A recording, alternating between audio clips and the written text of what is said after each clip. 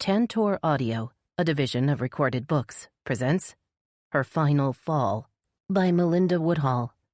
Narrated by Tanya Eby. Chapter 1. The warm autumn wind pushed Tina Tremaine along the empty sidewalk, blowing strands of honey-blonde hair around her slim shoulders as she made her way down Miami Avenue. The looming silhouette of the Alta Vista Tower cast a deep shadow over the sidewalk as she approached the skyscraper and pushed through the heavy glass doors of the brightly lit lobby. Ignoring the uniformed clerk at the reception desk, Tina strode to the bank of elevators with a growing sense of panic. She jabbed a nervous finger at a big button on the stainless steel panel and waited, shifting her portfolio from hand to hand as the worried voice in her head grew more insistent. Haven't I already been rejected and humiliated enough for one day? Am I really going to go up there and make a total fool of myself? The elevator doors slid open, and Tina stepped inside, knowing it was already too late to back out. Her little deception would be discovered eventually either way, and she still had a chance to save her career, even if she hadn't been able to save her marriage.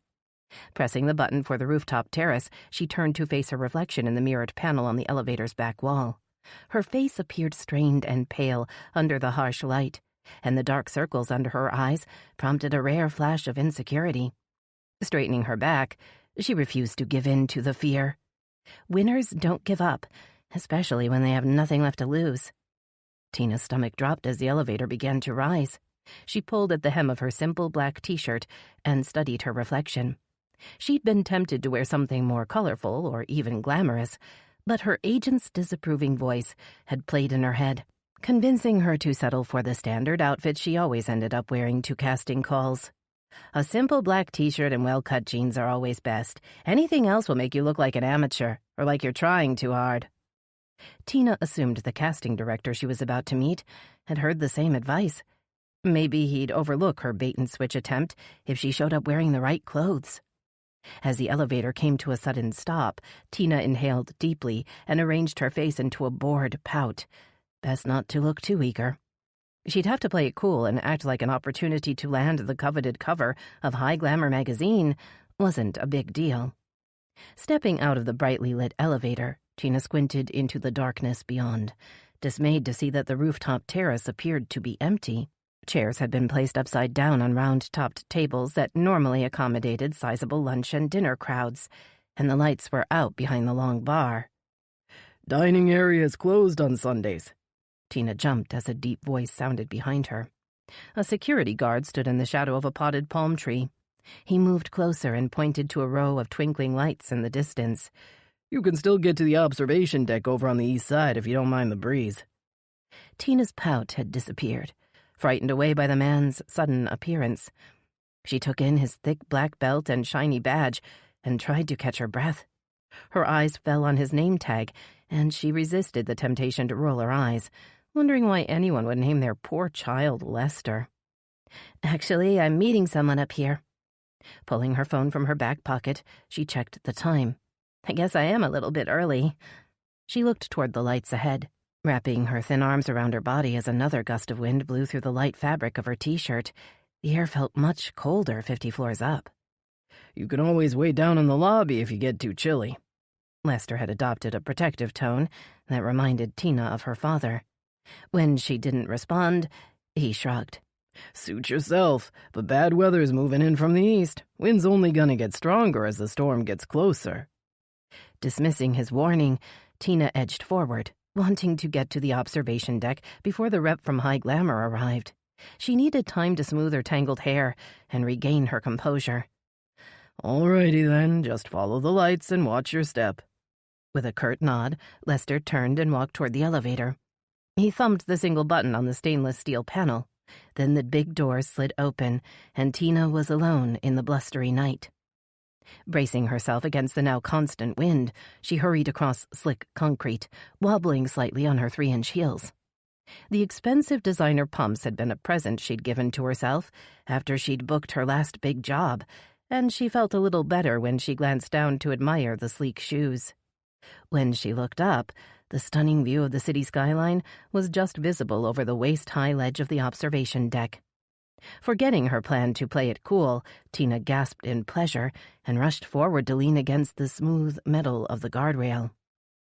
A million lights spread out before her, and she imagined that each one marked a spot where another person lived or worked or stood, just like her, looking out into the big, shining city.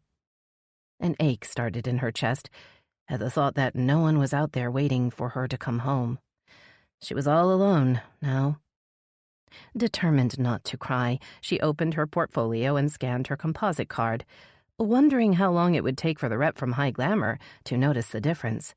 She wasn't the model he'd requested to meet, but maybe he wouldn't notice right away. A casting director must see thousands of headshots and composite cards every month, right? So maybe he'll let me slide, or decide he likes me better. The man from High Glamour had called the Tremaine modeling agency earlier that day, asking to make an emergency booking. A model had canceled on him at the last minute, and he needed to find a replacement before the magazine's cover shoot the next day. Overhearing the agency's booking agent on the phone, Tina had known right away that it was a once-in-a-career opportunity. Unfortunately, the man had already reviewed the agency's online portfolio. Tina wasn't the model he'd wanted. The sound of footsteps started her heart pounding. She closed her portfolio and turned toward the approaching figure, realizing with a flush of embarrassment that she didn't remember the man's name. "You must be the casting director with High Glamour," Tina said as the man's tall frame came into view. "Tremaine Modeling sent me over for the go-see prior to tomorrow's cover shoot."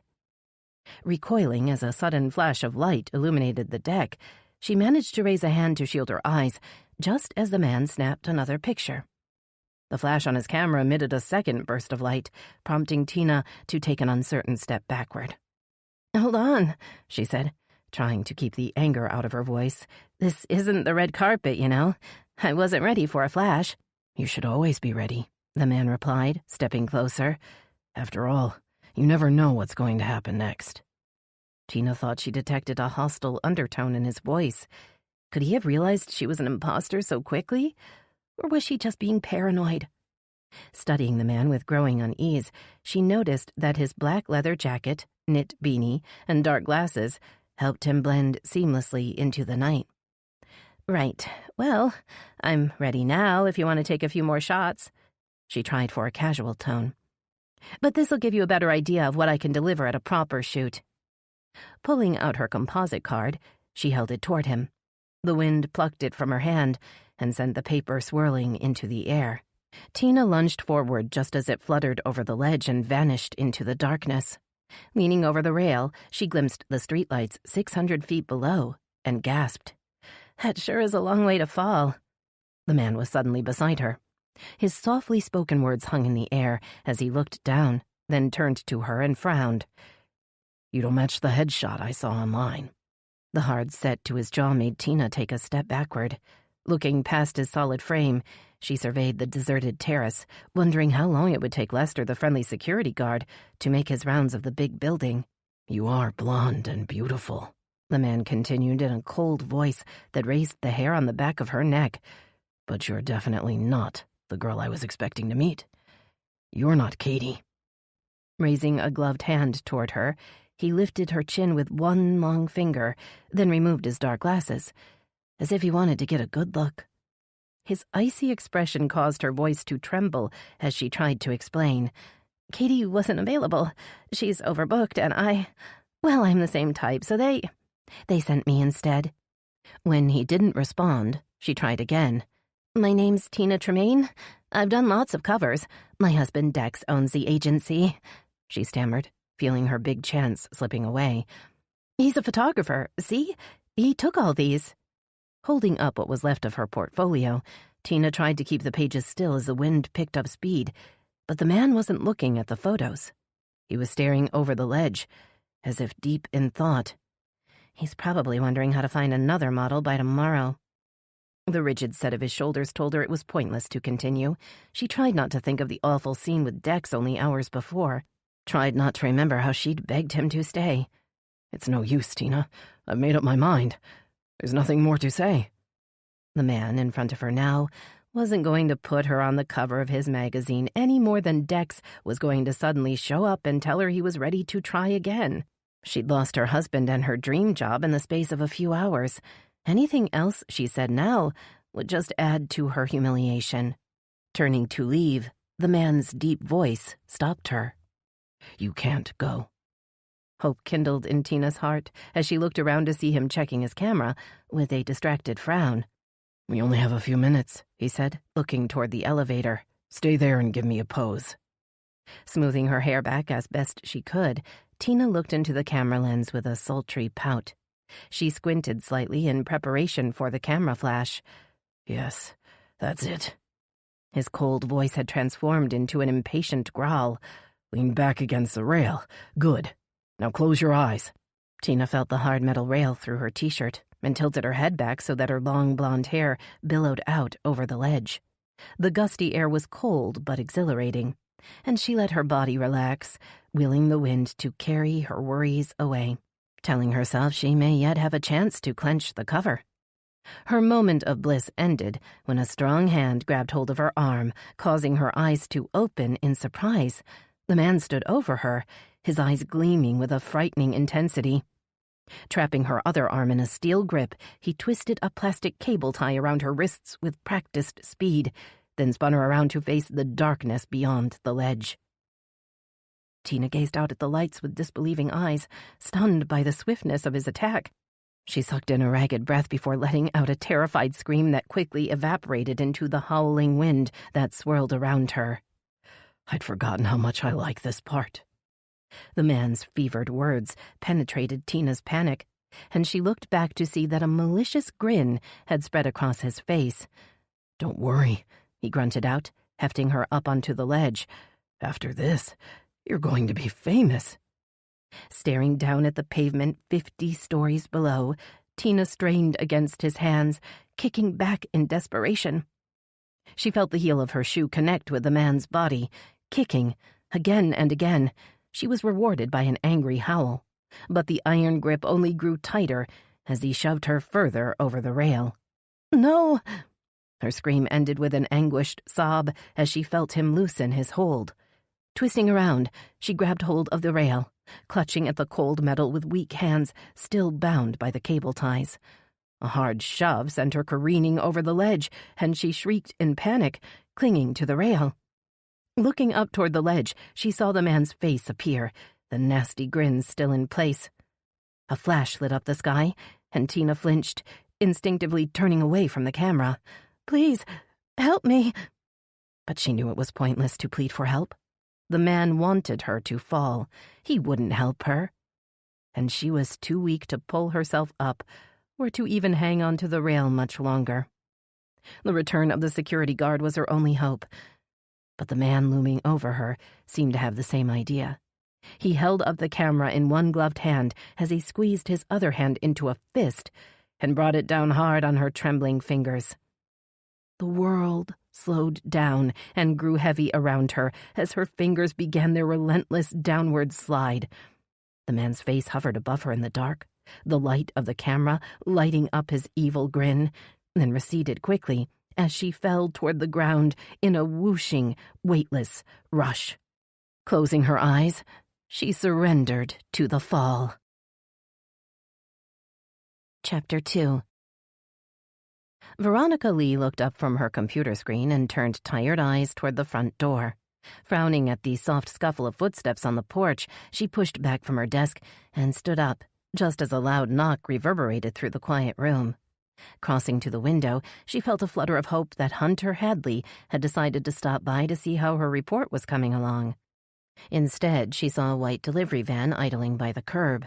A man in a dark brown uniform and matching cap was already jogging back toward his vehicle. A soft whisper of fur against her hand let Veronica know that she wasn't the only one that had been disturbed by the unexpected delivery. Winston gazed up at her with sleepy eyes from his favorite napping spot on the windowsill. "You can see everything from here, can't you, boy?" Veronica ruffled the plush orange fur on the tabby cat's back and rolled her aching shoulders. She'd been working on her latest story all morning and hadn't gotten up to stretch for hours. A break to retrieve the package and refill her water bottle would help her refocus. Brooding over her looming deadline, Veronica crossed to the front door and turned the heavy metal deadbolt that secured the solid wooden door. She peeked through the peephole just to make sure the coast was clear, then pulled the door open. A small brown paper package lay on the welcome mat. Her name and address had been handwritten on the front of the package in large block letters with a black marker. She picked up the package and turned it over to examine it. Winston appeared by her ankles, making a half-hearted attempt to slip out the door into the mid-morning sunshine. "Oh, no, you don't," she murmured, bending to scoop him up just in time. "I've got to get to the station, and I don't know when I'll be back. You better stay in and wait for Ma to get home from school."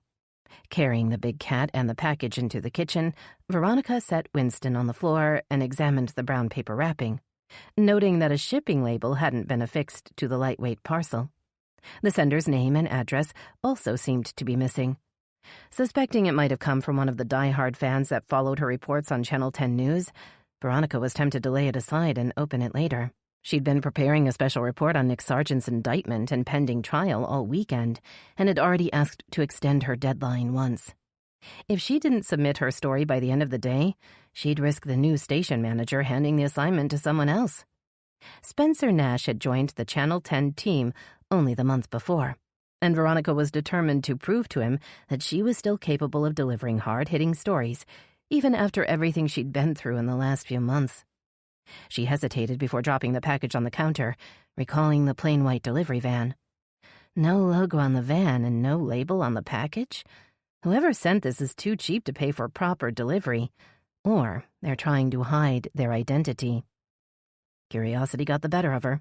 She set the package on the kitchen table and tore off the paper to reveal a simple cardboard box. A silver USB memory stick lay inside. Veronica's green eyes narrowed as she stared at the little device. Whoever had sent her the memory stick obviously had information to share. She couldn't just go back to working on her story. At least, not without finding out what was on the device in front of her first. Hurrying back to her computer with the box in one hand, she hesitated before picking up the USB stick. What if this contained something terrible? Maybe even something illegal. Veronica had gotten lots of fan mail after her last 2 big stories had garnered national attention, and she had also received her share of hate mail and creepy correspondence from would-be suitors. So far, nothing she had received had made her feel seriously threatened, but then most of the mail had been sent to her attention at Channel 10 and not to her home address. The fact that the package had been hand-delivered to her house made Veronica uncomfortable. She knew from recent experience that there were bad people in the world that would go to great lengths to get what they wanted. Using a tissue from the box on her desk, she picked up the memory stick and inserted it into the USB port on her computer. She right-clicked and selected the option to run a virus scan on the USB drive. Winston padded back into the living room as she waited for the results. "Remember what Ma always says, Winston," Veronica called out as the cat jumped onto the windowsill. "You can never be too careful." A message box popped up on the computer screen, assuring Veronica that no viruses had been detected. She double-clicked to open the drive. The memory stick contained a single zipped file named Falling for You. She unzipped the file, extracting a dozen digital images. Opening the first image, she braced herself for whatever might appear. The tall building in the photo was impressive, but Veronica couldn't make out anything particularly interesting or unusual about it. Moving to the next picture, Veronica saw a beautiful young woman in a black t-shirt and jeans. Her honey blonde hair blew around her face as she approached the tall building. The next few pictures followed the same blonde woman out onto the rooftop of the building, capturing her startled expression, as if she'd been taken unaware by the photographer. Disturbed by the voyeuristic vibe of the photos, Veronica hesitated before moving on to the next image, which showed the woman pouting into the camera as if she were posing for a fashion shoot. Veronica began to relax as she viewed the next file. This one was a video clip. In it, the woman's eyes were closed, her head thrown back in pleasure as strong wind whipped her hair out toward the dark night beyond. Clicking on the last file, Veronica's eyes widened in horror as the video played. The young woman had gone over the ledge and was hanging onto the guardrail with both hands. "It has to be a prank. Some kind of horrible trick. But the expression of terror on the woman's face seemed very real, and the anguish in the eyes of the falling woman was too much for Veronica to bear. She spun away from the sight with a tortured moan, knowing that the video wasn't a hoax. Someone wanted me to see that video. Someone wanted me to know that the woman in it fell to a horrible death. But why me? Resisting the urge to wrench the USB drive out of her computer, Veronica forced herself to turn back and open the first image file. The building reappeared on her screen, and she zoomed in until she could make out the words engraved on the sign next to the big glass doors. Alta Vista Tower, she whispered, typing the name of the building into the computer's search engine and waiting for the results to load. Veronica felt sick to her stomach as she read the top headline. Model plunges to her death from the top of Miami's Alta Vista Tower. The news story had been posted that morning and included a glamorous photo of the woman Veronica had seen in the files on the USB drive. The article identified the woman in the photo as 29-year-old Miami resident Tina Tremaine. Veronica's eyes rested on the last line of the article. The Miami Police Department is asking anyone who has information related to the death of Tina Tremaine to contact local authorities. Reaching for her phone, Veronica scrolled through her contacts, looking for a number she hadn't called in several months. Tapping on Nessa Ainsley's name, she held the phone to her ear and prayed that Willow Bay's chief of police would answer. The Channel 10 station was humming with activity when Veronica arrived. Dumping her computer and purse on her desk, she made her way to the glass-walled office Hunter Hadley now shared with Finn Jordan. She was still getting used to the fact that Hunter was no longer the station manager and had taken on a new role as Channel 10's senior investigative reporter covering national news. Hunter looked up with a smile as Veronica entered. His smile faded when he saw that the haunted look was back in her eyes. "What's happened?" Veronica lifted a clear plastic bag. The memory stick was inside. "Someone sent me this," she croaked out, then cleared her throat. "There are pictures and video on this of a woman falling." He stood and moved forward just as Finn Jordan stepped into the room, carrying a brown paper bag and 3 coffee cups in a cardboard carrier. The young man's white Labrador retriever followed close on his heels, sniffing at the bag. "This isn't for you, Gracie." Finn stopped short when he saw Veronica. "Oh, sorry, Ronnie. I didn't know you were coming in, or I would have thrown in one of those blueberry muffins you like." "Don't call me Ronnie," Veronica replied automatically. Her voice strained. "And I can't even think about eating now, not after seeing this." Again, she lifted the plastic bag. This time, Hunter reached out and took it from her, his warm hand gentle against hers. "Okay, let's see what it is." He turned to Finn and nodded for the younger man to put the coffee and bagels on his desk. Veronica bent to pet Gracie's soft fur, trying to block out the image of Tina Tremaine's frightened eyes that had stuck in her head. "This was delivered to Veronica's house," Hunter explained as he leaned over to insert the memory stick in his computer. He paused and looked up at Veronica. "You scanned this for viruses?" She nodded and straightened her shoulders. "Yes, the scan came up clean." A rap on the doorframe made them all look around. Spencer Nash stood in the doorway. A lean build, wavy blonde hair, and clean-shaven jaw helped him look younger than his 40 years. "You got my coffee, Finn?" His forehead furrowed into a frown when he saw Veronica. "I thought you were working from home on the Nick Sargent report. No distractions, remember?" Spencer's reprimand stung, but Veronica swallowed the heated response that rose in her throat. "She's received something unpleasant." Hunter was staring at his screen as he clicked on the file. "Digital images of..." His voice faded as he clicked through the series of photos with Finn and Spencer watching over his shoulder. Veronica closed her eyes when the final video clip began to play. "What the hell?" Finn's cry of outrage caused the crew in the newsroom to look over in surprise. Spencer closed the door and stared down at the last photo, his face turning pale under his spray tan. "That's the model who fell from the Alta Vista Tower in Miami," he said. "It came in on the newswire this morning." Hunter turned to Veronica, his expression tense and his eyes hard. "Who sent this to you?" "I don't know," she admitted. Unable to keep the frustration out of her voice, an unmarked delivery van dropped it off at my house this morning. There was no label, no return name or address. Hunter picked up his phone and scrolled through his contacts. "What are you doing?" Finn asked, his eyes still on the screen. "I'm calling the police. Chief Ainsley needs to see this." Reaching for Hunter's arm, Veronica shook her head. "Nessa's not available. I already tried to call her and she's in a meeting with Mayor Hadley this morning." She met Hunter's eyes, careful to mask her anxiety. She could see he was worried about her, and the mention of his father would only make him more uptight. "I've left a message and I'm sure she'll call back soon." She turned to Spencer. "I'll tell her what happened and find out the latest developments in the Nick Sargent case at the same time."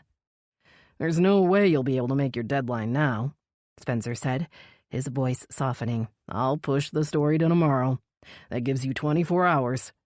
Nodding in agreement, Veronica turned back to Hunter, who had ejected the memory stick and dropped it back in the plastic bag. He handed it to her, then began packing up his travel bag. "Finn and I are going down to Miami," he said, holding her gaze. "We'll find out what's going on with this story and pull together a segment to fill in the open spot in tonight's broadcast." Veronica flinched at his choice of words. Find out what's going on with this story? Her voice vibrated with emotion. Tina Tremaine suffered a hideous death. I'd say it wasn't just a story to her, or to her family. Gracie whined in reaction to Veronica's obvious distress, and Finn knelt to comfort the big dog. Spencer considered Veronica's flushed face with narrowed eyes, but remained quiet. He'd already made it clear that he thought she was still too traumatized by her recent ordeal with Xavier Grayson to come back to work. He'd implied more than once that she was too emotional to remain objective. Veronica knew her outburst would only reinforce his opinion, but she was too upset to care. "I didn't mean for it to sound like that." Hunter stood in front of her, his dark eyes worried, but his voice calm and reassuring. "Finn and I will go to Miami and see what else we can find out. You stay here and work on your story. When Nessa calls back, you can give her the memory stick, and she'll decide what to do with it." Spencer cleared his throat. We aren't going to turn it over to the police before we copy the files, are we?" He sounded unsure. "I mean, we are going to use them in our coverage of the story, right?" His words sent a chill down Veronica's spine. He couldn't really be thinking of broadcasting Tina Tremaine's horrifying last moments. Could he? She searched Hunter's eyes and was stunned to see that he was actually contemplating the question. Shaking her head in disgust, she clenched the plastic bag in her fist and strode out of Hunter's office. Grabbing her purse and computer off her desk, she fled through the station's front door. She needed to leave before she said something she would regret, and she needed to talk to Nessa Ainsley. Chapter 3. Nessa Ainsley felt her phone buzz in her pocket again, but she kept her focus on the infuriating man sitting across from her. Mayor Hadley had blathered on for over 20 minutes without telling her why he'd called her into a meeting before finally breaking the bad news. She glared at him with narrowed eyes. "So you're telling me the city has negotiated a settlement with Mark Ingram?" Nessa cocked her head and frowned. "What exactly does that mean? That we're going to have to give him some sort of severance payout?" The mayor raised his eyebrows and feigned surprise. "Not at all, Chief Ainsley.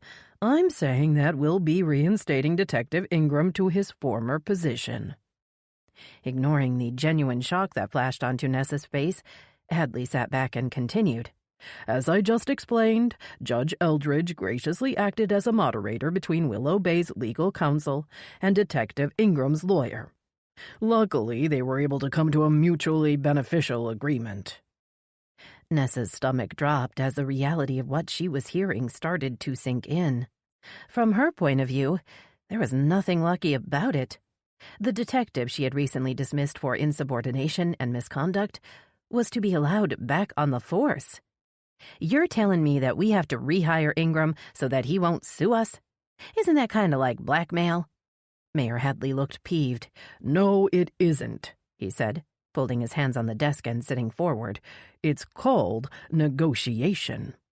"Well, it sounds like bullshit to me." The words spilled from Nessa's mouth before she could stop them. Mayor Hadley's face reddened, and he banged his fist on the desk. What do you suggest I do?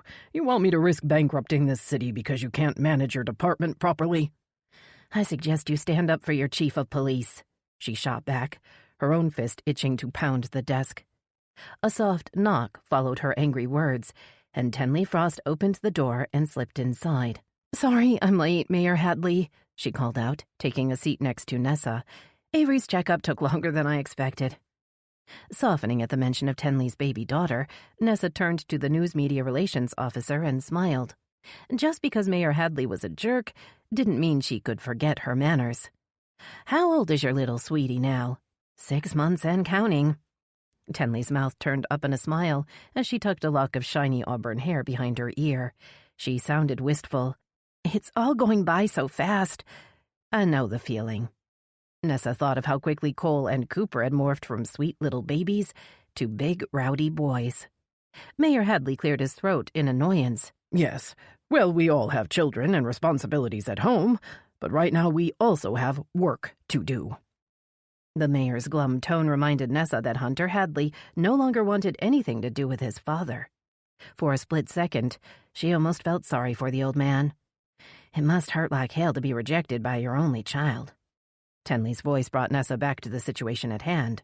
Now, Nessa, as you know, the city has agreed to reinstate Mark Ingram to his previous position in the WBPD Major Crimes Unit. Well, I know now, Nessa snorted, her sympathy for the mayor evaporating. Mayor Hadley just informed me about the agreement. Tenley shifted uncomfortably in her chair as she spoke. I'm not sure if Mayor Hadley explained that the agreement also stipulates that the WBPD will make an official statement apologizing for the misunderstanding leading up to Detective Ingram's dismissal. I'm here to help you prepare the statement. Gasping in outrage, Nessa stood and stared down at Tenley, then spun to face the mayor. You must be out of your mind if you expect me to apologize for firing the man who sat in the Blue Ribbon Diner eating pie instead of responding to my call for backup. Tenley opened her mouth to speak, but Nessa held up a trembling hand to stop her. Willow Baystalker could have killed everyone in that station, Mayor, including your own son. Just imagine the lawsuits the city would have faced if that had happened. Calm down, Chief Ainsley. Mayor Hadley adopted a disapproving drawl. No need to be overly dramatic. I'm sure you and Detective Ingram can patch things up. Before she could protest further, the phone on the mayor's desk buzzed, and a woman's voice sounded through the intercom. Sorry to interrupt, Mayor, but Superintendent Chandler is here for your next meeting.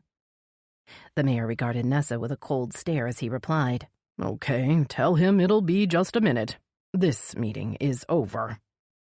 Standing and checking his oversized watch, he turned to Tenley. You and Nessa work up the statement and email it to me by end of day. I want it posted up on the city's website before Detective Ingram starts back to work tomorrow. Nessa gasped, as if she'd been punched in the stomach, but the mayor was already heading toward the door. Tomorrow? Nessa's voice cracked on the word, but Ingram won't even have a partner. Not unless we're bringing back Detective Ortiz as well. The comment stopped the mayor halfway across the room. He swung around with an impatient frown. No, Ruben Ortiz has already found a position up in Gainesville, so we'll need to hire in someone else to partner with Ingram. He dropped his eyes as if checking his watch again. In fact, I already have someone in mind who would be perfect for the job. A young man from a fine family. His father and I go way back. I'll send you over the details so you can follow up. Trailing Tenley out of the office, Nessa felt her rage begin to build and boil in her chest. I may have to live with Ingram on the force, but there's not a snowball's chance in hell I'm going to let Mayor Hadley pick my new detective for me. Nessa was still fuming when she made it back to the police station. She pushed through the front door and forced herself to smile and wave a greeting to the desk sergeant behind the counter. Alma's looking for you, Chief, the uniformed officer called out. She may still be in the bag with Detective Van Zinger. Making a beeline for Van Zinger and Jankowski's office, Nessa wondered why Willow Bay's senior crime scene technician wanted to see her.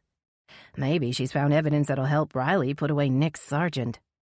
While State Prosecutor Riley Odell had managed to indict Nick Sargent on charges of racketeering and extortion, She now had to convince a jury that the former Channel 6 reporter was guilty beyond a reasonable doubt. Nick had been a popular reporter in the Willow Bay community before his recent arrest, and Nessa knew that most potential jurors would have a hard time reconciling his clean-cut, wholesome image with the sordid crimes he was accused of committing, unless there was some type of hard, physical evidence to connect him. Stopping in the doorway of her former office, she saw that Alma Garcia had settled into a chair across from Tucker Van Zinger. The crime scene technician gazed at the brawny detective with obvious interest. Leaning forward with both elbows on the desk, she looked ready to pounce on her unsuspecting target at any minute. "Morning, Chief," Van Zinger called out as he looked up. "Is this a private meeting?" Nessa laced her southern accent with playful sarcasm. "Or can anyone join in?" Alma sat up straight and threw Nessa a guilty grin. She motioned to the metal folding chair beside her. "Actually, I was waiting for you." Alma's big brown eyes grew serious. "I got an interesting call this morning from the FBI. I thought you and Riley Odell would want to know right away." Van Zinger's face lit up with interest as Nessa frowned in concern. "Okay, you've got my attention, Alma. What did the feds say?" "You want to wait for Riley so she can hear this as well?" Alma asked, letting her eyes slide to Van Zinger with a mischievous gleam. At Alma's mention of the lovely state prosecutor, Van Zinger's face flushed a deep red that matched his crew cut. "Just get on with it, Alma." Nessa wasn't in the mood to play games, not when it came to the feds getting involved in one of her cases, and not after the infuriating news about Mark Ingram's return. "An agent called me first thing this morning," Alma said, unperturbed by Nessa's abrupt tone. "Said that a DNA profile I uploaded to CODIS is a partial match to the DNA found at the scene of a homicide up in D.C. A cold case, I think." "Whose DNA profile?" Van Zinger asked the question before Nessa could open her mouth. Pausing for dramatic effect, Alma leaned forward. "Xavier Grayson." She waited for her words to sink in. "Apparently, his DNA profile is a partial match to this D.C. homicide." Nessa registered the information with instant concern. The DNA of the man that had murdered celebrity author Portia Hart only months before was somehow connected to another homicide. The same man that Van Zinger had shot and killed in a desperate attempt to stop the serial killer from taking more innocent lives. "What do you mean by a partial match?" Nessa demanded. "Who was the homicide victim?" Van Zinger added. Leaning back in her chair, Alma shrugged. "The agent didn't provide further info, just asked for the contact details of the detective working the case." Alma saw the irritation on Nessa's face and quickly added, "I explained the subject of the DNA profile is dead, and that the case has already been turned over to the state prosecutor."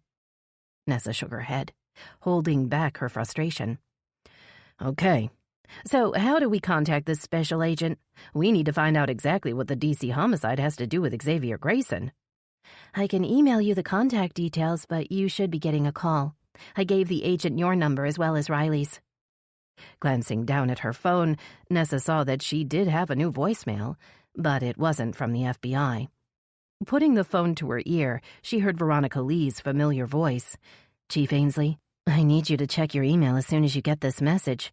I just sent you some images that were delivered to my house this morning. They're from a crime scene." The distress in the reporter's voice was palpable. Whatever she'd received had badly shaken her. The message ended with a soft plea.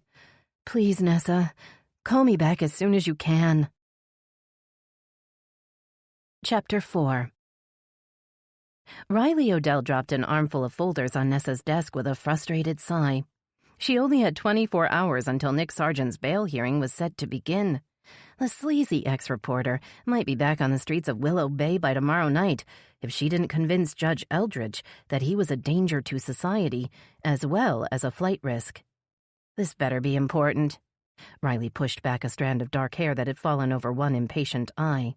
"I should be in my office right now preparing my argument for Nick Sargent's bail hearing." Nessa didn't respond. She just stared at her computer screen as if frozen in place. Finally, the police chief looked up with a stunned expression, lifting her hand to turn the big monitor toward Riley. "Veronica Lee sent me this." Trying to make sense of what she was seeing, Riley's eyes stayed glued to the screen, even after the video stopped playing. Is this even real? She shook her head in disbelief. It's real, all right. Nessa clicked to another window, revealing a breaking news story. The headline made Riley's blood run cold. Model plunges to her death from the top of Miami's Alta Vista Tower. Inhaling sharply, she read through the article with growing dread, terrified that she would see Katie's name, but unable to stop herself.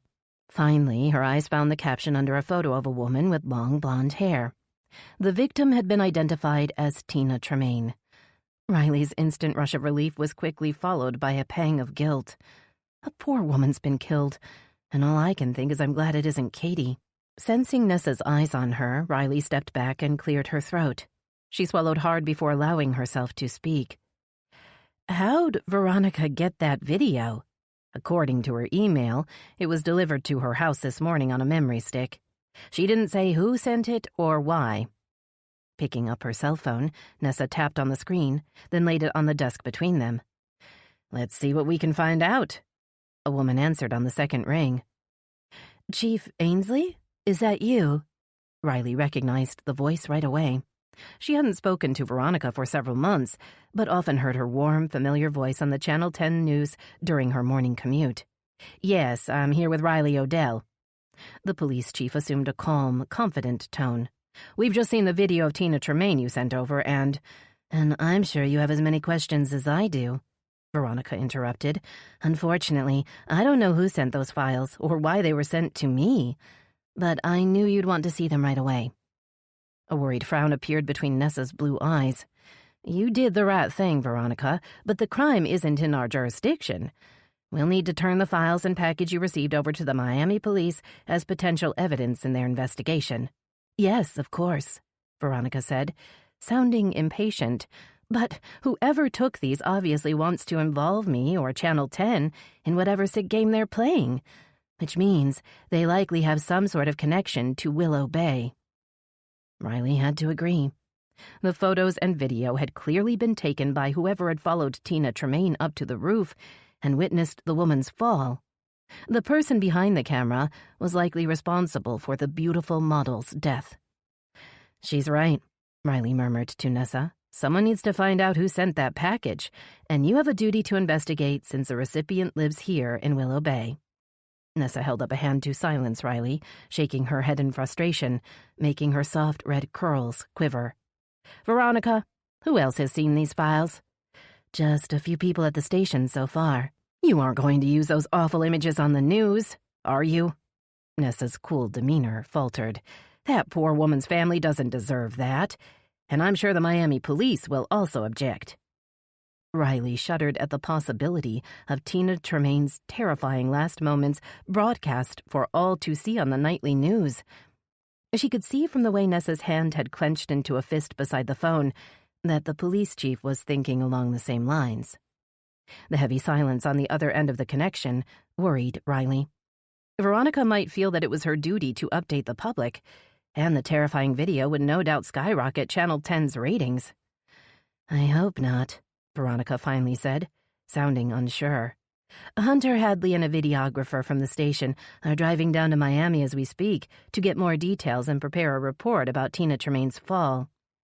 If the station manager wants them to include the photos and video in their report... Her hesitant response wasn't reassuring.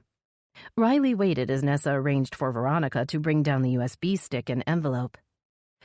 I'll ask our crime scene techs to pack it up and send it down to Miami right away, Nessa assured her, and I can assign one of the patrols to keep an eye on you if you feel threatened.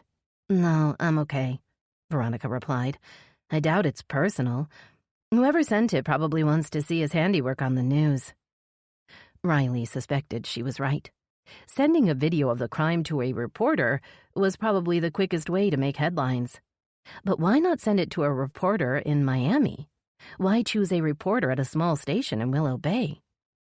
Nessa ended the call and turned to Riley. You used to work in the prosecutor's office in Miami, didn't you? You know someone there we can contact? The question prompted a rush of unpleasant memories. Riley's years working in Miami had been unbearably lonely. and the sprawling city was the scene of her biggest regret. She'd failed to bring down Xavier Grayson before he could go on to kill more innocent victims. Too many people had died because she hadn't managed to stop him when she had the chance. Yes, I keep in touch with a few people at the MPD and the state attorney's office down there, Riley admitted, heading toward the door. I'll go back to my office and make a few calls, and then I've got to prepare for Nick Sargent's bail hearing.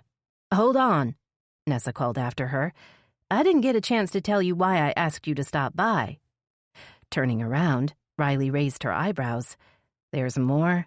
Oh, yeah, there's always more, Nessa said, and this time it seems the FBI is involved. Riley walked back to City Hall, still hashing over what Nessa had told her about the call from the FBI and the partial DNA match between Xavier and a cold case homicide in Washington, D.C. Every time I think I'm finally done with Xavier Grayson, he comes back to haunt me. Even now that he's dead, I still can't find closure. She'd been working for months to complete the case files on all of Xavier Grayson's crimes. Now she'd have to follow up with the FBI before she could officially close out the case. She wasn't willing to leave loose ends or lingering questions, not when the case involved a serial killer like Xavier Grayson. Surprised to find the door to her office open, Riley stepped in the doorway and peered inside. A woman stood at the window with her back to the room. For a minute, Riley thought she was looking at Tina Tremaine. The tall, slim figure and long golden hair matched the woman in the photos. Then the woman turned, and Riley gasped in recognition. "Katie!" She hurried forward, pulling her younger sister into a hug. "What are you doing here? And what have you done to your hair?" Stepping back to stare into Katie's bright blue eyes, Riley saw a glimmer of fear, along with her sister's usual defiance. "I'm in trouble, Riley. I didn't know where else to go." A phone buzzed nearby, and Riley looked over to see a man's long figure slumped into an armchair against the wall. The man's pocket buzzed again, and Katie hurried over and pulled out the phone to silence it, apparently afraid the sound would wake him. What's he doing here? Riley glared at Dex Tremaine's slack face, outraged that Katie would bring the older married man into her office. Riley had made it very clear she didn't approve of the photographer taking advantage of her 23-year-old sister. And in return, Katie had refused to talk to Riley for the last 6 months. "Don't wake him up," Katie whispered. "He's been at the police station all night and he's exhausted." "The police station?" Riley refused to lower her voice. "What's he done now?" Katie narrowed her eyes, and Riley braced herself for a stinging comeback. Instead, her sister dissolved into tears, dabbing at her eyes and reaching for the box of tissues on Riley's desk. "You can save the tears for someone who doesn't know you better," Riley snapped, irritated by the attempt to distract her from the question at hand. "Now, what has he done?" "I haven't done anything." Dex's voice was groggy, and he yawned as he spoke. "But the police think I had something to do with Tina's accident. As if I could ever hurt anyone, much less my wife." Spinning to face Dex, the pieces began to fall into place. Tina Tremaine. I thought the name sounded familiar. She studied his thin face, noting the tired, bloodshot eyes. "It wasn't an accident," she said, turning to make sure Katie was listening. "Tina's death was no accident." A confused frown appeared on Dex's face at the words. "What do you mean?" he asked. "You think she jumped?" Riley ignored the question. "Where were you last night?" Her voice was hard. "Where were you when your wife died?" "He was with me last night." Katie stepped between Riley and Dex. "He'd already told Tina he wanted a divorce. He'd moved out. Now everyone needs to stop trying to make him feel responsible." A stubborn look had settled on Katie's face. It was the same look she'd worn as a 5-year-old, determined to get her way. Back then, Riley had never been able to hold out against her little sister's tantrums. But this was different. A woman had died, and the man Katie was involved with might very well be the killer. "Well, someone is responsible," Riley insisted. "And if it isn't Dex, then who could it be? Who would want Tina Tremaine dead?" That sounds like something my big sister, the scary state prosecutor, should be able to find out. Katie crossed her arms over her chest. Or have you given up on chasing the bad guys, just like you gave up on me? Stung by her sister's bitter tone, Riley's face flushed with anger. You're the one who gave up on your future and your family when you quit law school and got involved with a married man. Katie's eyes flashed, but Dex stepped forward, stopping her response. Riley saw pain in his eyes as he faced her.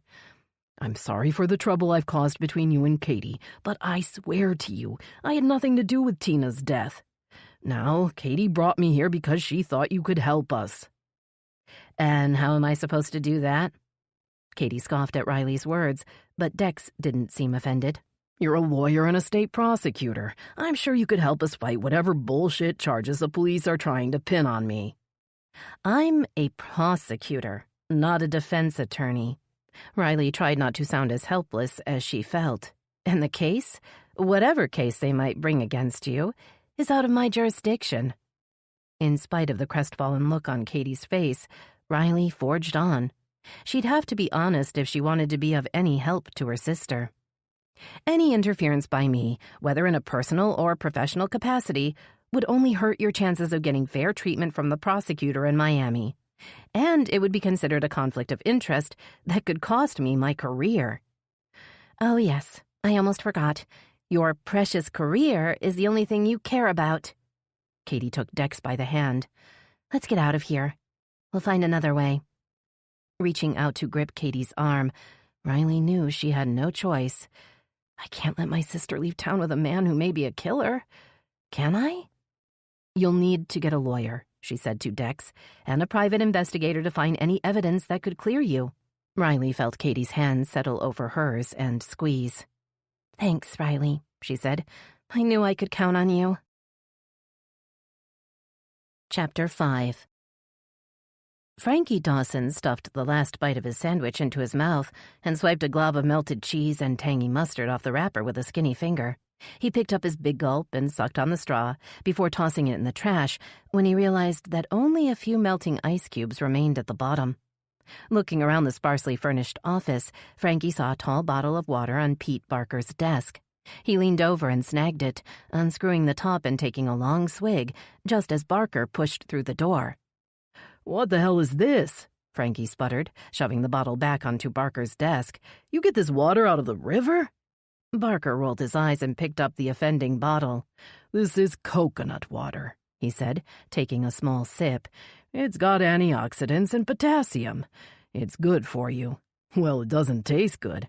And let me tell you something else. All that healthy shit you eat is a waste of time, Frankie said, shaking his head. Think about it. Cavemen didn't have coconut water, and they managed to survive. Dropping into his chair, Barker laughed. Actually, as far as I know, they're all dead now, Frankie.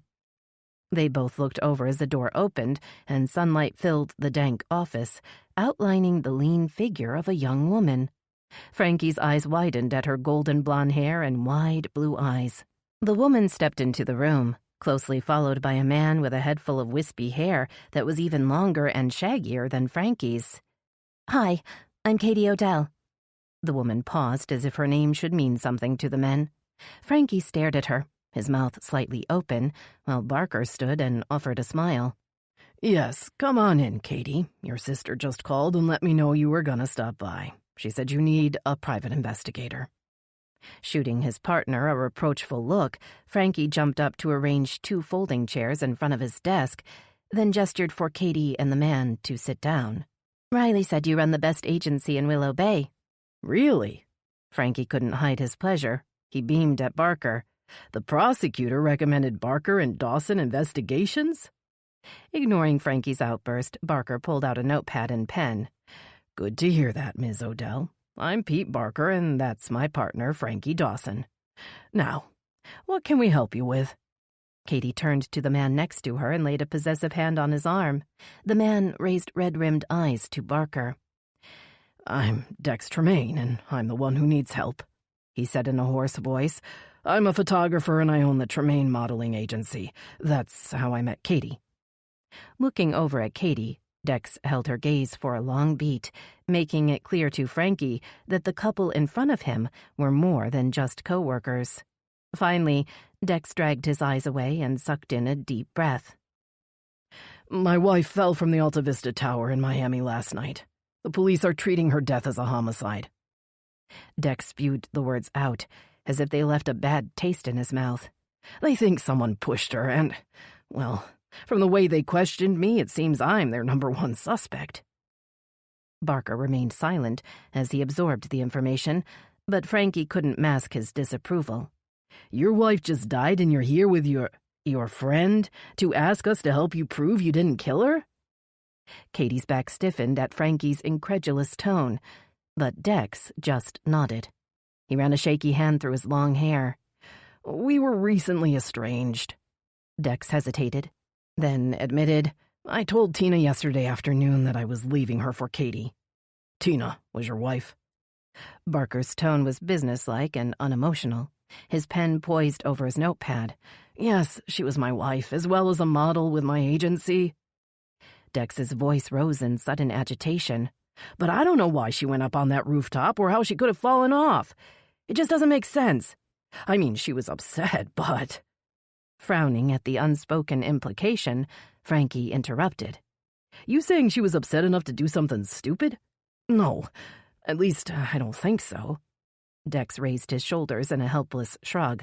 But I can't be sure. She was often dramatic.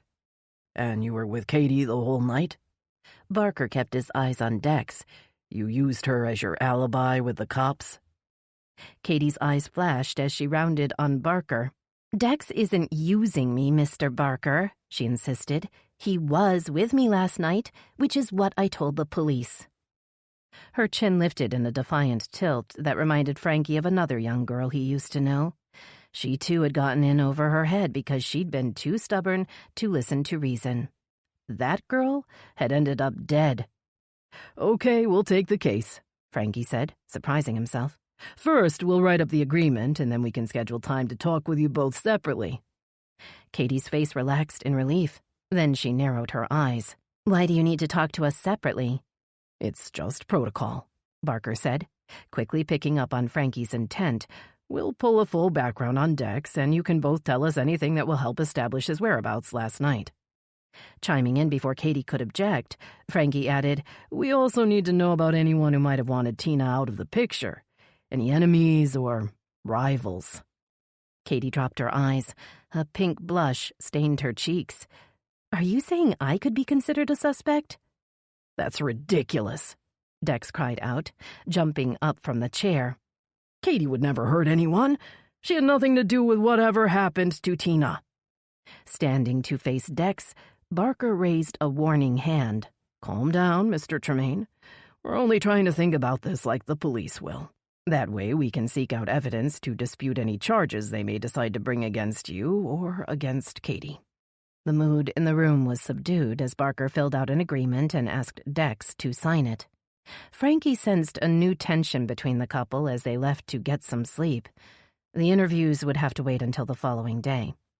He took a stick of gum out of his pocket and pulled off the wrapper. He stuck it in his mouth and began to chew as he watched Katie and Dex walk down Bay Street and disappear around the corner. When he turned to go inside, Frankie caught sight of a face he hadn't seen in years. He ducked into the doorway before peering to follow the woman's progress with resentful eyes. What are you doing, Frankie? Barker came up to stand beside him. See that woman? Frankie pointed at the retreating back. She's one of the cops who arrested me. Yeah? Well, she's gone now. Barker looked down the now empty street. And you must be imagining things. The only woman we had on the force back then was Peyton Bell, and she left town years ago, long before I retired. Well, she's back now, Frankie insisted. I never forget a face. He was still haunted by memories of being arrested and locked up for an armed robbery he hadn't committed. Even though he'd eventually been exonerated, the experience had changed his life and made him wary of trusting anyone, especially the police. Stepping out onto the sidewalk, Frankie forced his mind back to their new case. He wondered if he could trust Katie or Dex to tell the truth. Something about the way they'd looked at each other made him believe their feelings for each other were the real thing, despite the obvious age difference. They could both be just as innocent as I was, but that doesn't mean the cops won't find a way to pin this on them if given half a chance. The thought was unsettling. If Katie and Dex hadn't killed Tina Tremaine, then someone capable of pushing a lovely young woman to her death was still out there. Chapter 6. Xander kept his eyes trained on the tall, skinny man standing outside the unimpressive facade of Barker and Dawson Investigations. He wondered what Katie Odell was up to. The possibility that she'd asked the private investigators to track him down was unsettling, although he knew he had no reason to be worried. The clueless model knew nothing about him. I may be a little rusty, but I'm back in the game now, and two small-town wannabe cops don't have a hope in hell of figuring out who I am. Of course, it would take time for him to get used to being the subject of a high-profile manhunt again after so many years spent laying low and keeping out of trouble. He'd acted the part of a respectable citizen for so long, he'd almost forgotten the thrill of the chase and the adrenaline rush of always staying one step ahead of the cops. Waiting until the lanky PI had retreated into the little office, Xander slipped out of the shadowy alcove and hurried along the sidewalk. Katie Odell and her philandering boyfriend had gotten a head start, but he had a feeling he knew where they were headed. An electric charge snaked through Xander's body when he saw a flash of blonde hair. His prey was only a few yards ahead, and this time he was confident he had the right girl in his sights. The mix-up in Miami had been unforeseen, but it had given him a chance to get his feet wet. He hadn't killed anyone in a while, so the extra practice wouldn't hurt. Besides, it had ended up working out better than he could have hoped. Tina Tremaine's death sent Katie running straight to her big sister, which means now I'll be able to exact my revenge right on her doorstep. It hadn't taken Xander long to figure out that Riley Odell's greatest weakness was her little sister, and he was betting that the lovely young model's death would devastate the heartless prosecutor. It was to be his first act of retribution for the wrongs that she and her accomplices had committed against him. And once he'd finished with Katie Odell, there would be much more to follow. He had promised himself that he'd destroy everyone who'd been involved, and he intended to keep that promise. They'll all suffer as much as I have before I'm through with them. He was startled out of his dark thoughts when Katie and Dex abruptly stopped to stare at a display of designer handbags and shoes in a shop window.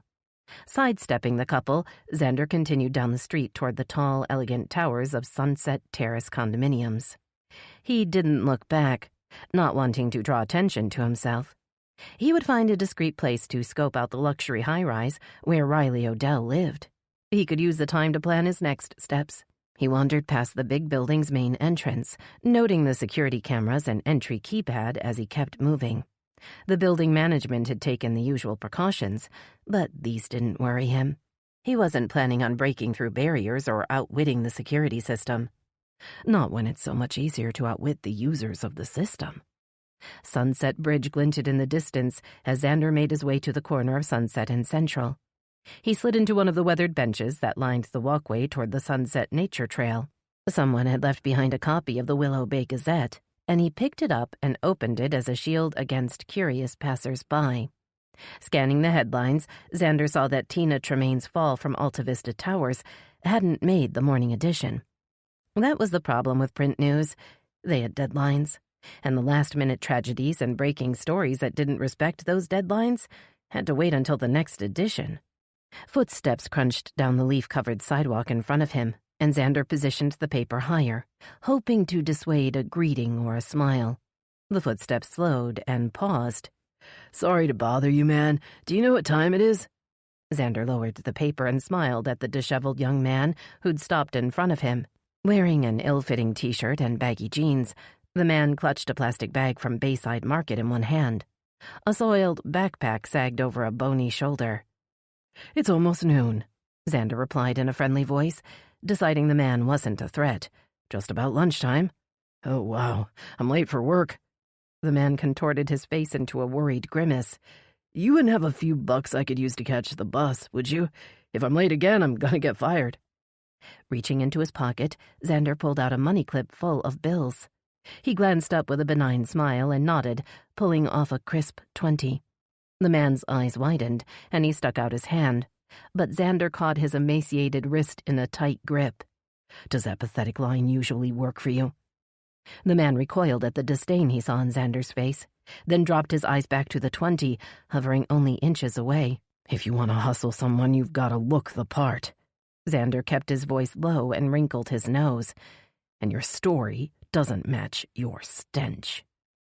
The man wrenched his arm away, and Xander let him go with an amused chuckle. He couldn't afford to get into a confrontation outside Riley Odell's building.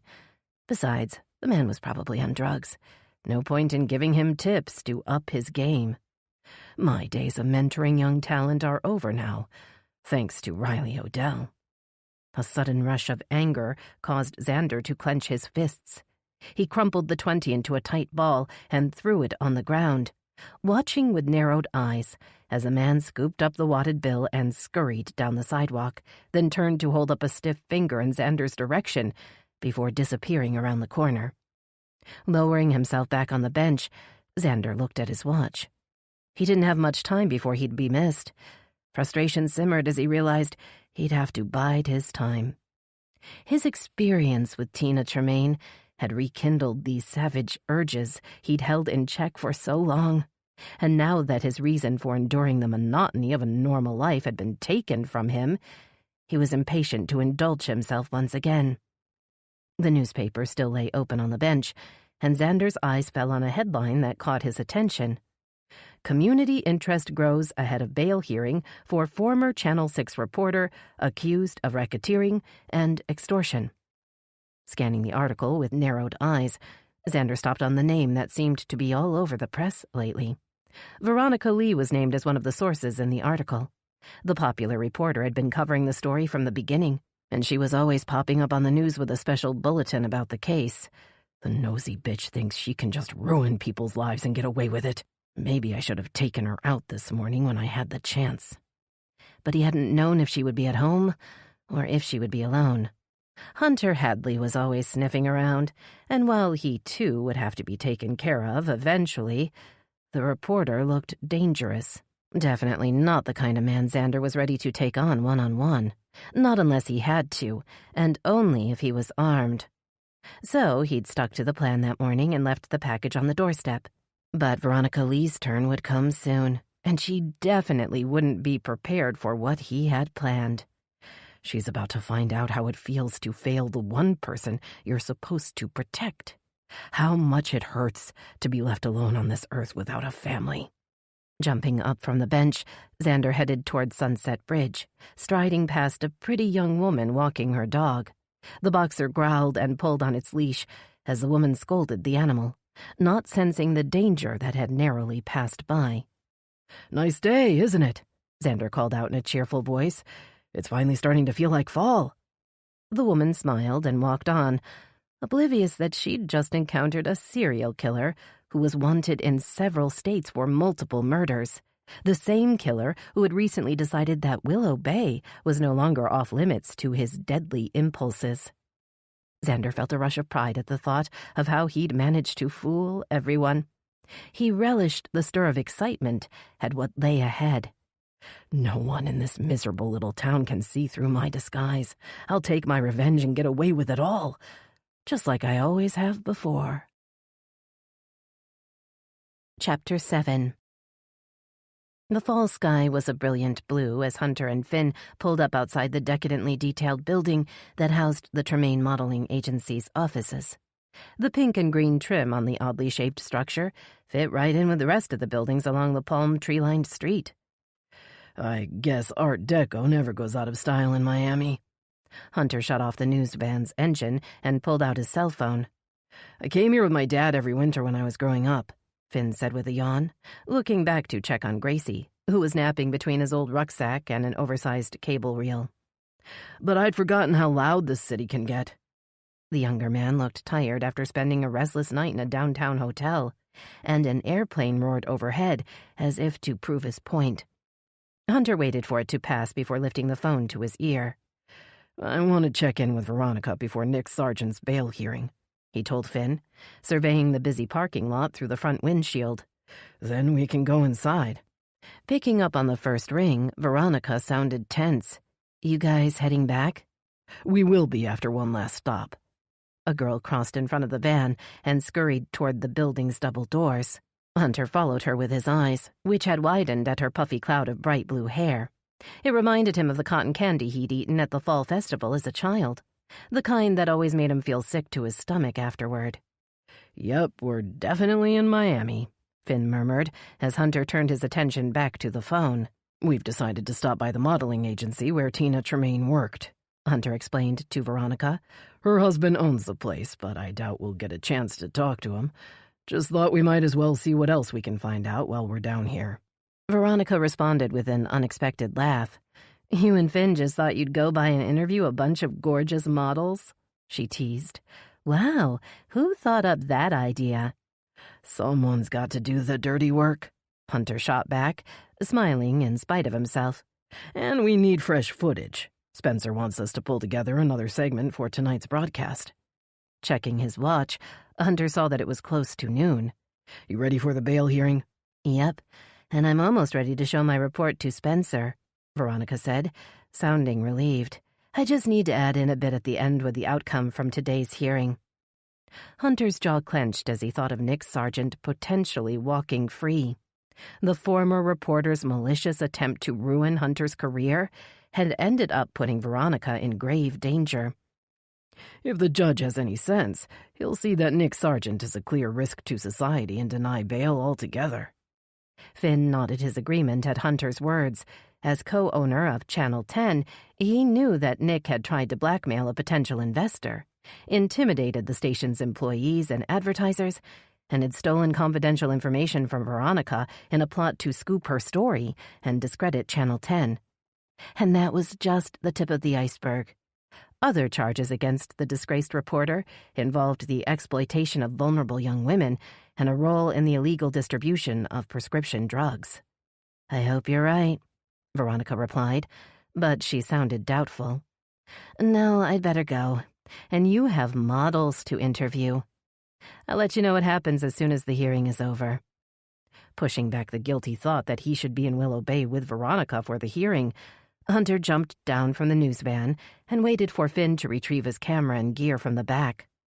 Time to find out why Tina Tremaine was on that roof. Hunter recognized the bright blue hair as soon as he pushed through Tremaine Modeling Agency's glass door. The young woman from the parking lot was sitting behind a sleek reception desk, sipping from a Starbucks cup. Good morning. Hunter tried not to stare at her cotton candy hair. I'm looking for Dex Tremaine. Is he in today? You a cop? The girl's kohl-rimmed eyes narrowed as she surveyed Hunter. She crossed her arms over her chest in a defiant gesture that meant it wasn't going to be easy to get the information he needed. No, I'm with Channel 10 News, he admitted with what he hoped was an ingratiating smile. Actually, we both are. He gestured back toward the door where Finn could be seen prepping the camera, hoping the hunky young cameraman might soften the receptionist's stance, but she was unmoved. The office manager said no reporters are allowed in here. Catching sight of the name scrawled in black marker on the Starbucks cup, Hunter decided to try a different tactic. You're Ellie, right? Her eyes narrowed again, but she nodded. I hear you know everything that goes on around here, he said, inching closer as if he didn't want anyone else to overhear. In fact, my source said I should interview you for the segment that will be showing on tonight's broadcast. Ellie's expression grew smug. She threw a furtive glance over her shoulder, checking the hallway behind her, then lowered her voice. The cops barged in earlier wanting to see our bookings and client list, but the office manager said they'll need a warrant. She wouldn't give them anything without Mr. Tremaine's okay, and he's not around. So they left empty-handed. Raising his eyebrows with exaggerated interest, Hunter leaned forward and lowered his own voice to match Ellie's. Do they think one of your clients is responsible for Tina's fall? Ellie shrugged, but she pursed her lips as if holding back a secret. Hunter allowed his face to drop in disappointment and waited. As he suspected, she couldn't hold out for very long. All I can say is, if the cops are hoping to find out who booked Tina last night, they're not going to find anything in our records. She paused for effect, holding up a pale hand to study her fingers before continuing. Her fingernails had been painted a bright blue that matched her hair. The man Tina went to meet last night was expecting a different model. He called after the booking agent left, so I picked up the call. He wanted to meet one of our other models at Alta Vista Tower. Hunter frowned and cocked his head. So how'd Tina end up on that roof, then? The model he requested was Katie Odell. Dropping her eyes, Ellie's tone softened. She's Mr. Tremaine's new girlfriend. A dozen questions hovered on Hunter's tongue, but he didn't want to risk spooking Ellie. She was just starting to loosen up, so he stayed still and waited. Tina overheard me on the phone, and when she found out the job was a cover and that the guy had requested Katie, she went nuts. Said that Katie was too busy screwing her husband to go anywhere and that she would go instead. The door opened and Finn stuck his head in. Hunter, we got a problem." Trying to ignore the interruption, Hunter kept his eyes on Ellie. Finn spoke again, his voice more insistent. "The security guy is telling me we can't film inside the building. Give me just a minute," Hunter called over his shoulder, trying to keep his voice calm as he focused on Ellie. "Where's Tina's husband? I just want to ask him for his side of the story." A rough hand settled on Hunter's shoulder. "You guys need to clear out." Turning in surprise, Hunter saw a heavy-set security guard with long sideburns and a thick mustache standing behind him. "I'm an investigative reporter with Channel 10, and I have a right to be here." Hunter shrugged the guard's meaty hand off his arm and reached in his pocket to pull out his press pass. "We're reporting on a crime which is of great interest to the public." The guard smirked at the pass. "Channel 10 in Willow Bay, Florida? Where the heck is that?" Ellie reached out and grasped Hunter's arm. "You're from Willow Bay?" Before he could respond, the security guard inserted himself between them. Gesturing to the door, the guard put a big hand on his gun belt. Hunter could see he was hoping for an excuse to pull out the Colt 1911 resting in the holster. "This is private property, and you and all the other reporters need to stay away or risk a trespass charge." Shaking his head in disgust, Hunter turned and followed Finn out the door and back to the parking lot. The security guard watched from the lobby as they climbed back into the big news van. "You want to get some footage outside the building?" Finn asked as Hunter slid into the driver's seat. "I got about 30 seconds of you talking to the chick with blue hair before the guard showed up." A loud rap on the window made both men jump. Ellie stared through the window, her eyes darting to the building, then back to Hunter as she waited for him to roll down the window. "I'm not sure what's going on, but I thought you'd want to know that Katie Odell called first thing this morning and canceled the job she had scheduled for today. She said she was going to Willow Bay to see her sister. I'm pretty sure Dex went with her." "Are you sure she said Willow Bay?" Hunter asked, unable to hide his surprise at her words. "Yep, I'm sure. She's always bragging about her sister being some kind of hotshot attorney there." Connections started to fall into place in Hunter's mind. Could Katie's sister be Riley Odell, the state prosecutor? "That sounds about right," Ellie agreed. "I guess Katie thinks her sister can convince the police that Dex didn't push Tina off that building." Hunter detected a note of doubt in her voice. Or was it fear? "You think Dex Tremaine is capable of murder?" She hesitated, looking toward the building with wide eyes, as if she expected Dex to come running out to silence her at any minute. "When I first started working at the agency, I heard a rumor that his first wife died in some sort of freak accident, and that he never talked about her." Ellie wrapped her arms around her thin body and shivered, despite the balmy Miami weather. "They said she'd been a model too, and that she'd looked a lot like Tina. So, now his second wife dies suddenly?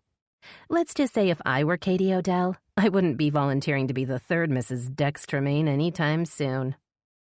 A car pulled into the lot, and Ellie turned and hurried toward the building without looking back. "Tina Tremaine may not have been the intended victim," Hunter said, turning to Finn with worried eyes. "Tina went to Alta Vista Tower to meet a man who had expected to meet Katie Odell." Leaning back in his seat, Finn processed the information. "So, you're saying this guy killed Tina Tremaine thinking she was Riley Odell's sister?" "It's a possibility. Hunter said, starting the van.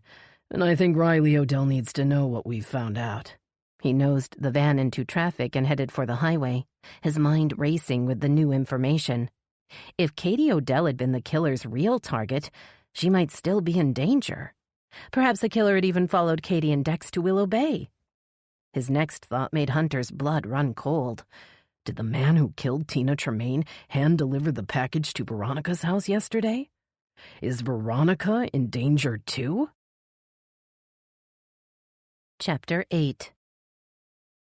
Turning the big red Jeep into the Willow Bay High School parking lot, Veronica checked the clock on the dashboard again. She still had a few hours before Nick Sargent's bail hearing was scheduled to begin, but her nerves were on edge with the worry she might miss it. I'll just drop off Ma's lunch and then head over to the courthouse. Maybe I can even ask Jack to meet me there early so we can get some footage outside before the hearing starts. The thought of Jack Carson's wide grin made Veronica feel a little less anxious. The seasoned videographer had worked at Channel 6 for years before following Spencer Nash over to Channel 10 the previous month, and he'd already demonstrated his competent professionalism both behind and in front of the camera. Yes, I'll call Jack as soon as I leave. He can keep me company and help me shoot additional footage for my segment on Nick Sargent. The idea soothed her. But first, she needed to drop off the lunch bag her mother had forgotten on the kitchen counter that morning. Ling Lee had seemed more forgetful lately, and Veronica suspected that without her special vegan lunch at hand, her mother would likely skip lunch altogether. Hurrying through the big double doors in the wide hallway, Veronica made her way toward the administrative offices, wincing at the echoing click of her heels in the empty corridor. The principal's door was closed as Veronica stepped into the guidance office, and she pulled up short at the sound of angry voices from within. She wondered if her mother was having to discipline a student, or if an unhappy parent had stopped by. "Well, if it isn't the famous television star," the cheerful voice spoke up behind her, and Veronica whirled around to see Jai Patel, the school's assistant principal. The little man's eyes were shining with pleasure as she approached. "Your mother has been sharing all the news with us lately. She is so proud of the work you're doing. Everyone is quite impressed." Blushing, Veronica gave a modest shake of her head. "Thanks, Mr. Patel. That's very kind, but I'm just doing my job." "Well, you're doing it very well. Now I'm guessing you're here to see your mother?" His eyes dropped to the distinct flowered lunch bag that Ling always carried. Did she forget her lunch again? Jai's question caused Veronica's worry about her mother to grow. It seemed that she wasn't the only one that had noticed Ling's forgetfulness. "If she's busy, maybe I can just leave this with you and—" The raised voices interrupted her train of thought, and Jai's smile faded as he gestured to the closed door. "Superintendent Chandler stopped by," he said, rolling his eyes. "Sounds like he's making an ass out of himself once again." Surprised at the bitterness in Jai's words, Veronica couldn't help herself from trying to hear what was going on in her mother's office. Raising a slim finger to her mouth, she moved silently to stand beside the wooden door. Resting her cheek against a nameplate that identified the office as belonging to Principal L. Lee, Veronica could hear a deep voice. "A principal in our district going on the local news to give interviews and to comment on sensationalized headlines makes this school look like a trashy reality TV show." Veronica's mouth dropped open in outrage at the harsh words, implying that Ling Lee's behavior was trashy? That was going too far. Veronica reached for the door, but Jai's startled gasp stopped her. "No, your mother wouldn't want you to get involved." His voice had dropped to a panicked whisper. "Don't worry. She knows how to handle bullies like Superintendent Chandler." Hearing the softer tones of her mother's voice, Veronica paused to listen, suspecting that Jai was right. Her mother didn't suffer fools, and she could be tough as nails when needed. "That's ridiculous," she heard Ling reply in a stiff voice. "I was simply asked about my daughter's role in a case, and I gave a brief answer. There was nothing sensationalized or trashy about it." "Well, that's not how Mayor Hadley saw it," the man shot back. "I met with him yesterday, and he seemed very concerned about the impression left on our parents and students." The mention of the mayor caused Veronica's irritation to rise even higher. Hunter's father had no right to be throwing aspersions on her mother. The mayor need not be concerned, but feel free to have him call me directly if he'd like to discuss anything. Ling's voice drew closer to the door, sending Veronica and Jai scurrying across the room.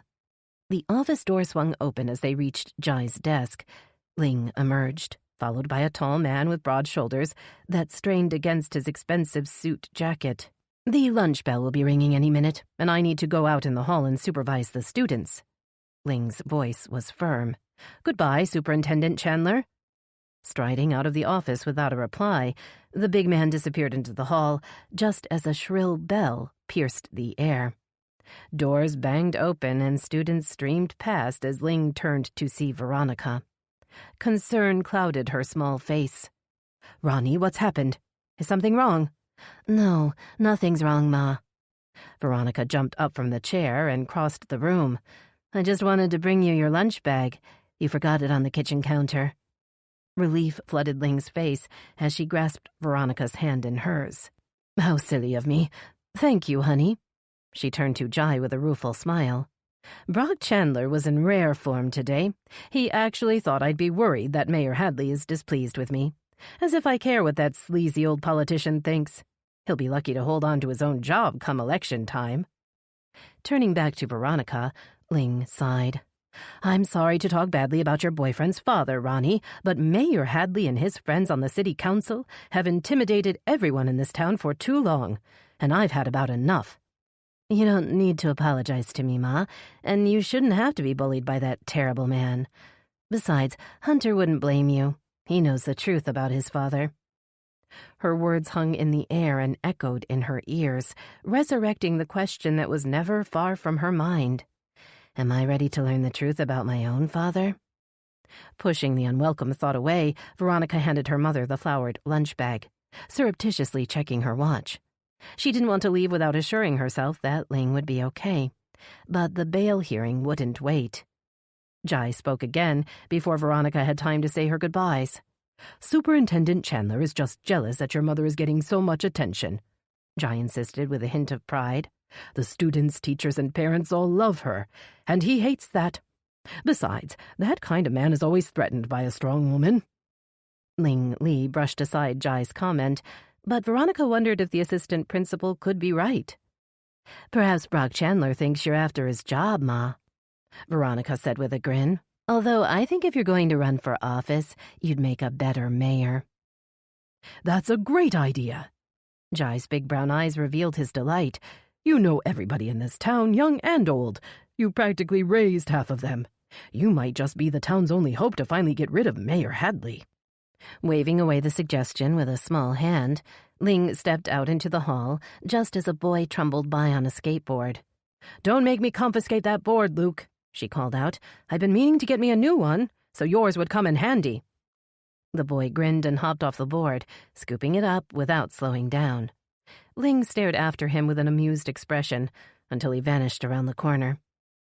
Veronica watched her mother, glad to see her run-in with Brock Chandler hadn't dampened her spirits. She decided not to ruin the mood by mentioning the upcoming bail hearing or the disturbing pictures she'd received that morning. She knew she would have to tell her mother about the disturbing delivery eventually, but it didn't feel like the right time. The truth would have to wait. The noon broadcast was almost over when Veronica entered the Channel 10 station. Jack Carson still hadn't returned her call, so she had decided to stop by on her way to the courthouse and talk to him in person. But the older man was nowhere in sight, and the crew was focused on the studio, where the anchors were busy wrapping up. Hoping the videographer might be in with Spencer Nash, she walked down the hall to the newly renovated office he now occupied. Spencer's door was open, and he was at his desk, but the person with him was decidedly more attractive than Jack Carson. Tenley Frost sat across from the station manager. Her relaxed posture and teasing smile made Veronica hesitate in the doorway, then step away without being seen. She didn't have time to explain her presence at the station to Spencer when she should already be at the courthouse. Besides, the besotted look on Spencer's face betrayed his interest in the beautiful media relations officer, and Veronica was sure he wouldn't appreciate the intrusion. And if rumors were true, Tenley Frost had also shown interest in the very married station manager, which only made the situation more uncomfortable. Scurrying back down the hall, Veronica reminded herself that there had been many unfounded rumors about Tenley Frost's mysterious love life in the past, and that she shouldn't buy into the salacious stories the rumor mill loved to spread around. Veronica wasn't sure why so many people in town were obsessed with the single mother's love life, and why they all seemed desperate to uncover the identity of the father of Tenley's new baby daughter. The baby girl had been announced in the Willow Bay Gazette as Avery Lynn Frost. But that was as much as anyone had learned about the baby's identity thus far. Veronica felt an unlikely kinship with the little girl, even though they'd never met. "I know what it's like to grow up not knowing who your father is." She checked Jack's desk again, but it was still empty, so she continued out the front door. Her phone buzzed just as she was getting back into the Jeep, and her pulse quickened as she saw Hunter's name. If he was calling back this soon, he must have found out something interesting in Miami. "Has the hearing started?" Hunter asked right away. "I can call back later if it has." Glancing guiltily at the clock, she started the engine and backed out of the parking space. "I'm still on my way to the courthouse," she admitted, trying not to let him hear the growing anxiety in her voice as she saw the line of traffic in front of her. "What happened down there? You managed to interview any models?" "No models, but I did talk to a very helpful receptionist who told me something I don't think can wait for us to get back." His serious tone caught her full attention. "Okay, don't keep me waiting. What is it?" "Well, I think the person who pushed Tina Tremaine off the roof might have killed the wrong woman." Veronica wasn't sure she'd heard him right. "What are you saying?" "The receptionist told me Tina Tremaine went to meet a man at Alta Vista Towers, but that he'd requested a different model. He thought he was meeting a model named Katie Odell, so I'm thinking she's the one he'd intended to kill." Veronica felt a stir of recognition as she waited for the light. "Odell?" she murmured. "Could she—" "Yes, Katie Odell is Riley Odell's little sister," Hunter confirmed before she could ask the question. "And apparently Katie's headed to Willow Bay now with Tina Tremaine's husband to see Riley." Confused, Veronica looked down at the phone, trying to process what Hunter was telling her. How is Tina's husband involved? "Dex Tremaine owns the modeling agency where Katie works. According to the receptionist, he split up with Tina to be with Katie."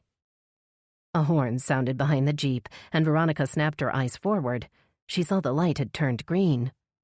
"I've tried to get both Nessa Ainsley and Riley on the phone to tell them that Katie Odell might still be in danger, and that the person who killed Tina Tremaine might be headed to Willow Bay, but neither of them has answered." Remembering the hearing, Veronica looked at her watch. "They are probably already at the courthouse," she said, her heart dropping as she saw the accident ahead that must be causing the traffic backup.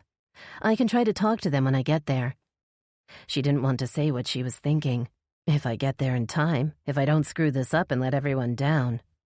"Yes, that would be good, but—" Hunter hesitated. "But what?" Veronica's shoulders tensed as she imagined Hunter thinking that he didn't trust her to relay the information, that he knew she wasn't going to be there on time anyway. "I'm worried that the person who took that video is in Willow Bay," he finally said, "and that maybe he was the one that delivered the package to your house yesterday." Disturbed by the idea, Veronica shook her head in silent denial.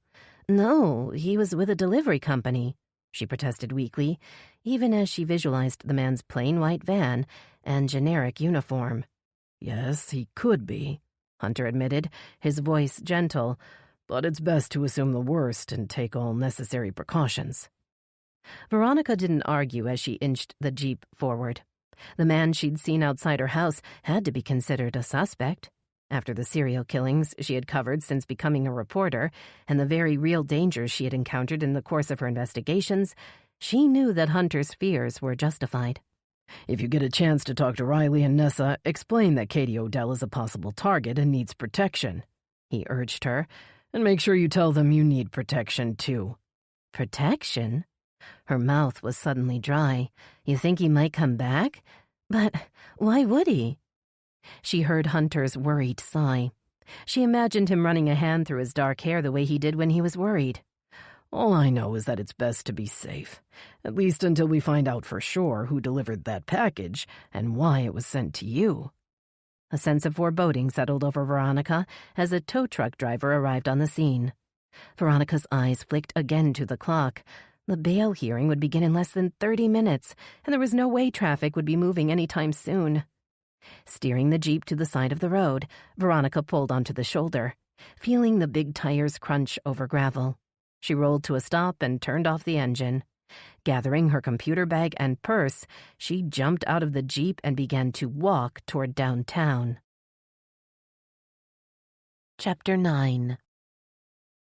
Ignoring the buzzing in her pocket, Nessa left her office and hurried toward the lobby. Mayor Hadley had been trying to reach her all morning, eager to discuss the candidate he had recommended for the open position in the WBPD Major Crimes Unit. Nessa was just as eager to avoid the conversation. She had already made up her mind about the kind of detective she was looking to hire, and the mayor's attempt to interfere only made her more determined not to give in to his pressure. "I can make my own hiring decisions, thank you very much, Mr. Mayor." Stepping out into the lobby, she glanced at the desk sergeant, who was busy chatting with an athletic-looking woman in form-fitting black jeans and a Memphis Grizzlies t-shirt. Nessa crossed the room to the notice board and pinned the job posting above a smattering of missing person notices and wanted posters. There, now I can tell the mayor that the job has been officially posted. She heard the shuffling of feet behind her and looked around to see Andy Ford. The young uniformed officer strained to see past her, trying to read what she'd put up on the board. "You're looking for another detective?" His freckled face lit up with a hopeful expression. Nessa decided it was best to adjust his expectations before he set his heart on something that wasn't possible. At least, not yet. "We're looking for someone with at least 5 years of experience within a major crime or homicide unit." Nessa kept her eyes on the board so she wouldn't have to see his disappointment. "And I'm expecting the successful candidate to have a criminal justice degree." "I guess that leaves me out," Andy said, his brief dream of promotion dissolving as quickly as it had formed. Nessa adopted the same cheerful tone she used with Cole or Cooper when one of them struck out at bat or missed an easy catch in their Little League game. "With a few more years of experience on patrol and some more of those classes you've been taking at Willow Bay Community College, I'm sure one day you're going to make a fine detective, Andy." "Well, if you're looking for someone in the meantime, Chief Ainsley, I may be able to help." Spinning around, Nessa saw that the woman in the Grizzlies t-shirt was now standing beside her, studying the job posting. Her wide amber eyes were guarded as she slid her gaze to Nessa. "Sorry to butt in on your conversation." The woman's voice was polite, but she didn't offer a smile. "I heard there's a position open in major crimes, and I was hoping to put my name in the hat." Nessa raised her eyebrows. The woman didn't look familiar. She'd be willing to bet she hadn't seen her around town. "How'd you hear about it?" Nessa asked. "I just posted it up on the wall 2 minutes ago." "Sorry, I should have introduced myself. I'm Peyton Bell." She held out a hand. "I used to work for the WBPD. It's been quite a while, but I still have a few friends left in the department." Giving the offered hand a firm shake, Nessa tried to think. Had she ever heard of the town hiring another female detective? "Glad to meet you, Peyton. Although I thought I'd been the first female detective in Willow Bay. Guess I'm not an original after all." "Oh, I wasn't a detective here, just a uniform," Peyton replied, giving Andy an uncomfortable glance as she explained. "I moved to Memphis and got promoted to detective there. I've been working missing persons for the last 5 years, but I had to come back home." Nessa refrained from asking further questions, not wanting to give Andy anything to gossip about. She gestured toward the door leading to the back. "Let's go talk in my office." She ignored Andy's disappointment for the second time. "It'll be more private." Leading Peyton down the hall, Nessa smiled as she felt her pockets start to vibrate once again. Mayor Hadley would have to wait. 30 minutes later, Nessa walked Peyton Bell back to the lobby, satisfied with the woman's qualifications and no-nonsense attitude. She knew that hiring a young female detective would piss off Mayor Hadley, but that was just an added bonus. "You can start tomorrow as long as your references and background check come in clean," Nessa said, sensing the woman's relief. "I'll let HR know you'll be down to see them." "Okay then," Peyton said. "I'll see you in the morning." Watching Willow Bay's newest detective walk away, Nessa felt a stir of sympathy and admiration. It couldn't have been easy for the ambitious young woman to leave a job she loved and come back to this little town. Peyton's stoic words echoed in Nessa's head as she made her way back to her office. "My mother's sick, and she needs my help. I didn't think I'd ever move back here, but, well, sometimes life doesn't give you a choice." Nessa had decided then and there that the young woman would be a good fit for the kind of department she was trying to build. It was just a shame that Peyton would be saddled with Mark Ingram as her partner. At least Mayor Hadley wouldn't get to choose for her. And who knows, maybe Peyton Bell will be a good influence on Ingram. The hopeful thought faded as she imagined telling Mayor Hadley the news. She'd have to return his calls soon. She couldn't keep avoiding him forever, no matter how much she wanted to.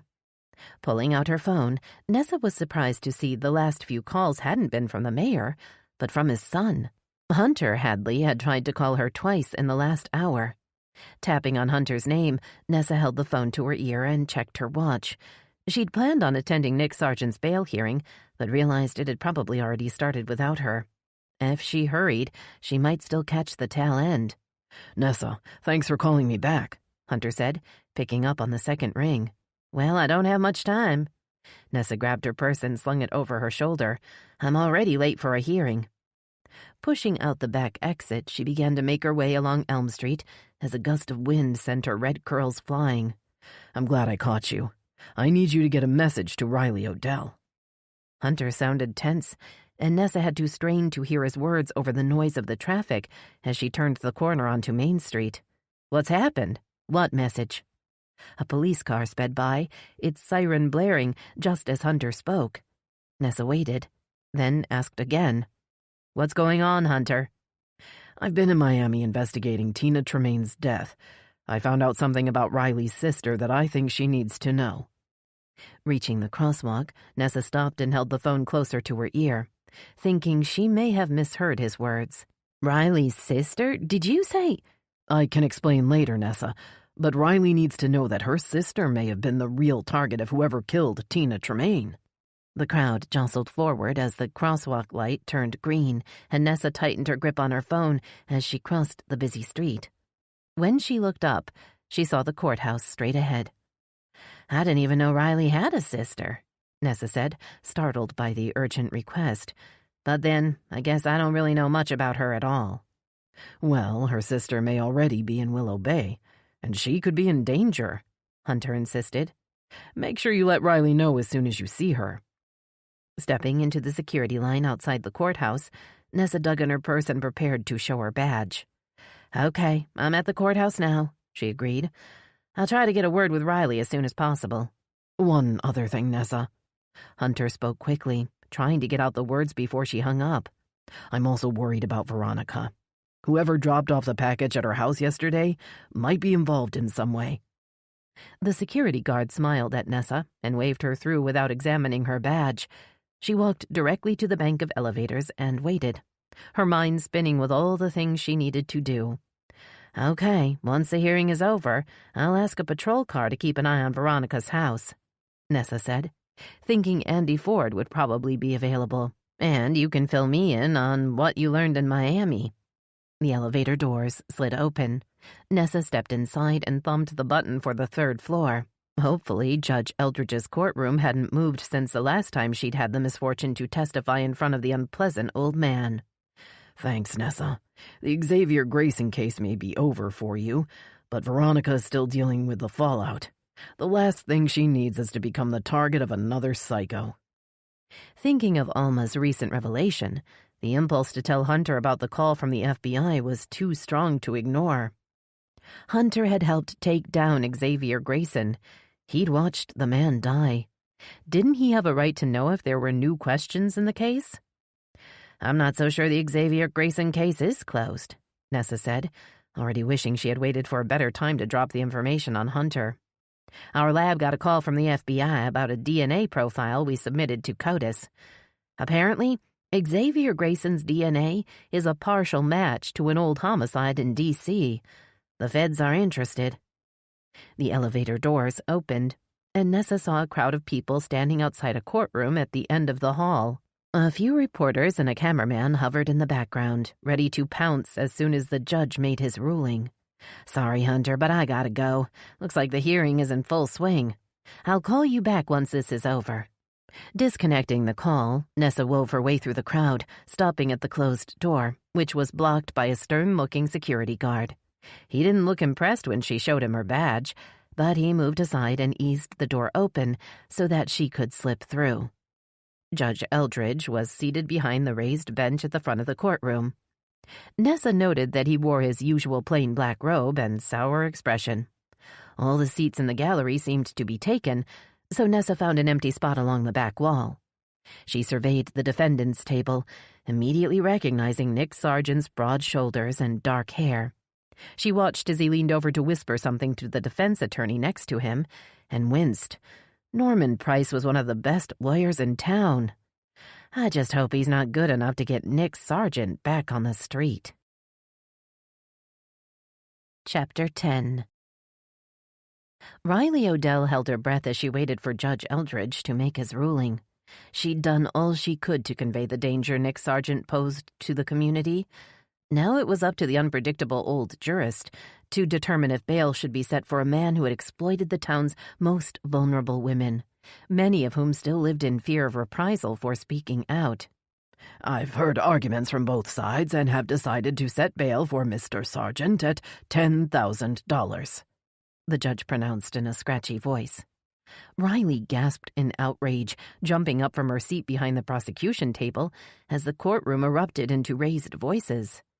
"But the state has requested denial of bail," she called out, even though she knew it was pointless to object. "The amount is ridiculously insufficient based on—" "Sit down, Miss Odell." Banging the gavel on the big wooden bench in front of him, Judge Eldridge scowled in her direction, his face red with indignation. "Any further outbursts from you and I'll have you removed from my courtroom." He turned to Norman Price, who stood beside a beaming Nick Sargent. "My ruling is final. Court is adjourned." Riley sagged back down into her chair with a heavy sigh. She couldn't bear to look over at the defendant's table, where Nick Sargent waited to be escorted back to the holding cell. "Your plan to take down my cousin is already failing, Miss Odell." The deep, gravelly voice interrupted Riley's grim thoughts. Looking up, she saw that a big man in a black leather jacket had slipped into the vacated seat behind her. His dark eyes blazed above a hard jawline and a nose that hinted at his fondness for fighting. "Your cousin?" Riley studied the big man's features. He was older and less polished than Nick Sargent, but she could see a rough resemblance. "This way, Mr. Sokolov." Nick Sargent's attorney hovered at the man's shoulder. "We need to arrange for the bail." "Hold on a minute," he muttered, keeping his eyes on Riley. "I want to introduce myself to the prosecutor. Make sure she knows just who she's messing with." Sticking out a big hand, he produced a sardonic grin, revealing an uneven row of surprisingly white teeth. "I'm Ivan Sokolov. I'm the guy who's gonna expose all the lies you've been telling about my cousin." Riley ignored the hand, turning to see that Nessa Ainsley had come up beside her.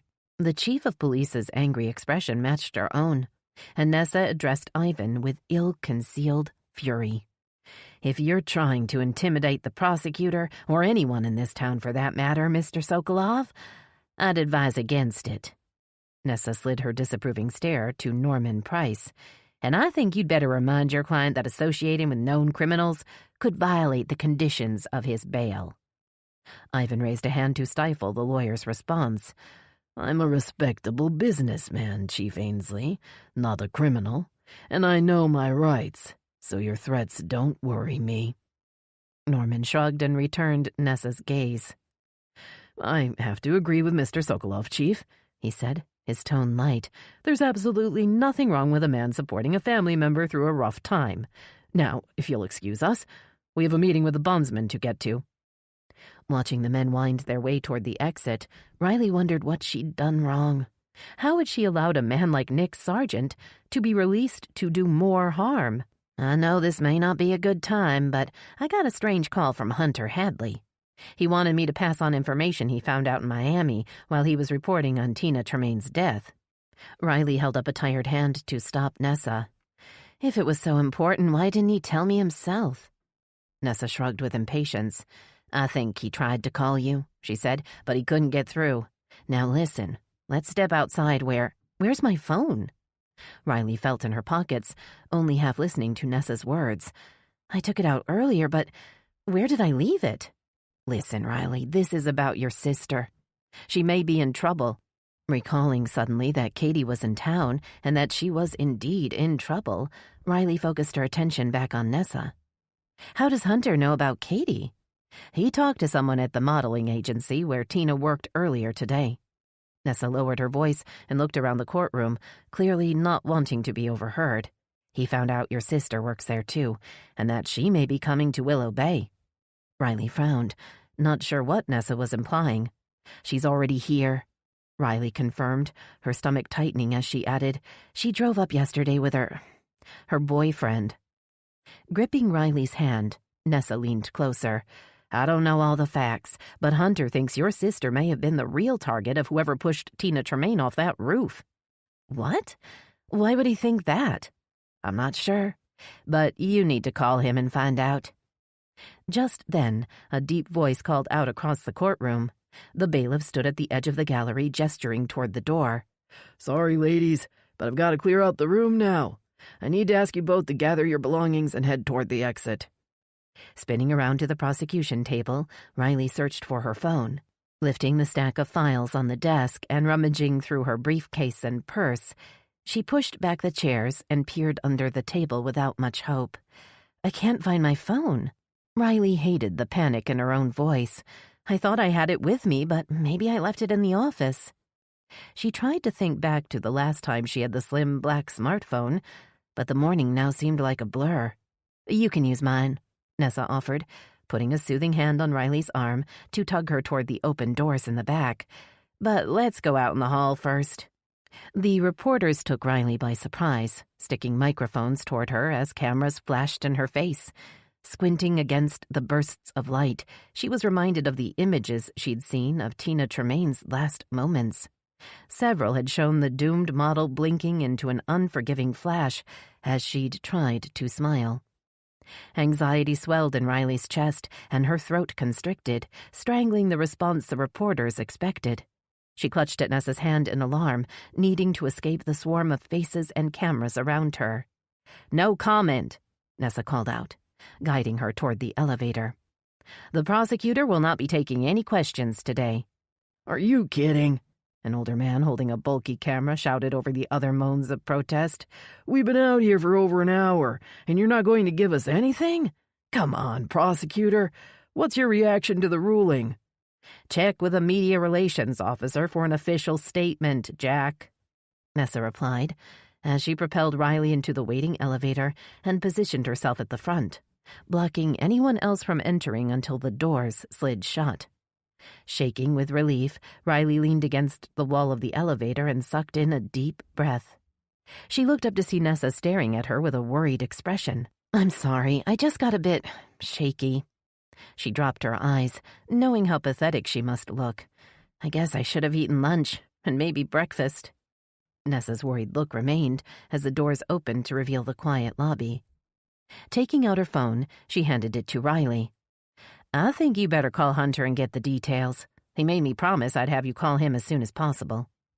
Taking the phone, Riley tried to tell herself that she was fine, that her anxiety was a natural response to the judge's outrageous ruling, especially after she'd spent so much time preparing.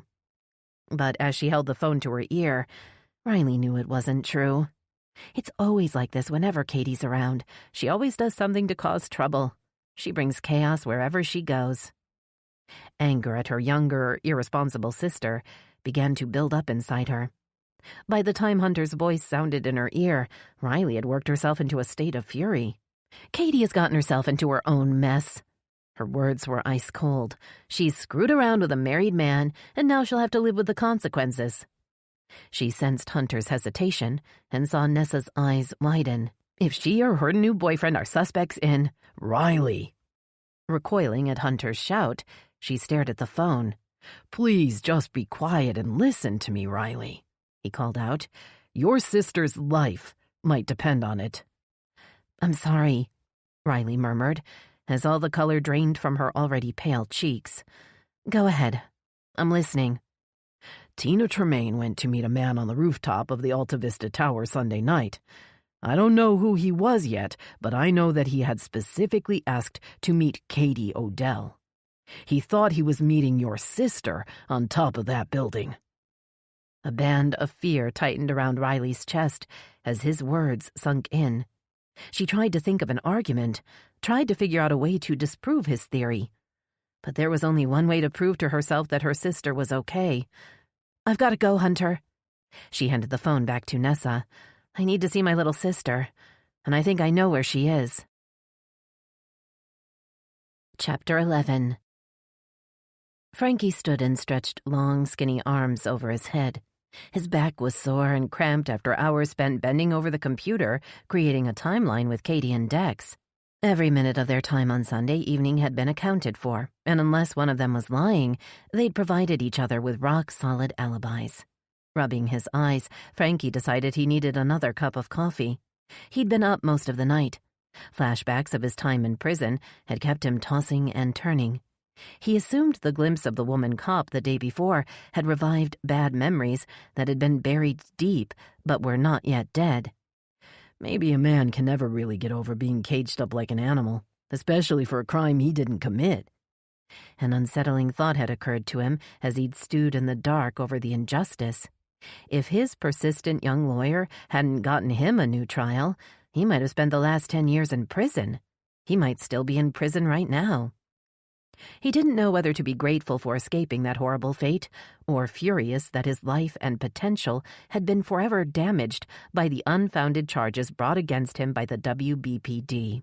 Of course, that had been long before Nessa Ainsley had taken over as chief of police, and after he'd met his new partner, Pete Barker. Since then, he'd gotten to know some of the detectives in the town's small department, and had learned that some cops were good, and some were crooked. As his grandma in Memphis had always told him, there were bad apples in every barrel. A rumble from his stomach reminded him that Barker still wasn't back with his lunch. He checked his watch, then opened the door and stepped outside. Dex Tremaine stood on the sidewalk smoking a cigarette. His long hair wafted around his thin face as the warm wind picked up the smoke and carried it away. Reaching into his shirt pocket, Frankie pulled out a stick of gum and tore off the silver wrapper. "I used to smoke too," he said to Dex, "back before I knew the shit it does to your lungs. I mean, it's pretty disgusting." Dex continued to stare down the street as if he hadn't heard Frankie. He took another long drag on his cigarette, then threw it on the sidewalk and ground it out with the heel of his designer shoe. The photographer's faraway stare worried Frankie. He'd seen that look in the eyes of men who'd given up, men who'd been sentenced to 20 years to life and had lost hope of ever getting out. Trying to snap Dex out of his daze, Frankie looked around. "Where's Katie? I thought she was out here with you." Dex shrugged. He took out another cigarette and stuck it between his thin lips, but made no effort to light it. "She said she needed to get some air," he mumbled past the cigarette, "but I think maybe she just wanted to get away from me." "Why's that?" Another shrug of Dex's thin shoulders made Frankie want to shake him. Instead, he waited. "You get better answers from waiting patiently than you do from asking a bunch of leading questions." Barker had been trying to teach him the art of patience, and Frankie was starting to learn. "Tina's death, this whole fucked-up situation," Dex finally said. "It's made me realize I'm no good for Katie. She'll figure that out too, sooner or later." Taking the cigarette out of his mouth, Dex crushed it in his hand. "I just ruin everything I touch." He swallowed hard. "If I stick with Katie, she could be the next one to die." Footsteps sounded on the sidewalk, and Frankie looked up to see Riley Odell charging toward them.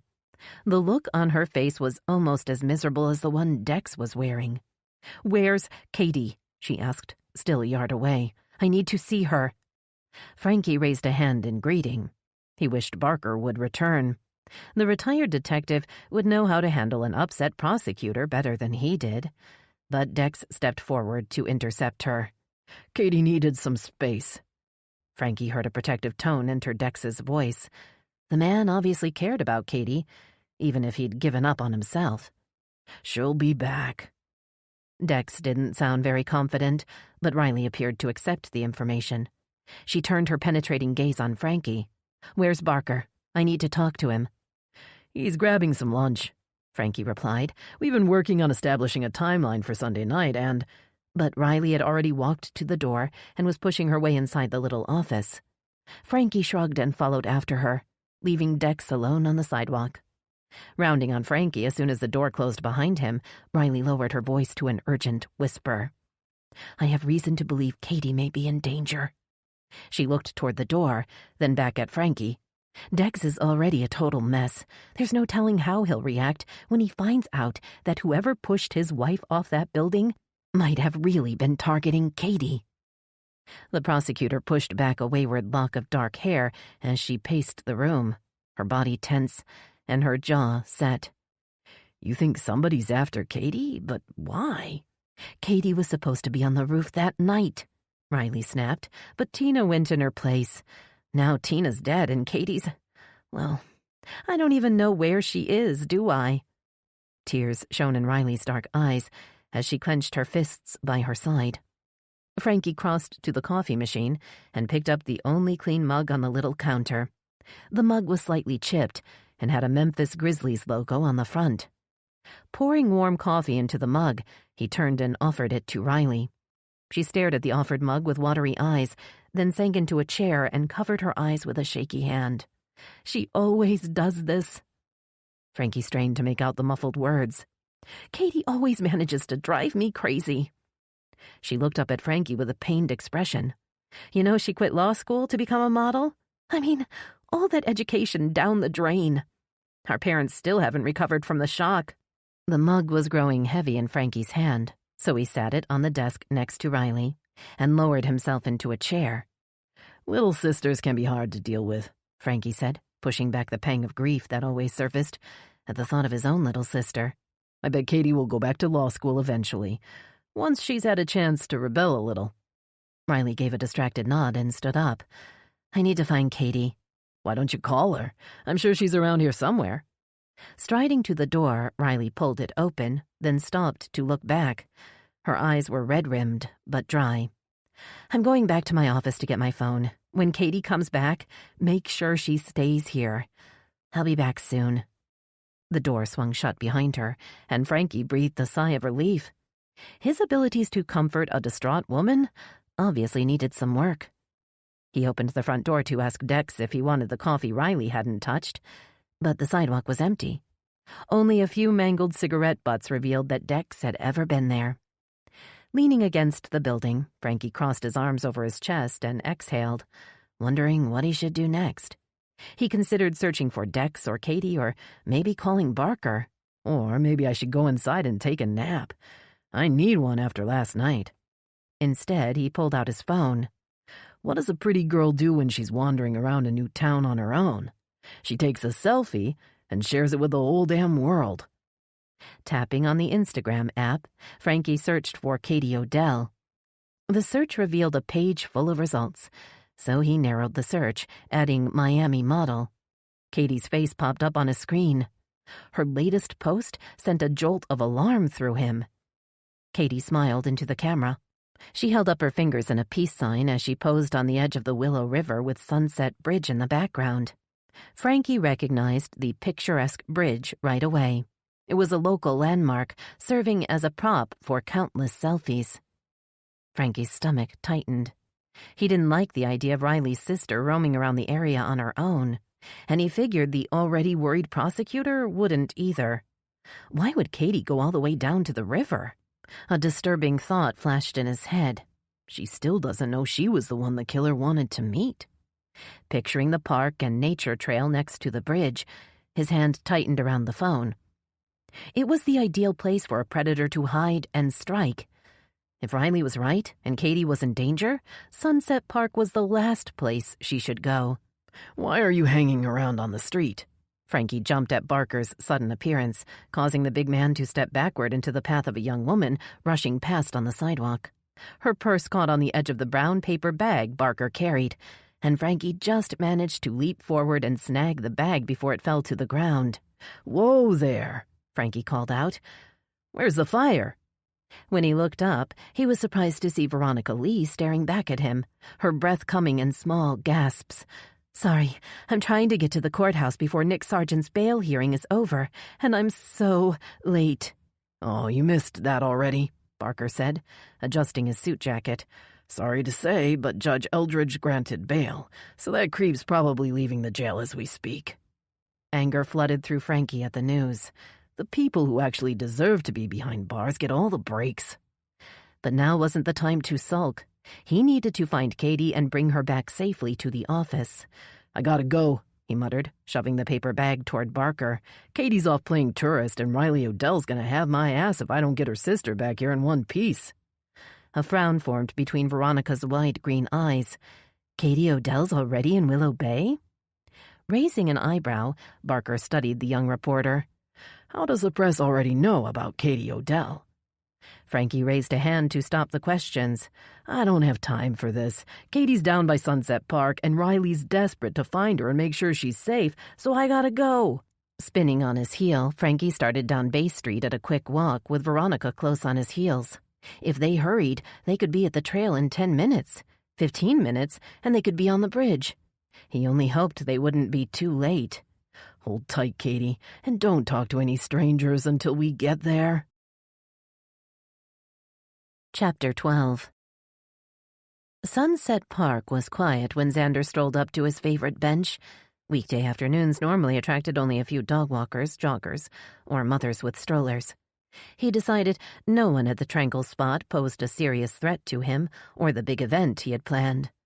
Settling himself on the bench, he looked out over the dark, choppy water of the Willow River and admired the bridge's graceful steel arches outlined against the cool blue of the sky.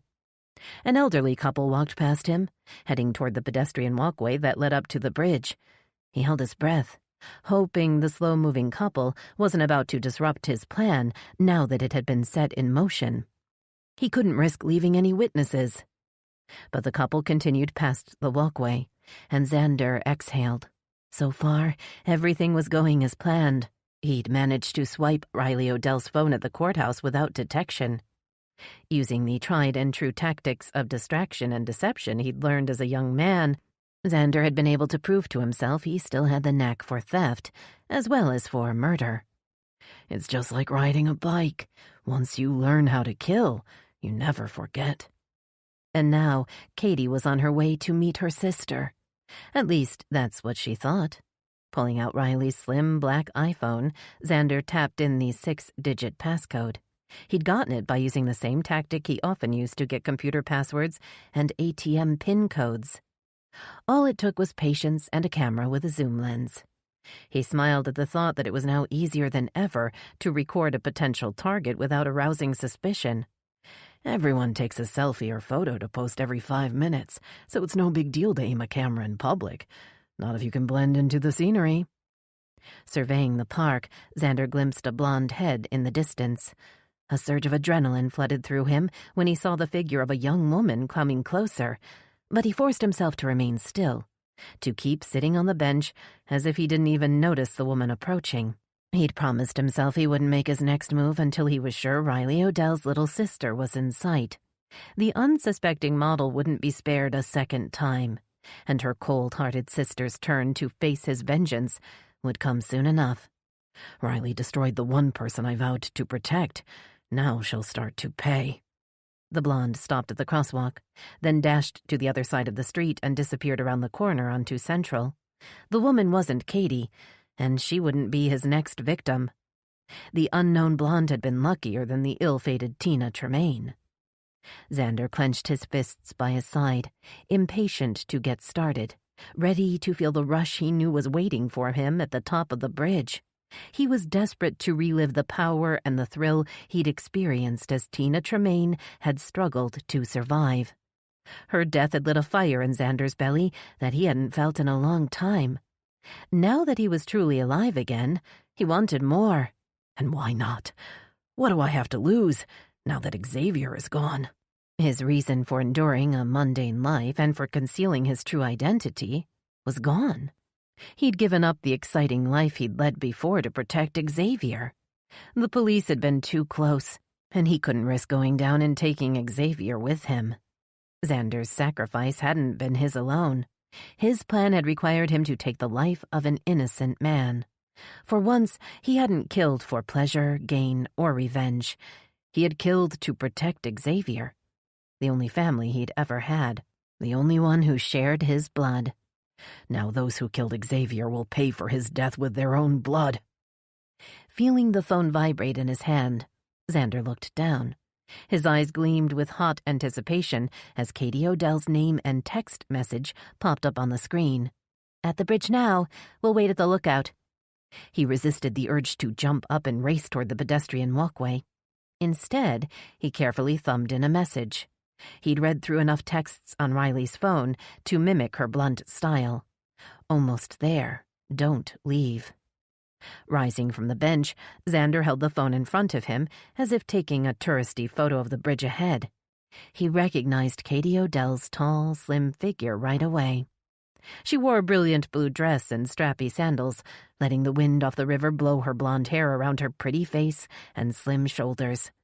Holding up her own phone, she snapped another selfie, unaware of the killer standing only yards away. Xander smiled as he also snapped a photo, imagining Riley looking at the picture later, knowing that she would see her sister's last few moments on Earth and that she'd hate herself for doing nothing to save her.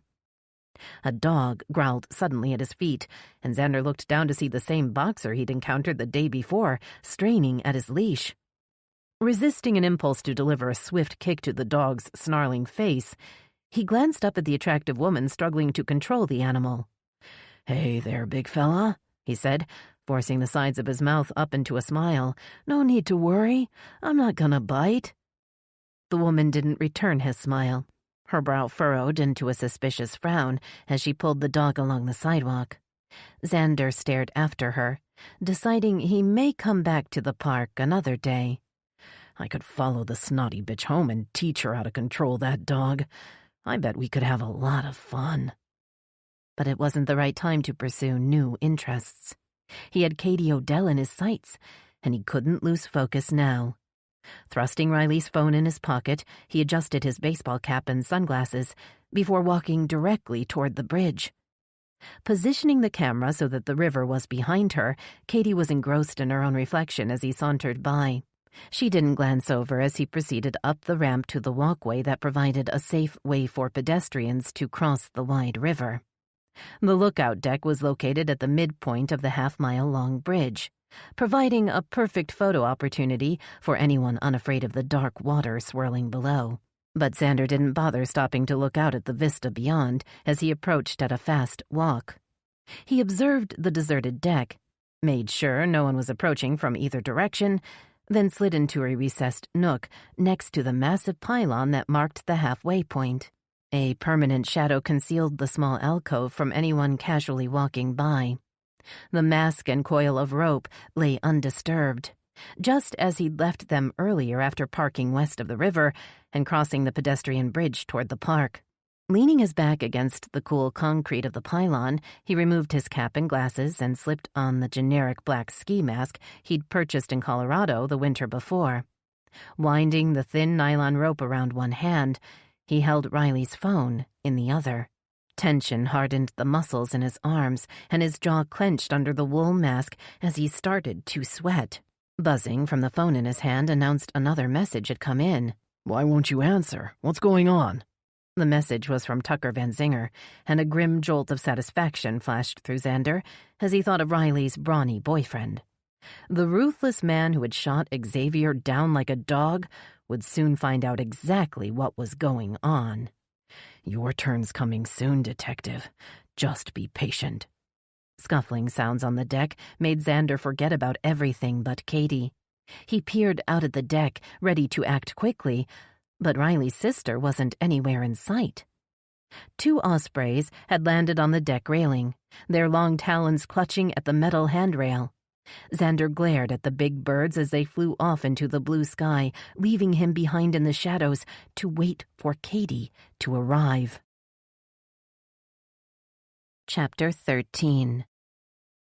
Katie decided that the sun was too high in the sky to take a flattering selfie, Dex had always warned her that natural midday light created harsh shadows, and that it was best to shoot outside during something he called the golden hour, but she always tried anyway. Maybe just a few of the bridge behind me to post to my timeline. The view from Sunset Bridge was impressive, although it was nothing like the view from the Golden Gate Bridge. Katie had been awed by the sweeping views of the harbor when she'd gone to San Francisco with her family. It had been the last vacation they'd taken before she'd started college, and the last time she remembered them all being happy together.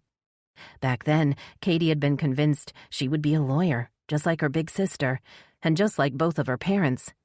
Her future had seemed set in stone, and she thought there was no way of getting out of it, not unless she was willing to be disowned by her family. Glancing around, she couldn't see Riley yet. Her always busy sister was probably managing another crisis, or saving the world again. There was always something important going on for Riley to brag about, always something more impressive than Katie's modest modeling success. Heading toward the pedestrian walkway, Katie silently rehearsed what she was going to say to Riley. Somehow, she had to make her sister understand that she loved Dex, and he loved her, that they were meant to be together, no matter what had happened before. Age doesn't matter when two people are in love. Dex is a good man who's made some bad decisions, and I don't want to live without him. Katie sighed in frustration as she stepped up on the walkway. All her planned words sounded cheesy and cliched. How could a practical, hard-edged woman like Riley understand true love? A pang of guilt made her look over her shoulder, as if Riley might be coming up behind her, as if her big sister might overhear her uncharitable thoughts. But the pedestrian bridge was empty. From where Katie stood, she could see a broader view of the park, which appeared to be deserted. Only a few people had crossed her path since she'd arrived, and she suspected the rush of dog walkers and joggers wouldn't begin until people had gotten out of school and off work. Relieved that she had a few more minutes to prepare her argument and to silence the doubts and fears whirling around in her head, she stopped to take another selfie, then checked her phone to see if Riley had texted again. She'd been surprised to get a curt text message from Riley asking to meet at the bridge. She knew her sister wanted to talk about her career plans and about her relationship with Dex. Katie understood why Riley wanted to meet her alone, and for the first time in a while, she was hopeful they could finally mend the rift that had started when she'd dropped out of law school to give modeling a shot. She can't stay mad at me forever, can she? She's got to accept what I want from my life at some point. After all, it is my life, not hers. A chirp from her phone let her know that Dex was calling. She silenced the phone and sent the call to voicemail. She hadn't told Dex where she was going. He had enough to worry about without getting caught up in her argument with Riley. Katie felt a surge of sympathy for Dex, who had been torn with guilt for weeks before telling Tina he was leaving her. Now that Tina was dead, he was in shock, and Katie was the only one who could help him find a way past the debilitating pain and remorse. Of course, she had also been stunned by Tina's sudden death, and the fear that it had been all her fault was eating away at her. What if she wasn't pushed? What if she'd jumped? If I hadn't started an affair with Dex, would Tina still be alive? Did Dex and I cause her to break? Refusing to accept that the love she shared with Dex was somehow responsible for Tina's violent death, Katie shook her head and blocked the unwanted thought. No one understands what Dex and I have. Maybe no one ever will. Her relationship with the older photographer had started the year before, when she'd gone home to Miami for summer break. A friend had taken her along to a modeling job, and Dex had been the photographer on the shoot. He'd told her right away that she could be a model, that she had what it took to make it in the business. She had quickly dismissed his comments as polite flattery, but the idea of them living a life far from the hard work and heavy books at law school sounded like a dream. Unable to forget his words or the shine of interest in his kind blue eyes, she'd impulsively Googled him and discovered that he owned a successful modeling agency and that he had a solid reputation. Showing up at his studio unannounced, she'd asked Dex to help her put together a portfolio, and he'd agreed with an easy smile. After that, it had all happened so naturally, so slowly, that she hadn't even realized she was in love until it was time to return to law school. The falling out with her family had followed soon after. And she had run to Dex in tears, soothed by his murmured assurances that modeling wasn't a waste of time, and that she could always go back to law school later after she'd had a chance to see something of the world while she was still young. While Riley and her parents had tried to shame her, Dex had made her feel like anything was possible. And when he had confessed that he'd married Tina in an attempt to heal his broken heart after his first wife had died, Katie had finally understood the haunted look that sometimes appeared in his eyes when he thought he was alone. She'd known then that they could save each other from living a life that was based on lies. She didn't want to be a lawyer, and Dex didn't want to be married to Tina. Together, they could build a new future built on truth and love. Is that so wrong? Should we be punished for wanting to be happy? Two big birds swooped down in front of Katie's face, their wings beating the air as they soared above the water and disappeared into the clouds gathering in the west. Startled, she glanced up to see the lookout deck only a few yards ahead. It appeared to be empty. Even with all her stops for selfies along the way, Riley hadn't beaten her to the meeting place. At least she can't complain that I kept her waiting this time. Standing at the rail, she looked down to the water 80 feet below, enjoying the cool breeze in her hair and the warm sun on her skin. She turned to survey the deck, noting the deep shadow provided by a towering pylon behind her. Looks like the perfect spot for one last photo. The shadow would soften the light around her face, even if the day hadn't yet reached the magical golden hour Dex raved about. Raising the camera, she smiled at her reflection, snapping yet another selfie. This one was perfect. Her skin glowed, and her eyes shone with a brilliant blue that matched her dress, as well as the glimpses of sky visible behind her. The image was definitely worthy of sharing. She uploaded the picture to Instagram, adding a caption that sounded more cheerful than she felt. Enjoying the view. It's finally feeling like fall here in Florida. Admiring her post, Katie noticed an odd shape in the shadowy background. Frowning, she zoomed in closer, trying to make sense of what she was seeing. The faint outline of a man's head and shoulders were visible. Katie squinted, then whirled around as she realized the two specks of light in the photo were the gleaming eyes of a man standing in the shadows behind her. The man leaped forward without warning, a black ski mask hiding his features as he looped a rough rope around Katie's neck and pulled tight, stopping the scream that had risen in her throat before it could escape into the silent afternoon. Dropping her phone, Katie clutched at the rope with frantic hands, gasping for air as the sky blurred and faded in front of her bulging eyes. He wrenched her around so that her back was pressed to his heaving chest as he shoved her forward. Katie's legs buckled underneath her, and she stumbled, feeling the rope tighten around her neck. Regaining her footing, she kicked back hard, connecting with the man's shin. But the thin sandals she wore had no effect, and he continued to drive her forward, forcing her body up against the steel railing of the lookout deck. Tina wasn't the one I wanted, the man gritted out between clenched teeth. It's you I want, Katie Odell. I want you dead. Hearing his hot whisper in her ear, Katie tried to turn away. And I want your sister to suffer before I kill her, too. His hands continued to tighten the rope as his words sunk in. He's the one who killed Tina, and now he's going to kill me and Riley.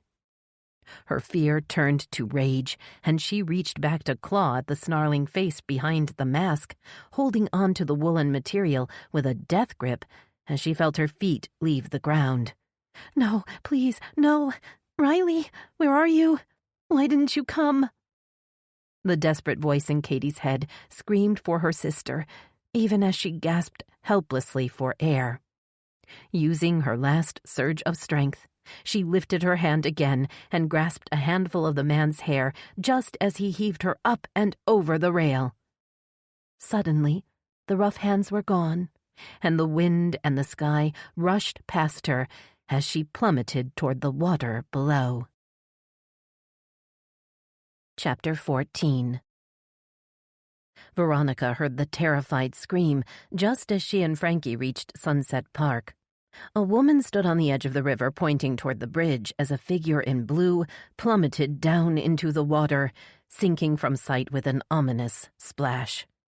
Letting out another scream, the woman on the riverbank spun around to see Veronica and Frankie running toward her on the path. "Help!" the woman yelled, pulling her dog behind her as she ran toward them through the grass. "That woman fell off the bridge! Call for help! Call 911! Veronica already had her phone in her hand. She tapped out 911 and held the phone to her ear as Frankie charged toward the water. "Frankie!" Her frantic shout didn't slow him down as he pulled off his baggy shirt and tennis shoes. A man on a bike skidded to a stop beside Veronica as the woman with the dog began to cry. "She hasn't come up yet," the woman moaned. "She hasn't come up for air." "This is 911. What's your emergency?" The operator's voice sounded in Veronica's ear just as Frankie splashed into the water. His lanky frame was quickly submerged, first up to his waist and then up to his chest. "A woman fell off Sunset Bridge," Veronica said, her mouth dry as she watched Frankie begin to wade further out into the dark water. "She's in the water, and we can't see her moving. I'm sending a rescue unit to your location right now." The operator's voice was calm. "Please stay on the line until they arrive." Pedestrians walking on Sunset and Central began to gather as the woman with the dog continued to cry and point out to the water. "There are alligators in that lake," the man on the bike said, making no move to dismount. "I wouldn't go in there if I were him." Rushing forward, Veronica again tried to stop Frankie. "Wait, Frankie. They're sending a rescue team." But he had already begun to swim toward the middle of the river, his long arms splashing through the water in clumsy strokes. A siren sounded in the distance, and Veronica raced back to the edge of the park, waving one arm toward the fire engine that barreled toward her while holding the phone to her ear. "They're here," she told the operator, "but we may need another ambulance. A man's gone in the water to try to save her, and I'm not sure he knows what he's doing." Disconnecting the call, Veronica shoved her phone into her purse and watched as two men climbed out of the big truck. "A woman fell off the bridge. She's still out there in the water." Veronica's voice was raspy from shouting, and her arm trembled as she raised a hand toward the river. The taller of the men looked down at Veronica, a worried frown creasing his brow. He put both hands on his substantial hips. "We're gonna have to wait for the rescue boat, miss." "But how long will it take?" Veronica protested, panic building as she thought of the amount of time that had already passed since the woman had dropped into the water. "She hasn't come up for air, and Frankie is trying to swim out there to help her, but he can hardly swim, and—" The shorter firefighter had begun to unload a big bag and a lightweight stretcher. At Veronica's words, he looked up in alarm. "Someone's trying to swim all the way out there?" Swallowing hard, Veronica nodded, her mouth too dry to speak. Both men hurried down the riverbank and looked out over the water. Frankie's head was visible about 100 yards out, but he'd stopped splashing and appeared to be treading water. "What's he doing?" the shorter firefighter asked, shaking his head. "He's bound to get all tangled up in the weeds and branches." The bigger man stepped to the edge of the water and raised his voice to a loud shout. "Come out of the water, sir!" Frankie's face turned toward the shore, but he didn't move. "I said come out! Now!" The sound of sirens turned all heads back toward the road, and Veronica's heart leaped with hope as she saw the lightweight boat hooked on the back of a red truck with the words Willow Bay Fire and Rescue emblazoned on the side. Pulling up onto the sidewalk, the truck jerked to a stop, then began to reverse toward the riverbank. Once the boat was in position, the woman driver jumped out of the cab, followed by a young bearded man in aviator sunglasses. "We got a female jumper in the water about halfway across the river," the tall firefighter said. "Went off the bridge more than 10 minutes ago, so it's not looking good. We gotta hurry." The term jumper made Veronica frown. Why was he assuming the woman had jumped? None of them even knew who she was, much less what had happened to send her flying over the rail. "A man tried to swim out to save her," the firefighter continued as he followed the woman back to the boat. "He actually got pretty far, but now he's stuck about 100 yards out." Working together, it took only minutes to have the boat in the water.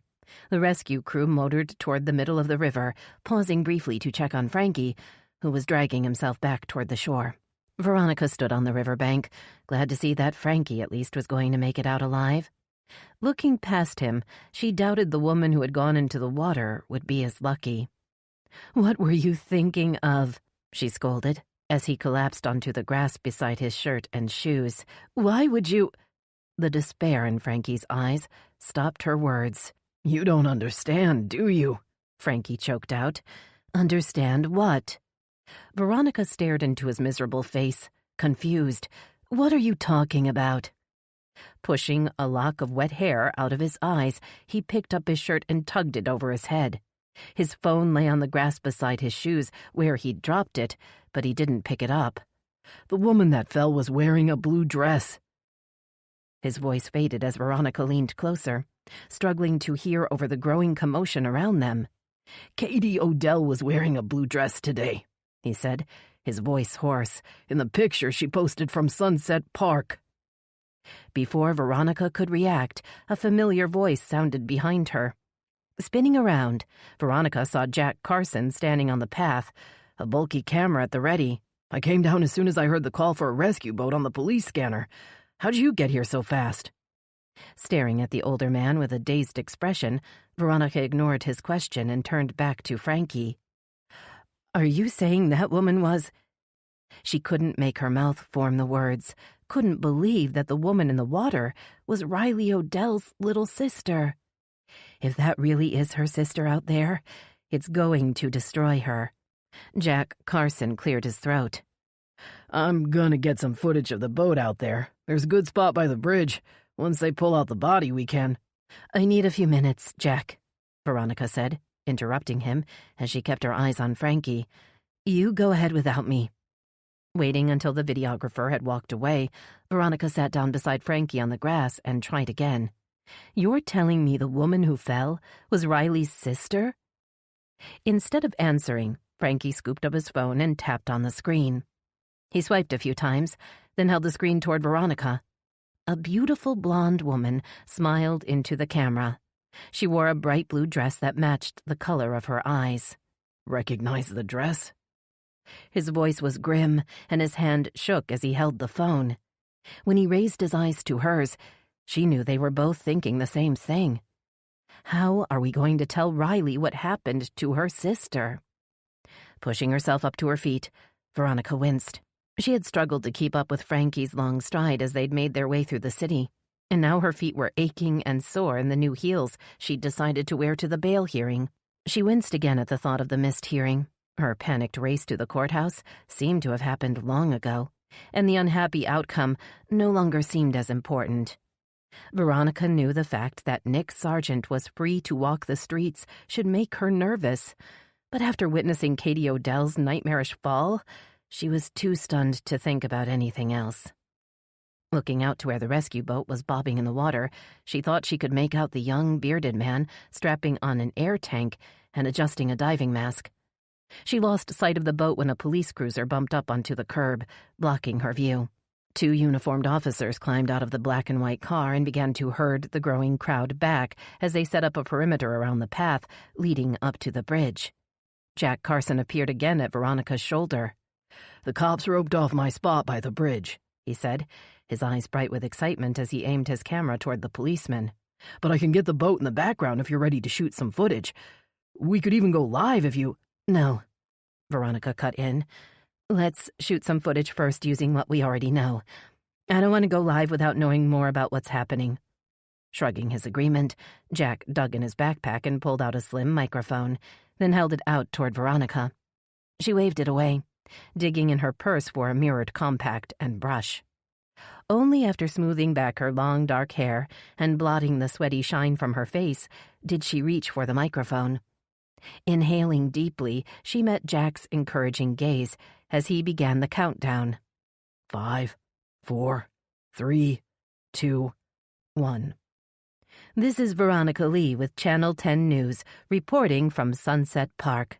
A dramatic story is playing out here this afternoon after a woman fell off Sunset Bridge into the Willow River. Gesturing to the river behind her, Veronica kept her voice steady. A Willow Bay Fire and Rescue team is on the scene now, conducting a search in the area where witnesses saw the woman go into the water.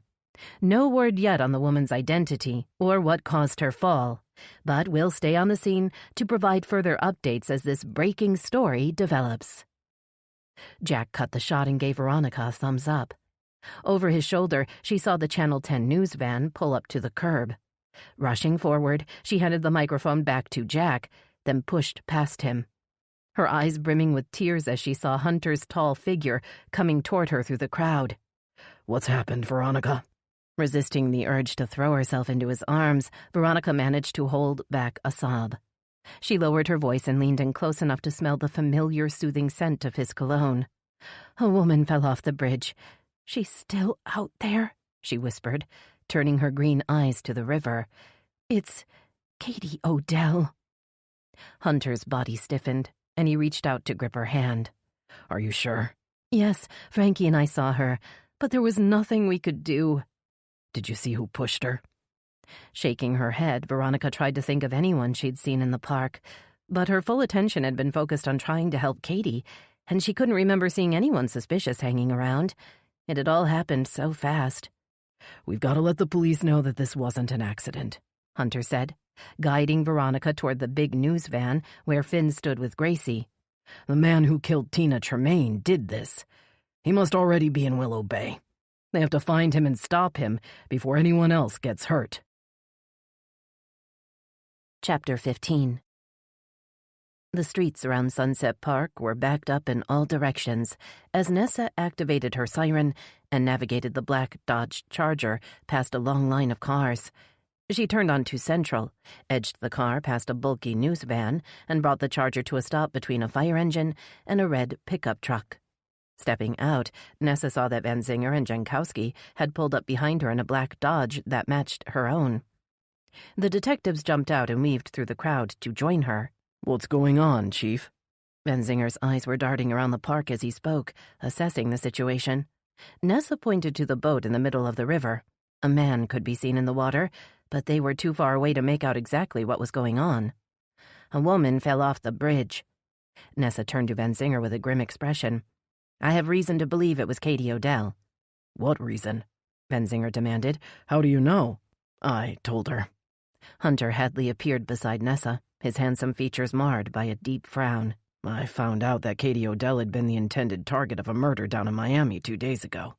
When I heard she was headed to Willow Bay, I told Nessa that Katie might be in danger, that the man might come here looking for her." Raising a hand to stop Hunter, Nessa addressed the detectives in an urgent voice. They didn't have time to get into the details now. "I'll fill you guys in on the background later. For now, all we know is this may be the scene of a homicide, and that the perp may still be in the area. We need to act accordingly." Noting the stunned expression on Van Zinger's face, Nessa turned to Jankowski and motioned to the pedestrian pathway. "She fell from the lookout midway over the bridge. Jankowski, you take one of the uniforms and make sure the lookout is secure." "You have a description of who we're supposed to be looking for, Mr. Hadley?" Jankowski asked, shading his eyes with a big hand. "Man, woman, you got any idea at all?" Nessa held back a sarcastic comment. Jankowski was right. How were they supposed to search for someone they knew nothing about? The perp could be standing next to them right now, and they would have no idea.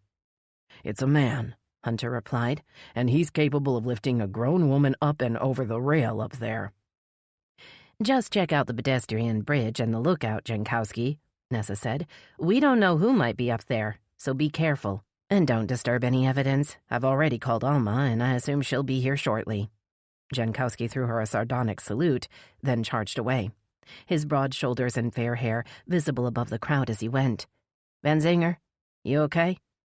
She eyed the detective beside her with concern, wondering if his relationship with the potential victim's sister constituted a conflict of interest. Would he be able to focus on the case at hand if he were worrying about Riley? "Yeah, I'm fine." The strain in his voice indicated otherwise, but he didn't give her a chance to question him further. "I'll start talking to the witnesses and try to identify who else was in the park when Katie fell." "Veronica saw the fall," Hunter admitted, nodding toward the news van where the reporter stood with a young black man and a white Labrador retriever. "She was here with Frankie Dawson at the time. They'd come looking for Katie. Then I need to talk to both of them. Benzinger said, his voice all business. "If we can determine—" A shout echoed over the water, stopping his words. "They found her!" An excited voice in the crowd called out. "They've got her in the boat now!" Nessa's heart jumped with hope as she strained to see what was happening in the rescue boat. The man in the dive mask was still in the water, but the rest of the crew had gathered around to stare down into the bottom of the boat. A sick certainty settled in her chest when the crew sat down, and the boat began to motor slowly toward shore. That boat would be going a lot faster if they'd found her alive. Turning to Benzinger, she saw that all the color had drained out of his face. He knew what the crew's slow journey back to shore meant, and he knew that the woman he loved was about to hear the worst news of her life. The crowd was silent as the crew unloaded the small, still body, lowering it gently down on the grassy riverbank. The uniformed officers urged the crowd back as Nessa and Benzinger approached, along with the ambulance crew that had been waiting. The motionless woman on the ground had matted blonde hair and wore a sodden blue dress. A bearded man knelt next to the lifeless figure. He looked up at Nessa and shook his head. "We were too late," he said, his voice thick. "She got caught up on something near the bottom. I had to cut this rope to get her up." He held up one end of a lightweight rope. The other end was looped around the neck of the young woman on the ground.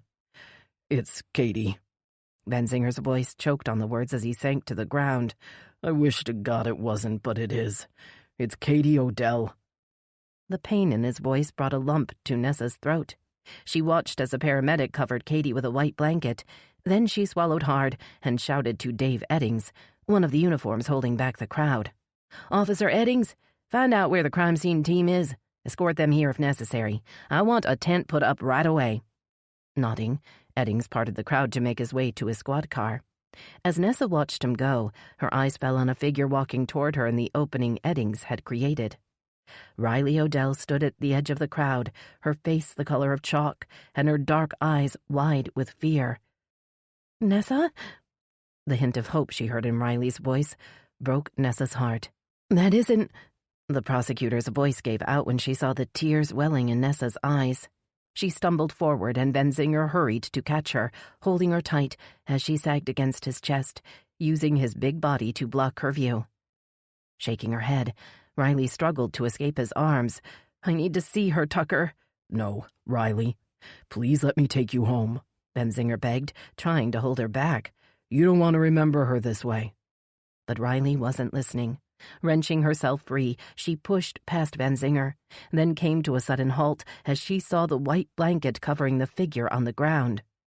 "Let Benzinger take you home, Riley," Nessa said, putting a hand on Riley's trembling arm. "You shouldn't be here." Eyes fixed to the white figure before her, Riley knelt in the grass and slowly pulled back the blanket. Staring down at the pitiful figure of her little sister, Riley dropped her head into her hands and began to weep. The crime scene team worked in solemn silence. No one seemed to feel like talking after Benzinger had led Riley away. The crowd of onlookers had begun to disperse once the tent had been set up to protect the body, and a wider perimeter had been established around the pedestrian bridge and surrounding pathways. Nessa was determined to prevent the contamination of any trace evidence left at the scene. She'd need every bit of available evidence she could find if she was to have a hope of hunting down and bringing in the man who had taken young Katie Odell's life. "Nessa, Hunter said you and Detective Jankowski needed to talk to me about the fall." Veronica Lee stood barefoot on the path, her shoes in her hand. "Is this a good time?"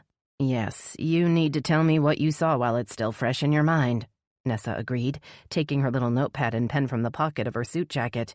"So, you were in the park when Katie fell?" Veronica swallowed hard and nodded. "I'd followed Frankie Dawson here to look for Katie. We'd just gotten here when a woman screamed." She shivered at the memory. "I looked up and saw someone falling into the water. I didn't know who it was. Not until Frankie told me." "You said a woman screamed. Did you see anyone else around?" "A man on a bike came up when I was calling 911. Veronica said, "but he didn't see the fall. At least I don't think so." Nessa cocked her head. "Why were you and Frankie trying to find Katie in the first place?" she asked. "And what made you look for her at Sunset Park?" "Frankie said Riley was trying to find her and that she could be in danger," Veronica explained. He saw a picture of Katie at Sunset Park and wanted to make sure she was safe. I decided to follow. Holding up a hand, Nessa frowned. Frankie Dawson saw a picture of Katie at the park? Veronica nodded. That's why he knew she was wearing a blue dress. That's how he knew it was Katie that had fallen. We saw her blue dress. Veronica closed her eyes, as if blocking the remembered image. I need to see that picture. Nessa looked around for Frankie. I need to see what she was doing, and if she was with someone. Frankie isn't feeling very well. Veronica pointed toward the road, so he's resting in the van with Hunter and Finn. Making her way across the grass, Nessa had just stopped outside the Channel 10 van when her phone buzzed. She hesitated when she saw the area code. It must be the FBI agent Alma had mentioned. This is Chief Ainsley, Nessa said, holding the phone to her ear. I've been expecting your call, Agent Day. Please call me Charlie. The voice on the other end of the connection didn't sound like any Charlie she'd ever met, but Nessa didn't have time to ask questions. I'm sorry, Charlie, she said, but now's not a good time. I've just pulled a young woman out of the water and— I understand, Chief Ainsley, but I need to talk to you about Xavier Grayson as soon as possible. Yes, and I'm curious to hear how Xavier Grayson is connected to your case, Agent, Charlie.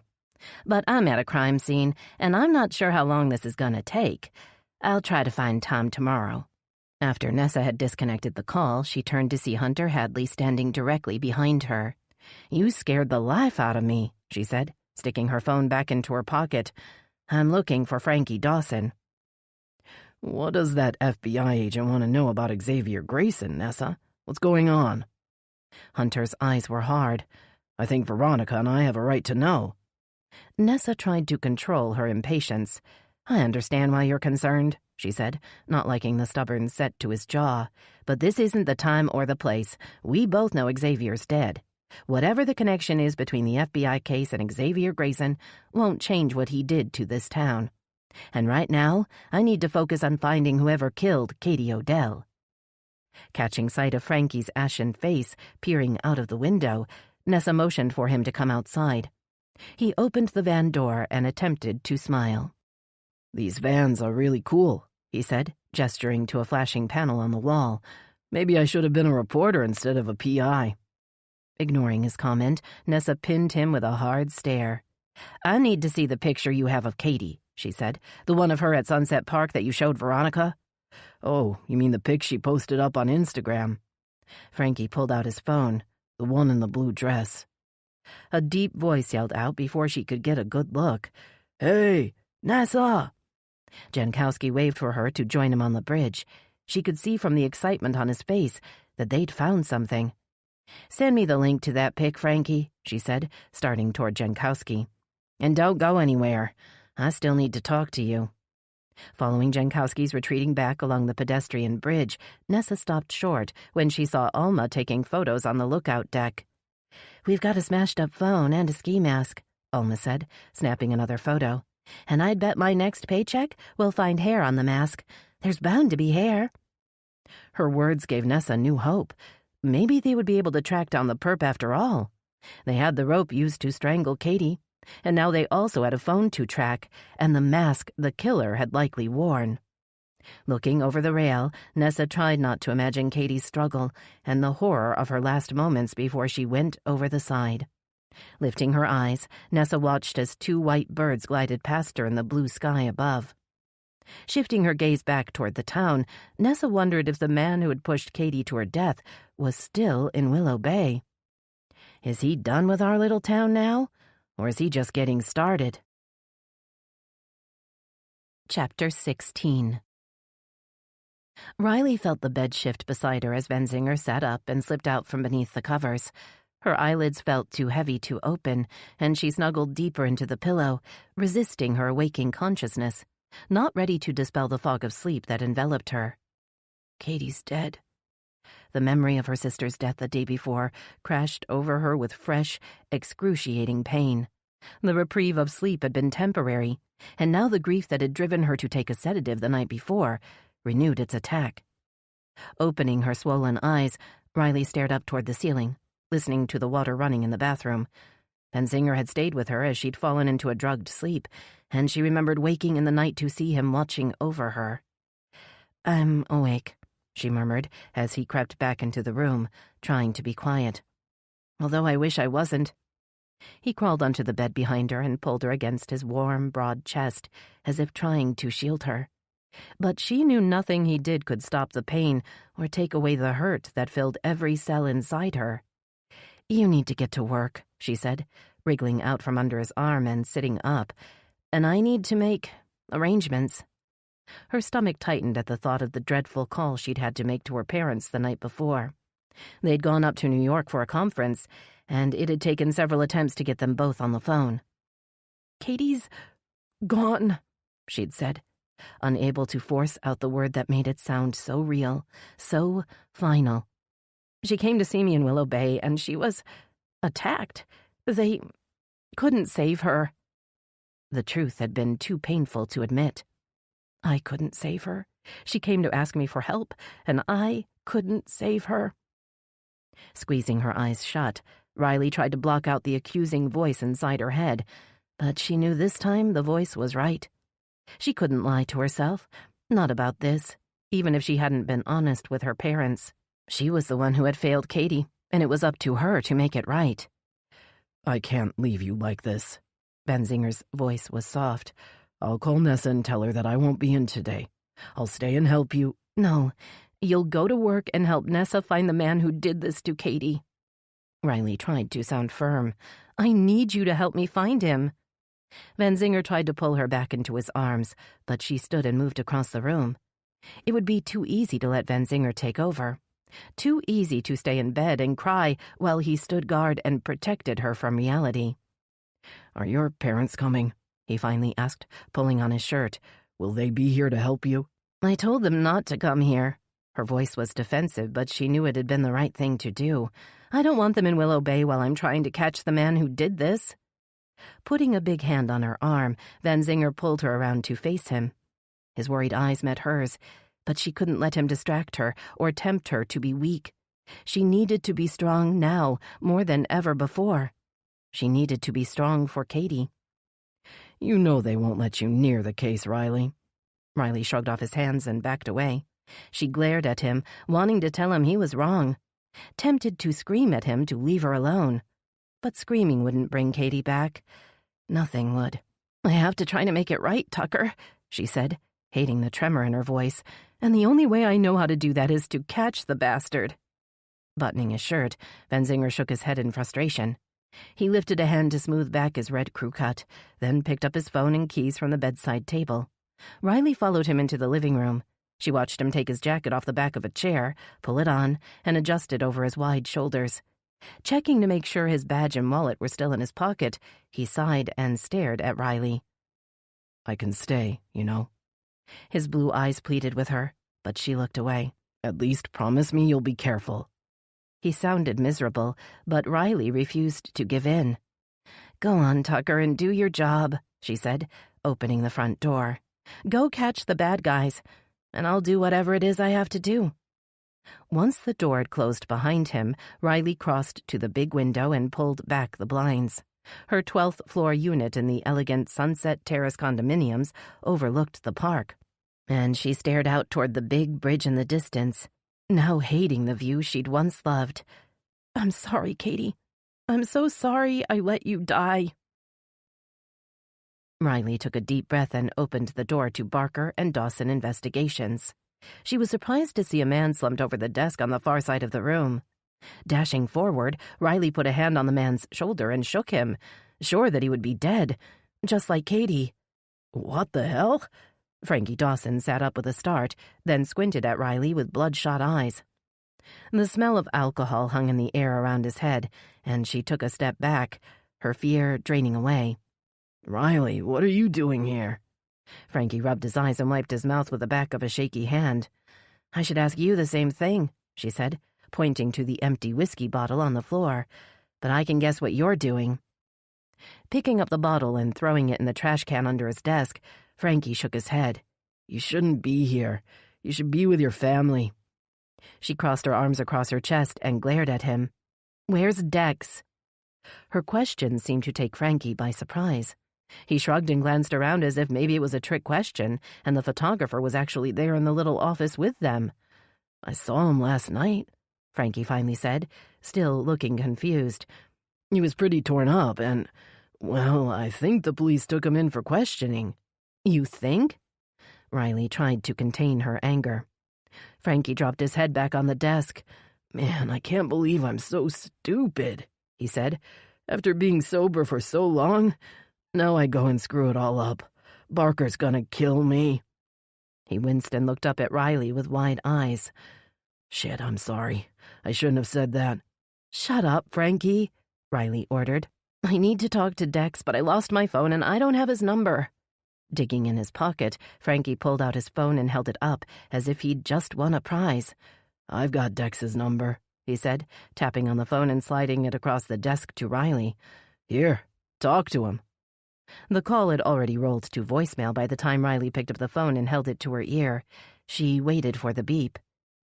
Dex, this is Riley. I need to see you. She thought for a second, then added, I lost my phone, but Frankie's going to let me borrow his for the time being, so call his number when you hear this. She ended the call and stared at Frankie, not sure if she should be angry with him or pity him. She thought of the empty bottle in the trash can and frowned. You were at the park yesterday, weren't you? You saw what happened. You saw Katie? Looking away, Frankie nodded. I'm sorry, he said, banging his fist on the desk. I tried to get there in time, but I was too late. I should have run. If only I'd gone faster, maybe. His voice faded, and he wiped his mouth again. I know you don't need to hear this right now, he said. It's just so fucking hard to stop thinking, what if, you know? A lump threatened in Riley's throat. She knew too well. Why do you want to see Dex anyway? He asked. You think he was involved? You think he could have done this to your sister? Riley had been asking herself the same question all morning. She kept coming back to the same answer. No, Dex didn't kill Katie. I'm sure of that. But we need to find out everything he knows if we're going to find the man who did. She didn't feel like telling Frankie that she also wanted to make sure Dex was safe. It would make her sound soft, and it wasn't really any of the PI's business anyway. I know it's what Katie would want me to do, and that's all that matters. Frankie scratched at the patchy stubble on his chin and frowned, as if he didn't quite understand. What did you mean when you said if we're gonna find the man? He asked. Are you saying what I think you're saying? I'm saying my sister hired you to help Dex. Riley sank into the chair across from Frankie and stared into his red-rimmed eyes. You haven't done that yet, but maybe you still can. Maybe together we can catch the man who really killed Tina and Katie. Frankie leaned back in his chair, suddenly alert. You think you know who may have wanted Katie dead? No, I don't know anyone that would have wanted to hurt my little sister, Riley admitted. Unlike me, she didn't make many enemies. Standing up to pace the room, Riley thought back to all the people she had prosecuted over the years. Plenty of them would love to see her dead. Xavier Grayson had just been the latest in a long line of scumbags that she had tried to put away. A terrible possibility crept into her mind. Had the man who killed Katie been trying to get to me? Her mind turned to Nick Sargent and his goon of a cousin, Ivan Sokolov. Could someone like Ivan hate her enough to go after Katie? The office door flew open before she had time to think through the idea. Dex stood in the doorway, his hair disheveled and his designer clothes wrinkled. Dragging his feet, he crossed the room to lower himself into the chair Riley had just vacated. Okay, I'm here, Dex said, his voice a raw croak. You want to accuse me and abuse me like the other cops have done? I'm not a cop, Dex, Riley said, stopping her pacing to look down at him. And I know you didn't kill my sister. He glared up at her with the eyes of a wounded animal. What do you want with me? Why did you call me here? She stared into his faded blue eyes, trying to understand what it was that Katie had seen in him, but all she saw was a broken man. I want to find the man who killed Katie, she finally said, but I can't get involved in the investigation. At least, not officially. So, I'm counting on Frankie and Barker to help me, and I need you to tell them everything you know. Dex's shoulders sagged, and he looked down at his hands. I already told the cops everything I know, which is pretty much nothing, he said, a grim determination coming into his voice. And if I did know who killed Katie, I'd find him myself, and I'd kill him. Riley wondered what she would do if Katie's killer was standing in front of her. Would she turn him in to the proper authorities? Or was she capable of killing a man in cold blood? I'm not sure what I'd do, but I hope I'll get the chance to find out. Chapter 17. Barker burst through the office door, his big frame moving faster than usual as he strode over to Frankie's desk. Darting a guilty look at his trash can, Frankie wondered if Barker somehow already knew he'd fallen off the wagon the night before. You made the front page, Barker said, slapping a copy of the Willow Bay Gazette down in front of him. That's you, all right. Picking up the paper, Frankie studied the headline. Woman has fatal fall from Sunset Bridge. His chest tightened as he saw the picture beneath it, and he looked over to where Riley and Dex stood by the coffee machine. Barker followed his gaze, then flinched. Riley, I didn't see you there. He threw Frankie a furious glare before turning back. I'm so sorry about your sister. Really, I am. Riley ignored Barker's condolences and crossed to the desk. Frankie reached for the paper, but she put out a hand to stop him. He watched her eyes moving over the headline before dropping to study the photo. Her voice cracked as she read the caption aloud. Local man's attempt to reach woman who fell in Willow River is unsuccessful. Rescue crew arrives too late to save 23-year-old Katie. We'll be back with more in just a moment. Until then, take this time to simply relax and enjoy this peaceful tune. Thank you for listening.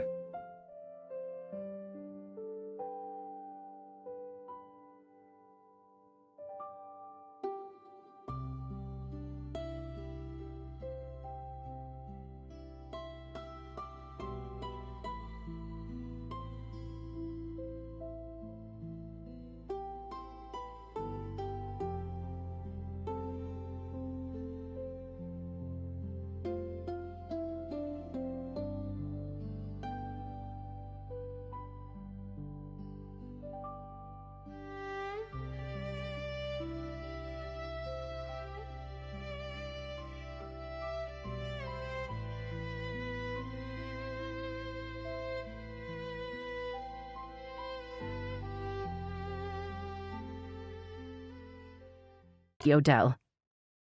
The photo showed the chaotic scene at Sunset Park the previous afternoon. A thin man sat wet and despondent on the grass as the big bridge rose up ominously in the background. You tried to save Katie? Riley turned stricken eyes to Frankie as shame flooded through him at the memory of his pathetic fight against the river. He'd tried to swim against the current to reach the middle, but the long grass and weeds had twisted around his legs and dragged him down before he could even get close. His defeated struggle to make it back to shore had been soul-crushing. I wanted to get to her, Frankie finally said, but I couldn't. At least you tried. Riley's voice shook. It's more than I did for her, and I was her sister. You barely knew her, and you tried. Frankie dropped his eyes, not sure he should tell her why he'd gone into the water and what he'd been thinking. He didn't usually like to talk about the past, especially his. It may sound weird, but I kept thinking about you, Riley, he found himself saying. I lost my little sister, so I know it's hard. The room fell silent. When Frankie looked up, he saw surprise and pity in Barker's puppy dog eyes. The retired police detective had suffered his own heartache after losing his wife, but Frankie had never shared his own sad story. Thanks, man. Dex stood next to Frankie's desk. He held out a hand, and Frankie thought he could feel the photographer trembling as they shook. I'm glad you were there with her, Dex said. I wish I had been. Clearing his throat, he crossed to the door. I've got an appointment with a lawyer, he said, and then I need to get some sleep. The police kept me up most of the night. I'll talk to Nessa about that. Riley followed Dex to the door. It sounds like the WBPD is wasting their time while the man who killed my sister is still out there. The door closed behind them, and Frankie felt Barker's stare. There's something you want to tell me? Deciding Barker must have smelled the stench of alcohol in the room, He decided to just come clean. He didn't have the energy or the will to make up a lie or an excuse. Reaching into the trash, Frankie pulled out the empty bottle and set it on the desk. Okay, you got me. I was feeling like crap and I needed something to help me sleep. So sue me. That's not what I meant. Barker kept staring. I meant, why didn't you tell me you had a little sister? That you lost her. Frankie shrugged. I don't like to talk about it, he admitted. Now, what are we going to do to find the fucker who killed Katie Odell? The Blue Ribbon Diner was crowded when Frankie and Barker walked in. Frankie slipped past the hostess stand when he saw Veronica Lee waving to them from a table by the window. How are you holding up? Frankie asked, as he slid into the booth across from her, followed by Barker. You managed to get any sleep? Not much, the young reporter confessed. Every time I closed my eyes, I'd see Katie Odell coming out of the water. Frankie shivered and looked around for the waitress. I need some coffee. He rubbed his eyes and yawned.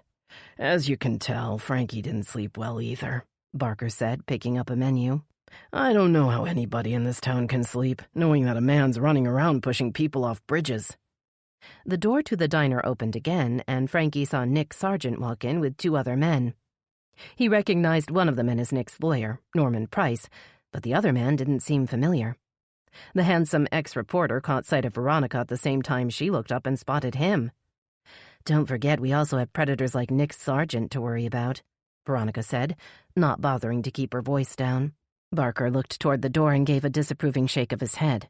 Nick caught the gesture and frowned, before turning away. You'd think he'd have the decency to stay at home, Barker muttered, after everything he's done. I can't believe the judge granted bail to a man who's tried to intimidate, extort, or victimize so many people in this town. Veronica said, her green eyes flashing. What does he think will happen now that he's back out to confront his victims? Barker snorted.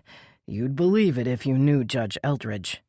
Throwing Nick another dirty look, Veronica picked up the steaming mug in front of her and blew on the dark liquid within. So, what is it you guys wanted to ask me? Riley Odell told us about the video you got, the one of Tina Tremaine right before she fell. We're hoping you can send us a copy. Veronica took a tentative sip of coffee. Riley asked you guys to investigate her sister's murder? Technically, we're working for Dex Tremaine, Barker said. He retained us to help him prove he didn't kill his wife. Frankie put his elbows on the table and leaned forward, not wanting to be overheard in the crowded diner. Unfortunately, Katie was killed before we could really get started. Now the cops think he killed his wife and his girlfriend. And you're sure he didn't? Sitting back, Frankie considered the question. Before he could answer, Barker cleared his throat. The server was standing next to the table, her pencil poised over her order pad. What can I get you all? Just a glass of water for me. Frankie fought back a wave of queasiness at the thought of food. I'll have a black coffee for here and one to go, Barker said. Once the server had walked away, Barker looked toward the door. I asked Nessa Ainsley to join us, Barker explained, seeing Veronica's curious expression. But as you can imagine, she's busy. I had to bribe her with coffee. She's coming, but she can't stay long.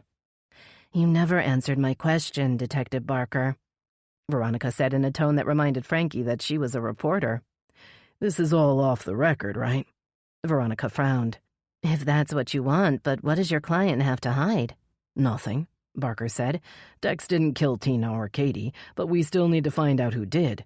And we're asking you to help us, not splash our faces on the nightly news. Will you send us the video? Nodding grimly, Veronica drained the last bit of coffee in her cup. Okay, I'll email it to you, she agreed. Whoever sent me that video wanted the people of Willow Bay to see what he had done. If we want to find out who he is, we need to figure out why he chose me, and why Willow Bay. She stood and pulled her purse over her shoulder, not looking toward Nick Sargent's table. You still have that photo of Katie in the blue dress? She asked Frankie. The one you showed me yesterday? It should still be up on Instagram, Frankie said, unless someone took it down or deactivated her account. Whose account? Nessa stood behind Veronica. Frankie noted that her red curls hadn't been combed, and her eyes were almost as puffy as his own. Sorry, but I've got to run, Veronica said, checking her watch. I should already be at the station. I can't stay either, Nessa added, watching Veronica disappear through the door before turning to Barker. You got my coffee?" "It's on the way." Barker gestured to the booth where Veronica had been sitting. "Just give me a few minutes." Hesitating, Nessa glanced around. Her eyes stopped on Nick Sargent, who appeared to be deep in conversation with the men at his table. She sank into the booth with a disgusted sigh. "Can this week get any worse?" she muttered, then looked around the table. "On second thought, don't answer that." "Okay, then how about you answer my question?" Barker said. Nessa raised her eyebrows and waited, obviously not in the mood for Barker to play games. "Do you and your detectives really think Dex Tremaine killed Katie Odell?" he asked. "Because Riley doesn't think he did." "What I think is that Riley needs to be careful." Nessa's tired eyes showed genuine alarm. "I know she's torn up in grieving, but she can't interfere with the investigation. If it looks like there's some sort of misconduct, the state or the feds will come in and take over." The server set a paper coffee cup on the table and Nessa grabbed it, immediately removing the lid and inhaling the rich aroma. "You look like you need that with everything going on," Frankie said, studying the police chief's strained face. "I bet that shit-heel Nick Sargent getting out on bail doesn't help." "Oh, it gets even better than that." Nessa rolled her eyes and stuck the lid back on the coffee. "Mark Ingram has been reinstated to the department as of today, against my protests, of course." Barker groaned. "You gotta be kidding me." He raised an eyebrow at Nessa. "Let me guess, this was Mayor Hadley's idea?"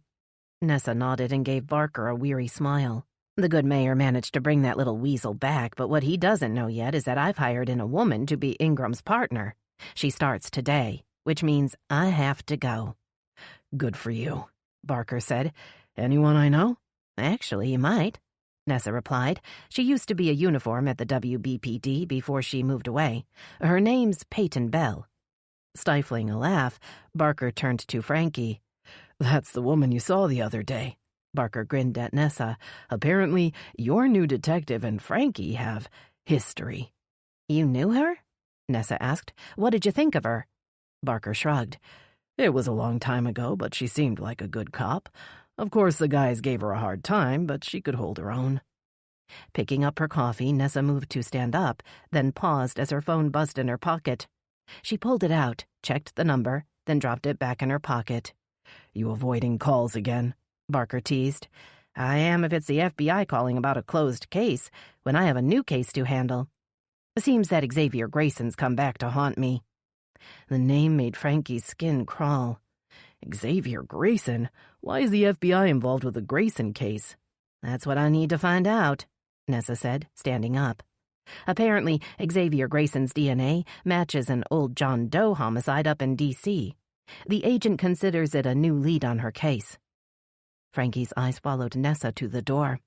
The sick feeling in his stomach grew stronger as he considered her comment about Xavier Grayson coming back from the dead.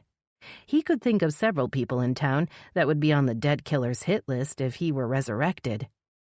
If evil spirits really could walk the earth, Xavier Grayson would definitely choose to haunt Willow Bay. He'd have plenty of scores left to settle. But Frankie didn't believe in ghosts, and he suspected if the man who killed Katie wasn't caught soon, the reality of what would happen to the town would be more frightening than anything an evil spirit might conjure. Chapter 18. Xander smiled, recalling Veronica Lee's grim face and downcast eyes as she'd left the Blue Ribbon Diner. She'd obviously been disturbed by Katie Odell's death, but was still blissfully unaware of the starring role she was about to play in the plan he was orchestrating.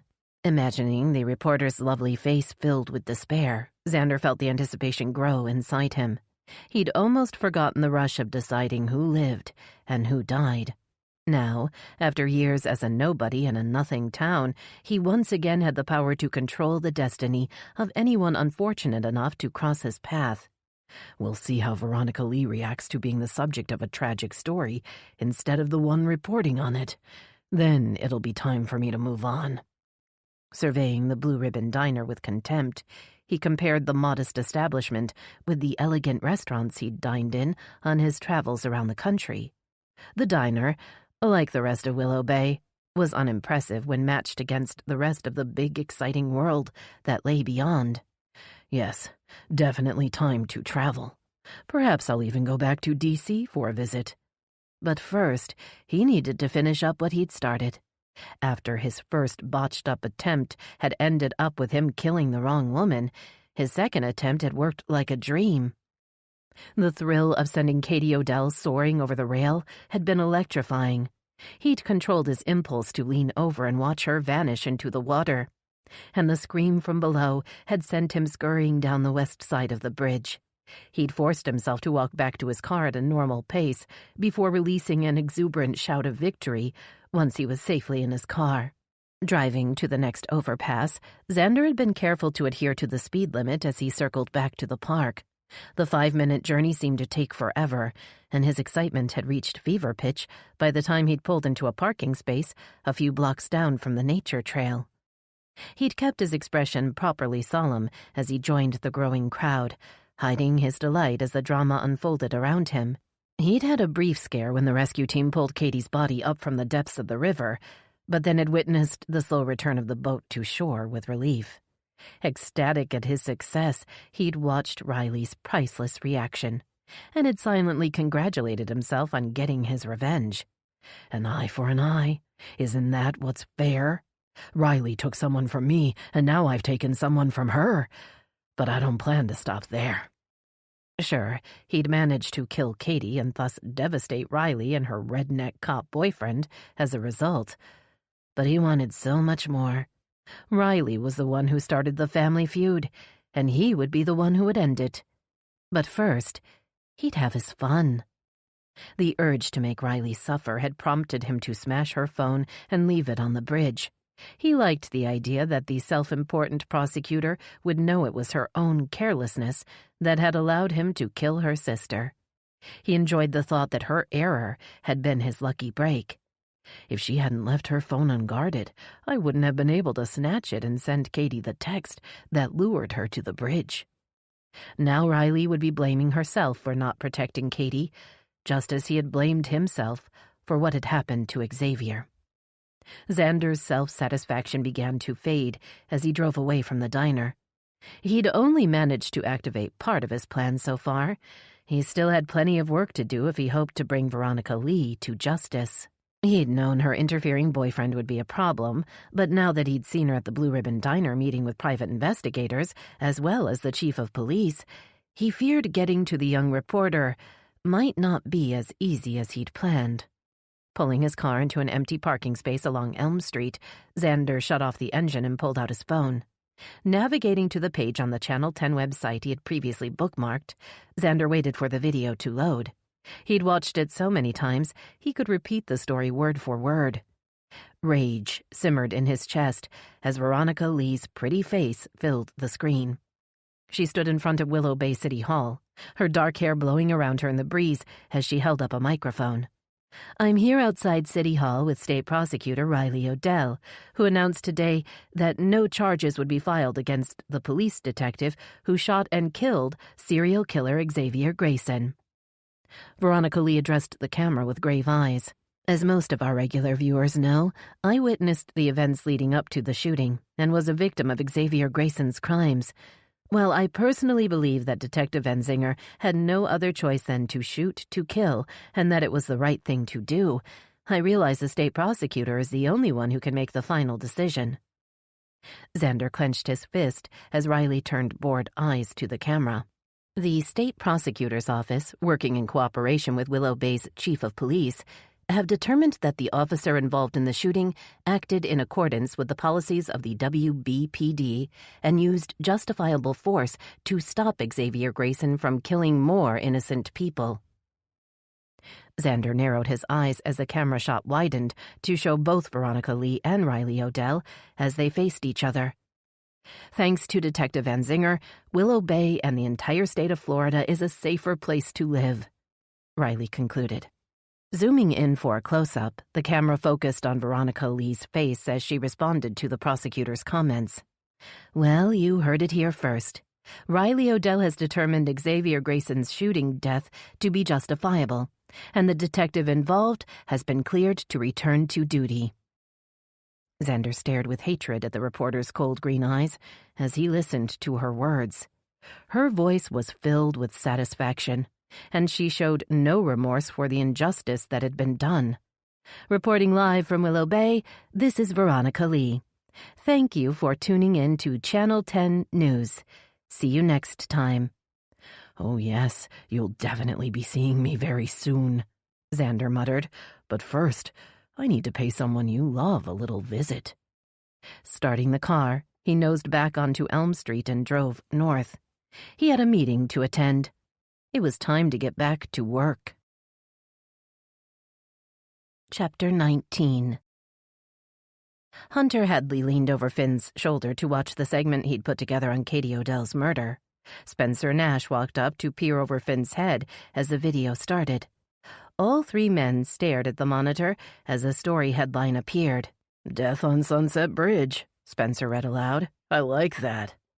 They watched the segment in rapt silence, and when it ended, Hunter dropped a paternal hand on Finn's shoulder and squeezed. "That's good work, Finn." He glanced over at Spencer. "Jack managed to get some excellent footage. He's certainly not afraid to get in and do what's needed to get the shot."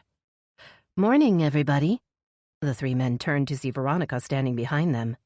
"I thought you need a break after the day you had yesterday," Hunter said, searching her face for signs of stress or fatigue. "I'm fine." Her voice tightened as she glanced at Spencer. "And I need to finish up my story on Nick Sargent." Hunter stopped himself from protesting. He'd have to wait until they were alone to express his concerns, but he was determined not to let Veronica make the same mistakes he had. Traumatic scenes often took a terrible toll on a reporter, and the emotional fallout could last for years if not dealt with properly. His own experience witnessing carnage as a correspondent in the Middle East had left Hunter with a debilitating case of PTSD that still came back to haunt him. Paws scuffling against the concrete floor announced Gracie's arrival at Veronica's side. Hunter smiled, thinking the big lab seemed eager for a scratch behind the neck. Or maybe Gracie can sense Veronica's anxiety, too. Veronica bent to stroke the soft white fur, her voice softening. "Hey there, Gracie. How are you doing, girl?" Hunter met Spencer's eyes over Veronica's head. The station manager looked as worried as Hunter felt. Jumping up from his chair, Finn faced Veronica and gestured toward the screen they'd been watching. "We've got a segment on Katie Odell's fall. We'll run it at noon. You and Jack really nailed it with your footage from the park." He sounded impressed. "Looks like it was pretty intense." "Thanks, but it was mainly Jack's work. I just tried to keep up." Hunter heard the strain in Veronica's voice, remembering how upset she'd been the evening before when he'd gone to her house to check on her. She'd put on a brave face until her mother had gone up to bed, but once they were alone, she'd dissolved into tears as he held her tight against him and whispered that everything would be okay. Of course, they both knew the words weren't true. The world was a cruel and dangerous place, especially for a reporter who routinely witnessed the brutal after effects of crime and tragedy. Nothing was ever okay for very long. "Well, it looks like Finn's got the piece on Sunset Bridge all done," Spencer said, "and I've asked Jack to work up a quick segment on Nick Sargent's bail hearing since he was there." Frowning up at Spencer, Veronica opened her mouth to protest, but the station manager lifted a well-manicured hand to stop her. "You had your chance to produce the story and it didn't work out." His voice was firm but not unkind. "It's also clear to see you're on edge, and no one here blames you. Take the day off to catch your breath so you can hit the ground running tomorrow." Irritated by Spencer's placating tone, Hunter was tempted to argue that Veronica could make up her own mind. But she didn't give him the chance. "Nick Sargent is out on bail, and you want me to sit at home doing nothing to hold him accountable?" The quiver in Veronica's voice betrayed her outrage. "Not to mention that I witnessed a woman fall from Sunset Bridge, and you want me to watch the report from my living room?" Arranging his face in a disapproving grimace, Spencer waited for Veronica to finish her outburst before responding. "See, you're obviously too emotionally exhausted to function at an optimal level today. You need to get some rest." Veronica didn't respond as a high-pitched chirp sounded in her pocket. She pulled her phone out and glanced down. Her body tensed as she read the message. "I've got to go." She was already moving toward the door. "There's trouble at the school. My mother needs me." Grabbing his bag from under his desk, Finn started after her. "I'll go with her and make sure she's okay." he called back to Hunter and Spencer. "Besides, Gracie and I need some fresh air." At the sound of her name, Gracie scurried after Finn. Once the door had shut behind the dog's white tail, Spencer turned to Hunter. "I'm worried about Veronica," he said, crossing his arms over his chest.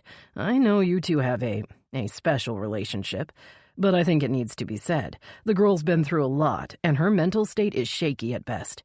She's probably in some sort of shock, and that's enough, Spencer," Hunter said, incensed by the station manager's patronizing tone. "First of all, Veronica isn't a child. She's an adult and a very competent reporter, none of which has anything to do with the relationship we have." Aware of furtive looks from the crew outside his office, Hunter inhaled deeply and forced himself to lower his voice. "We don't operate in a stress-free environment, especially not out in the field. Our reporters have to be able to show emotion without being penalized or labeled as unstable." "Agreed," Spencer said, "but we also need to recognize when someone on the team needs to take a break, which is why I asked Jack to take over the Nick Sargent story, and why I plan to send him to shoot a follow-up segment on the Sunset Bridge homicide." Hunter wanted to say more, but his phone buzzed in his pocket. "You take that," Spencer said, turning toward the door. "We'll finish this conversation later." Pulling out his phone, Hunter recognized the area code. He'd worked in D.C. for a few years before taking an assignment overseas. "Thank you for returning my call, Special Agent Day." "Thank you for reaching out, Mr. Hadley." The soft, feminine voice on the other end of the connection surprised him. He'd been waiting for a call from Special Agent Charlie Day. Based on the name, he'd expected to hear the deep rumble of an older male agent's voice. "I was hoping we'd get a chance to talk about the case you're working on," Hunter said after a slight pause. "Chief Ainsley in Willow Bay told me you're running a cold case homicide investigation, and you've uncovered some type of connection to Xavier Grayson." "Yes, that's right," the agent said, "and I'd be interested in hearing any information you have about Grayson. I understand you were there when he was killed." The woman obviously had already done her homework. "Is this a good time to begin?" he asked, "or would you like to schedule time to talk later? I could even fly up for a meeting if there's information or evidence to review." "No need for that," she said, sounding amused. "I've taken the liberty of flying down to Willow Bay. In fact, I'm at the airport now." Hunter hesitated, then laughed. "You don't waste any time, do you, Agent Day?"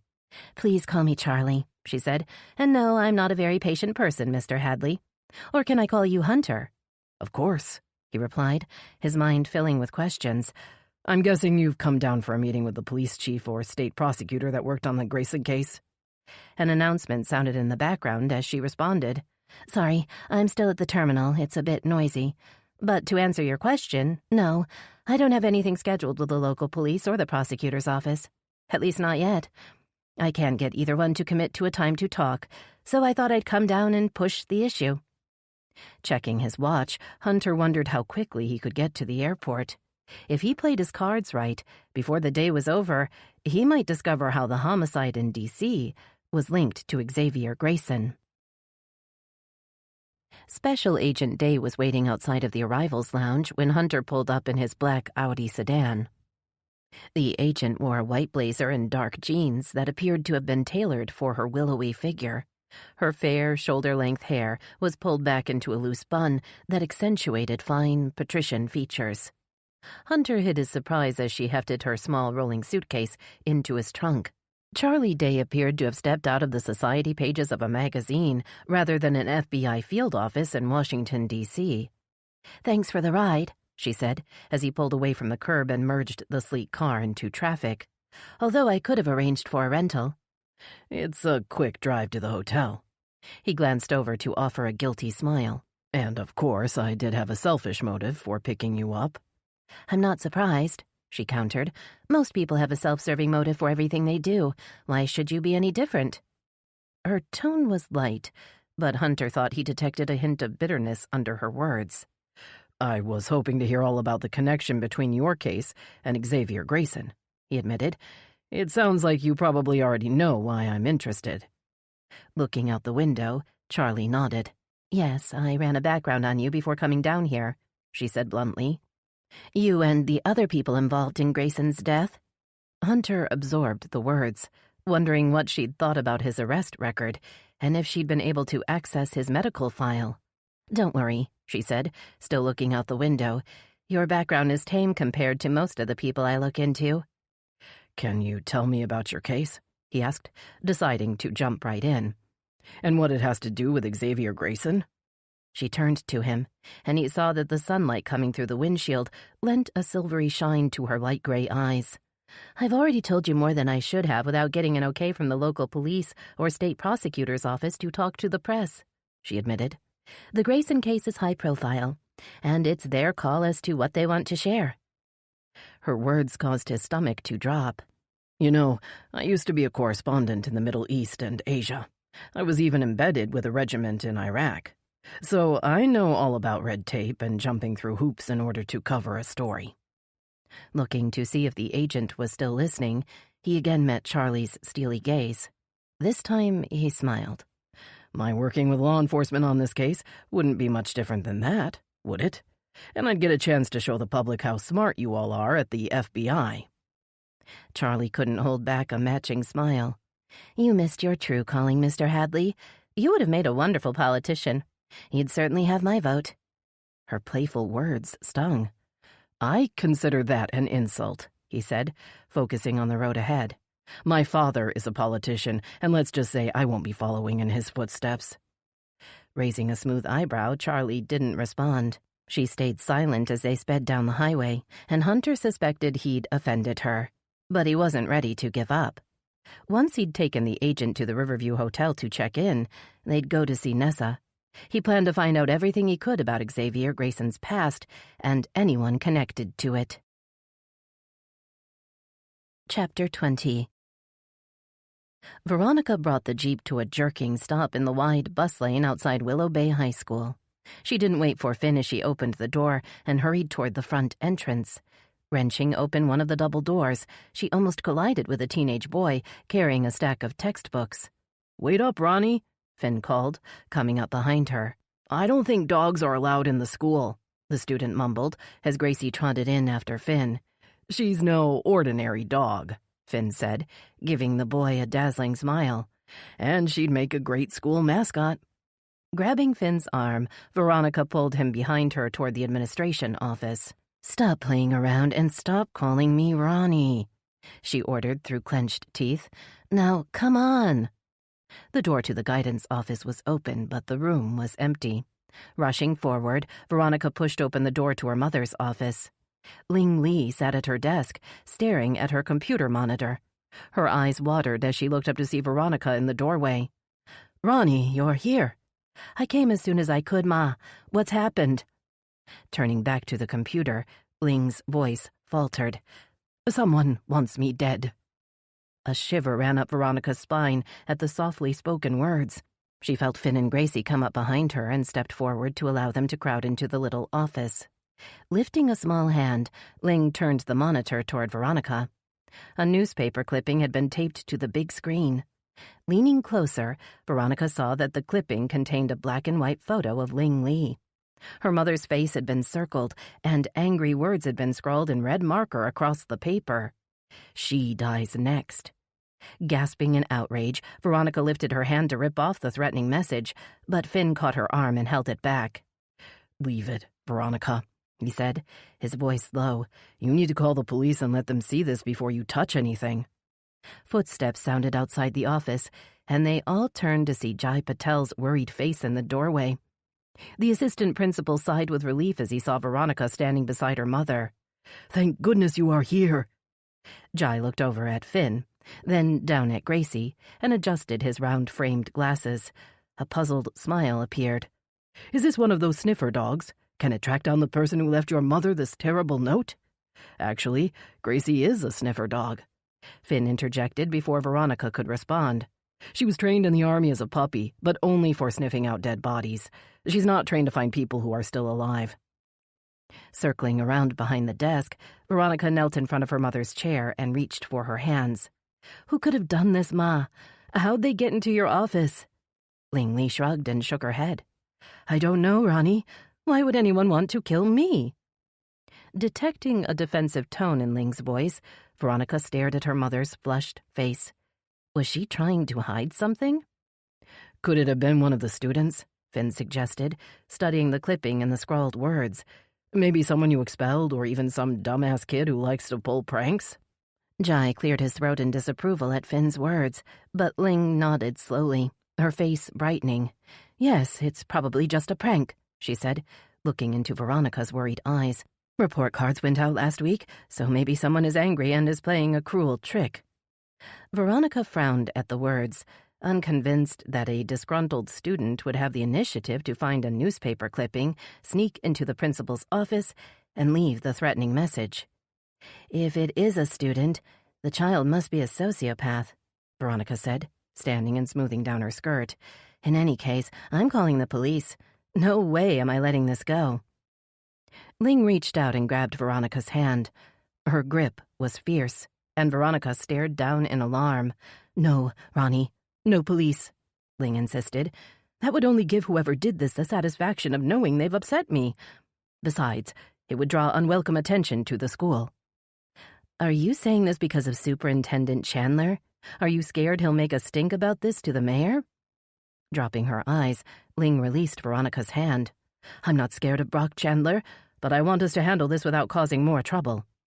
She stood and ripped the newspaper clipping off the monitor. Now I think I'm going to go home.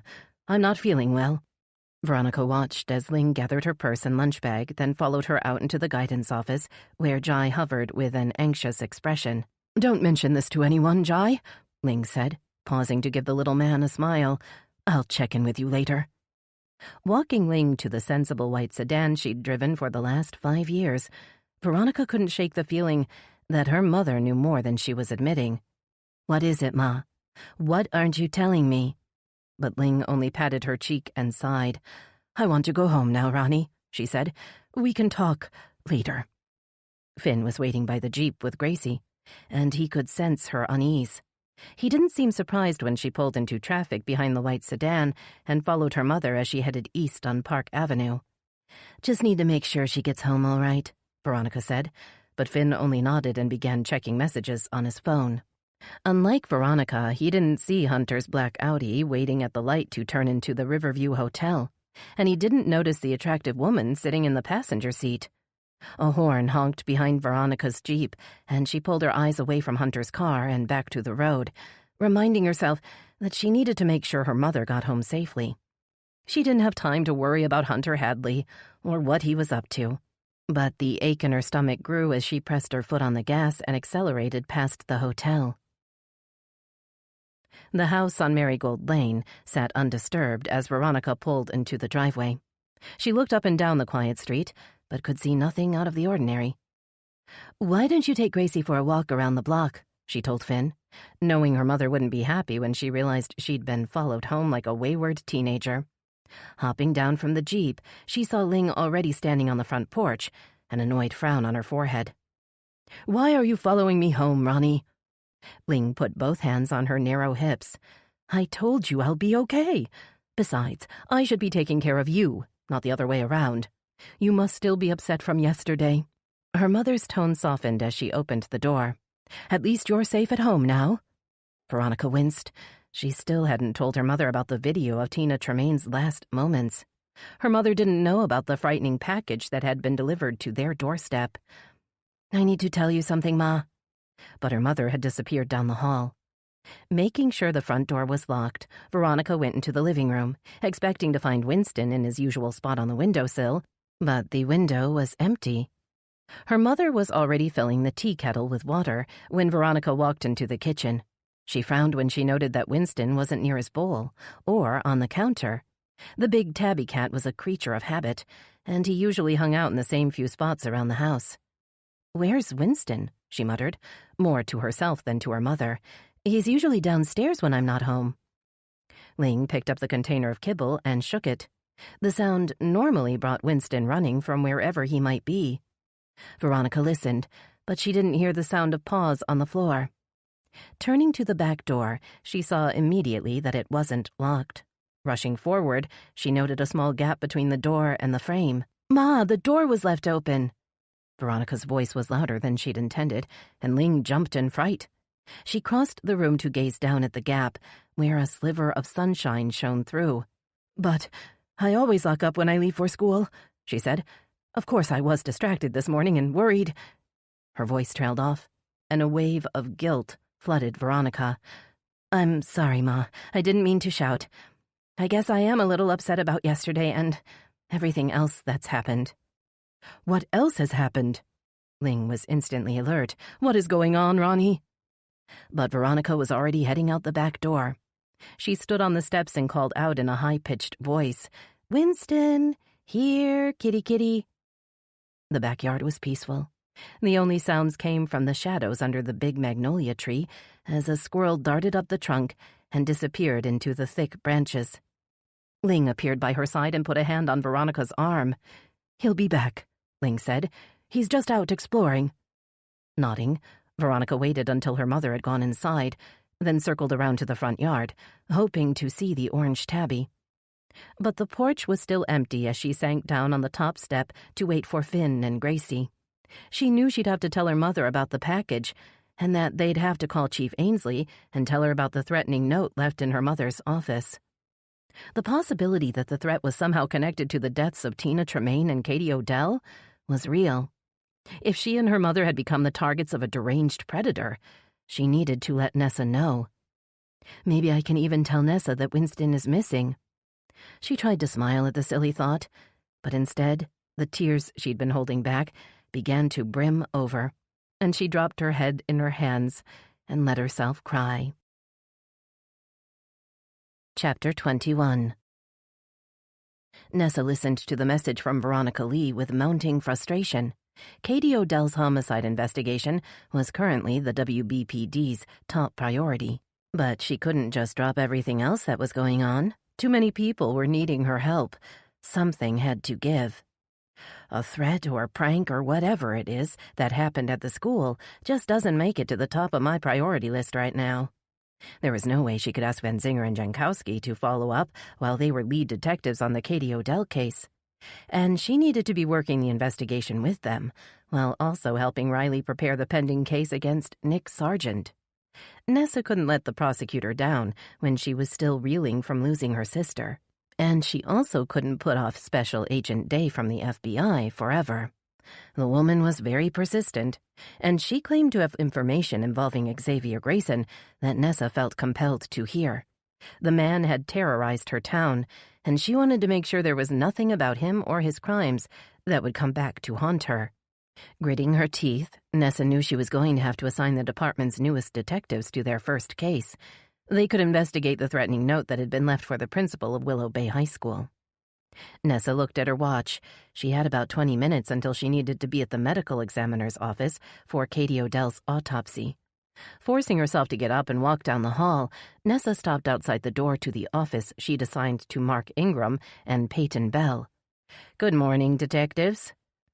Both detectives were sitting in front of their computers as Nessa appeared in the doorway. Peyton Bell stood and offered a greeting. Her Memphis Grizzlies t-shirt and the jeans she'd been wearing the last time Nessa had seen her had been replaced by a pressed blouse and slim-fitting pants. A matching jacket was draped over her chair. Ingram looked up at Nessa with wary eyes. His pale hair was styled in the close-cropped crew cut she remembered, and his narrow face was clean-shaven.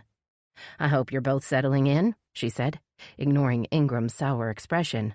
"I need you two to investigate a reported threat made against the principal at Willow Bay High School." Picking up a pen, Peyton sat down and prepared to take notes. Her amber eyes glowed with interest as she waited to hear more. "Ling Lee is the principal at the school," Nessa explained, liking the way Peyton immediately wrote down the name. "Apparently, someone left a death threat on her computer. Her daughter called and gave me the basics, but I need you two to follow up and find out what's going on." "So, this is how it's going to be?" Ingram muttered, shaking his head. "You're going to send me out to check on high school pranks? What's next? Chaperoning the prom?" Meeting his insolent gaze, Nessa stepped further into the room and pinned Ingram with a hard stare. She knew this would be the only chance she got to make a first impression on Peyton Bell. If she allowed Ingram to disrespect her, then the new detective wouldn't be able to respect her either. "You'll be assigned to whichever case needs investigation, Detective Ingram," she said, her voice laced with steel. And if chaperoning the prom is needed to keep this town safe, then that's just what you'll do. Nessa moved back to the doorway and paused, then turned to meet Peyton's wide eyes. "I'll expect your first report on my desk sometime tomorrow," she said. "I also expect you to treat this matter seriously. The death threat was left for Veronica Lee's mother, and Veronica recently received a video of a homicide that took place in Miami. We need to see if there's any possible link." Jotting down more notes, Peyton looked up with a curious frown. "Which homicide, Chief?" "A woman named Tina Tremaine was pushed off the roof of a Miami high-rise. The next day, someone delivered a video of her fall to the Lee residence." Peyton seemed to consider the information, then nodded, and scribbled a few more notes. "The Miami homicide? Is that linked to the Katie Odell homicide?" Ingram asked, still scowling. "I mean, they both fell to their deaths, right? So, looks like the killer used the same M.O. Nessa didn't like the thought of Ingram butting into the Odell investigation, but she reminded herself that whether she liked it or not, he was back on the team. "We aren't sure yet, but I'm on my way to attend Katie Odell's autopsy," she said, already feeling queasy at the thought of what lay ahead. "Hopefully, I'll know a lot more after that." Nessa recoiled as Iris Newen lifted back the white sheet that covered Katie Odell, trying to mask her horror at the grisly sight. The once beautiful model's face was discolored and swollen, and the rope around her neck had fallen away to reveal a hideous wound. "Wesley, you ready?" "Yep. The recorder's ready to go. Just tell me when." The husky forensic technician waited for her signal, then clicked on the handheld recorder as Iris began to dictate in a clear voice. "The body is that of a well-developed, well-nourished white female, measuring 69 inches and weighing 118 pounds. Overall appearance is consistent with the victim's age of 25 years. The body is cold and unembalmed." Resisting the urge to look away, Nessa tried not to imagine what Riley's reaction would be when she came to the medical examiner's office to identify her sister's body. Instead, she focused on Iris's calm, steady voice as the medical examiner worked her way down the body. "A thin rope is looped around the neck, and a ligature mark of approximately 1 inch wide encircles the neck below the mandible." Iris continued the external exam, methodically moving to the chest, torso, and then the limbs. When she examined Katie's hands, her voice rose with excitement. "Several strands of hair are wrapped around the left hand." Nessa's pulse quickened as she watched Iris use long tweezers to pull a hair from Katie's lifeless hand and place it carefully into a small container. After she'd collected several more hairs, Iris signaled to Wesley, and he stopped recording. "That's it for the external exam," Iris said, her voice grim. "It's going to get pretty messy once we open her up. She's suffered massive internal injuries, and I'm not sure you're going to want to be here for that." Nessa didn't argue, but she hesitated. "You able to figure out the cause of death yet?" Nodding, Iris stepped back from Katie's body and sighed. "I suspect her cause of death is massive pulmonary contusion caused by the fall. I believe the internal exam will confirm that." "Then she didn't die before she went into the water?" Nessa asked. "He didn't strangle her to death first?" Iris shook her head. "The ligature around her throat wasn't fatal, but it certainly was a contributing factor," she explained. "That and the multiple defensive wounds indicate the manner of death was homicide."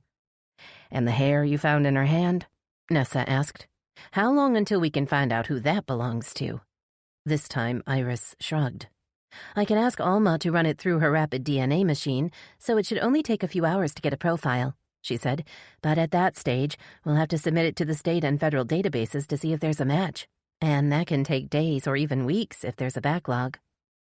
Nessa stewed on the autopsy findings as she made her way back to police headquarters, feeling a glimmer of hope. They might know who killed Katie within days. Stepping into the lobby, she heard a familiar voice. Hunter Hadley stood at the front desk.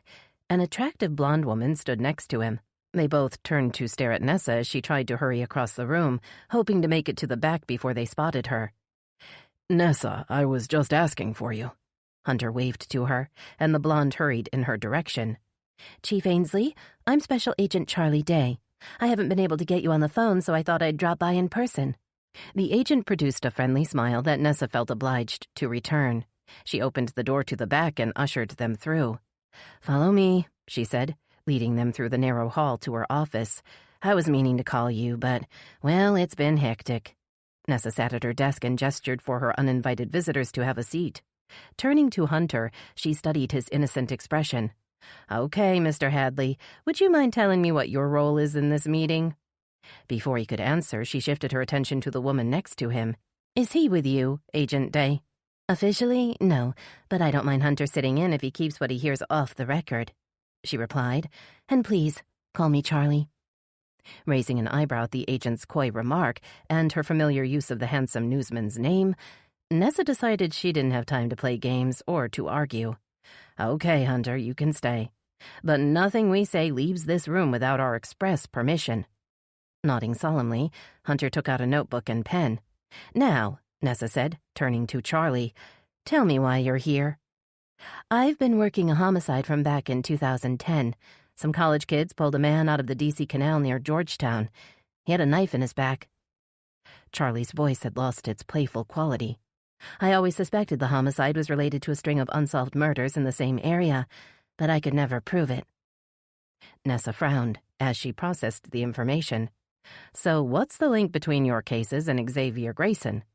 "We managed to get a DNA profile off the knife, but could never get a hit in any of the national or state databases." Producing a grim smile, Charlie met Nessa's impatient gaze. "That is, not until last week. After 10 years of running periodic searches, I finally got a hit. It seems your crime lab uploaded Grayson's DNA to CODIS after his autopsy, and bingo! Xavier Grayson's DNA matched your victim's profile?" Shaking her head at the question, Charlie leaned back in her chair. "No, the victim is still a John Doe," she admitted. "From defensive wounds on the victim, it's clear there was a struggle, and we believe the second DNA profile on the knife belongs to our killer. Grayson's DNA profile is a partial match to John Doe's killer." What do you mean by partial match? Hunter asked. Nessa nodded. She had the same question. "I mean, the DNA profile from the knife matches most, but not all, genetic markers of Xavier Grayson's DNA profile. This tells us that the DNA belongs to someone closely related to Xavier Grayson." Looking up from his notepad, Hunter frowned. "So your killer is someone in Xavier Grayson's family?" Charlie nodded. "That's why I need to know everything you've got on Grayson. If I track down this relative, I've got my killer." The words sent a shiver down Nessa's back. It appeared that Xavier Grayson hadn't been the only cold-blooded killer in his family. A terrible possibility began to take shape in her mind. Was the man Charlie had been searching for all this time still out there somewhere, carrying on Xavier Grayson's legacy of devastation and murder? Chapter 22. Riley waited until Venzinger crept out of the room before sitting up in her bed and turning on the light. She didn't want to play nice when she felt so angry and helpless. At least Venzinger had the chance to go to work and track down the man who'd killed Katie. How can I do nothing when I should be hunting down Katie's killer, too? Opening her bedroom door, Riley peeked out to see if Dex was still on the couch, but the room appeared to be empty. The only sign Dex had been there at all was an open pizza box and a few wadded-up napkins on the coffee table. The photographer had resisted her invitation to stay at her condo after the WBPD had told him not to leave the area, but had given in when the press started camping outside the Riverview Hotel, hoping for an interview with the prime suspect in Katie Odell's murder. Riley knew Dex was anxious to leave Willow Bay, but it was strangely comforting to have someone close by who had loved Katie, too. As much as Venzinger tried to comfort her, he just couldn't understand her grief and guilt. At least Dex knew what she was going through, even if there was nothing he could do to help. Crossing to the kitchen, Riley poured herself a glass of water and stared into the empty refrigerator. She hadn't gone to the store since Katie had died, and she didn't have an appetite in any case. But her stomach was protesting the lack of sustenance, and she searched through the sparse content of her cabinets and came up with a box of granola bars. Taking one out, she ripped off the wrapper and headed back to her room. When she entered the bathroom, she saw that Venzinger had left her a note. She picked up the paper and saw the cardboard box underneath it. Raising an eyebrow, she read the message. "I picked you up a replacement phone. Hope that's okay. I didn't want to go all day without talking to you. Love, Tucker." Pulling open the box, Riley stared in at the slim black phone with resentful eyes. She still hadn't found her own phone, but she hadn't really missed it. It had actually been a relief not to have to answer a million calls and talk to people who asked stupid questions that made her want to scream. How the hell do they think I am? My sister's dead and I let it happen. The screen lit up as Riley reached in and picked up the lightweight device. Van Zinger must have talked the phone store into switching her old number over. There were already missed call messages and text alerts waiting. She dropped the phone on the counter and stared into the mirror over the sink. I can't deal with that now, not on the day I have to identify Katie's body. Studying the dark circles under her puffy eyes, Riley wondered how she would possibly get through the day ahead. Iris Nguyen had performed the autopsy on Katie yesterday, and now it was Riley's turn to provide the official identification before Katie's body could be released to her family. Her family's always just been me and Mom and Dad. We're all she had, and we let her down. Too busy with work, too busy judging her to save her. Splashing cold water on her face, Riley suddenly realized why Dex had got up and left the condo without saying goodbye. He couldn't bear to see her. He isn't strong enough to go with me. Her heart squeezed in panic at the thought of facing the ordeal on her own. Maybe she should have told her parents to come to Willow Bay. Perhaps they should all be together now. But it was too late for second thoughts. She was the only one who could claim Katie's body. She looked down at the phone on the counter, and then read Van Zinger's note again, tempted to call and ask him to meet her at the medical examiner's office. A voice inside her head stopped her. Tucker never lost a sister, and he doesn't understand. I guess no one can. But the thought triggered a memory. Words that had been spoken to her just the day before. Taking the phone with her, Riley went back into the bedroom to get dressed. She needed to make a stop before she went to see her sister's body.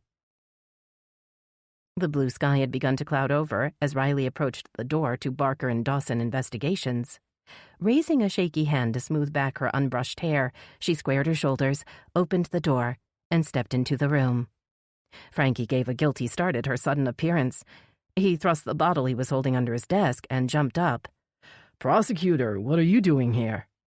Well, I'm not here to bust you for drinking on the job, Riley responded, shaking her head. But I did want to ask for a favor. Slumping back into his chair, Frankie sighed. Sure, whatever you want, he said, lifting his eyes to hers. Just don't tell Barker what you've seen here today. He'd have a shit fit. I want you to go with me to the medical examiner's office, Riley said, dropping her eyes as she spoke. I need to identify Katie today, and I don't want to go. Not on my own. The stunned look on Frankie's skinny face morphed almost immediately into one of concern. Oh, Riley, you need to go with your parents or Van Zinger or somebody. I'm not the right person to tag along. You wouldn't be tagging along, Frankie. Riley heard the plea in her voice, but didn't care. You're the only person I know that's been through what I'm going through. My parents aren't here, and if they were, I just have to act all brave and fake about it. Standing up, Frankie circled around to Riley. What about Detective Van Zinger? He asked. You two are an item, right? And I bet he's worried sick about you. He's working, Riley muttered, turning away. If you don't want to go, just say so. I understand. It was a stupid idea anyway.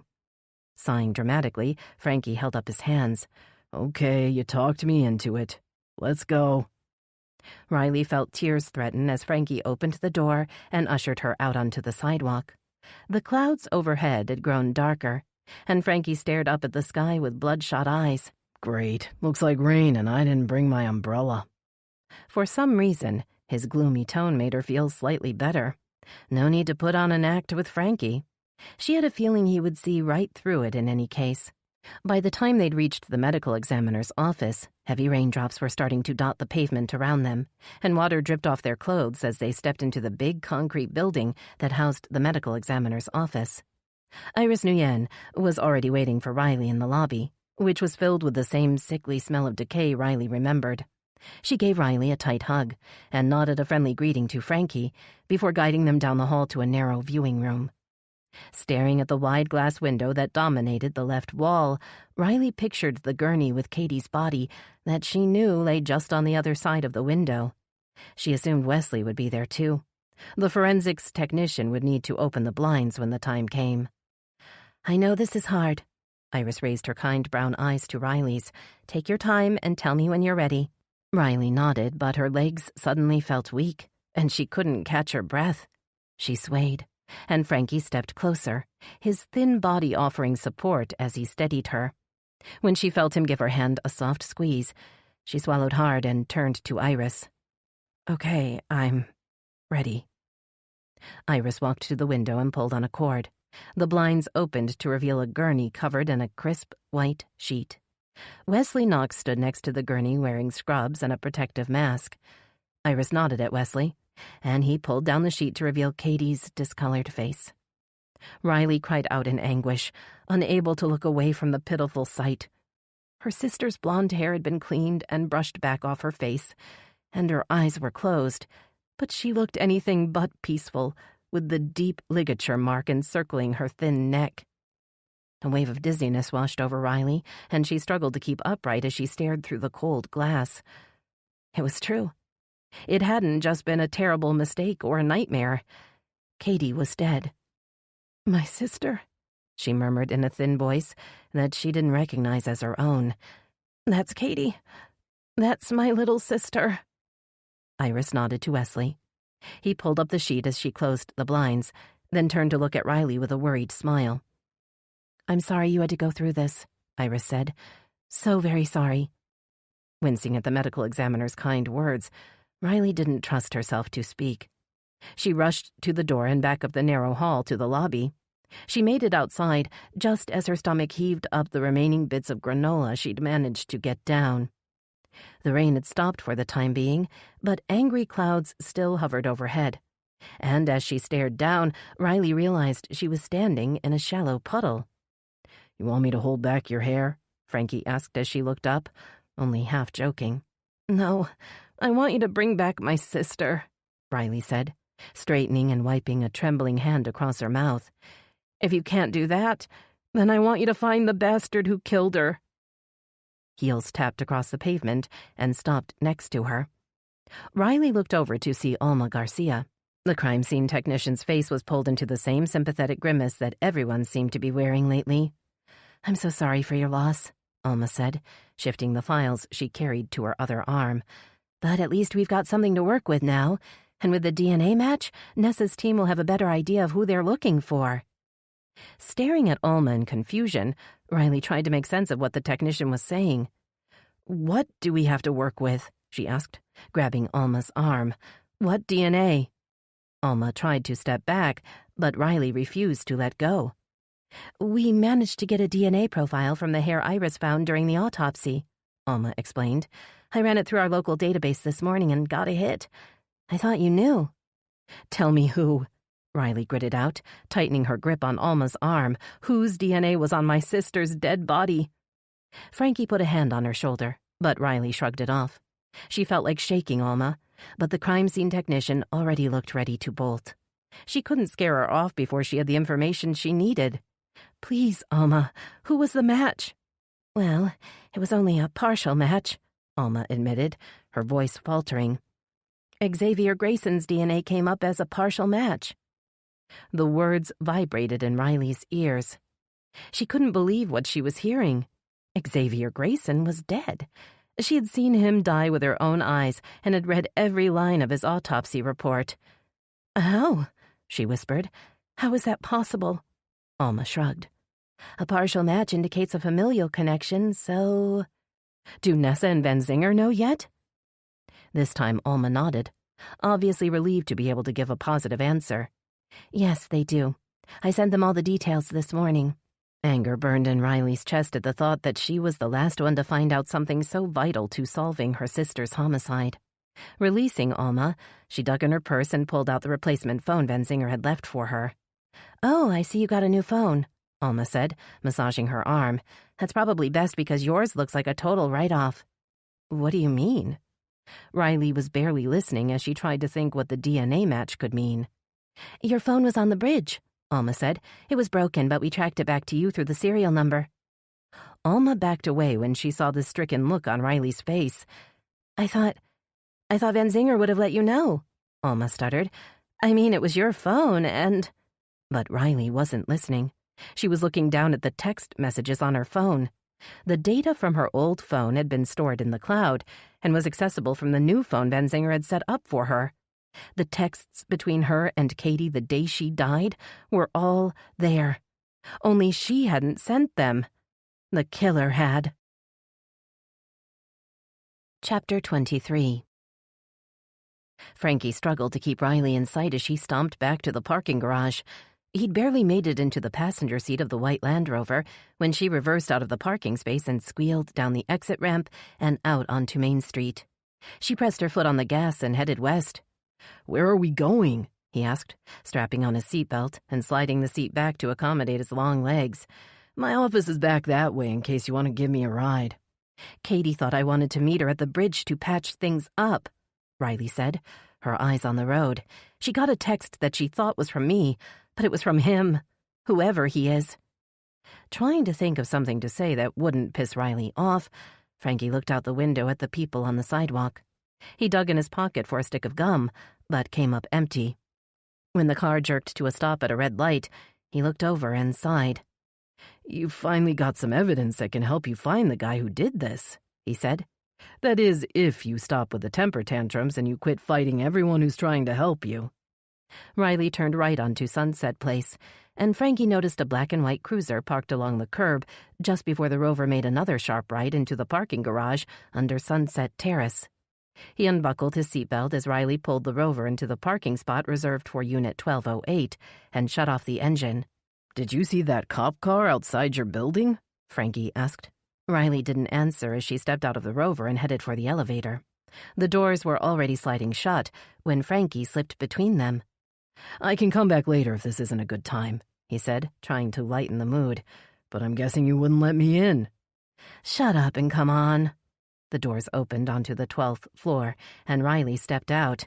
"I need to check emails and make a few calls." Hesitating at the door to her condo, Frankie was beginning to think it might not be a good idea to be alone with a grieving woman.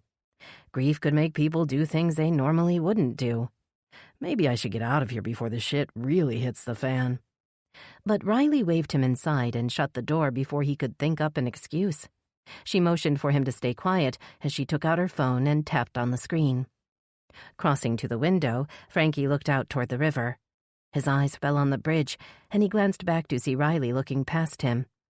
She stared at the scene of Katie's death with wounded eyes, then turned away as a voice sounded on the other end of the connection.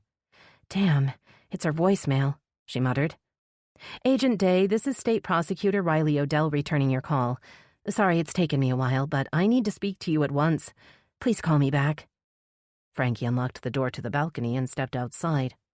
The sky had cleared, but a stiff wind still blew, lifting his shaggy hair.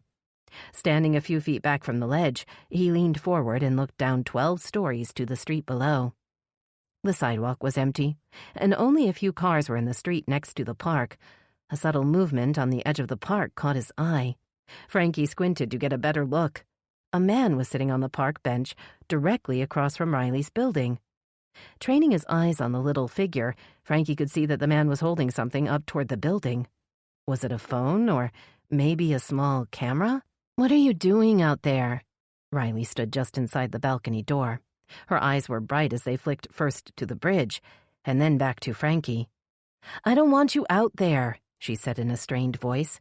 "In fact, I don't want you in my house at all. Now go." Frankie opened his mouth to speak, then closed it again. He wasn't going to argue with a woman who made her living by winning arguments. Besides, Riley had a long road ahead of her, and she might need to walk some of it alone. He understood that need better than most. After all this time, he was still making his way through the pain of his past on his own. Some days he thought he would always be alone. Closing Riley's door behind him, Frankie rode the elevator down to the lobby and walked outside. Looking around, he saw that the black and white cruiser was still parked at the curb. He glanced over at the park and saw that the bench across the street was now empty. The man with the camera was gone. "Hey, officer," he called out, approaching the cruiser. "You wouldn't be watching this building by any chance, would you?" The young officer leaned over to look out the window. "Hey, Frankie, it's me, Andy Ford." "Officer Ford?"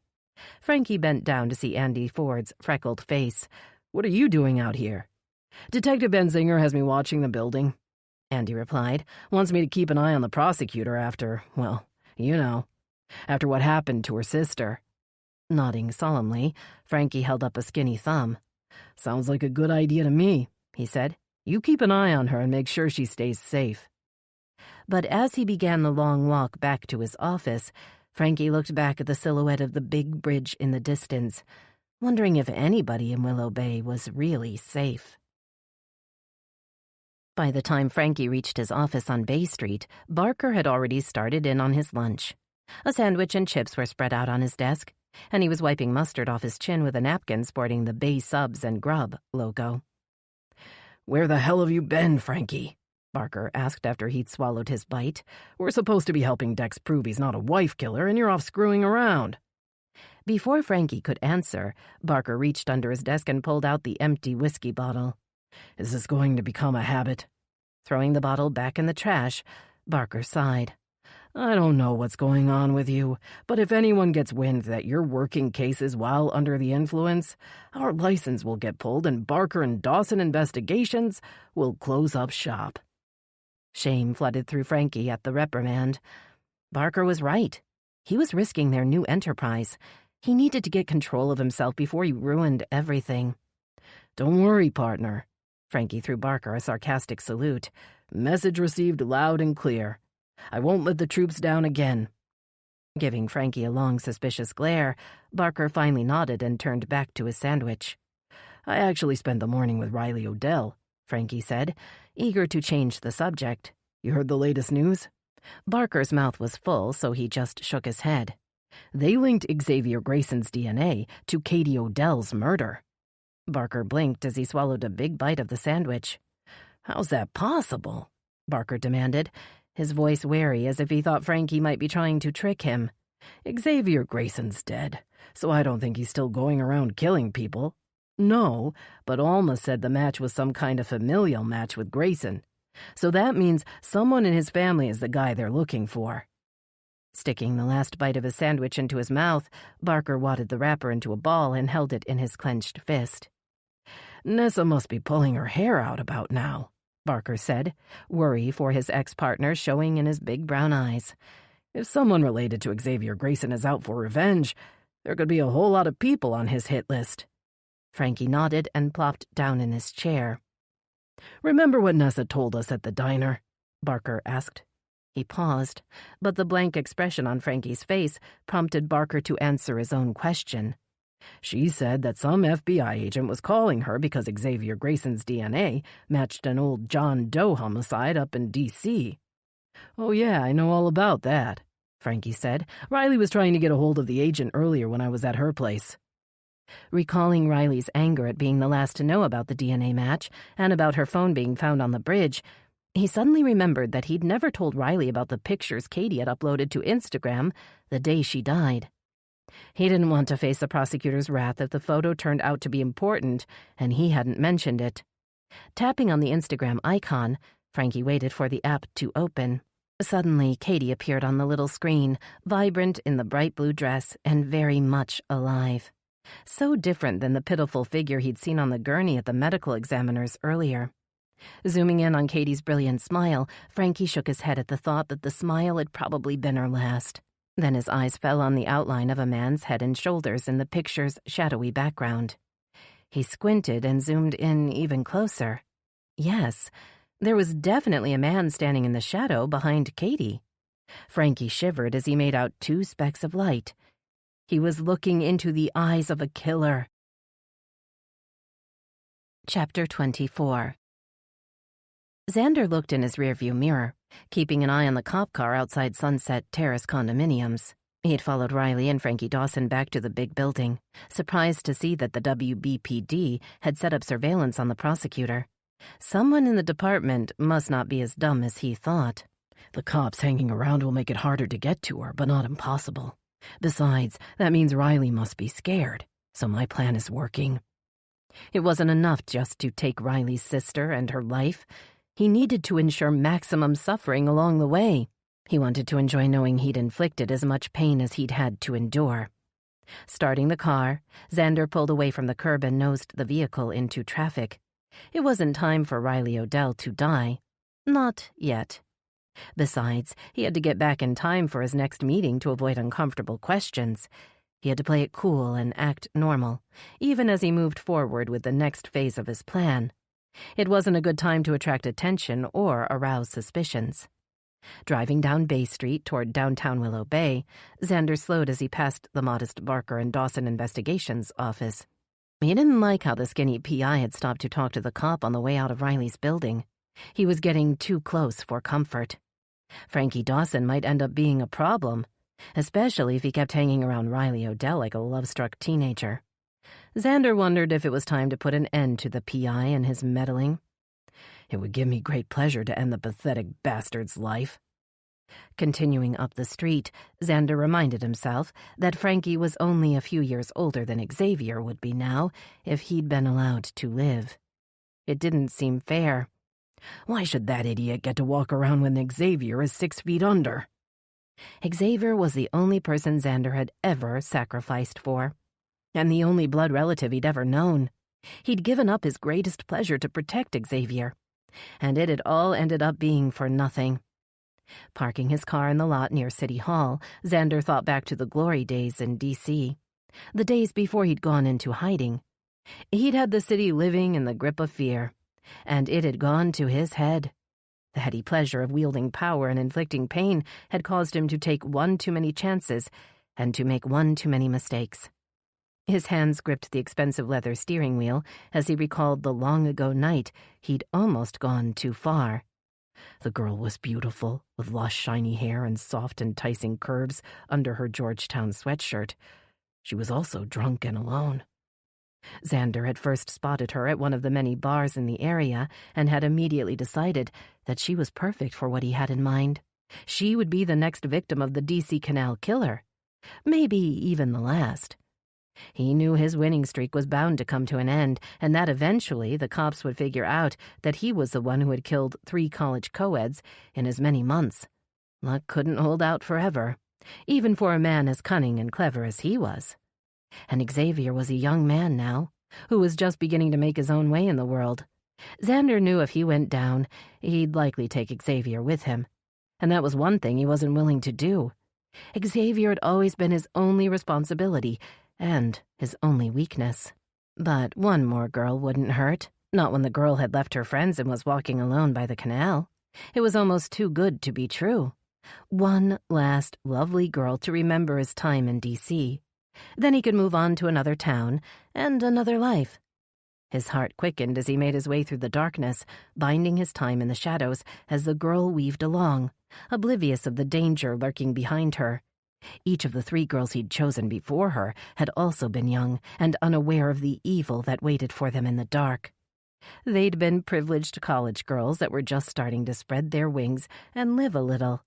Then he had decided it was their time to die. Following the girl across the old stone bridge, he had a rope around her pretty little neck before she had a chance to scream.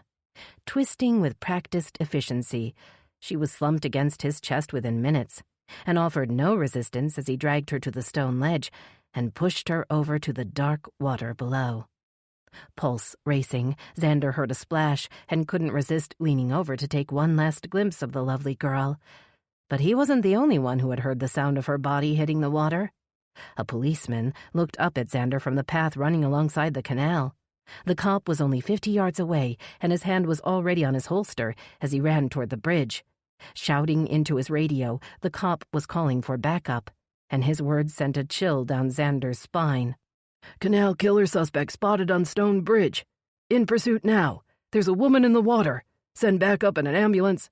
A bullet whizzed past his head as Xander started toward the opposite side. Racing down the stairs, he turned to see the cop aiming straight at him. "Stop right there or I'll shoot." Realizing the cop must have been patrolling the area in hopes of catching him, the man they'd named the D.C. Canal Killer, Xander continued to run. He knew the area like the back of his hand. If he could make it only a little further. Another shot rang out, and a blast of pain radiated through his arm. Staggering to the side, he stumbled close to the edge of the canal. Then felt his knees give way under him. He hit the water hard and sunk toward the bottom. Pushing himself forward with his one good arm, he held his breath as long as he could, then came out of the water with a gasp close to the edge. Looking behind him, he saw the cop racing back toward the spot where the girl had fallen. Moving through the dark water, Xander made his way toward the opposite side of the canal, grasping onto the rough canal wall and pulling himself up with one arm, using his legs as leverage to lift himself up and over the edge. Laying in a thick patch of grass, he gritted his teeth as the wound on his arm throbbed. Sirens sounded in the distance as Xander rolled back onto the path and forced himself to his feet. Sticking to the shadows, he slunk away into the cover of the night, knowing that his reign of DC was over. The memory of his near capture ignited a dull ache in Xander's arm where the bullet had torn off a chunk of flesh. It also brought back the fear of being captured and unmasked as the DC Canal killer. If they'd caught me, Xavier's role as my apprentice might have been revealed, and we both might have ended up in the electric chair. Not willing to let Xavier pay for his mistakes, Xander had known he'd had to get out of the game before it was too late. He'd had a good run, and it was time to move on. He'd already taught Xavier everything he'd learned along the way, and it had seemed like the right time to pass on the torch. But Riley Odell and Veronica Lee had seen to it that Xavier died before he'd gotten the chance to fulfill his destiny. Now the only legacy Xander could leave Xavier was revenge against everyone responsible for ending his life too soon. Opening his glove box to assure himself that the mask and rope were still inside, Xander decided after his meeting he would go to the school. He'd let Veronica Lee stew in her own fear long enough. Time for Veronica to say goodbye to Mommy Dearest. Chapter 25. Ling Li went to the kitchen and checked the back door as soon as she got home from school, reassured to see that it was still closed and locked, just as she'd left it that morning. Her relief was short-lived, as she remembered Winston still hadn't come home. Unlocking the door, she pulled it open and looked out on the back porch, hoping to see the big cat curled up on the top step. Winston had become a vital part of their little family over the last few months, and while Ling had never considered herself a cat person, the thought of losing the orange tabby told her she'd been wrong. "Winston!" Her voice pierced the silent afternoon, and she felt a shiver of unease as the only answer to her call was a rustling of leaves from under the big magnolia tree that dominated the backyard. The overcast sky lent a gloomy feel to the day, and Ling was tempted to shut the door and lock it safely behind her. But she needed to get back to school in time for the PTA meeting that evening, and she didn't want Veronica to come home to an empty house. Ling worried that her daughter was already dealing with too much anxiety to have to worry about finding Winston, too. Stepping onto the porch, Ling again heard a faint sound in the shadows under the big tree. The same branches that provided a refuge of perfumed shade in the summer months now seemed darkly ominous. The sudden crunch of leaves started Ling's heart pounding, and she hurried back inside, her nerves on edge. After the events of the previous day, Ling had been tempted to call in sick from work for the first time in years, but had ultimately decided against it. She couldn't let whoever left her the threatening note have the satisfaction of knowing they'd gotten to her. If it's just one of the students, it's best not to react to their pranks. But as she walked upstairs to her bedroom, Ling had the uneasy feeling that whoever had left her the note wasn't a student, and that eventually they would be back to act out on their threat. Personal experience had taught her that there were evil people in the world who walked around in the disguise of an average next-door neighbor, or a harmless co-worker, or a loving husband. Ling's own brief marriage to Veronica's father had convinced her not to take anyone at face value. At first, she had been fooled by the all-American man who swept her off her feet after she'd arrived in the U.S. to attend graduate school. She never imagined that the handsome man who seemed too perfect to be true was living a lie. And he'd been so good at deceit. He'd gained her trust and used her in the most hideous way. Shuddering at the memory of his violent reaction when she'd uncovered his web of lies, Ling crossed the room to her bedside table and pulled open her drawer. The Glock lay nestled inside, its shiny black surface giving her an instant sense of calm. Lifting the gun out of the drawer, Ling held it tightly, liking the heavy weight of it in her hand. The gun made the memories and the fear easier to handle. Learning how to use the weapon had been the only way Ling had been able to feel safe again after she'd escaped Veronica's father to start a new life in Willow Bay. But her husband's threat to kill her and Veronica if she left him still echoed in Ling's dreams. He'd vowed he wouldn't rest until they were both dead and buried, and she had believed him. Since the day she'd left, Ling had been terrified that someday he would find her and Veronica, and she'd tried to prepare them both for that day. Together, they had gone to the gun range and learned how to shoot, and Ling had warned her daughter over and over about not trusting strangers. Recently, Ling had even started going to therapy, trying to find peace with the past, but she still couldn't bring herself to tell Veronica the whole story. How can you explain pure evil to a girl who is so full of light? She looked down into the drawer and saw the letter she'd written to Veronica. The whole terrible story was included in the letter, and Ling had offered Veronica the chance to read it if she wanted to learn the terrible truth about her father. So far, Veronica had let the past stay hidden.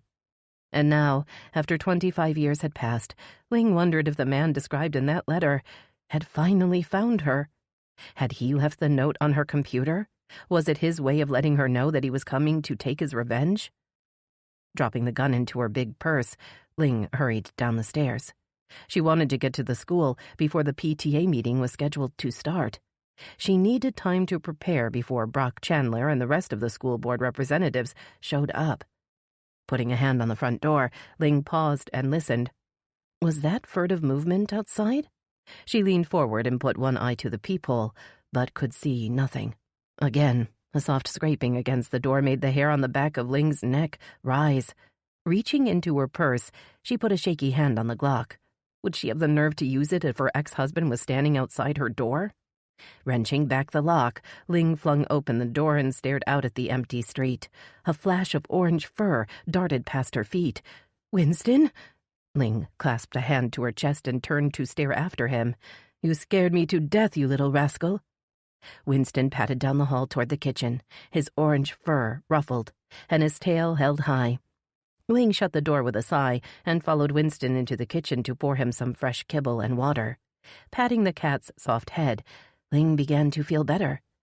Maybe she was overreacting to the recent events in town. Even so, she checked the locks on the front and back door one last time, before getting into her white sedan and heading toward the school. Jai Patel's green Toyota was the only other car in the teacher's lot when Ling arrived. Pulling into the spot reserved for the school principal, Ling felt the same warm sense of pride she felt on the first day she'd started working at the school as a substitute teacher.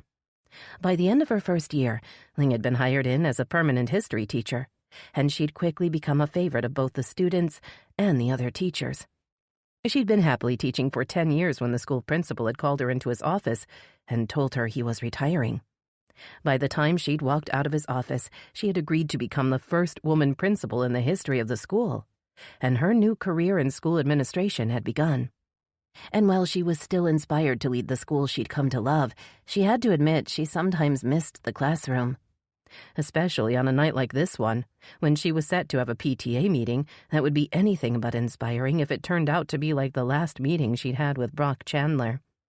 The newly hired superintendent had been insufferable since he'd started in his new role, and Ling figured this meeting would give him yet another opportunity to flaunt his authority. But as much as he annoyed her, she thought she knew the underlying cause of his confrontational behavior and was determined not to react. Jai Patel had heard from a friend on the school board that they had been split on their decision of who should be offered the superintendent job, and that Ling Li had been a close contender for the role. Ling imagined Brock Chandler must have heard the same information. Surveying the empty campus with a wary eye, Ling pushed back a sense of foreboding. As she stepped out of her car and crossed the asphalt, she scolded herself for not asking the school's liaison officer to attend the PTA meeting. She should have ensured someone would be available to guard the campus against unwanted intruders. The feeling that something wasn't right grew stronger as Ling approached the front door and found it slightly ajar. Had Jai left it open in case one of the attendees showed up early? But the assistant principal was nowhere in sight, and there were no welcoming lights to greet Ling as she entered the building. Spooked by the echo of her own footsteps in the empty hall, Ling hurried toward the administration office. The door was closed when she reached the guidance office, but she could see something on the floor as she looked through the glass pane. Trying the doorknob, she was surprised to find it locked.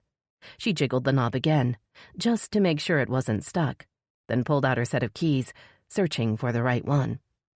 Inserting the big silver key in the lock, Ling pulled the door open, then hesitated as she heard a noise. Had it been movement from within? Peering into the dimly lit room, she could see a small body crumpled on the floor. "Jai!" The assistant principal didn't react to Ling's hoarse cry.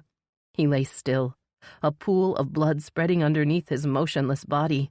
Before Ling could rush forward, a sound from behind the closed door of the principal's office stopped her.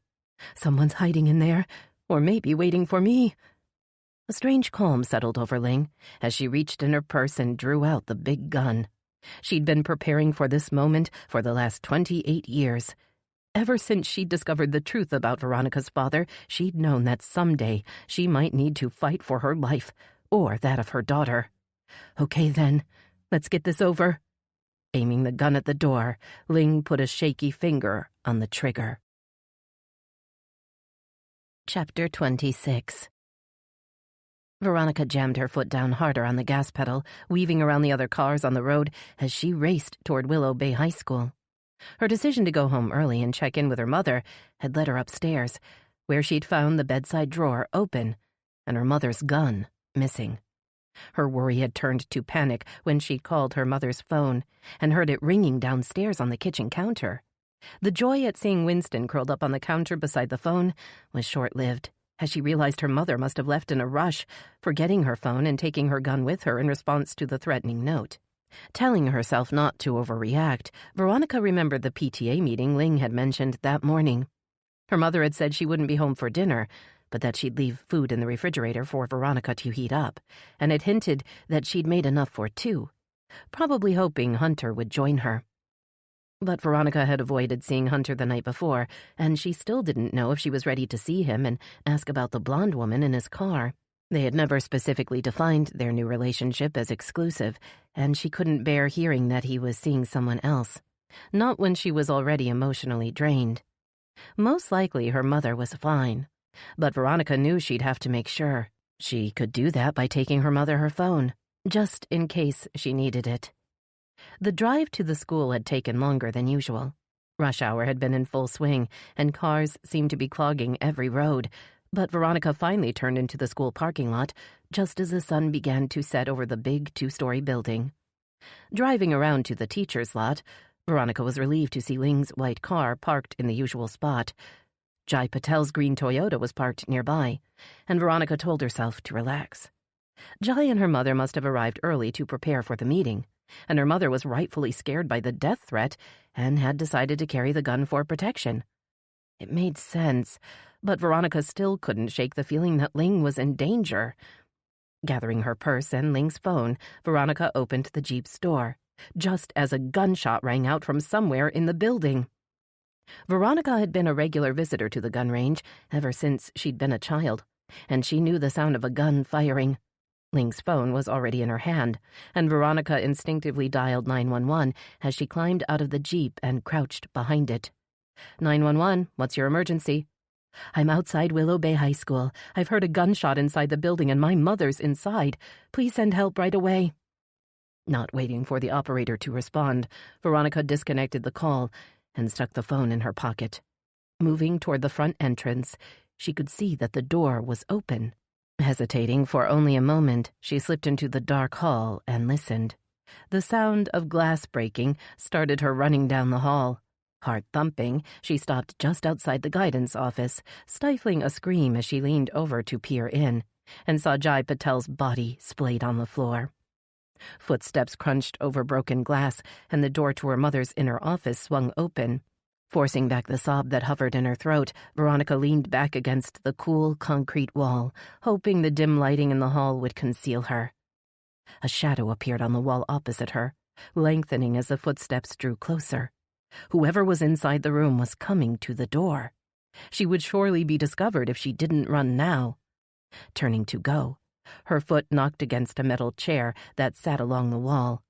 The shadowy figure stepped out into the hall, and Veronica screamed as she stared into the barrel of a gun. "Ronnie!" Ling's terrified whisper released Veronica from her state of shock. She reached out with a numb hand and pushed the gun to the side, searching Ling's wide, frightened eyes. "He hurt Jai." Ling's voice was thick with panic as she motioned back to the assistant principal. "He wanted to hurt me, too." "The gunshot? Was that you?"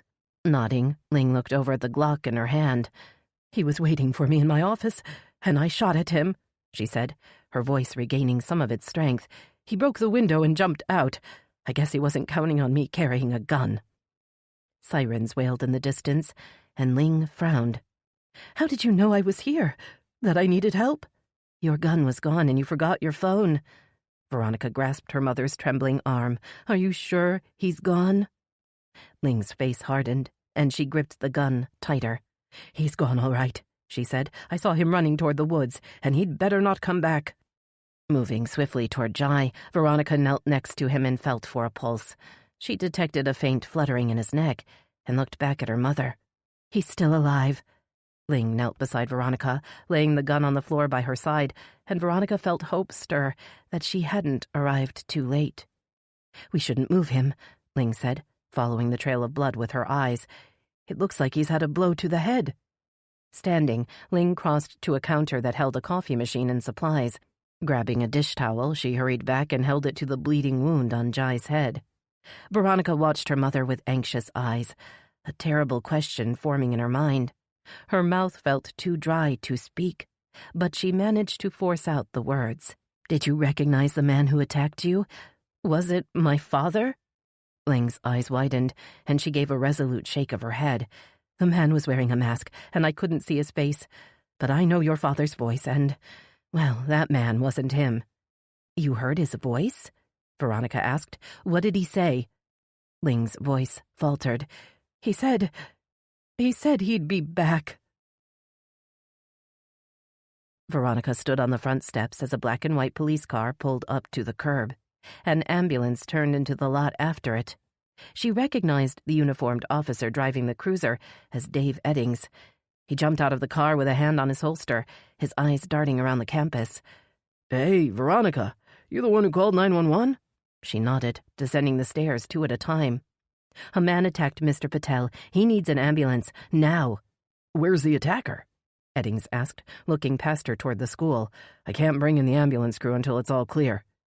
Lifting an impatient hand to point toward the woods beyond the school, Veronica tried to control her frustration. "The man broke through a window after my mother shot at him. He ran out toward the woods. Now, please, Mr. Patel needs help." Frowning, Officer Eddings held up a hand. "Whoa there, Veronica. You're saying Principal Lee's in there with a gun? And that she shot at someone?"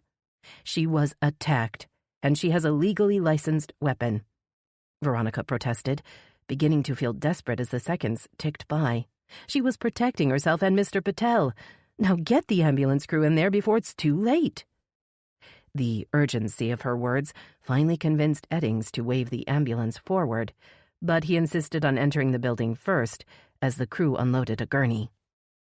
Only after his partner had confiscated Ling's gun did he allow the crew to rush forward to work on Jai. "Excuse me, Principal Lee," Eddings said, as they stood in the hall watching the paramedics load Jai onto the stretcher. "You see the man who did this? Did you get a description? Or see where he went?" "No, he wore a mask." Ling's voice was strained but steady. "He broke the window in my office and ran toward the woods beyond the student parking lot. I'm sorry I can't give you a description." Nodding, Eddings bit his lip and rubbed his clean-shaven chin. "I better call this in and get the crime scene unit out here right away. And I'm guessing the chief will assign this to someone in the major crimes unit to investigate." Veronica looked up at his mention of Nessa Ainsley. "Yes, call Chief Ainsley," she said, suddenly remembering her last conversation with the police chief. "I filed a report with her yesterday about a death threat my mother had received, and she said a detective would be in touch, but I haven't heard anything yet." "Someone made a death threat against Principal Lee?" Eddings had gone to school at Willow Bay High like most people in town, and he was obviously surprised that anyone would want to harm the popular principal. As the young police officer returned to his car to call his request into the station, Veronica stared out into the woods, wondering if the man who had attacked her mother was still out there, and if he really would be back. Chapter 27.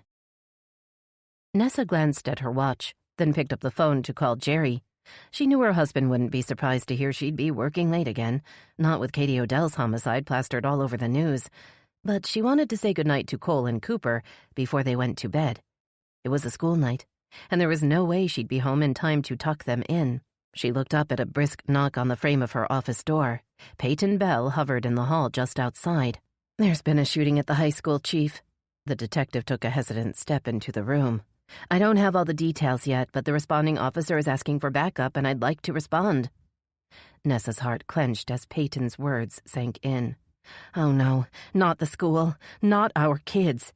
Jumping up from her desk, Nessa stuck her phone in her pocket and grabbed the keys to her charger.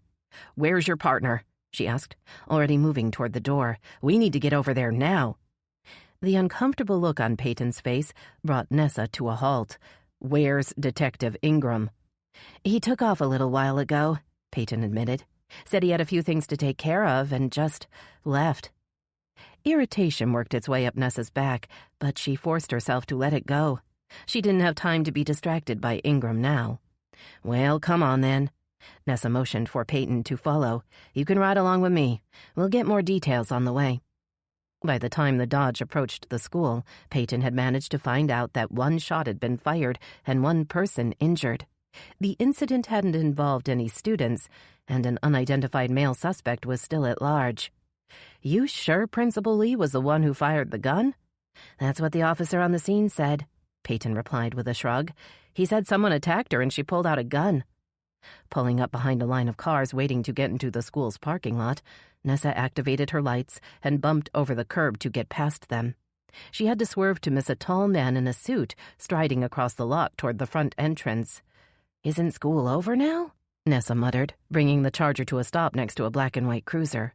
"What are all these people doing here at this time of day?" "There's a PTA meeting tonight," Peyton answered, surveying the scene. "At least that's what the sign back there said, so I'm guessing these are all parents and teachers here for the meeting." Nessa cringed as she imagined parents and teachers crowding into the active crime scene. Spotting Dave Eddings standing by the door, she climbed out of the Charger and headed toward him, relieved to see that he was turning away anyone who tried to enter the school. "I've set up a perimeter, Chief, and—" His words were cut short as the front doors swung open and an ambulance crew rolled out a gurney. A man lay motionless under a white sheet. The oxygen mask on his face assured Nessa he was alive. Veronica Lee appeared as the gurney was hoisted into the ambulance, her face a pale mask of concern. "Can my mother ride with him?" she asked one of the paramedics. "She doesn't want him to be alone if he wakes up." Eddings stepped forward and shook his head. "Sorry, Veronica, but your mother needs to stay here and give us a full statement. She's the only witness we have." "She's already told you everything she knows, Dave," Veronica protested. "And she doesn't want Mr. Patel to be on his own, not until she's sure he'll be okay." Before Nessa could intervene, she heard raised voices and turned to see Peyton arguing with the tall man they'd almost run over in the parking lot. Nessa recognized the man as Brock Chandler, one of Mayor Hadley's pompous friends. "No one is allowed inside the school," Peyton insisted. "This is an active crime scene and we need you to step back." "I'm Superintendent Chandler, and this school is under my jurisdiction," the man fumed, turning to Officer Eddings with an exasperated huff. "Dave, please tell this woman to let me pass." "No need to get involved, Officer Eddings." Peyton kept her eyes on Chandler. "I've got the situation under control." Raising her eyebrows, she pointed toward the parking lot. "Now, unless you have information about the crime you'd like to share, I need to ask you to proceed back to your car, Superintendent." Nessa observed Chandler's outraged glare, watching as he spun on his heel and marched back toward his car. Once he was out of earshot, she moved forward to stand next to Veronica. "You mind telling me what's going on?" she asked. "I hear there's a shooting at the school, and I arrived to find out the principal's the one who's done the shooting." "I should be the one asking you what's going on," Veronica countered, her eyes accusatory. "I asked you to investigate a threat made against my mother, and nothing's been done. She ended up having to protect herself, and now you're confused?" Looking past Veronica, Nessa met Peyton's wide amber eyes. "Detective Bell," Did you and Ingram follow up on the case I assigned to you yesterday?" Peyton ran a nervous hand through her short hair, causing a few dark strands to stand on end. Opening her mouth as if to explain, she quickly closed it again and shook her head, looking miserable. Nessa stared at the new detective for a long beat. She thought she knew what was going on. Most likely, Ingram had resisted following up on a case he thought was beneath him, and Peyton was trying to stick to the unspoken no-snitch rule most departments followed. Making a mental note to have a long talk with Peyton Bell very soon, Nessa turned back to Veronica. "Looks like I dropped the ball," she admitted. "I should have followed up. Should have known they weren't working the case yet." She gestured to Peyton, whose cheeks had flushed a bright pink. "Veronica Lee, I'd like to introduce you to Detective Peyton Bell. She's going to run lead on this investigation. She'll find out who broke into the school and attacked your mother and Mr. Patel." "I hope she finds him soon, Chief Ainsley." Ling Lee walked toward them, her hands and the knees of her pants stained with blood. Nessa tried to hide her shock at the older woman's appearance. "The man who broke into my office wants me dead," Ling said, her voice quiet. "He told me he'll be back and I believe him." "Principal Lee, do you have any idea who this man could be?" Shaking her head, Ling looked over at Peyton with a sad smile. "I wish I could give you some idea of where to start looking, young lady, but I don't know who would want me dead, or why." "Veronica!" A man stood behind the police tape holding a camera. He waved at the young reporter and called out again. "What's happened here? Is there anything I can do to help?" "Jack, how did you—" The man ducked under the tape and hurried forward, lugging his camera and a large rucksack with him. Nessa knew he worked on one of the news channels. "I heard about a shooting on the police scanner, and I thought I'd come over and see if I could get some footage." Dave Eddings appeared behind the man and dropped a hand on his shoulder. "Press area is being set up over there, Mr. Carson, as I told you." "Sure, I was just checking on my co-worker here." Waiting for the man to retreat back behind the tape, Nessa figured it would only be a matter of time before the rest of the reporters arrived. Between Katie Odell's murder, Nick Sargent's bail hearing, and now a school shooting, it had proven to be a big news week. She looked toward the woods, wondering if the would-be killer was still lurking among the trees, or if he was already miles away. Or maybe he's right here in the crowd, hoping to blend into the scenery, wanting to see the pain and fear he's caused firsthand. Her phone buzzed in her pocket and she dug it out, thinking it must be Jerry calling to see where she was and if she was all right. But the call wasn't from her husband. Nessa stared at Riley Odell's number, the pressure mounting in her chest. The prosecutor would want to know what had been done to find her sister's killer. With a heavy heart, Nessa sent the call to voicemail and went into the school to survey the scene. Chapter 28. Sunset Bridge taunted Riley as she stared out the window and listened to the automated message that told her Nessa Ainsley wasn't available. Thumbing the screen to end the connection, she dropped the phone on the table and let her brooding thoughts return to Katie. "I can't just wait here and do nothing, not while the man who killed my little sister is still out there walking free." Tortured by the memory of Katie's face under the harsh light of the autopsy suite, Riley squeezed her eyes shut, trying to push away the pitiful image. The time for mourning would come later. Now was the time to find the man who had taken her sister's life and bring him to justice. It was the only way she would be able to survive the guilt, the only way she knew to make it through the unbearable loss. The metallic click of the deadbolt sounded behind her, announcing Dex Tremaine's return. Riley had given him the spare key to the condo so he could come and go as needed. "I've retained a lawyer, supposedly one of the best in town." Riley didn't look around. "Where were you when Katie fell off that bridge?" Her voice was dangerously calm. "I went to buy cigarettes," Dex said, after a surprised pause. "And I stopped to have a smoke on a bench. I didn't know—" She didn't let him finish. "And where were you when she was laying in the fucking morgue?" "I'm sorry," Dex stammered. "I just couldn't see her that way. I loved her too much to—" "Then why didn't you protect her? Where were you?" She swung around to face him, but the anguish etched in his face drained away her rage, leaving behind only pity and despair. Twisting back toward the window, she studied her own reflection, asking herself the same question she'd yelled at Dex. Why didn't you protect her? Where were you? When an answer didn't come, she drew in a ragged breath. I identified her body. She spoke as she collected her purse and keys. They'll release her body soon. We'll have to make plans. Unable to continue, she moved to the door, making it out to the hall before the tears came again. Drying her eyes in the elevator, she thought about Van Zinger, wondering why he hadn't told her about the DNA match or about her phone being found on the bridge. She knew he loved her, and that his instinct would be to protect her from the truth. But if he really understood her, he would know that being kept in the dark would be the last thing she'd want. He's treating me like a traumatized victim that can't handle the truth. Once on the ground floor, Riley saw Andy Ford standing beside his cruiser, talking into his radio in an animated voice. She waited until he had his back turned, then hurried around the corner and began walking quickly toward downtown. She didn't need a babysitter, and a long walk would clear her head. Riley was surprised to find herself standing outside the door to Barker and Dawson Investigations. She'd promised herself she wouldn't bother Frankie again after she'd kicked him out of her condo. Then he'd sent her a message saying he had something he needed to show her, and there she was, once again on his doorstep. Hesitating with her hand on the doorknob, Riley wondered if spilling her guts to Frankie was becoming a habit. He was one of the only people she could talk to who wouldn't judge her or pity her. You coming in or going out?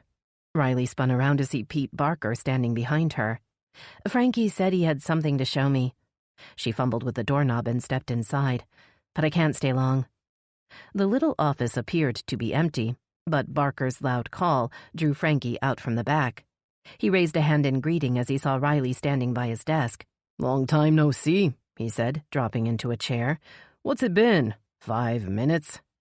5 minutes is all I can spare for you, she replied, crossing her arms across her chest. Now, what was it you wanted to show me? Frankie's cocky attitude wilted as he took out his phone and began tapping on the screen. He held it up toward Riley with a grimace. I'm sorry, but... Well, I thought you'd want to see this. Katie took it the day she was on the bridge and posted it to Instagram. Leaning forward, Riley stared at the photo of Katie on Frankie's phone. The blue dress matched the color of her sister's eyes, and Riley had to blink back the sudden prickle of tears. If you zoom in, you can see a shape behind her. She watched as Frankie slid his fingers over the screen, bringing the shadowy figure in the background into focus. Riley gasped as she made out the outline of a man crouched behind Katie. That's him, she whispered, unable to tear her eyes away from the screen. That's the man who killed my sister. And he's probably also the man who's related to Xavier Grayson, Barker added, as he stared over her shoulder. If you believe the FBI agent that's been calling Nessa. The idea that Xavier Grayson had somehow come back to Willow Bay to kill Katie was too much to take in. How could such a hideous coincidence be possible? Unless it wasn't a coincidence. Do you think Katie was targeted because of me? Riley's voice cracked on the words.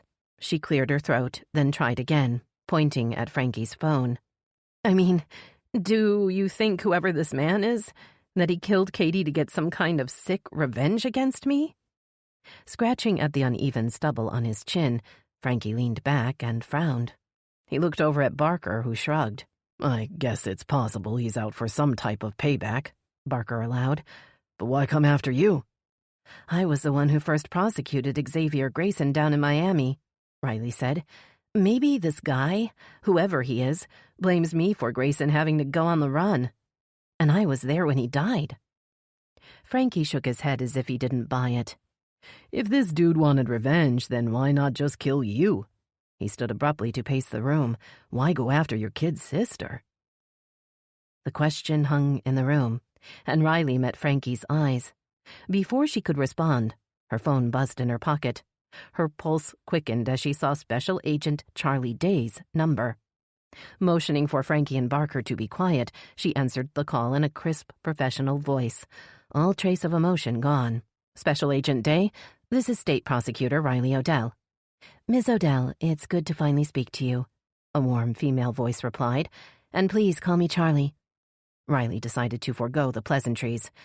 Agent Day, the Willow Bay Crime Lab informed me that you've got DNA from a cold case homicide in D.C. that's come back as a partial match to Xavier Grayson. That's right, Ms. Odell. Riley exhaled, trying to keep her voice calm. But what you might not have heard yet is that a recent homicide in Willow Bay is also a partial match for Xavier Grayson. Charlie Day was silent for a long beat. How recent? She finally asked. A woman was strangled and pushed off the Sunset Bridge 2 days ago, Riley managed to say. Evidence found during her autopsy revealed the partial DNA match with Grayson. Waiting for Charlie's response, Riley noticed Frankie and Barker listening intently to her side of the conversation. I think we need to meet as soon as possible, Ms. Odell, Charlie finally said. If the man I'm looking for is still active, my cold case will get very hot very quickly. I agree, Agent Day, Riley said, relieved that the agent seemed as eager as she was to get started. Can you come down to Willow Bay, or should I? Riley hesitated. She knew there was no way she could go up to D.C. in an official capacity to investigate her own sister's death, but she did have a week of bereavement time available. Oh, I thought I'd mentioned already that I'm actually in Willow Bay, Charlie said. I arrived yesterday, and I'm available to meet now if that's possible. Riley's heart thumped with anticipation as she gave Charlie directions to Frankie's office. She was eager to learn everything she could about the man who had killed Katie. Chapter 29. Special Agent Charlie Day was nothing like Frankie had expected. He also hadn't expected the surprisingly attractive FBI agent to show up with Hunter Hadley in tow. He'd been under the impression that Hunter and Veronica were an item, but then, what did he know? Thanks for letting us use your office, Hunter said, sticking out a big hand to Frankie and then to Barker, before turning to Riley. I'm sure you're sick of hearing it, Riley, but I'm sorry for your loss.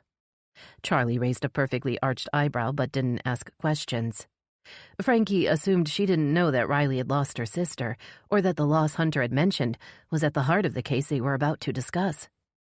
Motioning for Charlie and Hunter to sit in the folding chairs he'd set up across from his desk, Frankie took out his phone and held up the picture of Katie Odell on the bridge. This is Katie Odell, the woman who was strangled and pushed off the Sunset Bridge 2 days ago. Frankie glanced at Riley to make sure she was okay with him jumping right in. When she gave a slight nod, he zoomed in on the man in the background. And we believe that is the man who killed her. Both Charlie and Hunter leaned forward, their eyes glued to the little screen. The FBI agent lifted a finger to the screen, as if she might be able to touch the man in the shadow. If this is really our guy, I've been waiting 10 years to get a look at him, she murmured, turning to Riley. Do you have any idea who this man is, or why he targeted the woman on the bridge? What was the victim's name? Katie Odell, Riley said in a curt voice. She was my sister.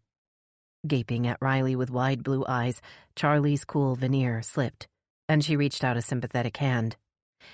As much as I want to hear what you have to tell me, Ms. Odell, you should be at home with your family. I'm sure local law enforcement would agree. I'm sure they would, Agent Day, but I don't plan to involve them, Riley replied with the stubborn lift of her chin Frankie had come to recognize. But Katie was my family, and I'd rather be finding her killer than hiding at home. I'll run my own investigation in my own way, and I've hired Barker and Dawson to help me. A ding from Hunter's pocket ended the awkward pause that followed. He pulled out his phone and tapped on the screen a few times, then looked up with a troubled frown. Unfortunately, I'm going to have to leave, he said. There's been an incident at the local high school. You have to go report on it?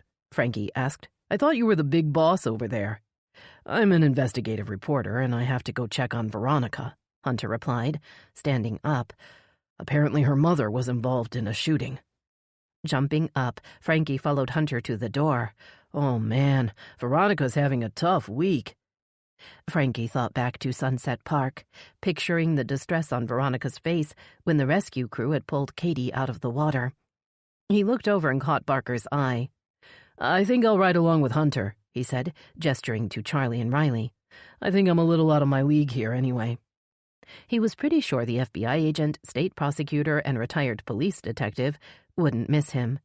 But Riley looked up with a hurt expression as he and Hunter stood by the door. I want you in on the discussions, Frankie, she said with a frown. You've been in from the start, and you understand what's been going on. Let's all meet tomorrow morning at my office to continue this conversation. Barker cleared his throat. You sure that's a good idea, Riley?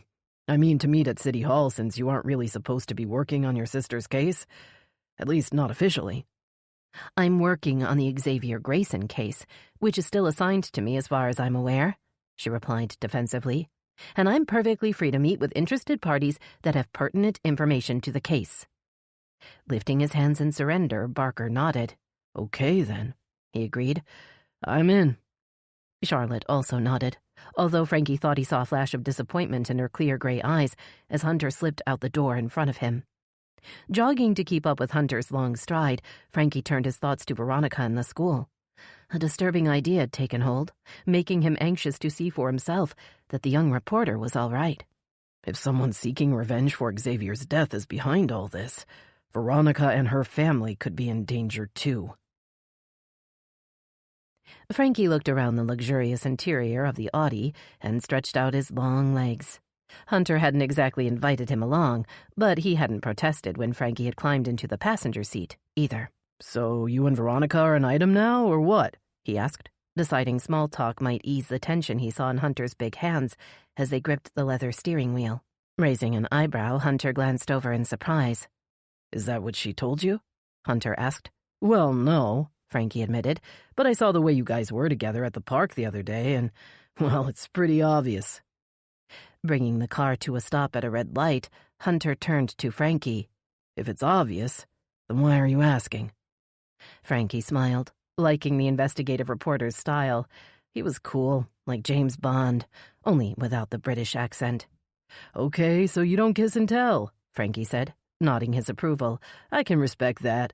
It's just that FBI lady has the hots for you, too, and I was wondering if that'll cause a problem. A car honked behind them as Hunter stared at Frankie. Special Agent Day is here on an investigation, not because she has the hots for me or anyone else, Hunter replied, turning his attention back to the road. Her interest is in finding whoever stabbed a man in D.C. and left him to die in a canal. Cringing at the image Hunter's words conjured, Frankie shrugged. If that's what you say. Just don't say I didn't warn you. The sleek sedan turned into the school, and Hunter steered the car toward the big Channel 10 van across the lot. An older man stood in front of the school holding a microphone as a young black man worked behind a bulky camera. Parking beside the van, Hunter stepped out and watched the duo. Frankie climbed out of the passenger seat and joined him. One man has been transported to Willow Bay General Hospital and is reported to be in critical condition. The assailant who broke into the school is still at large, and an APB has been issued. The man with the microphone gestured back toward the school. We can also report that Willow Bay High School principal Ling Lee managed to scare off the assailant by firing a weapon. While the full story is still emerging, it appears that the principal's quick response may have saved a man's life. Reporting live from Willow Bay High School, this is Jack Carson, Channel 10 News. Hunter approached as they ended the shot.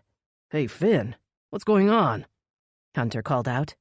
The cameraman looked around with a grimace. Man, this is one crazy week, he said, nodding a greeting at Frankie, who hovered by Hunter's shoulder. Veronica's mom took a shot at some guy who'd broken into her office. Apparently, the assistant principal was knocked out, and Veronica had to call 911. Where is she now? Hunter's eyes searched the front steps and the door beyond. Is she okay? Walking toward the van, Finn shrugged. She already took her mom home. He opened the sliding door on the side of the van and hefted in the camera. Seemed a little shook up, but I think she'll be okay. A white Labrador lay curled up in the back of the van. Frankie reached in and tried to rub the dog's head, but the lab recoiled. Gracie can be a bit jumpy around strangers, Finn said, leaning forward to pat Gracie's soft fur. She'll warm up once she gets to know you. Jack Carson appeared beside Frankie and nodded toward the lab. She's a good dog, he agreed, and smart. Gracie was trained in the army as a cadaver dog. Isn't that right, Finn? Yep, but that was a long time ago. Finn looked toward Hunter. She's the station mascot now, right? But Hunter was too distracted to respond. I'm going to Veronica's house to make sure she's okay, he said, turning to Frankie.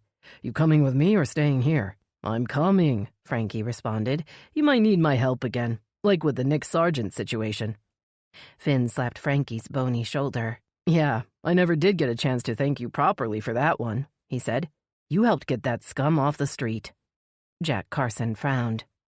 Don't forget Sergeant's back on the street already, he complained, and it's a shame.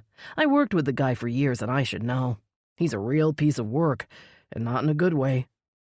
Studying the older man, Frankie nodded. You sound like a man after my own heart there, Jack. He stuck out a skinny hand. Nice to meet you. I'm Frankie Dawson of Barker and Dawson Investigations. If you ever need... I'm leaving, Frankie. Hunter interrupted, his voice tense. So if you're coming with me, then let's go. Hunter turned on his heel and strode back toward the car. Before Frankie could follow him, Gracie jumped down and trotted after the reporter's tall figure.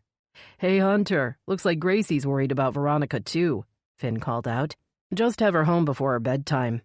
The white lab jumped into the back seat as Hunter held open the door, and Frankie settled into the passenger seat. Just like Batman and Robin, he muttered, strapping on his seatbelt. And this time we're gonna beat the Joker's ass. Ignoring Frankie altogether, Hunter started the car and headed back to the highway. Chapter 30. Marigold Lane wasn't the kind of street where Xander could easily fade into the background. Even driving past the neat two-story house might raise concerns after the recent delivery he'd made only days before. He continued past Veronica's street as Hunter Hadley's Audi sedan turned into the neighborhood with Frankie Dawson riding shotgun. Xander's rage boiled over as he circled the quiet neighborhood, infuriated and humiliated that he'd almost been shot and killed by Veronica Lee's mother. The bitch nearly took my head off. Now that would have made headlines. His plan had been to kill the principal in time for the entire PTA association to find her broken body strung up in the auditorium. But he'd been foiled by the meddling assistant principal, who had surprised Xander as he'd climbed in through the back window. Slamming a heavy paperweight over the little man's head had been easy, but then Ling Lee had arrived before Xander had a chance to dispose of the body. She'd managed to turn the tables and take him by surprise. Xander banged a clenched fist on the steering wheel as he recalled opening the office door and looking into the barrel of a gun. He was still stunned by the unexpected shock of it.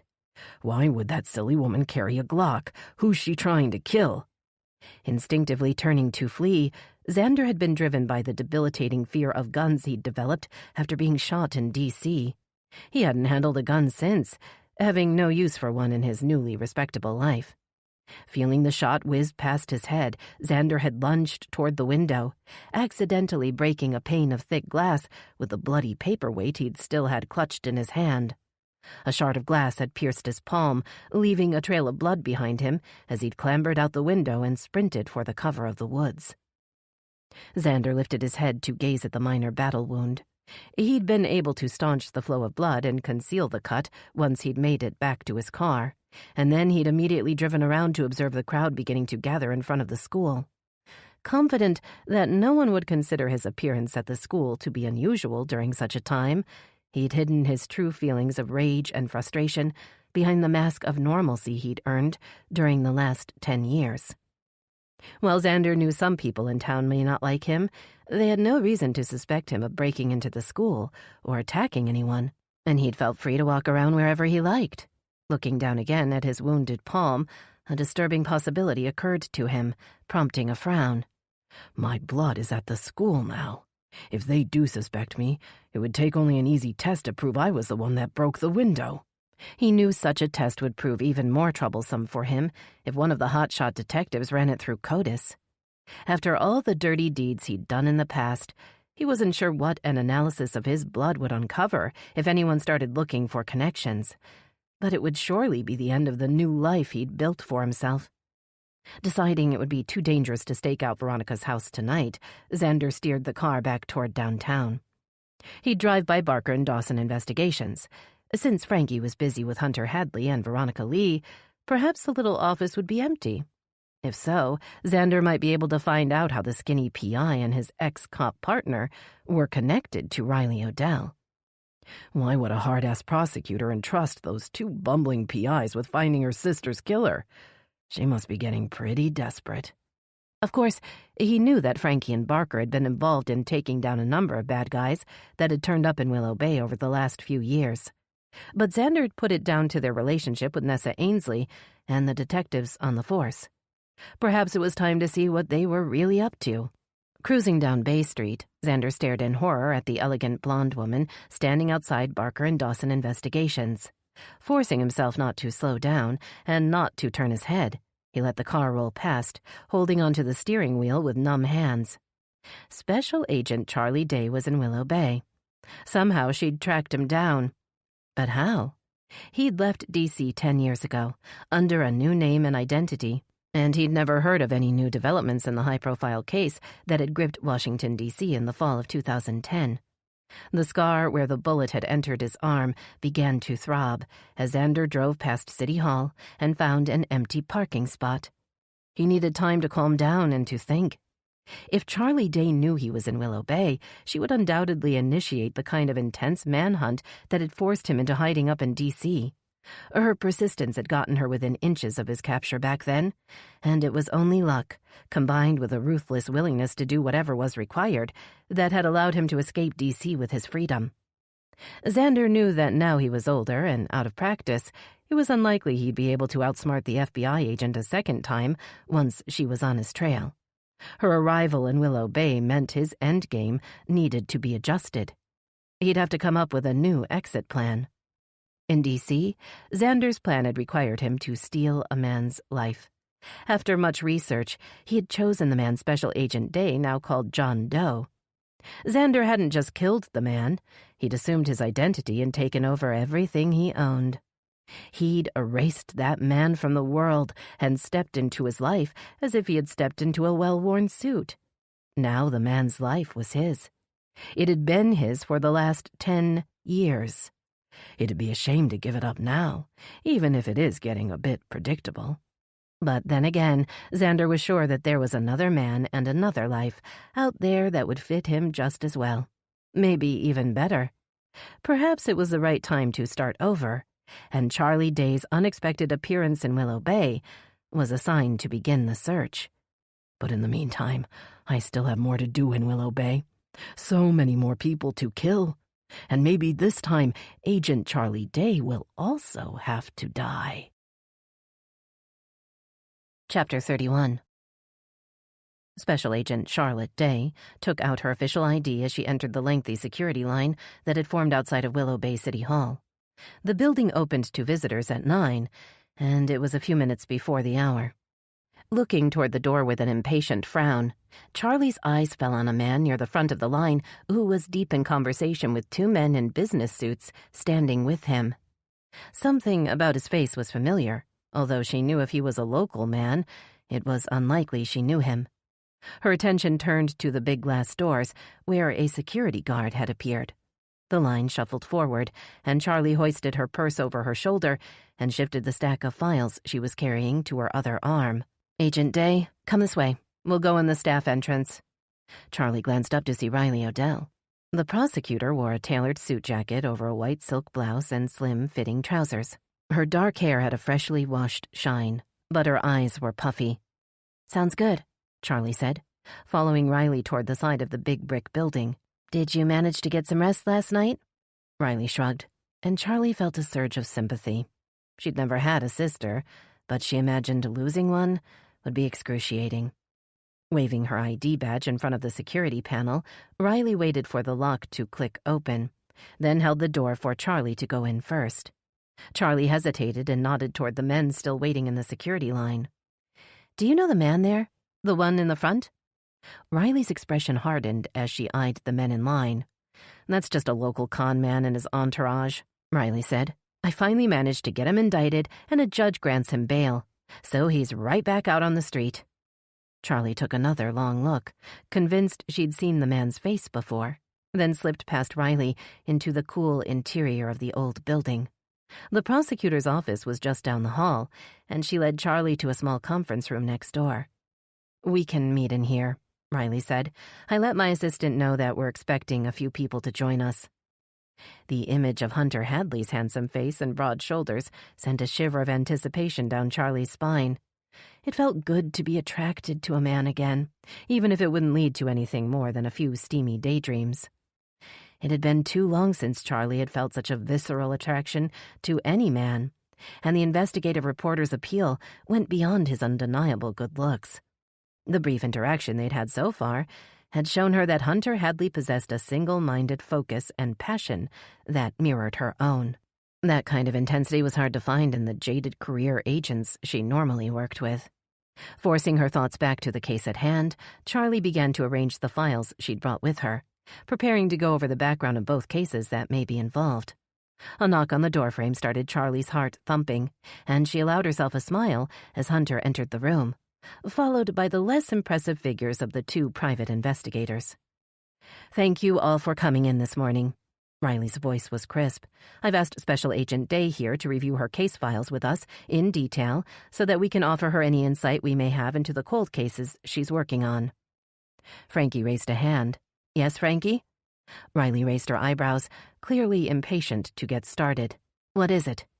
Well, you said cold cases. Does that mean the FBI is working on more than one case connected to Xavier Grayson? Riley looked to Charlie, who nodded. "There are 2 cases that I believe are connected, although I've never been able to prove that conclusively," she admitted. "I guess you could say it's a hunch." All eyes focused intently on Charlie as she stood to face the group. "Back in the fall of 2010, a serial killer was terrorizing the Georgetown area of D.C., she continued. The killer's M.O. was to target a co-ed walking home alone, strangle her, and then dump her body in the canal. The perp had killed 3 women in a 3-month period when I was assigned to start up a task force." Hunter sat up straighter, his eyes meeting hers. "I remember that," he said. "I lived in D.C. for a while before I went to the Middle East. They called him the Canal Killer, right?" Charlie nodded. "Yes, the D.C. Canal Killer was big news for a while. We knew it was only a matter of time before he struck again, and we knew where he liked to hunt, so we coordinated extra patrols in the area." Taking a photo of a pretty young woman out of a folder, Charlie held it up so everyone at the table could see it. "Lizette Wells was a co-ed who'd moved to D.C. a few months before she was attacked on a bridge by the canal. She'd left her friends at a bar only minutes before one of our patrol officers in the area heard a splash and ran over to investigate." Charlie opened the folder again and pulled out another picture of Lizette Wells. In this one, the co-ed was laying on an autopsy table. "Unfortunately, the officer on patrol didn't get there in time to save Lizette, but he did manage to put a bullet in a man that fled the scene. The suspect fell into the canal and disappeared." Recalling the horror of that night, Charlie suppressed a shiver. "Lizette was pulled from the water, but it was too late. She'd been strangled to death before he dumped her body in the water." "And you guys couldn't find the scumbag?" Frankie asked, his eyes blazing. "Maybe he died, drowned in the canal or something." Charlotte inclined her head at Frankie's suggestion. "We thought the same thing, so we performed a thorough search of the canal the next day and found nothing. It seemed like the guy had just vanished off the face of the earth." Opening a different folder, Charlie picked up a picture of a man's decomposing body, recalling the terrible stench she'd had to endure during his autopsy. She held up the photo for all to see. "Then, about a week later, John Doe here washed up downstream of where our suspect had fallen in. We thought we had our guy and celebrated. Even if he was dead, at least he wouldn't be running around killing college kids anymore." She met Frankie's troubled gaze and produced a rueful smile. "Unfortunately, the medical examiner didn't find a bullet hole in John Doe's upper body. This man had been stabbed to death. He still had the knife in his back, which is how I got my DNA profile." Laying the grisly photo on the conference table, Charlie arranged 2 documents beside it. "There were 2 different DNA profiles taken from the knife. One matched John Doe's DNA as expected, but the other profile was unknown. Neither profile had a match in CODIS or any other database I tried over the years." "And your hunch is telling you that this John Doe was a victim of the D.C. Canal Killer?" Riley asked, her voice betraying her doubt. Charlie hesitated. She couldn't blame the prosecutor for being skeptical. She'd questioned her own theory for 10 years and still wasn't 100% sure. But John Doe was roughly the same height and weight as the man seen fleeing the patrol officer, and he'd been found in the same body of water only a week later. It had always seemed like a hell of a coincidence to Charlie, and she didn't like coincidences. "As I said, it's just a hunch, but I always felt there had to be a connection," Charlie insisted. That may be the John Doe was a witness the killer wanted to get out of the way, or maybe an acquaintance who knew too much. I thought if I knew the identity of our John Doe, he would lead me to the canal killer. Taking a deep breath, Charlie pushed back the frustration of a fruitless, decade-long search. She'd finally gotten her match, and that was all that mattered. The canal killings stopped after that, but I suspected the killer had simply moved on to a new hunting ground, she said, reaching for the bottle of water she'd brought with her, which is why I kept both the canal killer investigation and the John Doe investigation open, and why I continued to run both DNA profiles through the available databases every few months, hoping to get a hit. She allowed herself a long sip of water. Then last week I got a match, or I should say a partial match. You found out Xavier Grayson was related to whoever stuck that knife in your John Doe? Frankie asked, leaning forward and putting his elbows on the table. And maybe whoever killed those girls, too? Charlie nodded. Yes, that's right. She met Riley's tortured eyes. And yesterday I was told the DNA profile also matches the man who killed Katie Odell just days ago. So our guy's still out there killing women, Barker concluded, and he's come back to the same town where Xavier Grayson was operating last summer. That can't be a coincidence either. It was Riley's turn to stand and open a folder. She arranged 2 pictures in front of her. Charlie could see that the first was a stark photo of Xavier Grayson's lifeless face taken at his post-mortem. His skin was a sickly alabaster that contrasted with the gory wound in his forehead, where a bullet had entered. The photo beside that was a striking headshot of Katie Odell. Her hair was down, and her eyes seemed to be focused on a spot just beyond the camera. Charlie mused that she appeared to be daydreaming, although about what or who, no one would ever know. Xavier Grayson was tracked down and killed after he'd murdered multiple people in the Willow Bay area last summer. Riley's voice was stiff as her eyes studied Katie's photo. Before that, I'd encountered Grayson in Miami when I was just starting out at the state attorney's office. From what I can work out, he began targeting women in the Miami area around the same time the canal killings stopped. Lifting her eyes to Charlie, Riley sighed. Unfortunately, I never could find any trace of Xavier Grayson's past. I was never even sure that was his real name. That's just the name he gave one of his victims, and the name he used when we brought him in for questioning. She gestured toward the photo of Xavier Grayson's ruined face. He disappeared from Miami before we could arrest him, but we got fingerprints from one of the crime scenes. He'd broken into a safe. That's how we linked him to the killings in Willow Bay. Barker spoke up from across the table. He'd been listening intently as Charlie and Riley had presented their information, and a frown now creased the skin between his big brown eyes. Based on the familial DNA match between Xavier Grayson and the man who killed Katie Odell, it's clear we're dealing with a family of killers. What I don't understand is why they would choose to operate in Willow Bay. Pacing across the room, Riley stopped in front of Barker's chair with a pained expression. The man who killed Katie came here because of me, she said, her voice raw. He must want revenge for my role in taking down Grayson. If Xavier was part of his family, well, isn't it obvious? Barker cleared his throat. Okay, let's say that is true. My question still stands. Why did Xavier Grayson choose Willow Bay to kill Portia Hart? He could have chosen any city on her book tour, so why here? What drew him to this particular town? Yes, the why behind all this is still an unknown, Charlie agreed. We need to understand why the perpetrator selected Willow Bay, and we need to ID John Doe and find out why he was killed.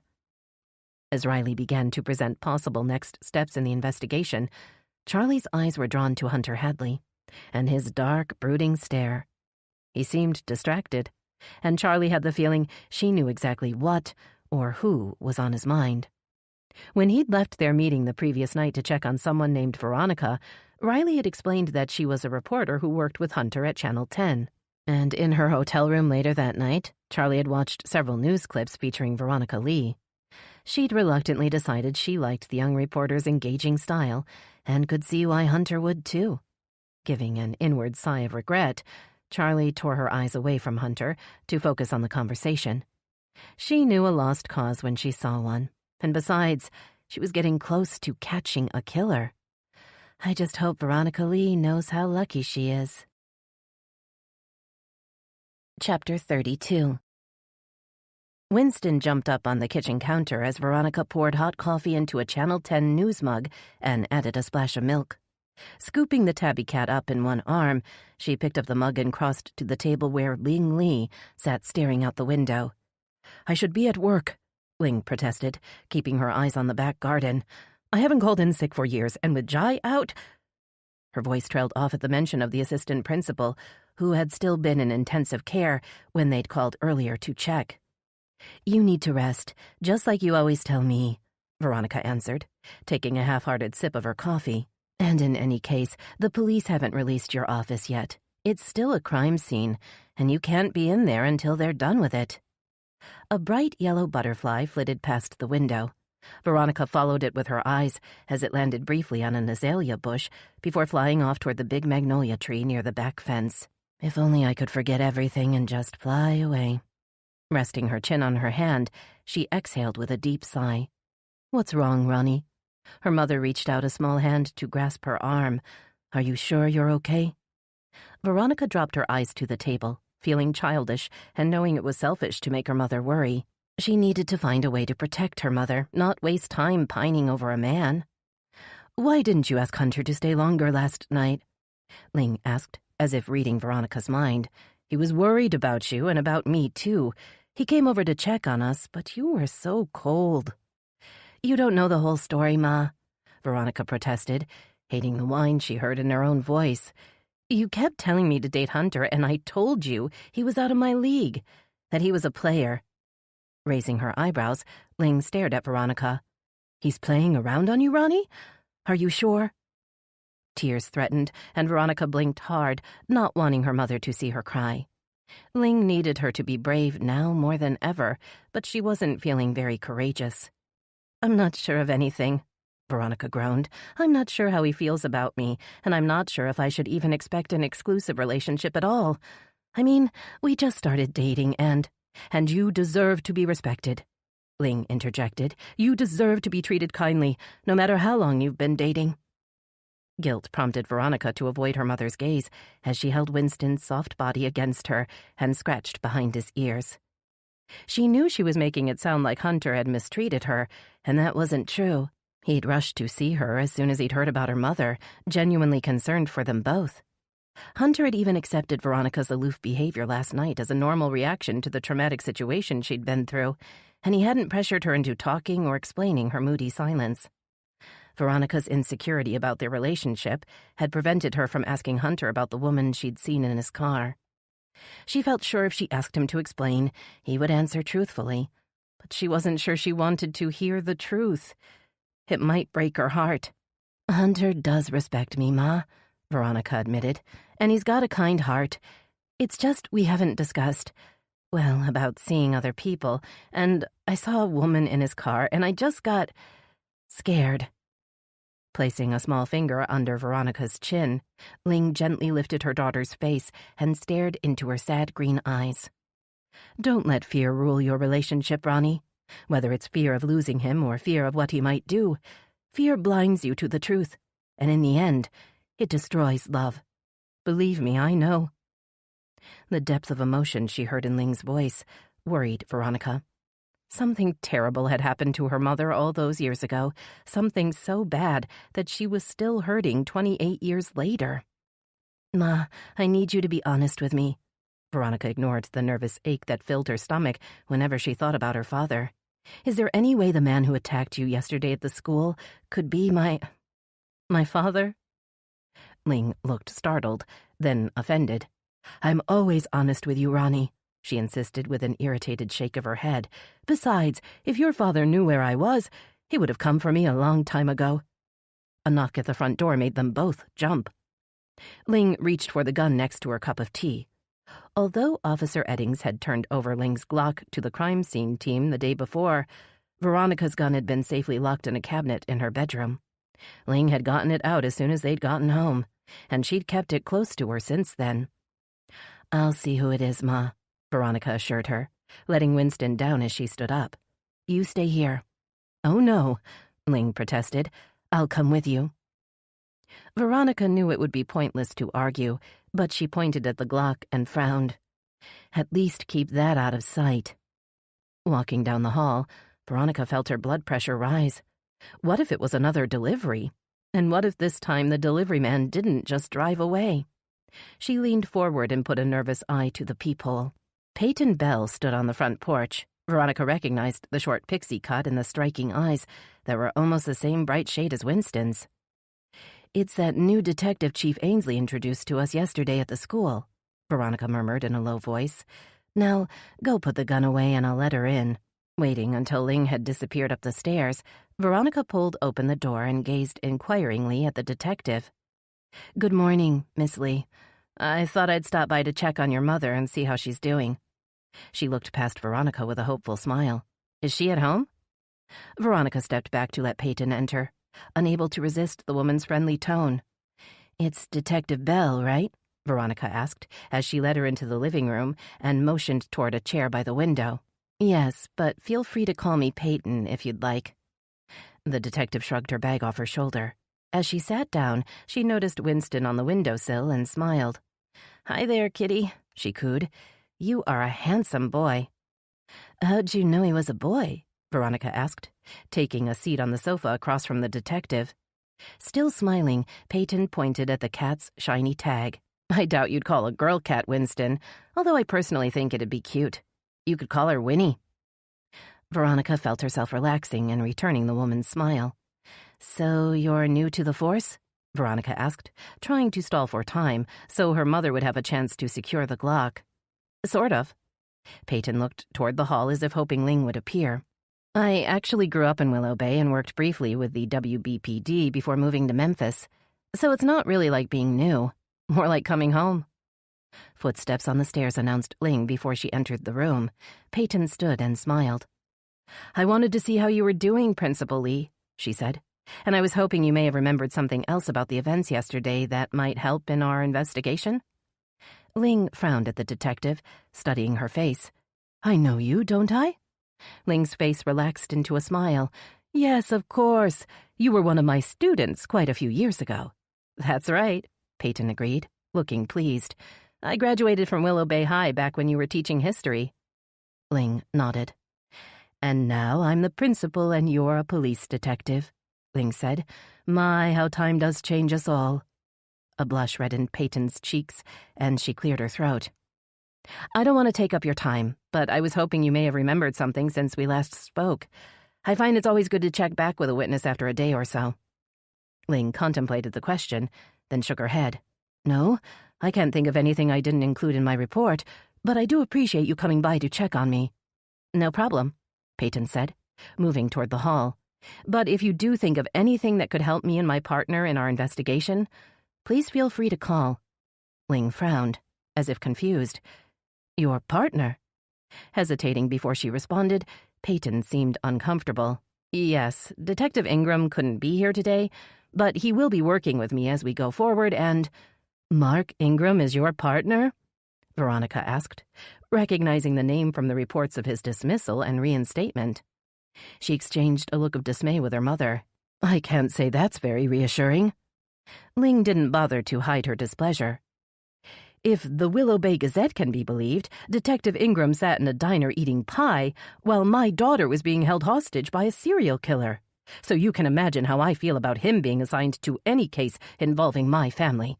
Swallowing hard, Peyton nodded. "I can understand your concern, but it's not your fault, dear," Ling continued. "But I will be calling to lodge a complaint with Nessa Ainsley if there's any indication that man is being negligent with the investigation." Veronica felt a stab of pity for the new detective. She knew too well how it felt to be on the receiving end of her mother's disapproval. As she walked Peyton to the door, the detective turned to her with a serious expression. "If you can think of anyone who would want to harm you or your mother, please let me know. No matter how small the possibility, the more information I have to work with, the better the chance I can figure out who attacked your mother." After she was gone, Veronica thought about the detective's question. It was the same question that had kept her up most of the night. Who wanted to hurt her mother, and why? The lawyer's office was only a few blocks from City Hall. So Veronica parked in a metered space along Main Street and began to walk toward Elm.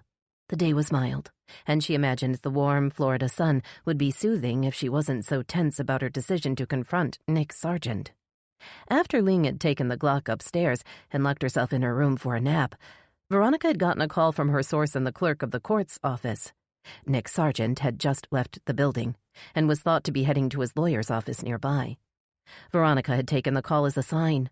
Nick Sargent was at the top of the list she'd compiled of possible suspects behind her mother's attack.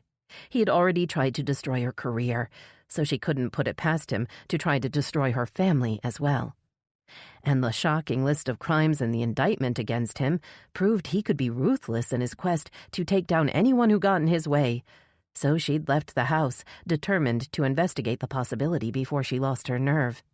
She couldn't miss her chance to track the corrupt ex-reporter down and confront him.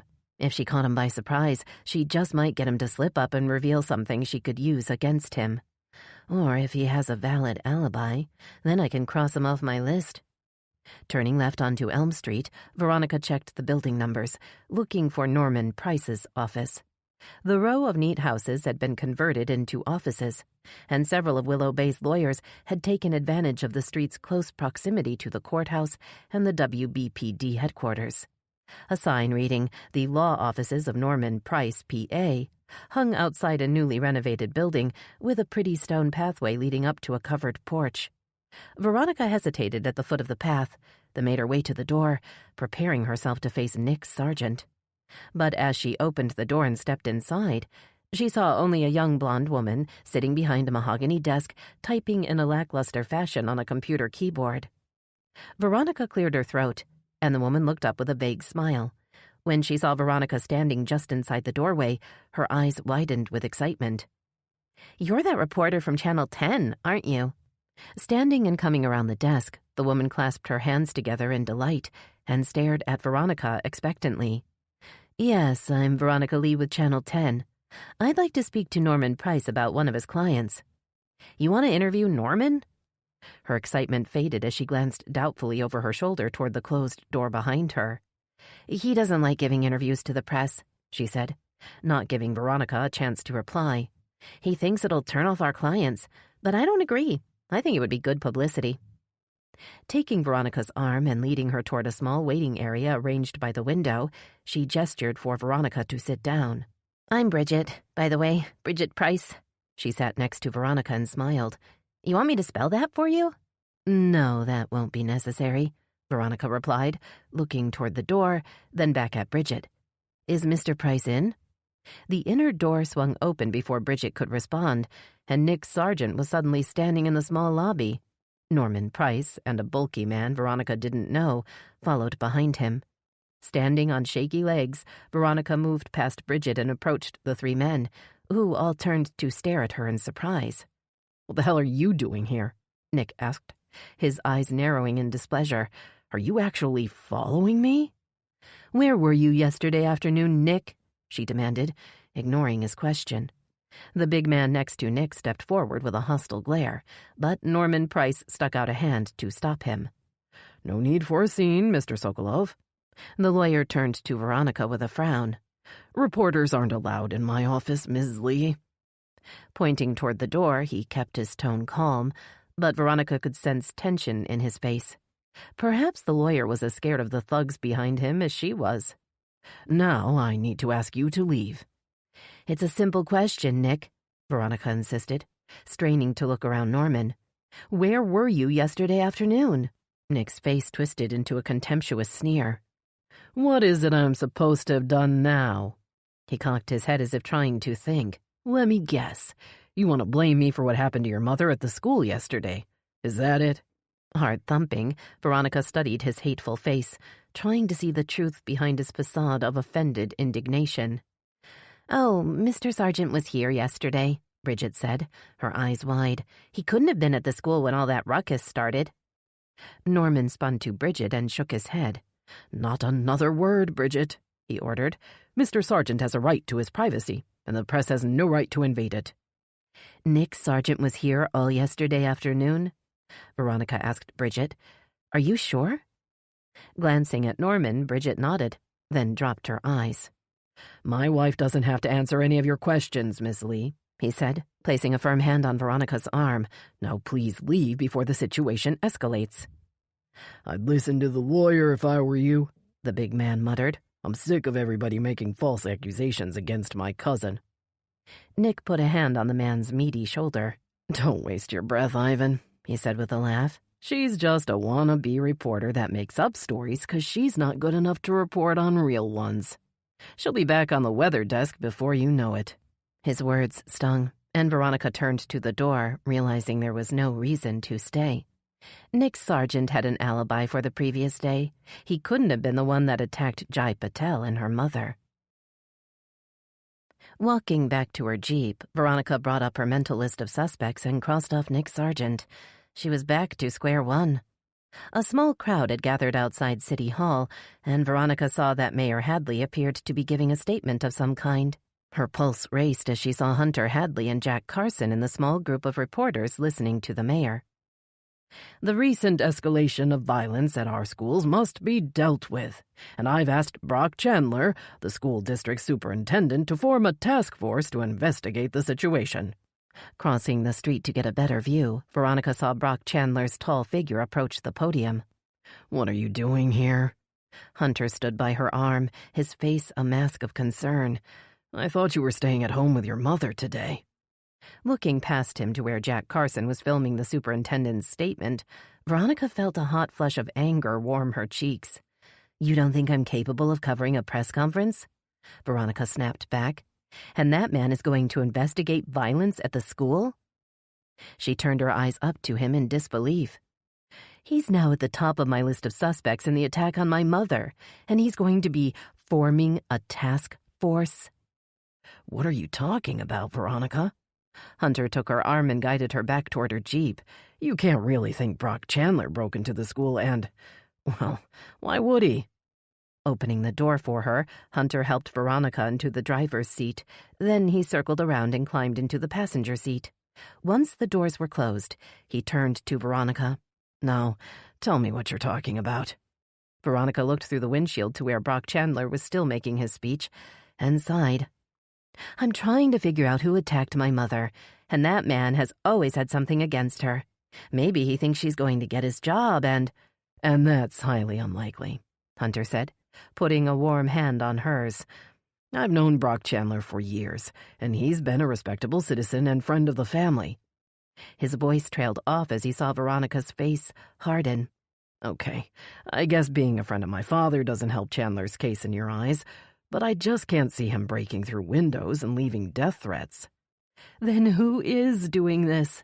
Veronica cried, surprising them both with the intensity of her outburst. "Who hates my mother enough to want her dead?" Pulling her against him, Hunter stroked Veronica's hair.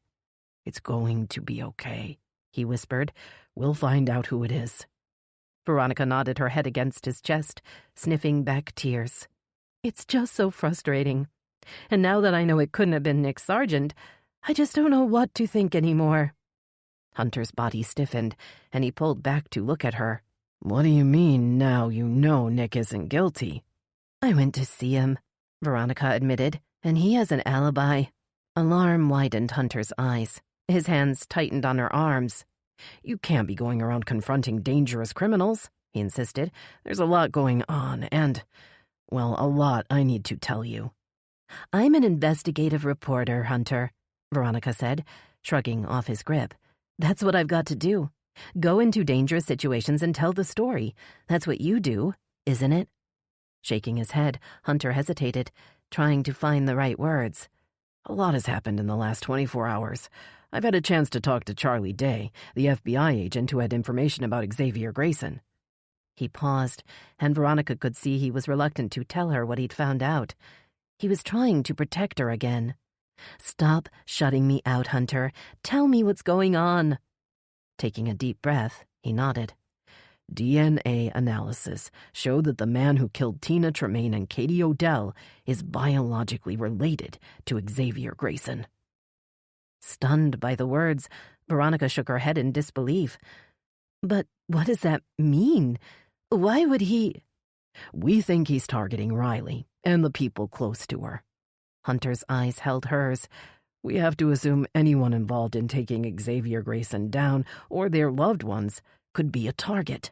A heavy weight settled in her chest as she began to understand what he was saying. If it was true, it could explain why she'd been sent the video. But the attack on her mother? This man is killing people because we stopped Xavier Grayson? "It's still a theory, but it makes sense based on the evidence Charlie and Riley went over with me," he said, then winced. Veronica frowned. Riley Odell is working on her sister's homicide investigation? Is Nessa okay with that? I mean, is that really a good idea? "Nessa and Benzinger don't know that Riley's been involved," Hunter admitted. "She personally hired Frankie and Barker to help her, and somehow she talked Agent Day into cooperating under the radar as well." Still trying to make sense of everything Hunter had told her, Veronica didn't react. She listened numbly to his plea for her to be careful, then watched him climb out of the Jeep and jog back to stand next to Jack Carson. As Hunter picked up the microphone and faced the camera, Veronica figured Brock Chandler must be close to finishing his statement. She wondered if Hunter had even listened to her suspicions about the superintendent, and why he hadn't wanted to share what he'd been working on with her. The image of the attractive blonde woman in Hunter's car flashed again in her mind, stirring a rush of insecurity. Why hadn't he trusted me with the truth? What else is he hiding? The uneasy sensation grew stronger as Veronica remembered she hadn't been the only one kept in the dark lately. Chief Ainsley wasn't going to be thrilled to find out about the investigation Riley Odell was organizing behind the chief's back. In spite of all the theories she'd heard, it was clear that no one really knew who had killed Katie Odell and attacked Ling Lee. The man was still out there, and so far, he had fooled them all. Chapter 33. Nessa didn't stop and listen to Brock Chandler's self-important speech about tackling the problems in their school system. The idea that Mayor Hadley and one of his connected cronies were going to address the rising problem of violence in Willow Bay's schools was laughable. For one thing, the school district already had one of the state's highest safety ratings. The incident at Willow Bay High School was a rare occurrence that Nessa didn't consider to be part of the alarming trend Mayor Hadley seemed to fear. And, more importantly, the mayor and the superintendent both had earned zero respect in her book. She wouldn't count on either of them to do anything other than lobby for their own self-interests, as they'd always done in the past. Catching sight of Veronica Lee's big red Jeep parked in a metered space across the street, Nessa headed in her direction. She wanted to ask the reporter how her mother was getting on. The thought of the feisty little principal scaring off the attacker brought a grim smile to Nessa's face. Principal Lee should be the one up there making a speech about the school, not that pompous jackass Chandler. Tapping on the driver's side window, Nessa smiled as Veronica turned startled eyes in her direction. "How's your mom doing?" Nessa asked as Veronica rolled down the window. "She must be rattled after yesterday." "She's resting at home today," Veronica said, "but she's not very happy about it. It's the first school day she's taken off in ages." Nessa saw the strain in Veronica's face and leaned forward to rest her elbows on the window frame. "You must be pretty shaken up as well," she said. "I know Detective Bell has been working on the case this morning, talking to all the teachers and school staff, as well as any students who may have had any problems with your mom." "Yes, we spoke to Detective Bell this morning. She stopped by to check on us. Unfortunately, we had nothing new to tell her." Nessa frowned. Detective Bell was on her own? Her partner wasn't with her? "No, Mark Ingram couldn't be bothered, I guess," Veronica said, rolling her eyes. "Although I'm not sure Ma would have let him in if he had shown up. She's not his biggest fan." Fighting the urge to tell the reporter how she really felt about Mark Ingram, Nessa straightened and ran a hand through her red curls. "I'm sorry to hear that, but I will check in with both detectives to make sure they are following up on every lead." Veronica opened her mouth, as if she wanted to say something, then closed it again with an unhappy huff. "There's something you want to tell me." "I don't think any of the students or teachers at Willow Bay High attacked my mother," Veronica said, then hesitated. "But there is someone involved with the school who has had several run-ins with my mother.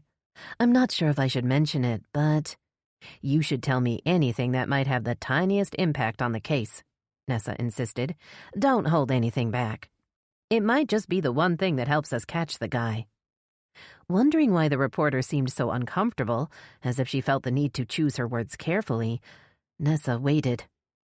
Well, it's just that Superintendent Chandler seems to have a grudge of some kind against my mother, and, well, he gives me the creeps. Nessa didn't react to Veronica's blunt assessment of the man speaking to the crowd behind her, but she had to agree with the young reporter. Brock Chandler was creepy. However, it wasn't a valid reason to bring him in for questioning. I'll let Detective Bell know Brock Chandler is someone she should look at as soon as possible, Nessa assured her. And please, if there's anything else you think we should know, call me right away. Chief Ainsley? Veronica's voice was quiet.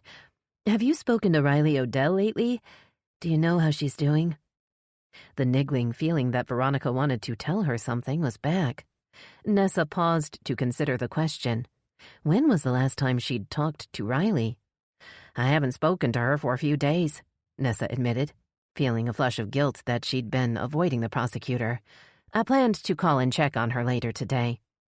I think that would be a good idea, Veronica said, before rolling up the window and steering the Jeep out onto the road. Noticing Andy Ford hovering at the edge of the crowd, Nessa crossed over to stand beside him. What exactly are you doing, Officer Ford? Nessa asked. Aren't you supposed to be patrolling the area around Sunset Park? Well, Detective Ingram told me the mayor wanted extra protection for this gathering, Chief, the young officer stammered. He said he would clear it with you, and so I... The dismay on Andy's face stopped Nessa from saying what she wanted to say about Ingram. She needed to set an example for her team, especially the younger members who looked up to her. Okay, Andy, but get back to your post as soon as this wraps up. Skirting the crowd outside City Hall, Nessa walked the few blocks back to the police station, deciding she'd swing by the crime lab on the way to her office and see what else Alma Garcia had for her. But the lab was dark, and the door was locked when she arrived. Nessa pulled out her phone to call Alma, then dropped it back in her pocket as she remembered there was one other place the crime scene technician liked to hang out lately. She heard heated voices as she made her way down the hall where the detectives had their offices. Peyton Bell and Mark Ingram abruptly stopped speaking when they saw Nessa coming toward them. Something wrong here? She asked, staring at Ingram. We're good, Chief, Peyton answered, just planning next steps on the investigation at the school. Putting her hands on her hips, Nessa cocked her head. Well, according to Veronica Lee, Ingram's not been involved in the investigation at all thus far, Nessa said, and I need to update you both on some developments in the case if you have a minute. Thanks for the offer, Chief. Ingram's insolent tone didn't match his polite words, but we're on our way out. We'll come see you when we get back. As he turned to walk away, Nessa remembered Veronica's comment about Brock Chandler. By the way, she said, Veronica also said that Brock Chandler has been harassing her mother. I told her you both would interview him to make sure he couldn't be involved with the school incident. Ingram looked back with a scowl. You really think Superintendent Chandler should be interrogated on the accusation of some hysterical reporter just out looking for a headline? An angry glimmer appeared in his close-set eyes. In my opinion, at the very least, Lingley is facing a charge of reckless endangerment for bringing a weapon to school and shooting into a room when she had no idea who was inside. Are you out of your mind? Nessa replied, her eyes wide. She fired a warning shot at the man who broke into the school and tried to kill her. Her quick action most likely saved a man's life. She could have killed a student, Ingram insisted, and I'm not convinced whoever was in there was the big, bad boogeyman. It was probably some high school kid who snuck in and got scared. Spinning on his heel, Ingram stormed off down the hall. With an apologetic nod, Peyton followed Ingram's retreating back, leaving Nessa fuming in the empty hall. She hadn't even gotten a chance to chew Ingram out for giving Andy Ford orders without her say-so. Taking a deep breath, she decided she'd have to deal with Ingram's ridiculous behavior later. There was a killer on the loose that might decide to strike again at any moment. Nessa approached Van Zinger and Jankowski's office and stood in the doorway. She wasn't surprised to see Alma lounging in a chair. When your lab was empty, I thought I might find you here. She raised an eyebrow at Alma. Anything new on the items tested from the Katie Odell scene? Anything from the phone or the mask? As I was just telling Benzinger, we didn't get anything useful from the mask, but the forensics team was able to recover texts between the broken phone, which was registered to Riley Odell, and Katie Odell's phone just minutes prior to her fall. We don't know how the guy managed to snatch Riley's phone, Benzinger added, but he obviously used it to lure Katie to the bridge and then left it there for us to find. The idea of the killer being close enough to Riley to take her phone sent a chill up Nessa's spine. I also sent the DNA profiles for Xavier Grayson and that John Doe in D.C. to the state lab so they could confirm the results. Alma paused to shoot a sideways glance at Benzinger, but he didn't seem to notice. Jankowski slapped his hand on the table. Just tell us, Alma, he grumbled. Stop milking it. Her pleased smirk faded at his disgruntled tone. Well, the lab confirmed the DNA found on the knife in the John Doe case matches a close male relative of the DNA taken from Xavier Grayson during the autopsy, she said. So, the source of the DNA could be Grayson's father, or maybe a brother. He was probably too young for it to be a son, but I guess you never know these days. The room was silent for a long beat. Then Benzinger leaned back in his chair and met Nessa's eyes. So, we now can make a pretty good bet that Xavier Grayson's biological father or brother killed Katie Odell, he said, rubbing a big hand through his red crew cut. And there's only one motive that makes sense to me. Only one reason someone would come to Willow Bay, steal Riley's phone, and kill her sister. Right. The guy's out for revenge, Jankowski muttered. Alma looked confused. What did Katie Odell do to Grayson or his family? She asked. Katie wasn't the main target. Benzinger's face was grim. I think this guy wants revenge on Riley for bringing Xavier down. Meeting Jankowski's dark gaze over Benzinger's head, Nessa wondered if the detective was missing something. His theory didn't quite add up. If the man who killed Katie is out for revenge, wouldn't he be after all the people who had a hand in catching and killing Xavier Grayson? She asked. He wouldn't stop at just Riley, would he? Jankowski picked up a pen and began to jot names on a notepad. Riley Odell, Veronica Lee, Tucker Benzinger, Hunter Hadley. What are you doing? Nessa asked, looking over his shoulder. I'm writing down the names of the people that are likely to be on this guy's hit list, Jankowski replied, pen still poised over the paper. I don't see Katie Odell's name on there, Alma said, pointing to the list. If she was killed by this guy, does that mean he's going after the families of the people on this list? Nessa gave a slow nod. I think that's just what it means, Alma. I think this guy wants to do unto others what's been done to him, she said. He wants to kill the one person they love the most. Benzinger jumped up and dropped his keys into his pocket. Where do you think you're going? Jankowski asked. My name is on that list, Benzinger muttered, and I'm going to go warn the one person I love the most that she's in danger. Chapter 34. Riley sat at her desk reviewing the case files Charlie Day had left behind. There had to be something in the files that pointed to the identity of the John Doe pulled out of the canal 10 years before, or of the man who had stuck the knife in his back. Concentrating on the files, Riley didn't hear Benzinger come in until he was standing right in front of her. "Tucker, you scared the crap out of me," she cried out, her heart pumping in response to his sudden appearance. "What are you doing here?" I need to talk to you, Riley. It's important." He turned and shut the door, then hurried around her desk to kneel on the floor beside her. Grasping her hand in his, he looked up at her with wide blue eyes. For one surreal moment, Riley thought he was going to propose. Her hand tingled in his, and she felt lightheaded as she listened to his voice deepen with emotion. "You're in danger, Riley." He squeezed her hand tighter, as if someone might try to tear her from his grip. "We think the man who killed Katie is out for revenge, and that he might come for you next." Letting his words sink in, Riley dropped her eyes, hiding her disappointment and her anger. Only days ago she thought she'd be with Benzinger forever. Now, she wasn't sure they'd last the week. How can I be with a man who thinks I should hide from danger when all I want to do is face it head on? Benzinger's attempt to save her when they'd first fallen in love had ended up tearing her heart out. She'd promised herself that she would never let another man in, never let anyone hurt her again.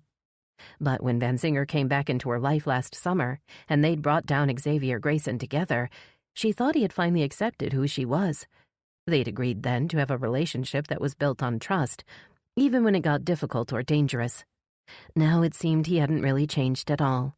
He still wanted to be the hero, and he still expected her to play the helpless victim who would hide away while he fought her battles. "I know all about it," Riley said, pulling her hand away and pushing back her chair. "I've been working with Special Agent Day to find out what you wouldn't tell me." Van Zinger sat back on his heels, stunned. "And I hired Pete Barker and Frankie Dawson to run a private investigation," she added. "They're helping me hunt down my sister's killer, since you and Nessa won't let me work on the official investigation." "But why didn't you tell me?" Standing and pacing to the window, Riley didn't trust herself to speak. The truth was, she hadn't trusted Van Zinger enough to tell him what she was doing. She knew he would try to talk her out of it, and she couldn't bear the thought of sitting at home, doing nothing, while Katie's killer roamed free. "If you aren't worried about your own safety, at least think about the damage you could do to the case we will have to build against this guy once we do catch him." Van Zinger stood and faced Riley. "You know better than anyone how a case can be derailed by claims of police misconduct or undue influence by a prosecutor. And you'd hate yourself if Katie's killer got to walk free because you were involved in the investigation." "I already hate myself," Riley muttered, keeping her eyes on the window. "My sister was killed because of things I did or didn't do. The only way I could hate myself more would be to do nothing to bring her killer to justice." Taking a deep breath, Riley turned to pick up her purse and collect the files on her desk. She was done with hiding and pretending. "I've got to go," she said to Van Zinger, not meeting his eyes. "You can see yourself out." As she left the office, she didn't look back. The lobby of the police station was quiet when Riley walked in and crossed to the front desk. Minutes later, she was heading back to Nessa's office, the stack of case files growing heavy in her arms. The police chief looked up with a sympathetic smile that set Riley's teeth on edge. She dropped the files on Nessa's desk and sunk into a chair. "Tucker came to my office and I told him what I'm going to tell you. It's up to you to decide what to do with the information." Nessa sat up straight, propping her elbows on the desk. "I'm all ears. I've been working with Special Agent Day to find out everything I can about her case and how it relates to Katie's homicide." Ignoring Nessa's raised eyebrows, Riley continued with a defiant tilt of her chin. "I also hired Pete Barker and Frankie Dawson to help me conduct a private investigation into my sister's murder." Nessa remained silent as Riley crossed her arms over her chest. "Okay, now you know what Van Zinger knows," Riley said, getting to her feet. "I'll leave it up to you to decide what to do about it." "Riley, you know how I feel about this." Nessa reached across the desk to lay a soft hand on the prosecutor's arm. "But I'm not going to try to stop you from doing what you think is right." A lump rose in Riley's throat, and she fought the urge to tell Nessa just how tired she was and how utterly alone she felt. Instead, she lowered her head in a curt nod and collected her files. "I believe we're all working under the same theory. The man who killed Katie is seeking revenge, and he'll likely go after the other people involved in Xavier Grayson's death."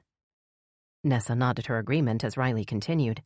"And based on our theory and everything I've uncovered, I'm convinced Dex Tremaine couldn't have killed Katie." Riley knew she was getting close to crossing an ethical and professional line. Using her position to influence the police chief's decision to pursue an investigation against a personal acquaintance would be grounds for her dismissal from the prosecutor's office. Shifting the folders in her arms, she decided to speak her mind and leave it at that. She'd have to trust Nessa to make the right call. "The only thing Dex Tremaine is guilty of is loving my sister. Focusing more energy on him is just a waste of time. Based on the DNA evidence we collected, Dex is an unlikely suspect in Katie's death," Nessa agreed. "But the Miami PD is asking to have him detained for questioning in Tina Tremaine's fall. I assume they'll send someone to question him once we bring him in." Annoyed by the thought of Dex facing more questioning from the Miami PD, Riley left Nessa's office in a dark mood. She'd need to go home and have a frank conversation with her houseguest. Riley hurried out to the parking garage and climbed into her Land Rover, piling the case files on the passenger seat beside her. As she accelerated toward Sunset Terrace condos, she tried to block Van Zinger's hurt expression from her mind. She needed to stay focused on her task at hand. First, she'd talk to Dex and make sure he had a good lawyer and knew what he was up against. Then she'd go meet with Charlie Day and continue the hunt for Katie's killer. She had a feeling they were closing in on him, and she didn't want to lose the momentum of the investigation. If she was right, she might get a chance to come face to face with the man who'd killed her sister very soon.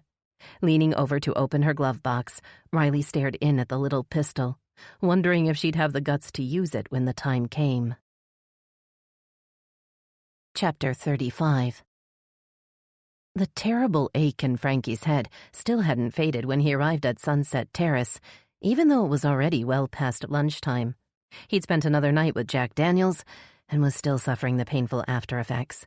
Vowing never to pick up another bottle of whiskey, he punched in the security code Riley had given him and made his way to the elevator. When the doors slid open on the 12th floor, Frankie was surprised to see Tucker Van Zinger coming toward him.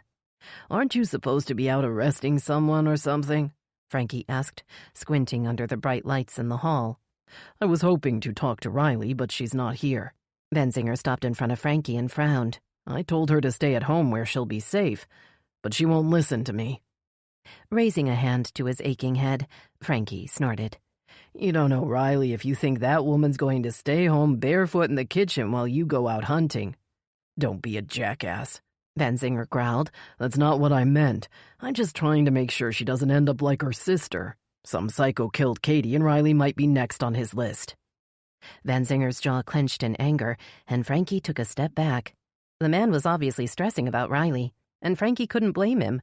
Riley was in danger, and she wouldn't be safe until they caught the man who'd pushed Katie to her death. Scratching at the stubble on his chin, Frankie tried to think of something to say that wouldn't piss Van Zinger off. "Listen, I'm supposed to meet Riley here to pick up some files," he said. "I'll try to talk some sense into her. Tell her to be careful." "Sure, you do that." Van Zinger's voice was bleak. "I just hope she'll actually listen to you, 'cause she's been shutting me out." With a dejected slump of his shoulders, he turned to the elevator. "Keep an eye on her for me, man," Van Zinger said. "She's not as tough as she seems." Frankie waited for the doors to close behind Van Zinger, then made his way to Riley's condo. The door was locked, but Riley had told him Dex would be inside, so he knocked and waited. After a few seconds, he heard the bolt slide back in the lock, and the door swung open. "Hey there, Dex, what's up?" The photographer looked rough. The uneven stubble on his chin made it clear he hadn't shaved in days, and his eyes were puffy and red. Frankie wondered if the man had been hanging out with Jack Daniels too, but he decided not to ask. "Riley's not here," Dex muttered. "She's gone to work." "Yeah, well, she's supposed to meet me here to give me some files, so I'm going to hang out if that's okay." Shrugging his shoulders, Dex shuffled toward the balcony and dropped into a chair facing the bridge. He closed his eyes and tilted his head back, allowing his shaggy hair to be ruffled by the light wind blowing in from the river. Frankie turned when he heard a key in the lock. He was shocked at Riley's drawn appearance. Her face was thin, and there were dark circles under her eyes. She looked past him to where Dex sat on the balcony and sighed. He's probably been out there most of the day. Moving to the dining room table, Riley set a stack of folders down and began to sort through them. Agent Day said we can go through these, but we can't keep them. She kept her eyes on the files. Once she goes back to D.C., these will have to go with her. Frankie put a hand on Riley's shoulder. "You sure you should be doing all this?" he asked, dropping his hand as she looked up. "I saw your man out there when I was coming in, and he's worried sick about you." Narrowing her eyes, Riley looked over to make sure Dex wasn't listening, then spoke in a low, angry voice. Tucker was here? "Yeah, the poor guy doesn't want to lose you, you know?" Frankie began to stammer as he saw the rage in Riley's eyes. "He just wants you to chill, you know, like lay low for a while." "What I'm doing is none of his business." Riley shot back, her hands clenched into fists at her side. "He doesn't understand." Suddenly her voice broke, and she dropped her head into her hands. Frankie was startled to hear muffled sobs. He stepped closer, giving her back an awkward pat. Before he knew it, Riley had leaned into him, her body shaking against him with sorrow and rage. Wrapping a thin arm around her, Frankie held her to his chest, his own eyes growing misty as he listened to her crying for her sister. "It's okay," he murmured. "Just let it out. Nothing else to do." Riley lifted her tear-stained face to stare up at him, searching his eyes for something he couldn't understand.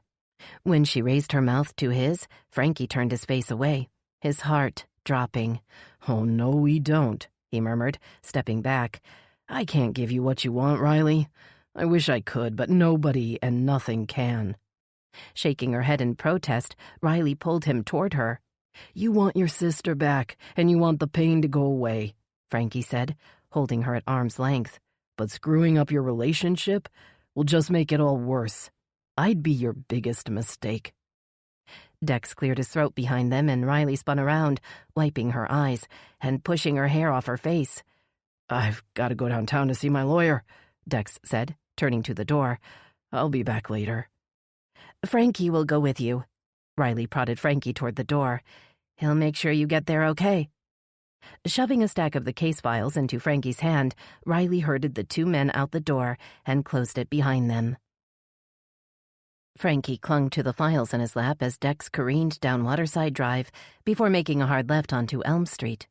The photographer hadn't paid much attention to speed limits or stop signs on the drive over, and Frankie climbed out of the luxury sedan on wobbly legs, surprised they'd made it across town in one piece. Following Dex up to the porch of a newly renovated building, Frankie soon found himself in the law office's tiny lobby. A pretty blonde woman jumped up as she recognized Dex.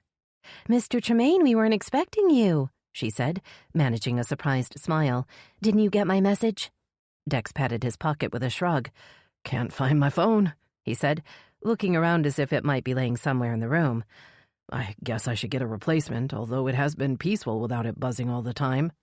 "Well, I can try to fit you in if Norman agrees," she said doubtfully, "but I'm not sure." "Thank you, Bridget." Dex's mouth twisted into a lopsided grin. "And can I say that you look stunning today as usual?" His words were slightly slurred, and he raised his hands in the shape of a frame in front of his face, as if trying to see the woman through a camera lens. "You'd make a beautiful model." Dex turned back to where Frankie was standing. "Do you agree, Frankie?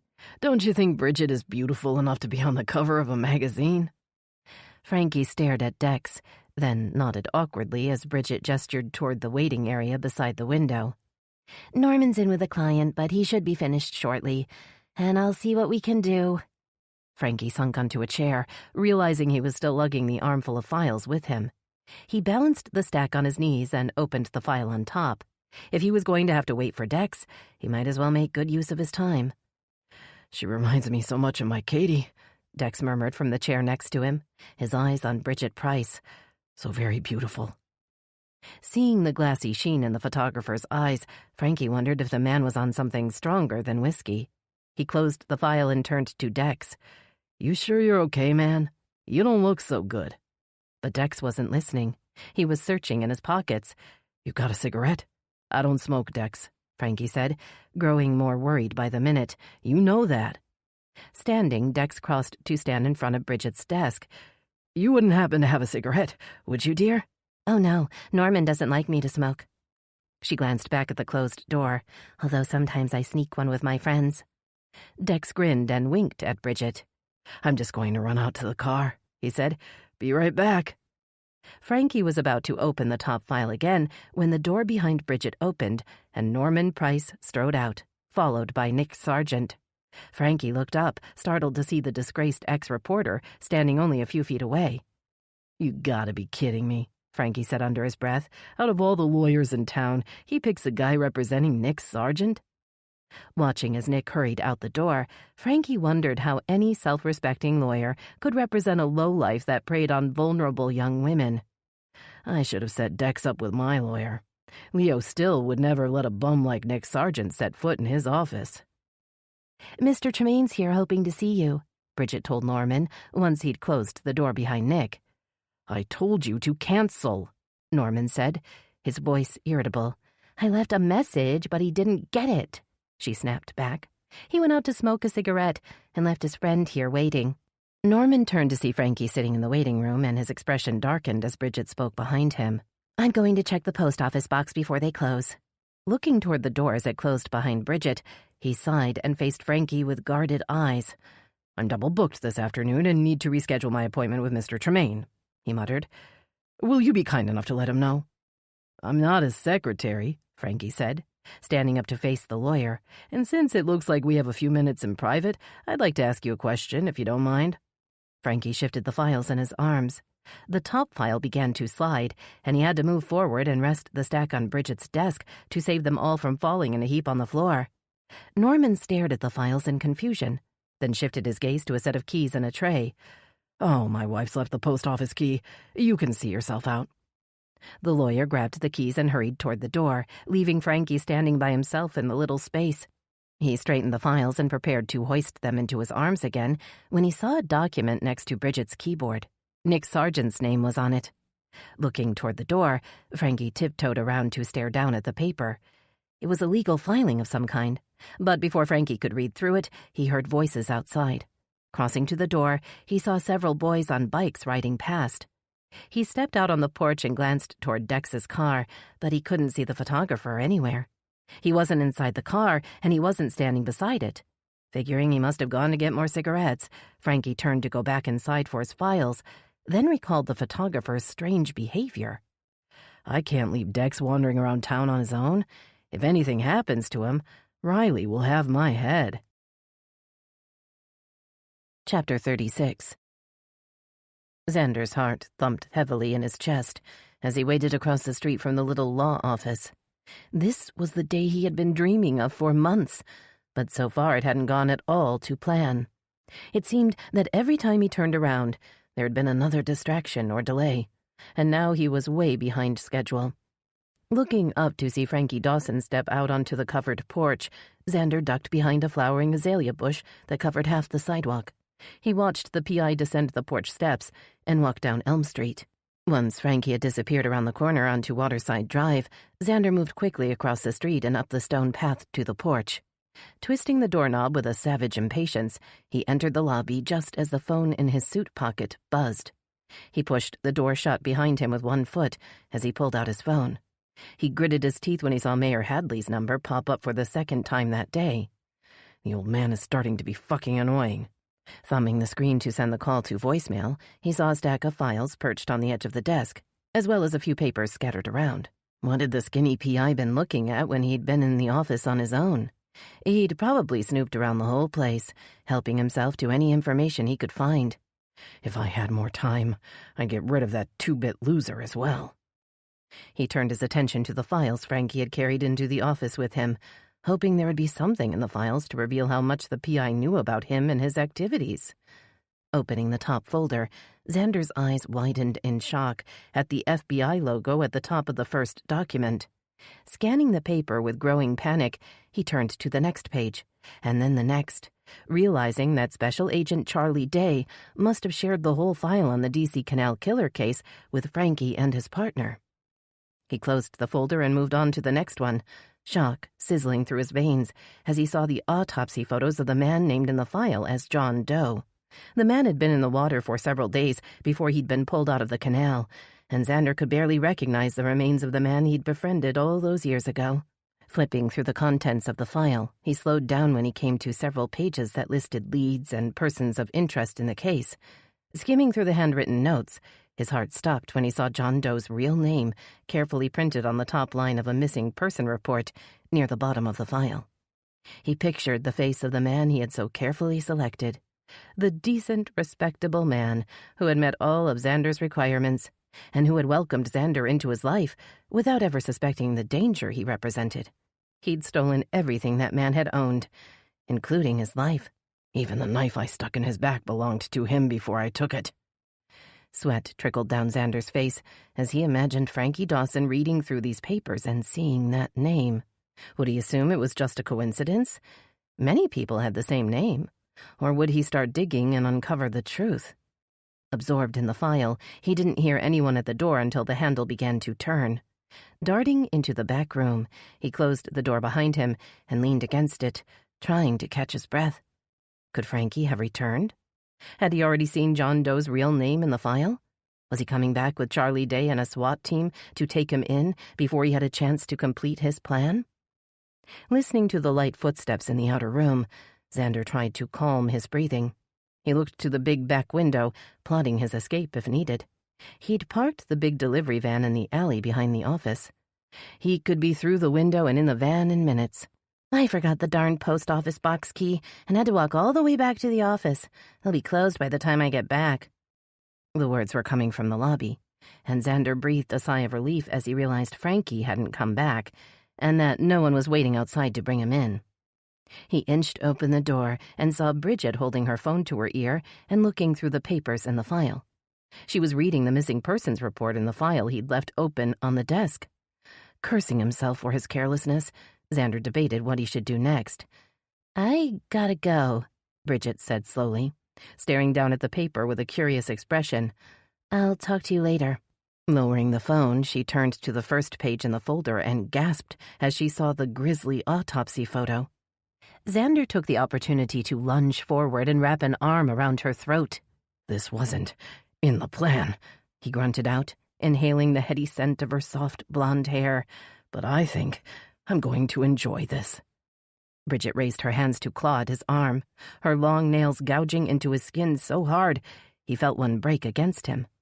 Squeezing tighter, he tried to trap her flailing arms against her sides with his other arm, but she thrashed so violently he almost lost his grip.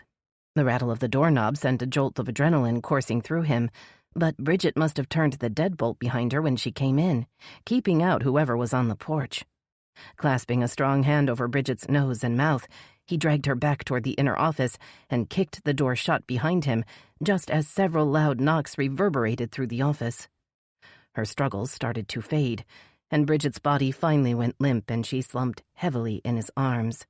Knowing he might only have minutes to get away undetected, Xander opened the big window and pushed out the screen. Looking across the backyard, he saw an uneven patch of grass and a chain-link fence separating the office from the alley. His eyes settled on the old storage shed in the corner. He decided it would serve as a temporary storage solution until he could get to his van. Maybe he would even leave Bridget there while he carried out the rest of his plan. It was getting late after all, and he still had several more stops to make before the day was through. Chapter 37. The door to the little law office was locked, although there was no sign on the door indicating that they were closed for the day. Peyton Bell looked at her watch, wondering if perhaps lawyers closed early on Friday afternoons. Knocking again on the wooden door, she looked around the street for Ingram's Dodge Charger, but could see only her car and a sleek black luxury sedan parked a few spaces down. It didn't look like Ingram had made it to the lawyer's appointment he'd told her he couldn't miss. Just as I thought. The little weasel was making up an excuse so he wouldn't have to go with me to interview Brock Chandler. The idea of asking Mayor Hadley's arrogant friend if he'd broken into the high school and attacked 2 people wasn't exactly on Peyton's list of fun activities either, but she wasn't about to eliminate anyone just because of their position or connections. A tall, thin man turned the corner, heading in her direction. Definitely not the right shape to be Ingram. As the man drew closer, Peyton could see he had longish, shaggy hair, as opposed to Ingram's pale crew cut, and that he was wearing a baggy shirt over faded jeans. No, definitely not Ingram's prissy button-up style. Walking to the edge of the porch, Peyton squinted into the afternoon sun, wondering if she should go to talk to Ling Lee before she tracked down Brock Chandler. At least that way she'd have more background information to help guide her through the interview. She stepped back into the shade and looked up the sidewalk, waiting for the thin man to walk by. Instead, he turned up the path, coming toward her with a pained expression on his unshaven face. "Has Dex Tremaine come back here yet?" he asked, standing at the foot of the stairs. "I've looked all over and—" His voice trailed off as she stepped out of the shadows. "The place is locked up," Peyton said, recognizing Frankie Dawson as he stepped closer. "I was looking for someone too, but it doesn't look like anybody's home." Staring up at her with narrowed eyes, as if he doubted her words, Frankie walked up the stairs and crossed to the door. He jiggled the handle. "I already tried that," Peyton said. "Nobody answered." Frankie raised a fist and rapped twice. "Tried that too," Peyton smiled. "Any other ideas?" "So you haven't seen a guy with kind of shaggy hair wandering around? He might have been looking for a cigarette." Shaking her head, Peyton studied Frankie's face. She hadn't seen him in years, and he looked pretty rough, like maybe he hadn't slept in a while. The way he kept rubbing his forehead made her think he may even be hungover. Can't say I blame him for drinking after what we put him through. Frankie reached in his pocket and pulled out a stick of gum. He pulled off the wrapper and stuck the gum in his mouth. "You got an extra one of those?" she asked, pointing to the wrapper in his hand. "I quit smoking when I moved back down here. Chewing gum helps with the cravings and the boredom. Yeah? Frankie pulled out another stick and handed it to her. Why'd you quit? You want a health kick or something? Unwrapping the gum, she stuck it in her mouth. No, it's just my mother's got lung cancer and I'm down here helping her out and, well, she doesn't need a smoker in the house. A man in a suit appeared at the end of the path before Frankie could respond. Peyton recognized Norman Price. He was the lawyer that had helped Mark Ingram get reinstated on the force. Peyton knew her partner was still working with the lawyer on some top-secret case, and she didn't think it was going to be something Chief Ainsley would be too happy about. "How can I help you?" Norman said, his voice cold. "I'm kind of busy today and I can't seem to find my wife." "Join the club," Frankie said, matching Norman's chilly tone. "I can't find Dex. His car's still here, but he's not." Pushing past Peyton, Norman went to the door and twisted the handle. Throwing an annoyed look over his shoulder, he pulled out a set of keys and inserted one in the lock.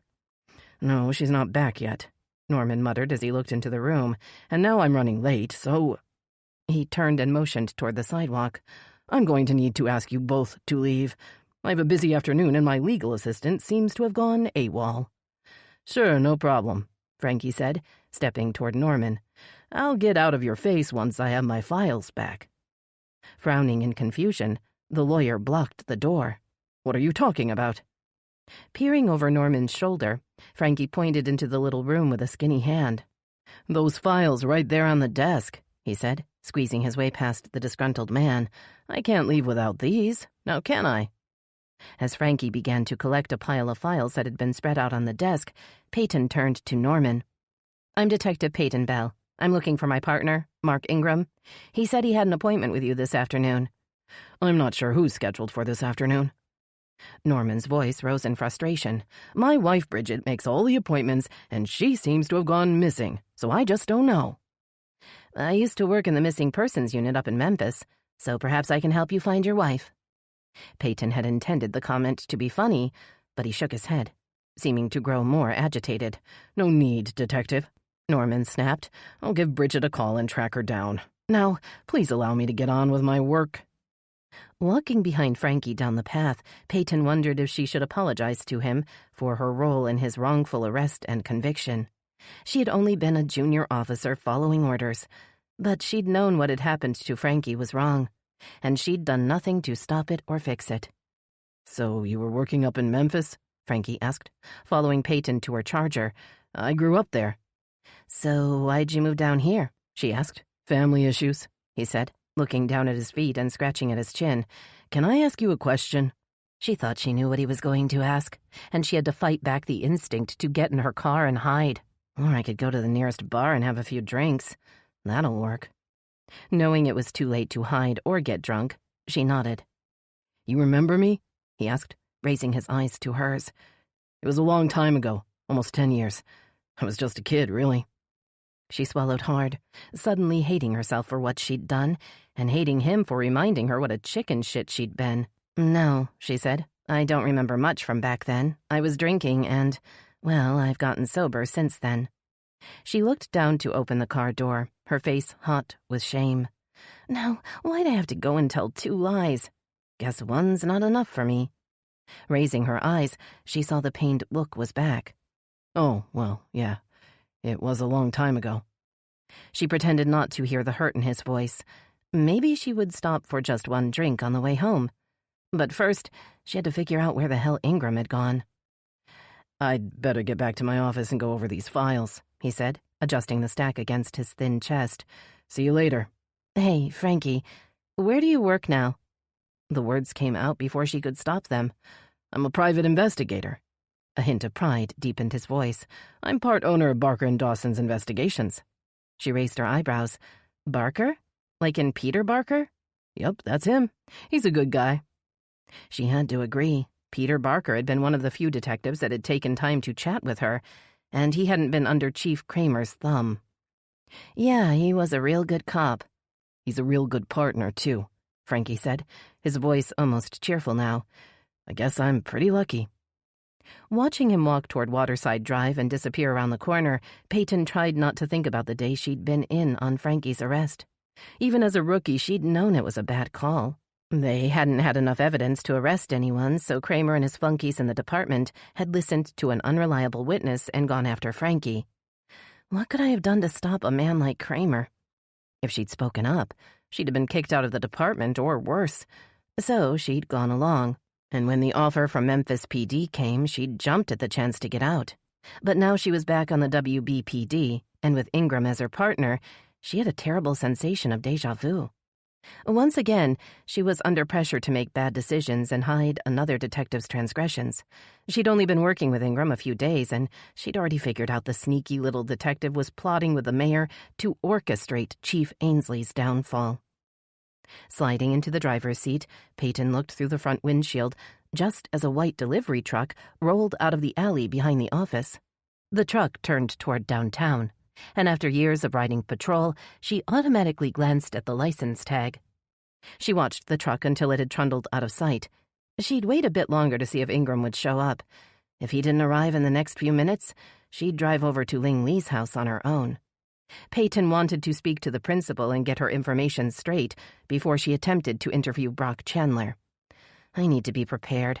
No doubt as soon as I approach Chandler, he'll run to the mayor to complain, and the shit will really hit the fan. Chapter 38. Mayor Hadley stormed past Veronica without a greeting as she entered the Channel 10 newsroom. The entire crew remained silent as the door swung shut behind him, and Veronica crossed to her desk with the grim certainty that she knew exactly what the old man had been up to. Veronica, can I have a word? Spencer Nash stood in the hallway leading back to his office. He spun on his heel without waiting for an answer, and Veronica followed. She knew what he was about to say, and her pulse was already racing in response to the lecture she was sure Spencer planned to give her. Mayor Hadley came by in person to complain about you, he said bluntly. He said you've made unfounded accusations in an attempt to sensationalize the story about the incident at the school. And what accusations is he talking about exactly? Putting her hands on her hips, Veronica wanted to hear Spencer say the words. She was surprised that her comments about Brock Chandler had gotten back to the mayor so quickly, although she had known her suspicions would likely get back to both men eventually. He says you've accused Brock Chandler of breaking into the school in some sort of revenge attack on your mother. I haven't accused anyone of anything, Veronica said. I simply told Chief Ainsley that Superintendent Chandler was the only one I could think of that had past disagreements with my mother. She said she would look into the situation, and that was the end of it. Spencer sat on the edge of his desk and sighed. Well, the mayor's threatening to file a complaint with the FCC and pull his re-election campaign ads from the station if we report that Chandler is a person of interest in the break-in. No one suggested any such thing, Veronica replied, dismissing the idea. But if we were thinking to run a story we believed in, we wouldn't cave to Mayor Hadley's threats, would we? Veronica couldn't believe Spencer wasn't as outraged as she was over the mayor's attempt to use his power and influence to block news that might hurt him or his cronies. It's no different than Nick Sargent blackmailing people to do his bidding. Dropping his eyes, Spencer stood and paced to the window. Of course not, he said, sounding annoyed. But we've got to at least try to play nice with the mayor's office, or we'll be stonewalled by the city's press office and lose more advertisers. What press office? You mean your special friend, Tenley Frost? A bright red flush colored Spencer's face as her words hit home. That's enough, Veronica. He ran a frustrated hand through his hair. His jaw clenched. I know you've had a hard time recently. His voice was tight with anger. So, I'll pretend you didn't just imply I'm an unethical jerk who is cheating on my wife. Veronica tried to speak, but Spencer raised his hand to stop her. No, out of respect for Hunter, I tried to make this work, but it's clear you are too closely and personally involved to be assigned to certain stories. I should have put a stop to this from the start. From now on, I'm assigning Jack to any story involving Brock Chandler, Willow Bay High, or the Lee family. Finn cleared his throat in the doorway, and Veronica looked over with blazing eyes. Is everything okay in here? His wide eyes made it clear he'd heard Spencer's angry outburst. Everything's just fine, Veronica muttered, slipping past Finn into the hall. I was just leaving to check on my mother anyway. Pausing only long enough to collect her bag and keys from her desk, She rushed outside. She climbed into the Jeep and shut the door, resting her head on the steering wheel as Spencer's words played over in her mind. Out of respect for Hunter, I tried to make this work. Doubt seeped in. Could she still be an objective reporter after the trauma she'd experienced in the last few months? Or had the terrible things she'd been through impacted her too deeply? She cringed at the thought that Spencer had only kept her on because of her relationship with Hunter. Had Hunter been shielding her from the truth? What else hadn't he admitted to her? The image of the attractive blonde woman in Hunter's car floated through her head, causing her chest to tighten. She squeezed her eyes shut against the unwelcome image, then jumped at the sudden knock on her window. Finn stood by the Jeep, the worry in his face preventing her from telling him to go away, and that she didn't want anyone's pity. She hesitated, then opened the door and stepped out, leaning over to ruffle Gracie's soft white fur as the big dog trotted up behind Finn. Spencer was wrong, Finn said, his voice firm.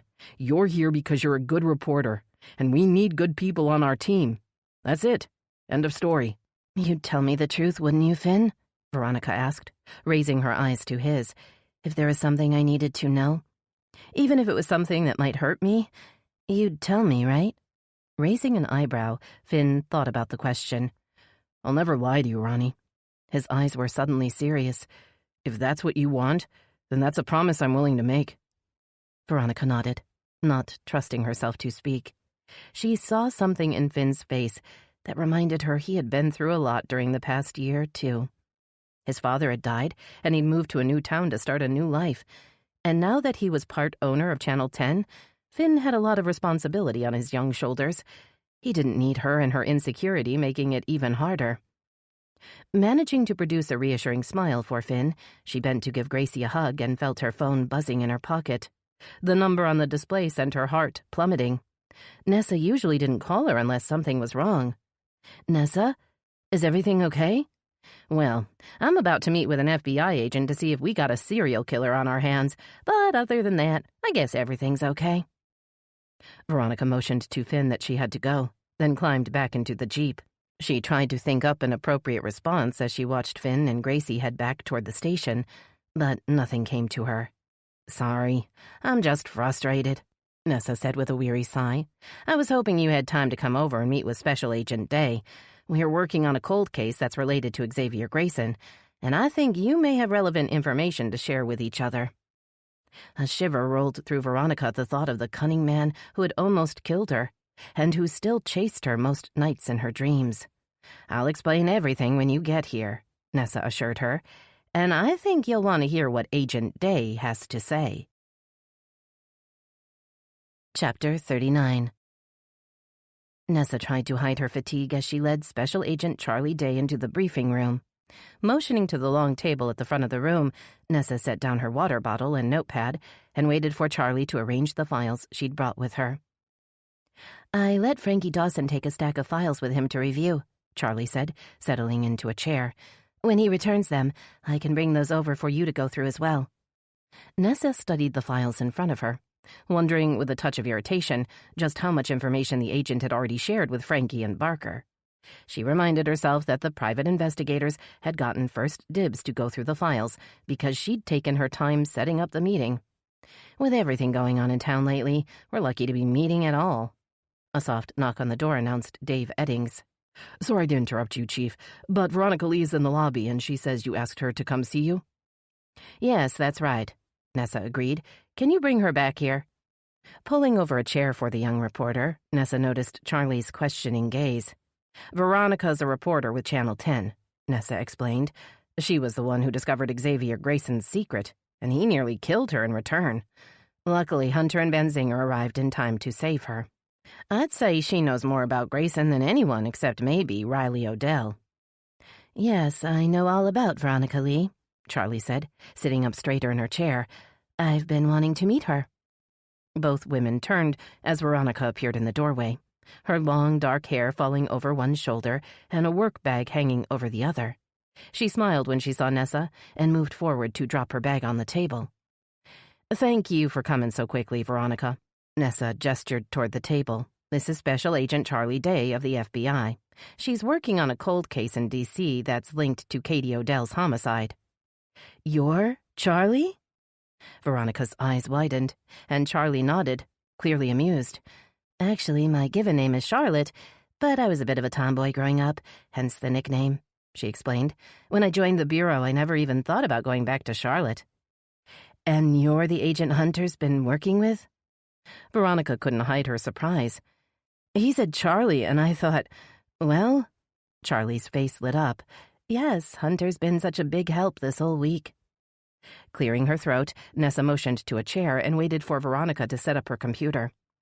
If she had any question as to Veronica's relationship with Hunter before, the worried look on the reporter's face told her everything she needed to know.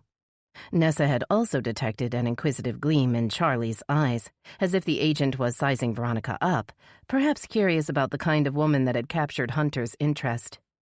I don't need to be a special agent with the FBI to see that both these women have the hots for Hunter Hadley. Nessa couldn't say she blamed either of them. She was well aware that Hunter was a sight for sore eyes on his worst day. If I wasn't happily married, I might give these two a run for their money. Hoping to dispel the tension that had suddenly filled the room, Nessa moved to stand by the big whiteboard at the front. "Veronica, as you know, Xavier Grayson's DNA profile came up as a partial match with the man who killed Katie Odell. We believe the killer's relationship with Grayson holds the key to his motive." Picking up a dry erase marker, Nessa wrote Xavier Grayson on the whiteboard. Next to his name, she wrote Unknown Perp. Below that, she wrote another pair of names, Riley Odell and Katie Odell. Then, at the bottom, she wrote Veronica Lee and Ling Lee. "We know our Perp is related to Xavier Grayson, and that he appears to be targeting the loved ones of the people he holds accountable for Xavier's death." Nessa met Veronica's anxious green eyes. "How can we be sure the man who attacked my mother is the same man who killed Katie Odell?" Veronica asked. Nessa pulled out a lab report from the folder in front of her. "I got the report back from our lab just before you arrived. The crime scene crew managed to get a DNA profile from the blood on the broken glass at the school. The profile matches the DNA recovered from the Katie Odell investigation. It's the same Perp." Seeing the stricken look on Veronica's face, Nessa felt a rush of sympathy. She sank into the chair beside Veronica. "You know more about Xavier Grayson than anyone else in Willow Bay. You're the only one who spent time with him, the only one who actually talked with him." Nessa put a hand on the young reporter's arm. "We need you to think back and tell us anything Xavier may have told you that could help us figure out who this guy is." Her words hung in the air as Veronica considered the request. "There's just one problem with that approach," she finally said. "Xavier was an expert at deception. He made a living by assuming the identity of other men. Anything he told me was almost certainly a lie, or an attempt at misdirection." Clenching her fists on the table in front of her, Veronica stared at her mother's name on the whiteboard, then raised her eyes to Nessa. "I don't know why, but I have a bad feeling about Brock Chandler. I can sense his hostility toward my mother. But it couldn't be him, could it? I mean, he lived here long before Xavier came to town." Nessa thought the possibility that the pompous school superintendent could be related to Xavier Grayson was remote, but Charlie Day stood and crossed to the whiteboard. She picked up a marker and wrote Brock Chandler under Unknown Perp. "Brainstorming works best if you don't second-guess yourself," she said. "So tell me about Chandler. How old is he? Old enough to be Xavier's father? Or brother?" Nessa shrugged, not sure what she really knew about the man. "I guess he's close to 50, she said. "So he's old enough to be Xavier's father. Likely too old to be a brother. Definitely not a son." "What about his personal life?" Charlie asked next. "Is he married or single? Did he have the means to get to Miami and back on the day Tina Tremaine was killed?" Thinking back to the last school board meeting she'd attended, Nessa remembered Chandler driving up in a fancy car on his own.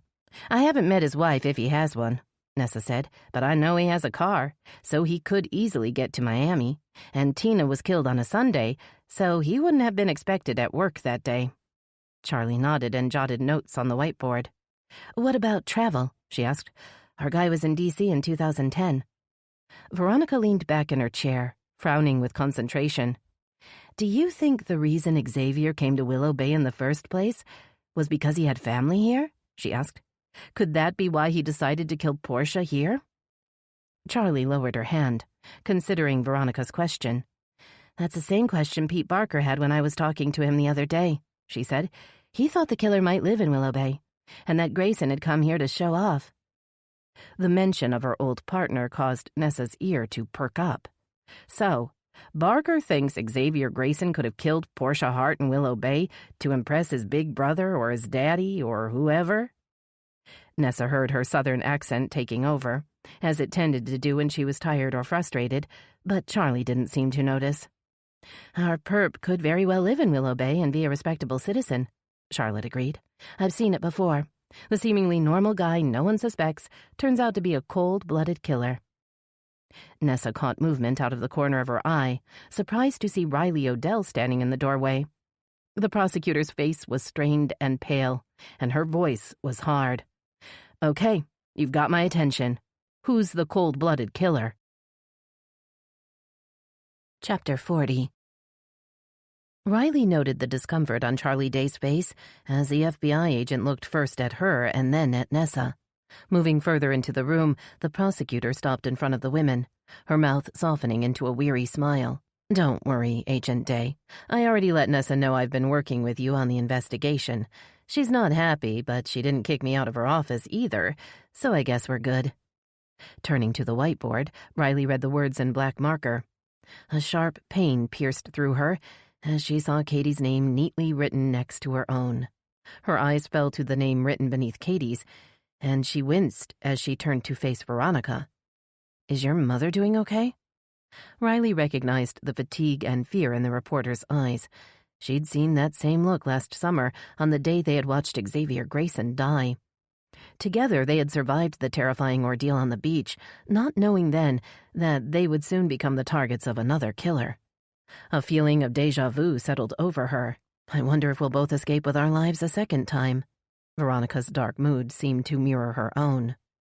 My mother's at home taking a nap next to a gun, she said dryly, so I guess she could be better. Riley had to force herself not to say the words that sprang to mind. At least she's still alive. At least she's at home and not in the morgue. Forcing her eyes back to the whiteboard, Riley saw Brock Chandler's name and frowned. Nessa caught her puzzled look and stepped up beside her. We asked Veronica if she knew anyone that might want to do her mother harm. Superintendent Chandler was top of her list. Riley thought of the overbearing man she'd met on several previous occasions. He was obnoxious and arrogant, but he didn't try to hide those traits. If he were a killer in hiding, wouldn't he at least try to play well with others? I don't think Brock fits, Riley murmured, looking back toward Charlie and Veronica. He's probably smart enough to pull off a complicated con, but I don't think he's cunning or patient enough. He's too aggressive to successfully stay under the radar for years. Noting the stubborn set of Veronica's chin, she continued, Don't get me wrong. I know Chandler's a bully, and that he wouldn't hesitate to use his connections to get his own way. She began to pace the room, caught up in the rare moment she was able to think about something other than Katie's death. If Chandler had a grudge against Ling Li, I wouldn't doubt he'd try to discredit her or cause some sort of professional trouble. But I can't see him breaking into the school and hitting someone over the head. He's not the type to get his hands dirty. Nessa nodded in reluctant agreement. Chandler's already using his clout with Mayor Hadley to cause trouble. I'm not sure what he's got on the old guy, but the mayor protects Chandler like he's his personal bodyguard. Mayor Hadley? Charlie asked. What's his story? Riley grimaced, unable to hide her obvious distaste. Our long-standing mayor has somehow managed to avoid getting kicked out of office even after several of his cronies and appointments went to jail for serious crimes, including homicide. Charlie looked to Nessa and cocked her head. Hunter Hadley mentioned his father was in politics. I'm guessing he was talking about the mayor? Yep, poor Hunter got stuck with a rotten daddy, Nessa confirmed. But luckily that apple fell miles away from the tree. Hunter's one of the good guys. I can vouch for that. Oh, I have no doubt, Charlie replied with a wry smile. It's rare to meet a good man in my line of work. When I do, I take note. Something in the agent's voice caused Riley to narrow her eyes. She glanced over at Veronica, noting the touch of pink that had arisen in the reporter's cheeks. Charlie didn't just imply she's been lusting after Veronica's guy, did she? Crossing her arms over her chest, Riley cleared her throat, wanting to make sure the agent heard her loud and clear. Hunter's done more for this town than his father ever has, and he's saved Veronica's life more than once. When you have that kind of bond, it's hard to break. Her voice wavered as she wondered why she was getting so emotional. Had her impassioned words been about Hunter and Veronica? Or was she really thinking about herself and Van Zinger? Once you have that kind of bond, it's hard to break. Closing her eyes, Riley pictured Van Zinger's worried face. The room spun around her, and she put her hand against the whiteboard for support as Nessa rushed over. "When's the last time you've eaten?" Nessa asked, helping her back to her chair. "I'll get you a glass of water for now." Riley let Nessa push a cup of water into her hand and took small sips, feeling the cool water begin to soothe her dry throat. But it couldn't wash away the hot rush of shame that filled her as she thought of how badly she'd treated Van Zinger. Have I broken the bond we had? After everything we've been through? Her memory of lifting her tear-stained face to Frankie caused a sick ache to take hold of Riley's stomach, and even the few sips of water she'd managed to get down suddenly threatened to come back up. "Do you want me to call Van Zinger?" Nessa offered. "I could have him come pick you up and take you home." "No," she responded, her voice sharper than she'd intended. "I'm fine. I'll give him a call when we're through here." She forced down another sip of water as Nessa went back to her seat and looked up at the whiteboard again.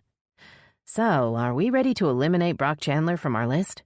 Nessa asked, although I still plan to keep my eye on him. All heads nodded, and as Charlie began to review the contents of her case files with the other women, Riley started to rehearse what she was going to say to Van Zinger when she called him. She finally decided there was only one solution. She would tell him the truth. "I'm sorry for how I've acted.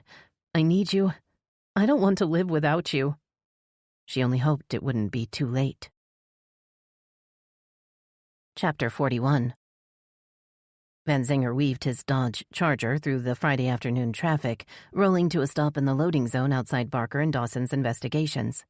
He looked down at the composite drawing in the seat next to him, studying the image the artist had created for the 100th time. Eager to show the drawing to Frankie, he hoped it would stir his memory. Finding the office door unlocked, Van Zinger flung it open and stepped inside, startling Frankie, who was staring intently at an open file on his desk. "Damn, man, you ever hear him knocking?" Frankie asked, standing up and taking a step back. "You're gonna give a dude a heart attack like that. So what's going on? Something wrong?" Van Zinger crossed the room and dropped the drawing on Frankie's desk, covering the documents he'd been reading. The PI kept his eyes on Van Zinger as if he expected him to come at him over the desk at any minute. "Sit down and look at that," Van Zinger ordered, pointing to the composite. "You ever see that guy?" Swallowing hard, Frankie pulled his eyes away from Van Zinger and lowered them to the drawing. He sunk in the chair and leaned closer to the paper. "With the hat and glasses, this could be anybody, man," Frankie muttered, but Van Zinger heard a trace of doubt in his voice. "Who's he supposed to be?"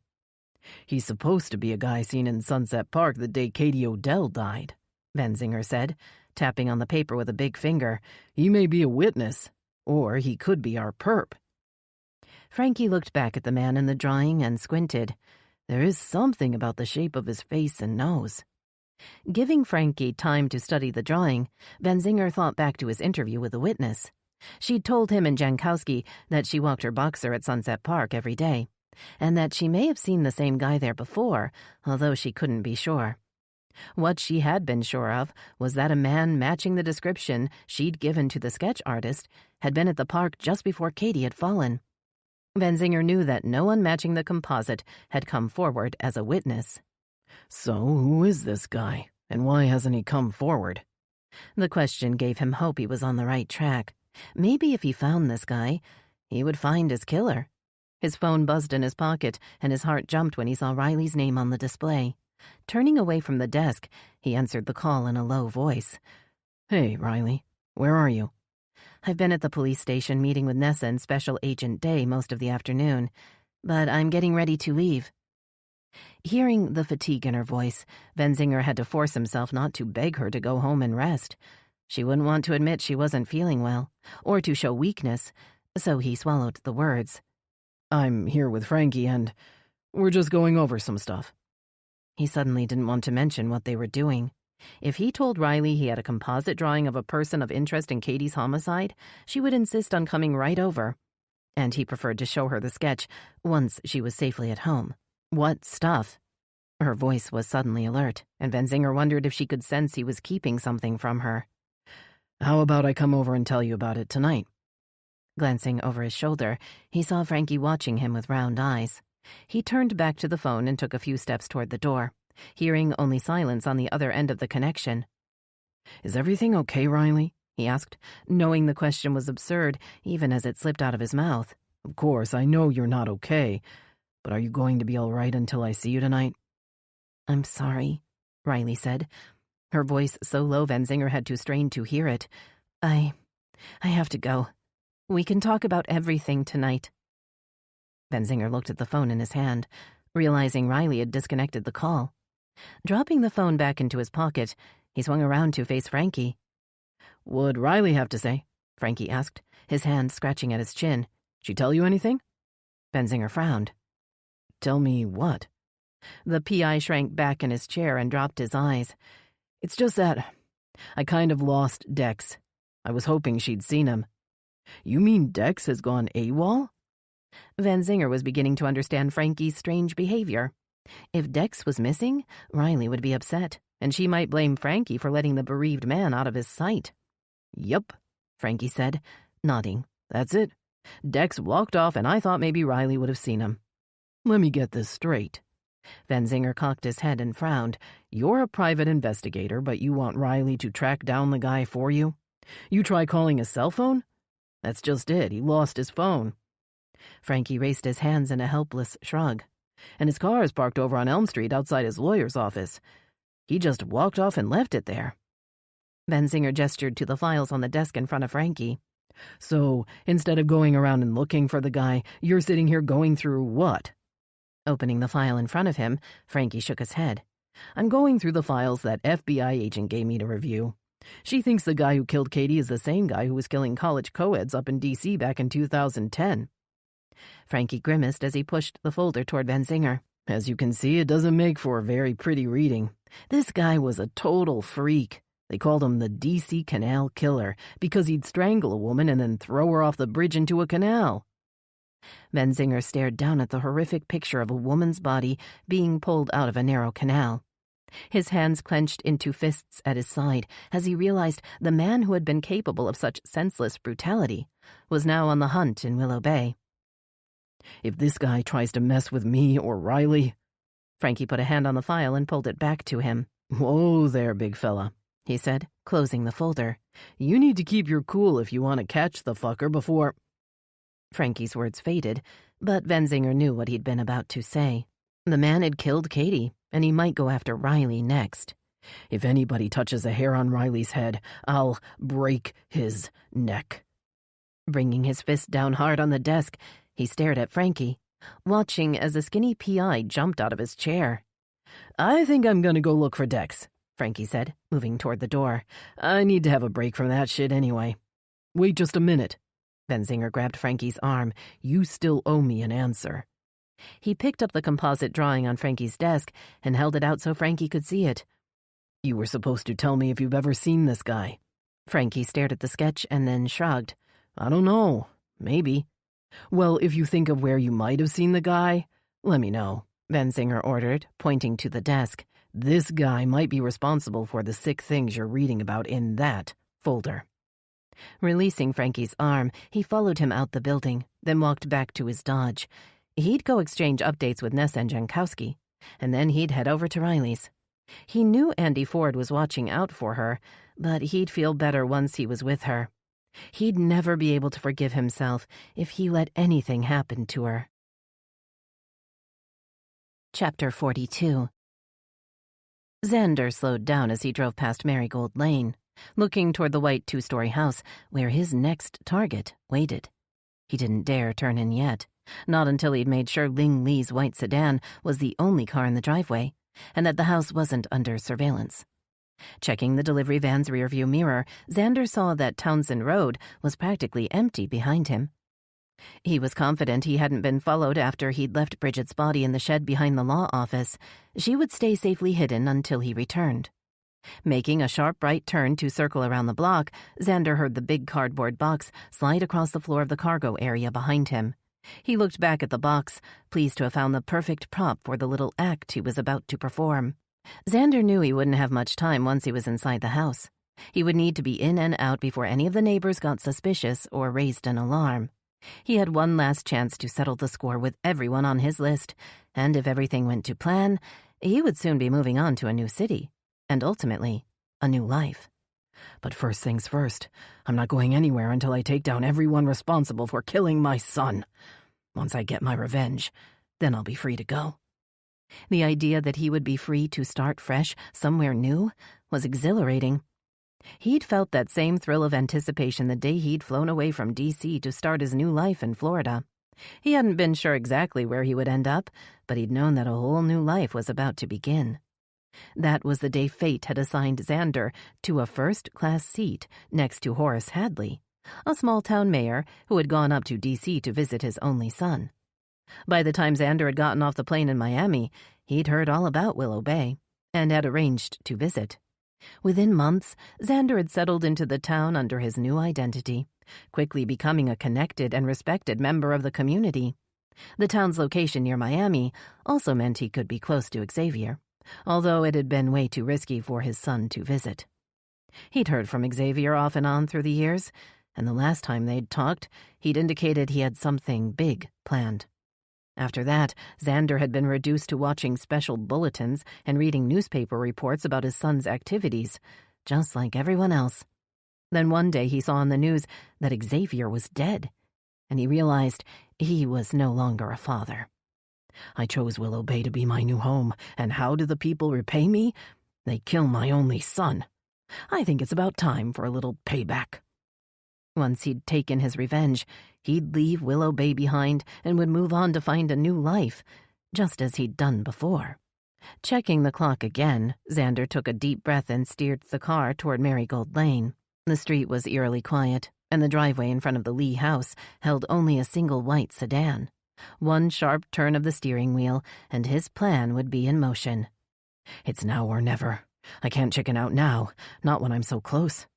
The white van lumbered to a stop at the curb, then Xander backed it up onto the driveway. He pulled on a delivery cap and glasses, then hopped out to unlatch the back door of the van.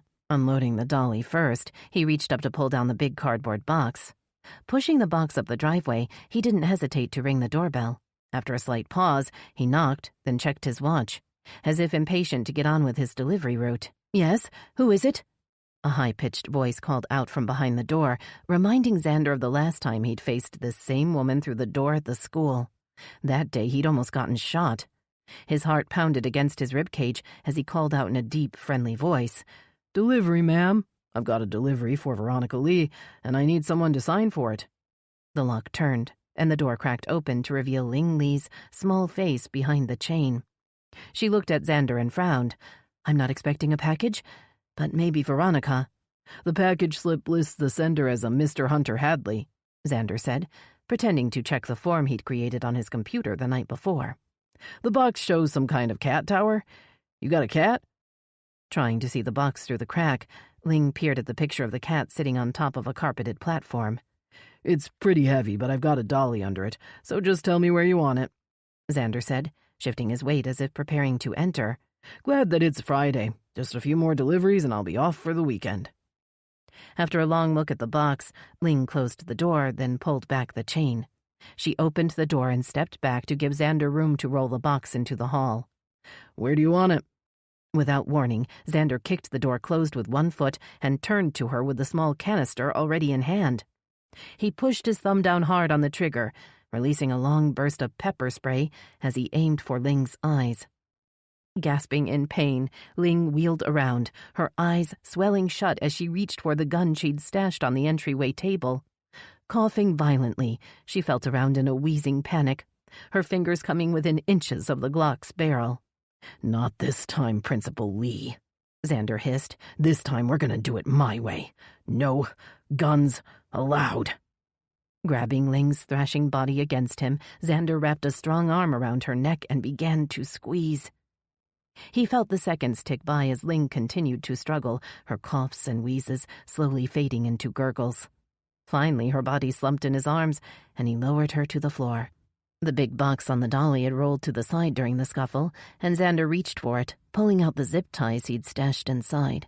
He secured one around the little woman's ankles, then moved to her hands and used another to bind her wrists together behind her back. He lifted her easily, dumping her into the stiff cardboard box. As he closed the flaps on the top, a big orange tabby cat jumped onto the entryway table, knocking the Glock to the ground and causing Xander to jump back in fear. Reaching out to grab the animal by the scruff of its neck, Xander banged the box, sending it rolling toward the door. The cat hissed and swiped at him, its claws gouging a bloody scratch along Xander's forearm before it leaped down and darted away. Blood dripped from his hand onto the tiled floor, causing Xander to curse in frustration. He needed time to complete his plan. It wouldn't do for the alarm to be raised about Ling Li's demise too soon. That would alert Veronica and spoil everything. Grabbing a pink sweater off the coat rack in the hall, he stooped to wipe up the spatter of blood, then wrapped the soiled fabric around his hand and opened the door.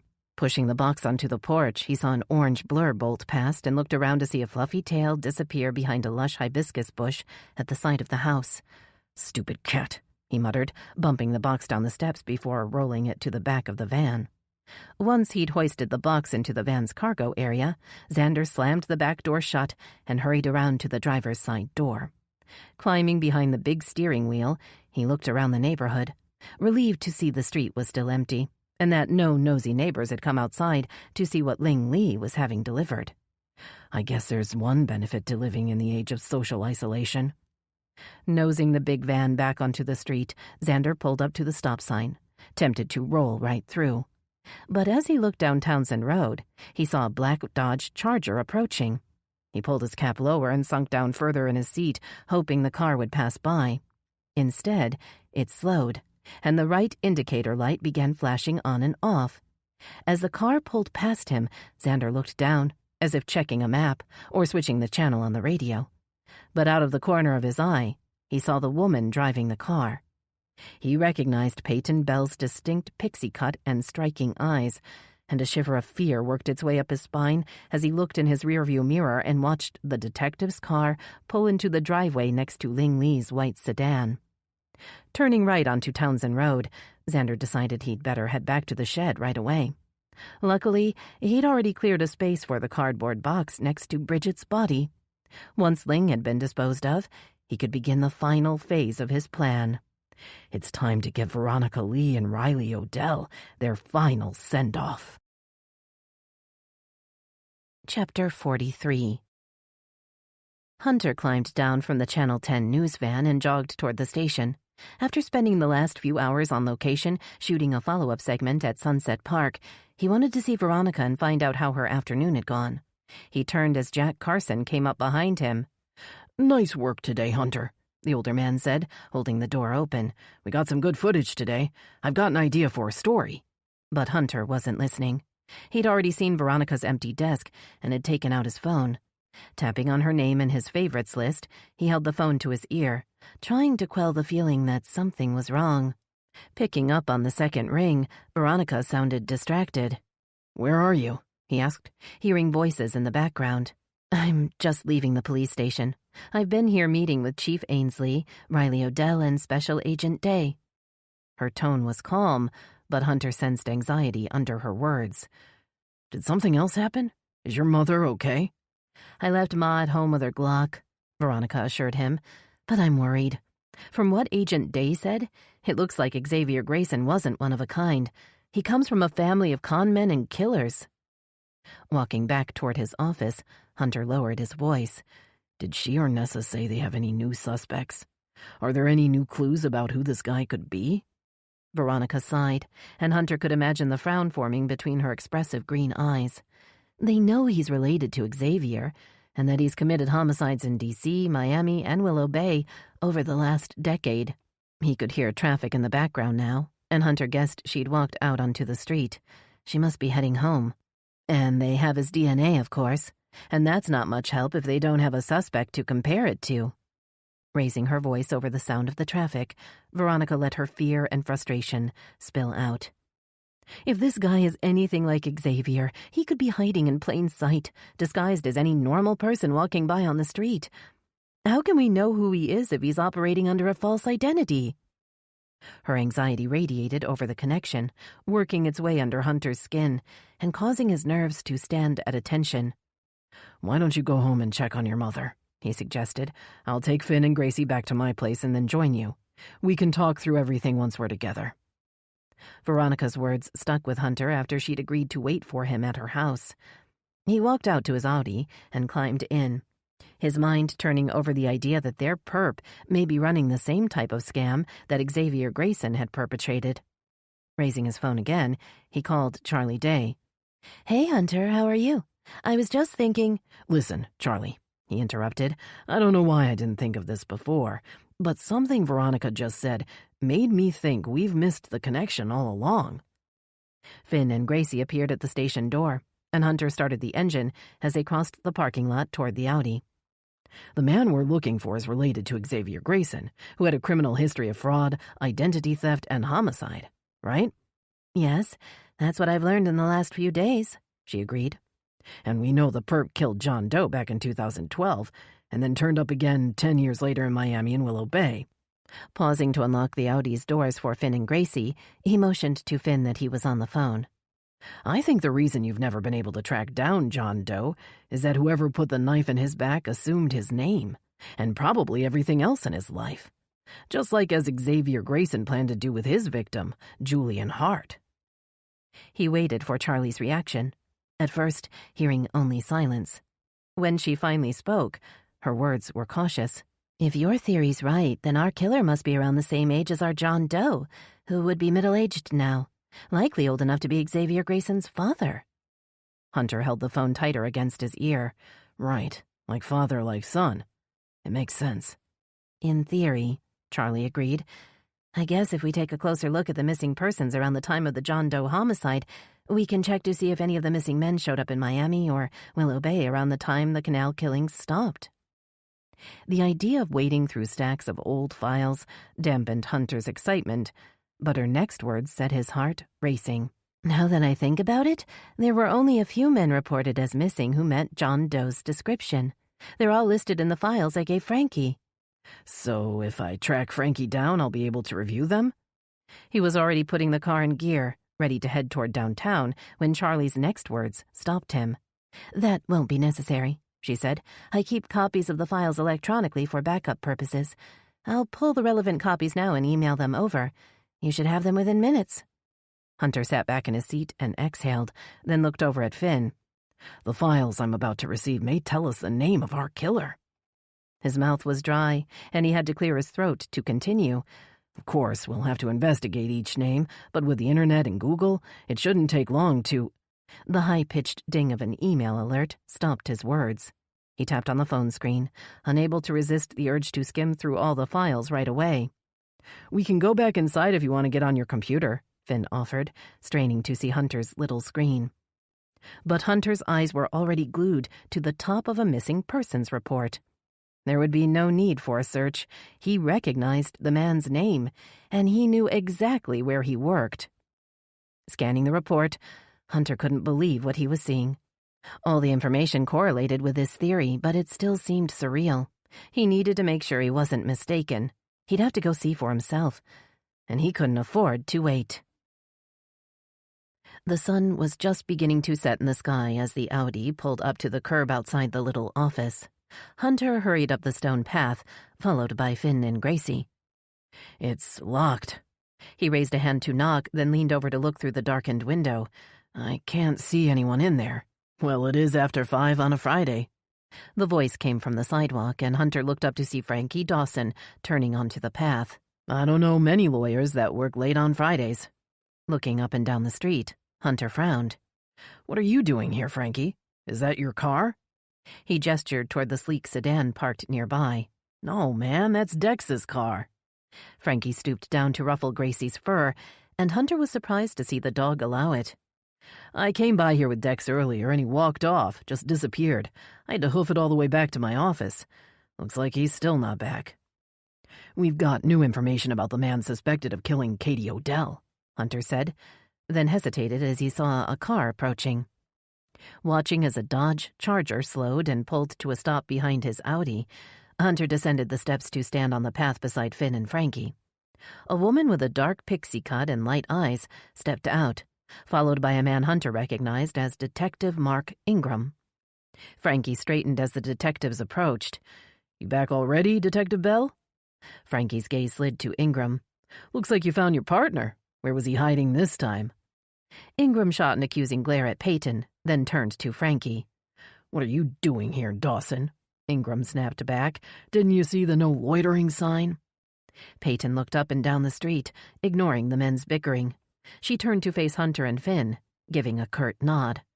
"Detective Ingram and I are looking for a white van that was seen around here earlier. Any of you guys seen it?" "No," Hunter said, impatient to get on with his search. "We're looking for Norman Price. We need to speak to him urgently." A hostile look fell over Ingram's face, and he stepped forward. "I don't like your tone, Hadley," he said, scowling up at the taller man. "We're on official business, and if the rumors I've heard are true, you just might want to help us find this van." "Yeah? Why's that?" Hunter asked, keeping his voice low. Peyton stuck up a placating hand. "Come on, Ingram. We don't have time for this," she said, moving back toward the Charger. "We gotta let the chief know what I found at the Lee residence before it gets too late." Her words set off a spark of fear in Hunter's chest. "You're not talking about Veronica Lee's residence, are you?" Hunter asked, his mouth dry. "She's a reporter at our station." Ingram sneered up at Hunter, but Peyton turned back. "We've been investigating the recent incident at the school where Principal Lee works. When I stopped by this afternoon to speak to her, no one answered the door. And I noticed some odd stains on the doorknob and, well, on the cat. It looked like blood." Hunter's heart began to thump in his chest as Peyton continued. "I saw a van leaving the neighborhood, which appeared to match a van I'd seen earlier today around here. I wanted to check it out." "It's a bit of a goose chase if you ask me," Ingram said, "but my partner here was pretty adamant there was blood on the cat." Rolling his eyes, the detective smirked, but Hunter didn't find anything funny in what he was hearing. "I've got reason to believe Norman Price's information regarding the attack on Ling Lee, as well as Katie Odell's murder," he said, desperate not to waste more time. "I need to get into that office and see if he's in there. Ling Lee's life could depend on it.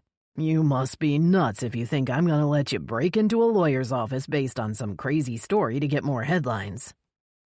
Putting a hand on the holster under his jacket, Ingram positioned himself on the path, blocking Hunter's way. "Now, you all need to leave before we take you downtown." Frankie shook his head in disgust, staring over at Peyton. "You just gonna stand by again, Detective Bell?" Frankie pointed a skinny finger at Hunter. "'Cause if you don't help this man find Norman Price, you may end up with blood on your hands." Watching the emotions play across Peyton's face, Hunter began to move slowly toward the back fence. "I'm just going to see if the back door is open," he said, holding his hands in the air. "I won't break in, I just want to see." "Stop right there." Ingram's voice rang out just as Peyton stepped forward. "Chief Ainsley made me lead detective on this case." Her voice was brusque. "I've got reason to believe Ling Lee may be in imminent danger, and I'm entering the property to make sure she's not here." Hunter didn't wait for Ingram's response. He hurried through the back gate, crunching through fallen leaves as he circled around to the back of the house. He saw immediately that a back window was open, and that the screen had been discarded on the ground. Coming to a stop behind him, Peyton stared at the window, then looked around the empty yard. He stepped toward the window and peered in, while Hunter called out in a loud voice, "Hello? Mr. Price?" Only a flat silence echoed back, and Hunter felt certain the little building was empty. He heard the gate open again and looked over to see Finn and Gracie walking toward them. The big lab sniffed at the ground and then began moving quickly across the grass toward an old shed in the corner of the yard. As she reached the battered door, she barked and began to paw at the dirt outside, as if frantic to get in. "What's wrong with the dog?" Ingram asked, standing at the gate. Hunter met Finn's eyes over Peyton's head and nodded. They both moved forward to pull Gracie back, then stared up at the detective. "She's signaling she caught the scent of a dead body," Finn said, his eyes wide. "Army trained her to be a cadaver dog when she was a puppy.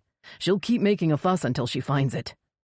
Raising her gun to a ready position, Peyton nodded at the lock. "Break it off," she said, "and I'll go in." The lock was attached to a rusty latch, and one strong kick from Hunter ripped it from the doorframe. The smell hit them as soon as the door swung open. Gracie scurried in, sniffling into a shadowy corner, then sat down beside a frayed tarp and looked back at Finn. Scoping out the small space, Peyton lowered her weapon and motioned for Hunter to enter. He held his breath, resisting the urge to gag as he lifted the corner of the tarp to reveal a small figure. A woman lay crumpled on the floor, strands of blonde hair covered half her face, and a ring of angry bruises circled her neck.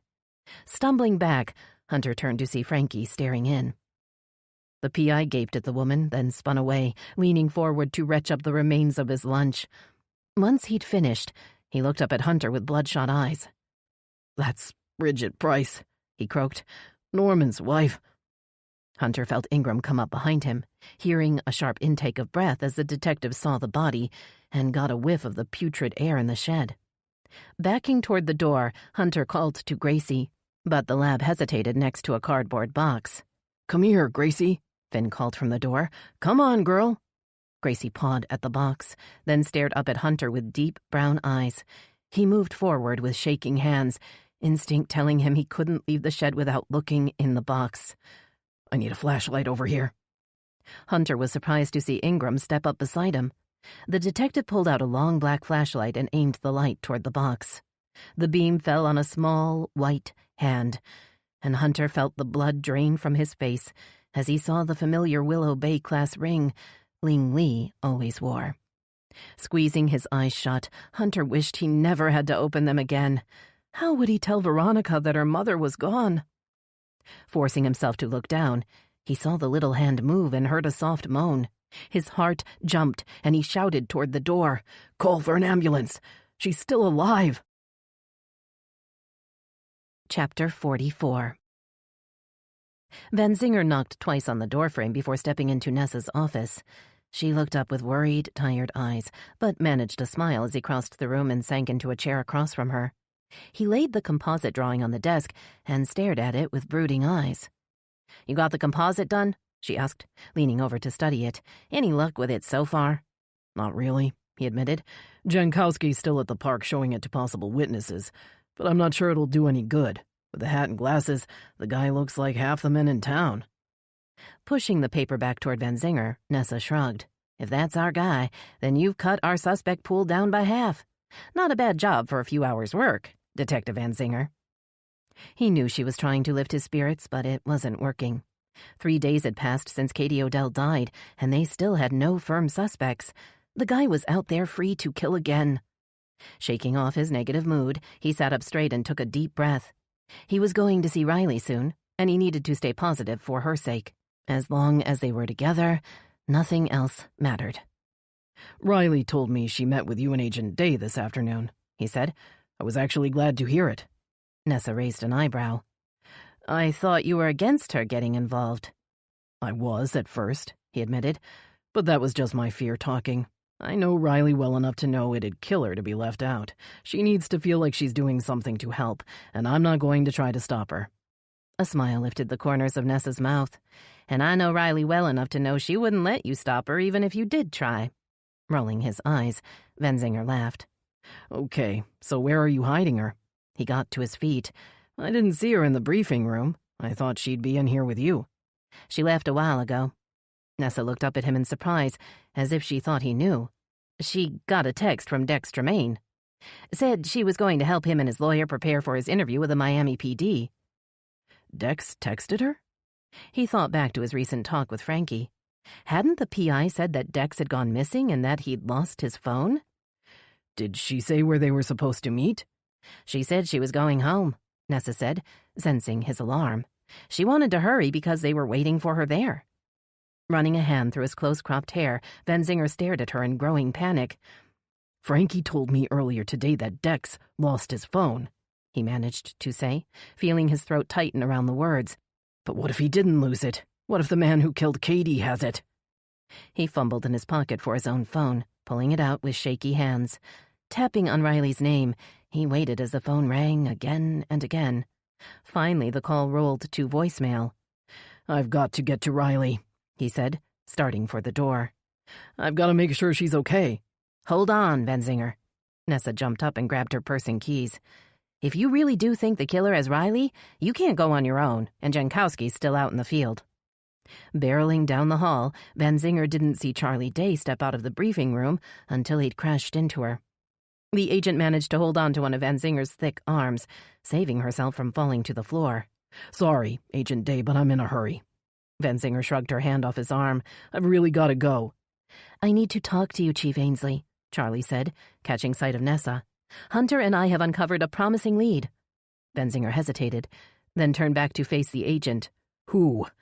His voice deepened into a growl. Give me a name. Pointing into the briefing room, Charlie nodded toward the papers spread out across the table. A man in D.C. was reported missing around the same time my John Doe turned up in the canal, she said, crossing to the table. He was located by our investigators several weeks later, alive and well and living in Miami. He was ruled out as our John Doe, but his name remained in the file for our records.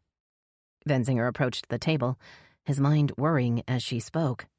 Earlier today, Hunter Hadley suggested that whoever killed John Doe may have assumed his identity, just as Xavier Grayson had assumed the identity of Julian Hart. I went back through the list of missing persons and ran each one through a search. She held a piece of paper toward Benzinger. This was the man that had been reported missing and who we tracked to Miami. He moved to Willow Bay soon after our investigators spoke to him, and he has lived here ever since. Grabbing the paper from Charlie's hand, Benzinger stared down at the name in stunned disbelief. Nessa leaned over his shoulder. Norman Price? Nessa murmured. You think Norman Price is the man who killed your John Doe? No, Charlie said. I think our John Doe was the real Norman Price. I think he was killed in D.C. and thrown into the canal. And I think the man who killed him then assumed his identity. Benzinger felt the room spin as the pieces began to come together. Norman Price moved to Willow Bay back when I was first on the force, he said between gritted teeth. He's been the lawyer for every crook in town since then, including the mayor. Shoving the paper back at Charlie, he stared into her clear gray eyes, feeling the world collapsing around him.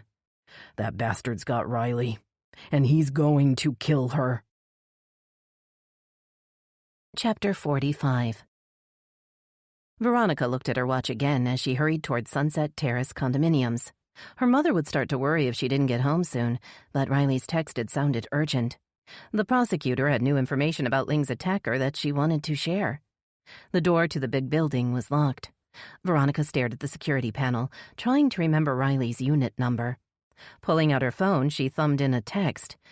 Hey, Riley, I'm downstairs. What's your unit number? Veronica looked around her as she waited, suddenly very aware that she was across the street from Sunset Park.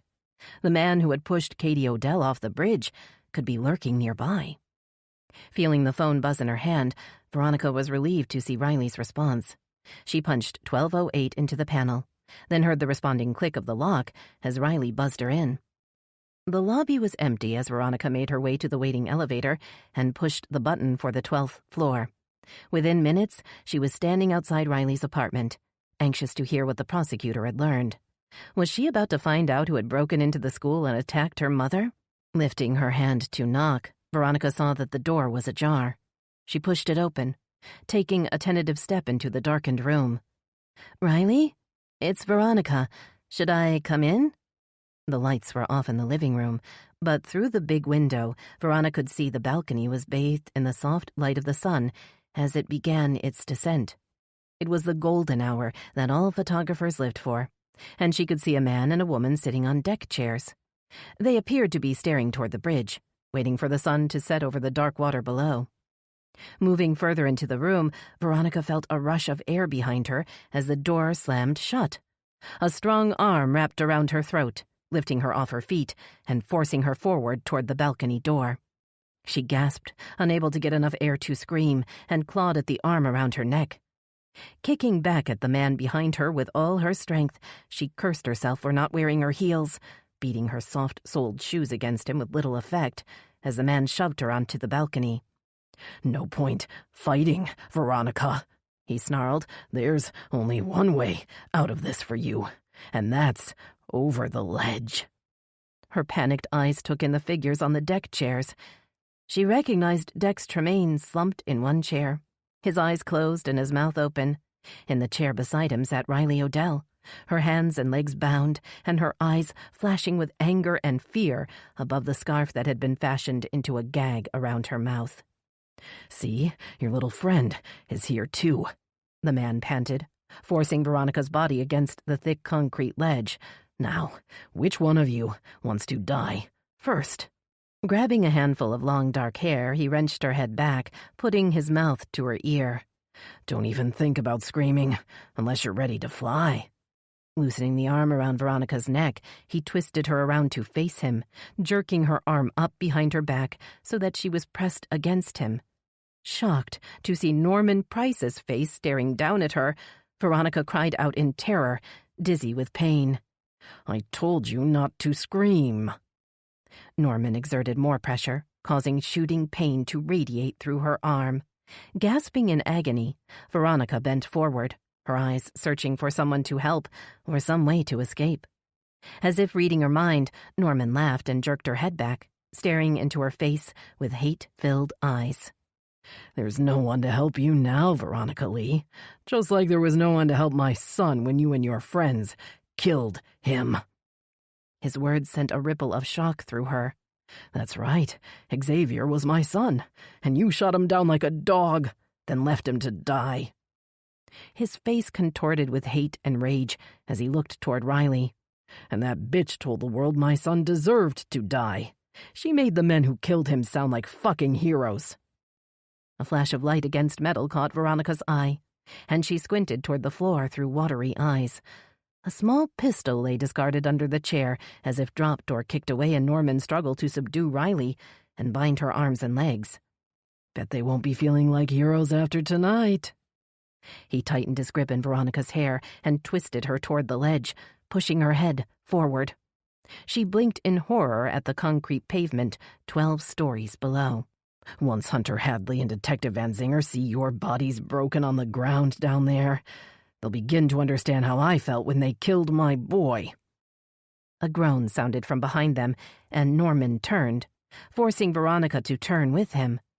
Her heart jumped with hope as Dex stretched his long, spindly legs, but he didn't open his eyes. "Looks like the drugs are starting to wear off." Norman sounded satisfied. "He should come around just in time to take the blame for all my transgressions. You'll be dead, and he'll be the perfect stooge." Releasing his hold of Veronica's hair, Norman pointed his trembling hand toward Dex's splayed body. "If everything goes as expected, Dex will be charged with your murder, as well as that of my beloved wife, and the town's popular high school principal." His words penetrated the fog of pain that had descended over Veronica, and she jerked up her head at the thought of her mother. "My mother?" The words came out as a rough whisper. "That's right. You don't know yet, do you?" His voice took on a mocking sympathy. "Mommy dearest is dead. I killed her with my own 2 hands. He held his hand up, displaying an angry gash along his forearm. "I would have strangled your fucking cat, too, but he got away." He clenched his hand into a fist, then dropped his arm and wrapped it around her neck again, and squeezed. "Unfortunately, Dex will have to get a new lawyer to help him try to beat the charges. Good old Norman Price will disappear into the sunset, and Xander Grayson will be back on the hunt for a new life." Riley's eyes widened at the words, and she shook her head as if trying to dislodge the gag. "That's right, Ms. Prosecutor. I'm not Norman Price." His voice shook with outrage, and spittle flew from his mouth. "I'm Xander Grayson, and I used to have a son. My only son. Until you and your friends killed him, shot him down like a rabid animal."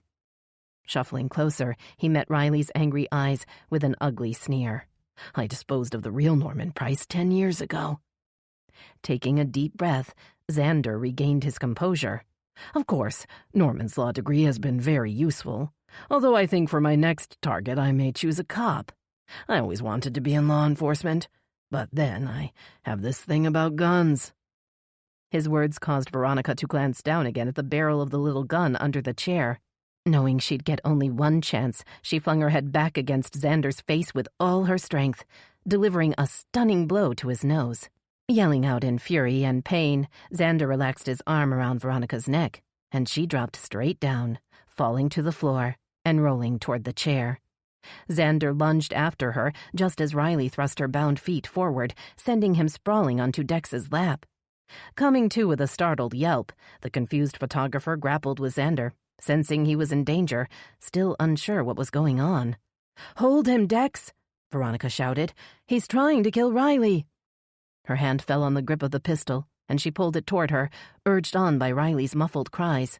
Fumbling with the rope around Riley's hands, Veronica finally worked the knot loose and turned with gun in hand to face Xander.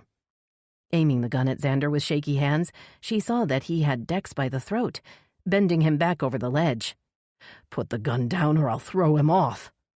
Xander stared at the barrel pointing straight at him, and Veronica saw fear and doubt in his eyes. She stepped closer, then stopped as he shoved Dex further over the side. "Okay, I'm moving back," she said, swallowing hard. "If you let him down, I'll put the gun down. We can work this out." "No." The hoarse protest came from Dex, who was squinting at Veronica and Riley through red, swollen eyes. "Don't put it down. He'll kill—" Xander heaved Dex up so that his hips were balanced on the strip of concrete. If he released his hands, Dex would plunge to the ground below. There would be no chance of surviving the 12-story fall. Feeling Riley's trembling body beside her, Veronica could hear the fatigue and pain in the prosecutor's voice. "Listen, Norman, we can work this." "My name's not Norman," he yelled, his face red from the effort of holding Dex. "And you can't fix this. You can't bring my son back. Now put the fucking gun down, or another man will die because of you." Veronica risked a sideways glance at Riley, then lowered the gun slightly. There was no way she was going to give up the weapon, but she had to buy time. She needed time to figure out what to do. "That's it, Veronica," Xander muttered, inching Dex back toward him. "Now, put the gun down and kick it over here." Before Veronica could respond, Dex grabbed Xander's arm. Using both legs to push against the concrete ledge, he propelled himself backward over the rail, dragging a stunned Xander after him. "No, Dex!" Riley dove forward, panic and instinct compelling her to try to save Dex, even as Veronica screamed at her to stop. Xander clutched at Riley's outstretched hand as he slid over the side, pulling her after him.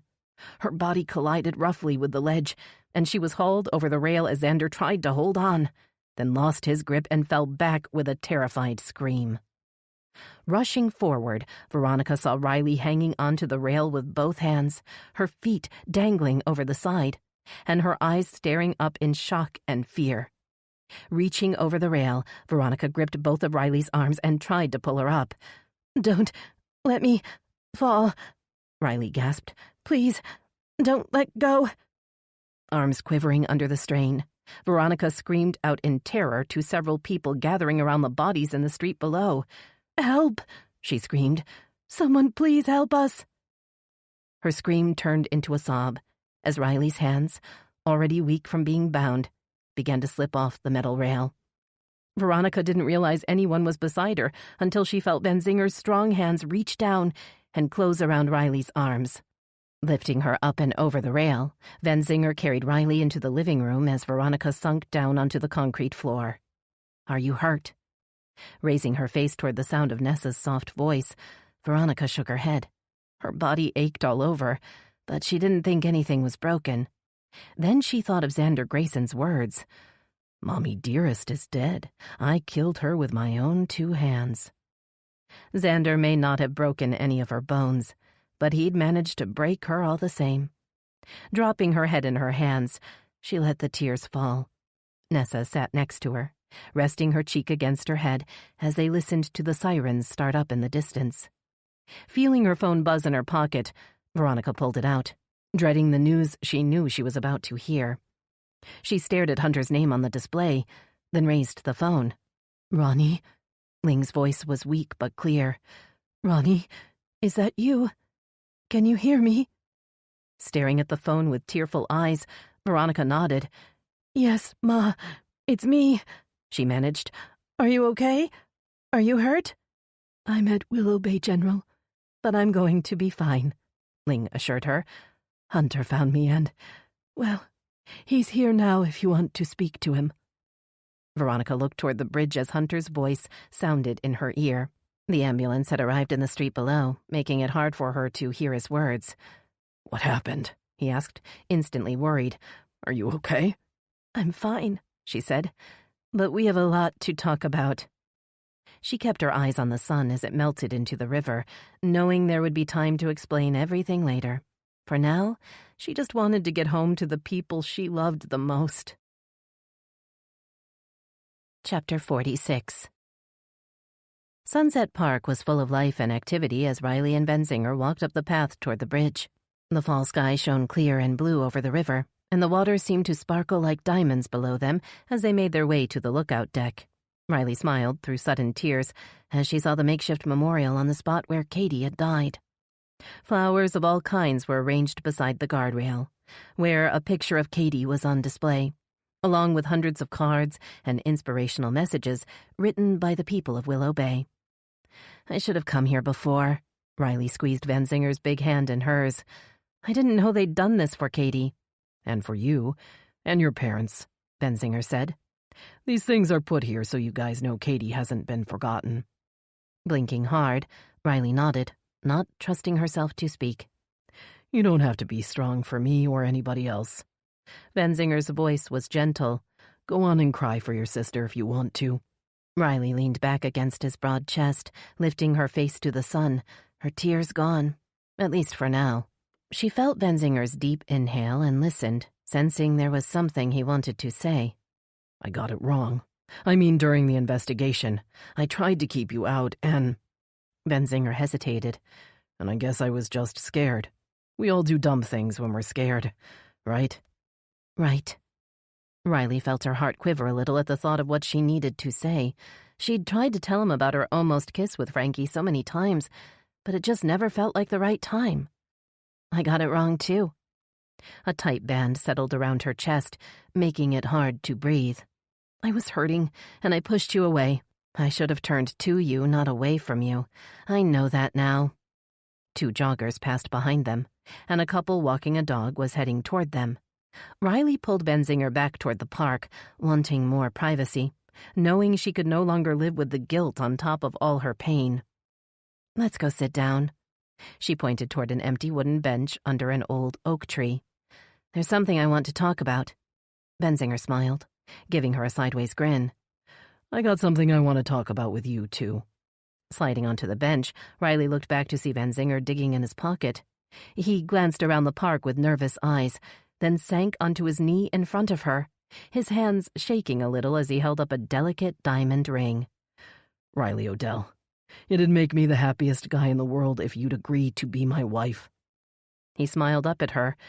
"Will you marry me?" She stared down at the ring in stunned silence, wanting so badly to say yes, but knowing there was no way she could. Not without telling him the truth first. "Oh, Tucker, it's beautiful," she said, unable to stop the tear that slipped down her cheek. "It's perfect." Benzinger lifted a finger and wiped her tear away. "That wasn't a yes, was it?" Shaking her head, Riley pulled him up onto the bench next to her and sighed. She couldn't bear to meet his eyes, knowing she wouldn't have the guts to tell him if she did. "Right after Katie died, when we were looking for her killer, I did something stupid. It was just a little thing and it didn't mean anything. But I can't marry you without telling you the truth." She raised her eyes to his, scared of what she would see in them, but his face was calm, and he didn't seem worried. "Don't you want to know what I did?" "Let me ask you another question first." Riley raised an eyebrow, then nodded. "Do you want to marry me and spend your life with me, or not?" "Of course I do." Riley reached for his hand. "I want that more than anything. But you may not feel the same once I—" He put a big finger to her lips. "Nothing you could say would make me turn your yes into a no." He took her hand and slid the ring on her finger. "You mean more to me than anyone else, and you've forgiven me for some pretty big mistakes. Whatever you've done, for whatever reason, It's in the past now. That doesn't matter anymore. You did break my heart into a million pieces, she said, starting to feel better. So you could have a point. And you agreed to forgive me for all that, he teased. So let's not talk about that now. Like I said, it's all in the past. Another tear slipped down her cheek, but she didn't bother to wipe it away. Benzinger was right. After everything they'd been through together, they had to stop looking back. Whatever had almost happened with Frankie was in the past and forgotten. Now it was time to look forward to everything yet to come. Chapter 47. Frankie sat in the passenger seat of Pete Barker's bright blue Prius, staring out the window at the entrance to Hope House. He didn't want to go inside and tell a bunch of strangers that he was an alcoholic, but Barker hadn't given him a choice. The retired detective hadn't minced words. You get some help, or you get a new partner. And Frankie couldn't blame him. Tough love was the only thing that worked with a true addict, and his bottle-a-night habit was taking a toll. It wasn't fair to anyone around him. You go in and ask for Reggie, Barker said. I told her you were coming, and she promised she'll take real good care of you. The thought of Barker's lady friend eased Frankie's nerves. Reggie Horn was the director of Hope House, a rehabilitation facility for vulnerable women that also hosted AA and NA meetings for the wider community. And she also treated patients with PTSD as a counselor. Frankie figured he needed all the help Reggie could give. He'd kicked his addiction to both alcohol and nicotine in the past, but lately, the old demons had been back to haunt him, and he'd needed something to chase them away. Go on, Barker said, pointing toward the door. You'll be late. Okay, Dad, Frankie teased. Thanks for the ride. He watched the Prius drive off, wishing he really had been lucky enough to have a man like Barker for a dad. Unfortunately for him, the only thing his father had passed on to him was the family tradition of addiction and self-destruction. Come on in, Frankie.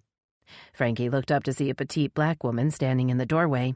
Reggie's friendly smile started his feet moving, and soon he was sitting on a hard metal folding chair, one of a dozen people arranged in a big circle. We seem to have a good group tonight. Reggie gazed around the circle as if looking for someone to call on, and Frankie lowered his eyes, counting the threads in the carpet. Peyton, I didn't know you were back in town. Reggie sounded genuinely pleased, and Frankie looked up, wondering if there could be two different Peytons in Willow Bay. Come on in and join the circle, Reggie said, pointing toward Frankie. There's an empty seat just over there. Peyton Bell's eyes widened as she met Frankie's gaze, but she crossed the room and sank into the chair next to him, with only a nod to indicate they knew each other. Okay, everybody. I think you all already know me, so let's begin with the Serenity Prayer. Reggie bowed her head, and Frankie followed along. When he opened his eyes, he saw that Peyton Bell was staring at him. He looked away, but he sensed that she was looking at him, and several times during the meeting, he caught her watching him. Once Reggie had called the meeting to a close, Frankie bounded out of his chair and made a beeline for the door.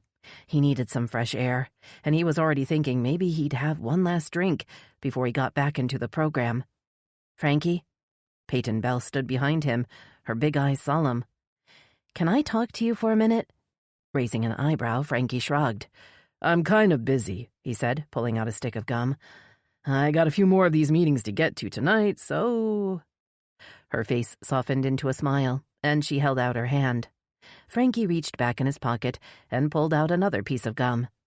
I've been sober for a few years, Peyton said, but I'm still working on the 12 steps and all that. Wiping his forehead with a skinny hand, Frankie shook his head. Yeah, I know what you mean. Those 12 steps can be pretty exhausting. I've walked up them plenty of times, so I should know. Peyton laughed and reached out a hand to touch his arm. All kidding aside, I wanted to talk to you. Her smile faded. I'm kind of stuck on step 9, she said, dropping her eyes. And I was wondering if you could help me out. Backing away, Frankie held up his hands and shook his head.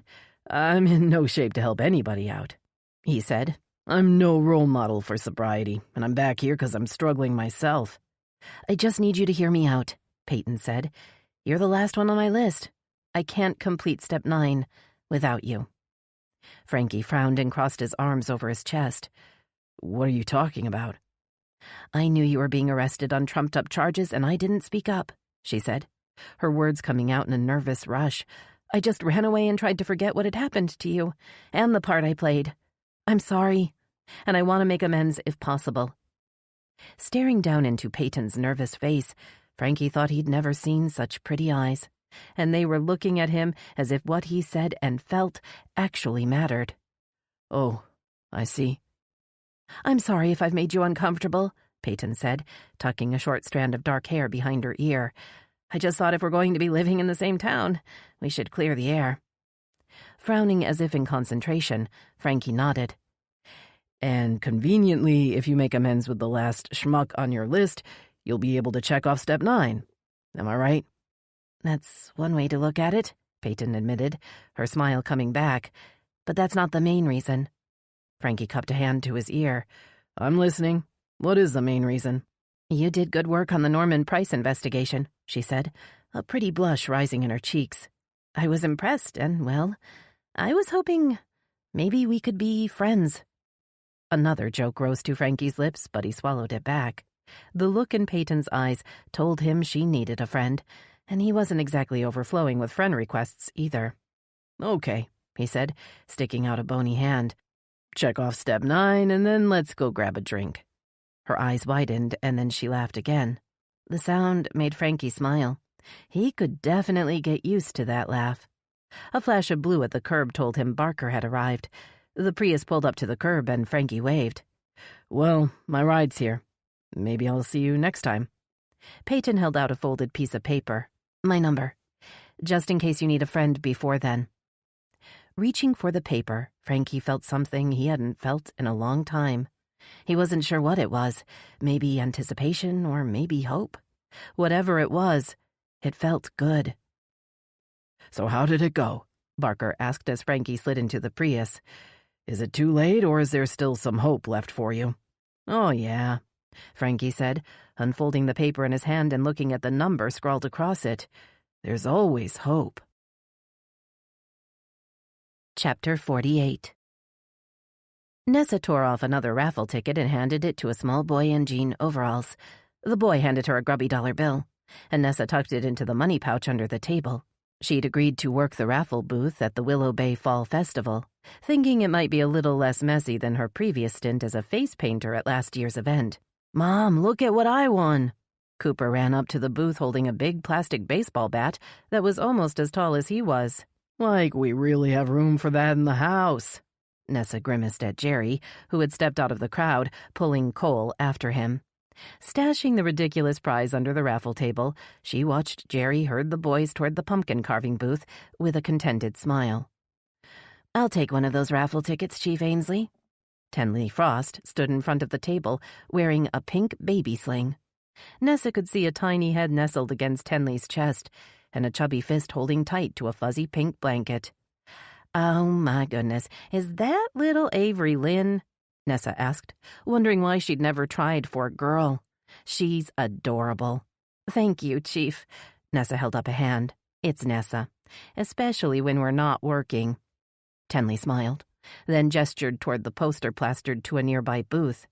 Mayor Hadley's face stared out over huge letters. "A vote for Mayor Hadley is a vote for Willow Bay." Rolling her eyes, Tenley leaned closer and lowered her voice, holding a hand over Avery's little ear, as if the baby might hear something unsavory. "Can I tell you something off the record?" Nessa nodded, hoping the media relations officer wasn't going to start talking shop just when she'd finally gotten a day away from the office. She wanted at least 24 hours without work and without the ugly politics that went with it. Mayor Hadley's the last person that I'd vote for. Tenley looked around as if the mayor might be lurking among the surrounding booths, trying to listen in. He's only out for himself, and he doesn't give a fig about Willow Bay or the safety of the people in it. Staring at Tenley with wide eyes, Nessa froze, unsure how she should respond. She'd never heard the media relations officer say anything less than glowing about the mayor.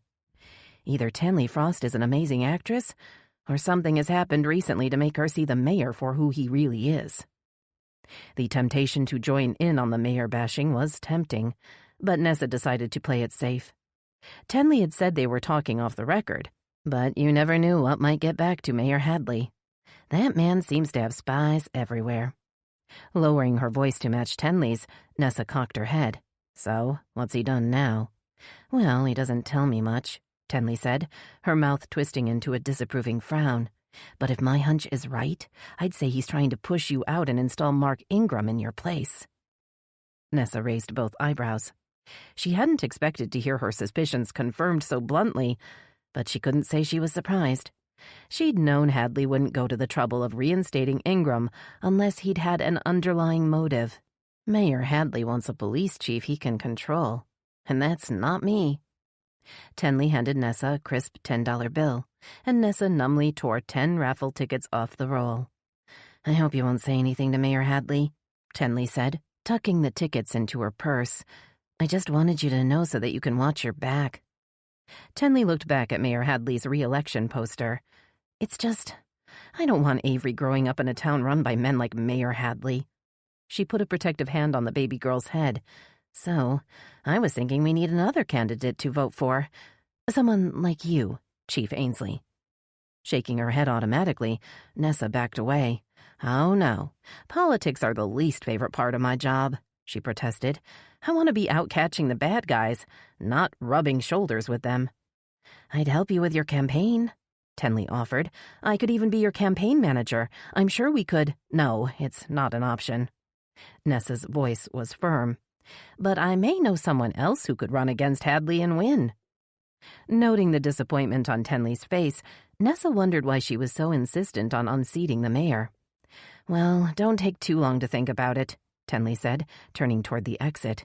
"February will be here before you know it, and if we don't have a viable candidate to run against the mayor, we won't get another chance for 4 more years." Nessa's phone trilled, and she pulled it out of her pocket as she watched Tenley's glossy auburn bob disappear into the crowd. It took her a minute to register the number that flashed on the screen. "Special Agent Day. What a surprise." Nessa held the phone against her shoulder as she exchanged 2 wrinkled ones for 2 raffle tickets.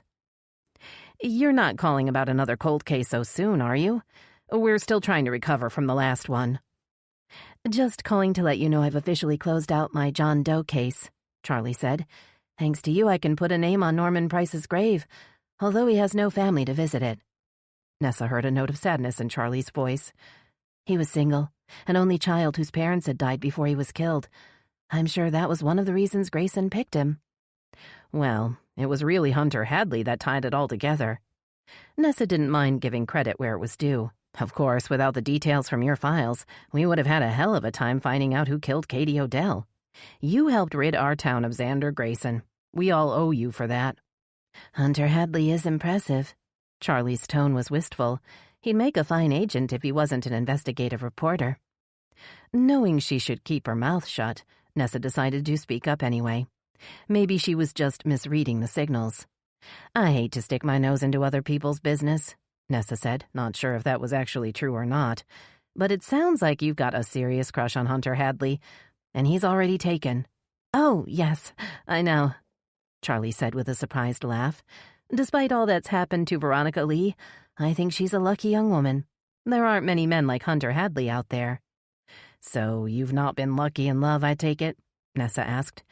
"Not in the least," Charlie admitted. "But that's a story for another day. You ever need help on a case, just let me know." "Back at you," Nessa said, deciding the feds weren't all bad, as she disconnected the call and dropped her phone back in her pocket. She saw Jerry coming toward her through the crowd and began to pack away the money pouch and tickets. The raffle would be starting soon, and she needed to get to the bandstand. Cole and Cooper raced to the cotton candy booth, and Nessa crossed to stand beside Jerry and the boys. "You know that stuff will rot your teeth, right?" But the boys weren't listening to her as they ran ahead, laughing and taking huge bites of the sugary, sweet mess. A camera crew was filming at the entrance to the festival, and Nessa saw Hunter Hadley standing beside the Channel 10 van. "Taking a break from the crime beat?" she asked, as he waved her over. "Slow news day?" "Actually, I just heard some very interesting news," he said, lowering his voice. "Tenley Frost told me you might run for mayor against my father." Nessa shook her head. "Oh, no, I'll do no such thing." "I wouldn't mind, you know. It'd be good for this town to have new leadership. But if you're not interested, I have someone in mind that might be." Producing a mysterious smile, he would say no more. Nessa glared at him and cocked her head. "So, how's Veronica doing?" Hunter dropped his eyes. "She's good, but it's been hard." "Veronica's a strong woman, and I'm sure she'll be fine. Just don't give up on her. She needs you." Rushing to catch up with Jerry and the boys, Nessa pulled a handful of raffle tickets out of her pocket. She watched Cole and Cooper laugh as they ran up ahead, and she slipped her hand into Jerry's. "Let's go watch the raffle drawing," she said, pulling him toward the bandstand. "I'm feeling lucky today." Chapter 49.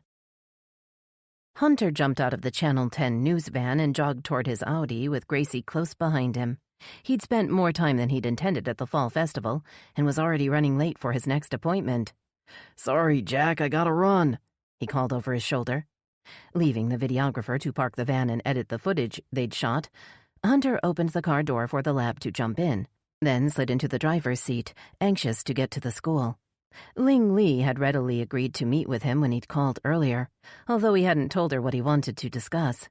The idea that she should run for mayor in the upcoming election had been growing over the last few weeks, especially after she'd received so much positive press for chasing off the intruder at Willow Bay High School and surviving the brutal follow-up attack by Xander Grayson.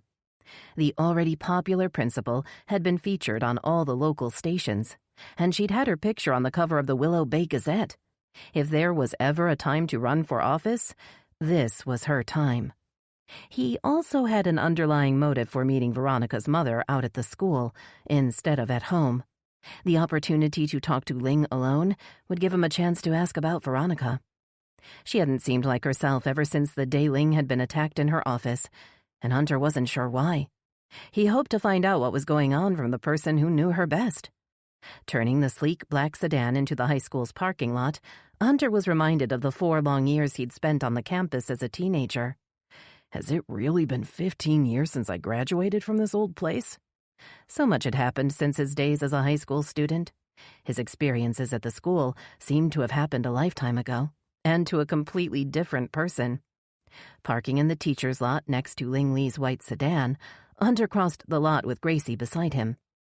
He saw the principal waiting at the double doors, waving him over with a small hand. "Come in this way, Hunter," she called, holding the door. "I'm glad to see you brought my new best friend with you."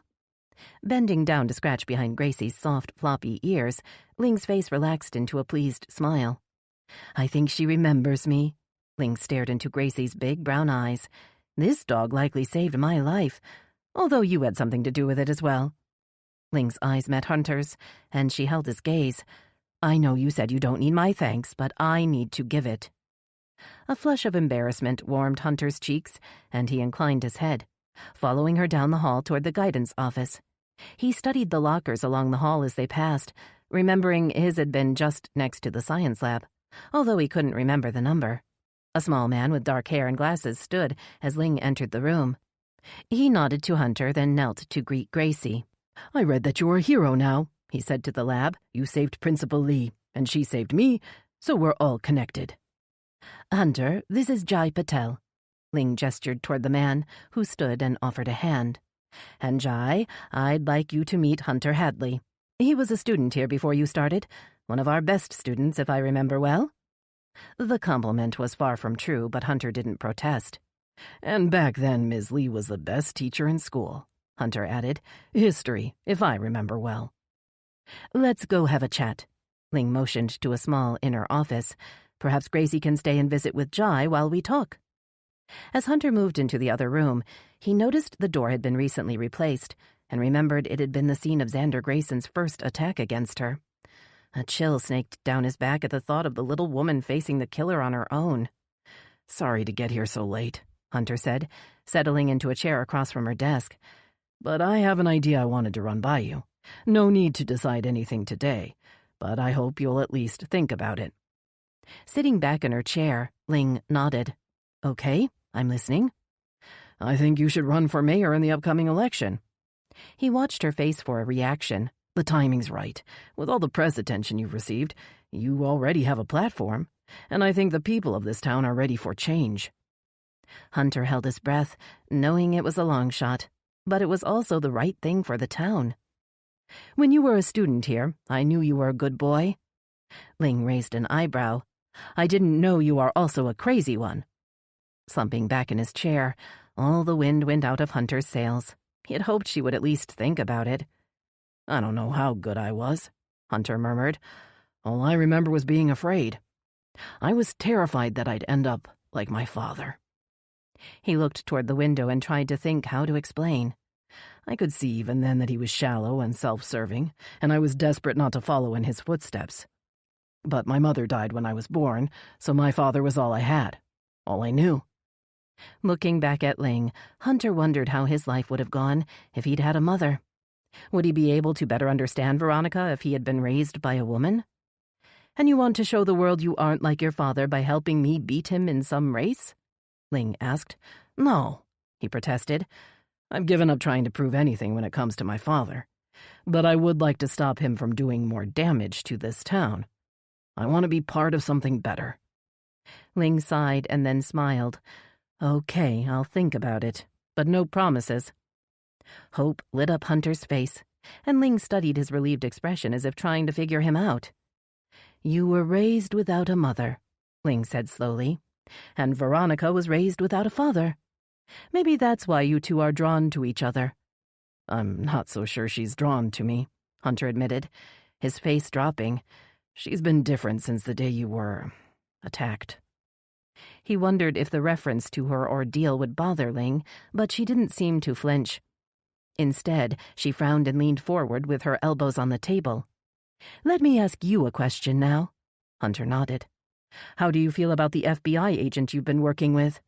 It was Hunter's turn to frown. Special Agent Day? What do you mean, how do I feel about her? He wasn't sure he understood the question, but he tried to answer. Well, Charlie's good at what she does, and she's certainly persistent. It took her 10 years, but she finally got her man. Ling sat back and smiled. And now maybe there's another man she has set her sights on? Confused, Hunter shook his head. I don't know what.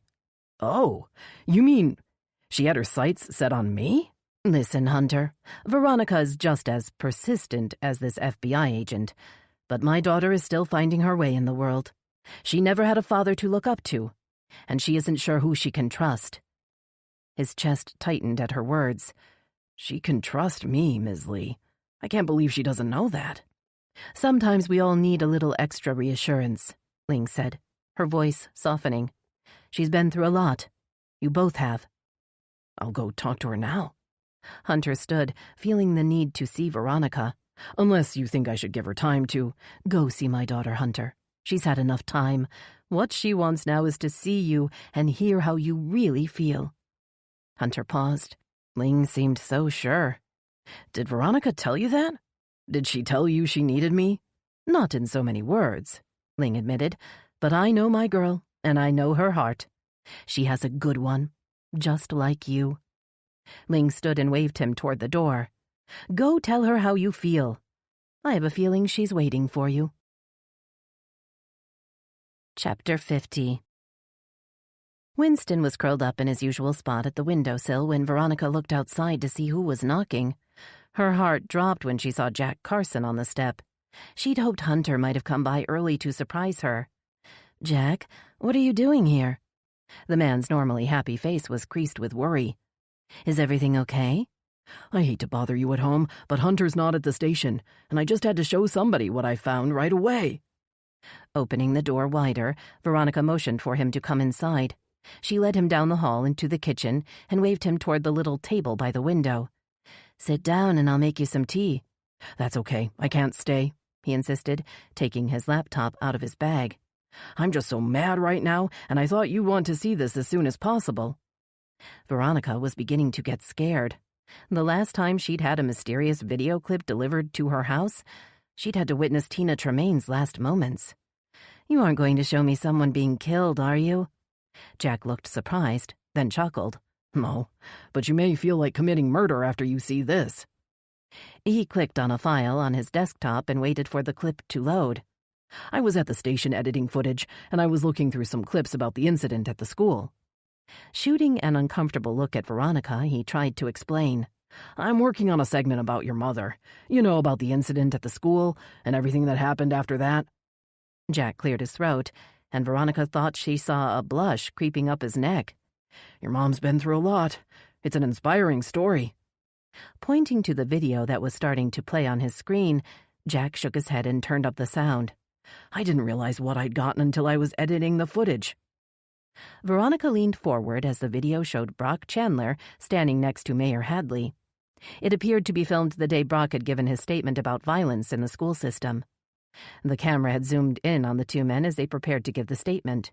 Tenley Frost could be seen in the background preparing to announce them. "Here's where you really have to listen," Jack said, turning up the sound even more.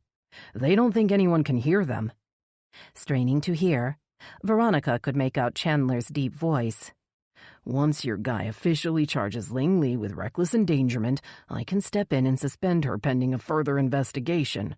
That should stop anyone on the board from raising her name again for the superintendent position." Veronica gasped as she watched the mayor nod and smile at the crowd as Chandler spoke. He responded to the superintendent's remarks in a low mutter that was hard to make out. "Right, and Detective Ingram should be able to make that happen in the next few days. I'll expect the announcement of the Teachers Association endorsement within the month. February is just around the corner."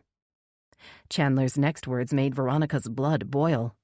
"You got my word on that. It's a deal."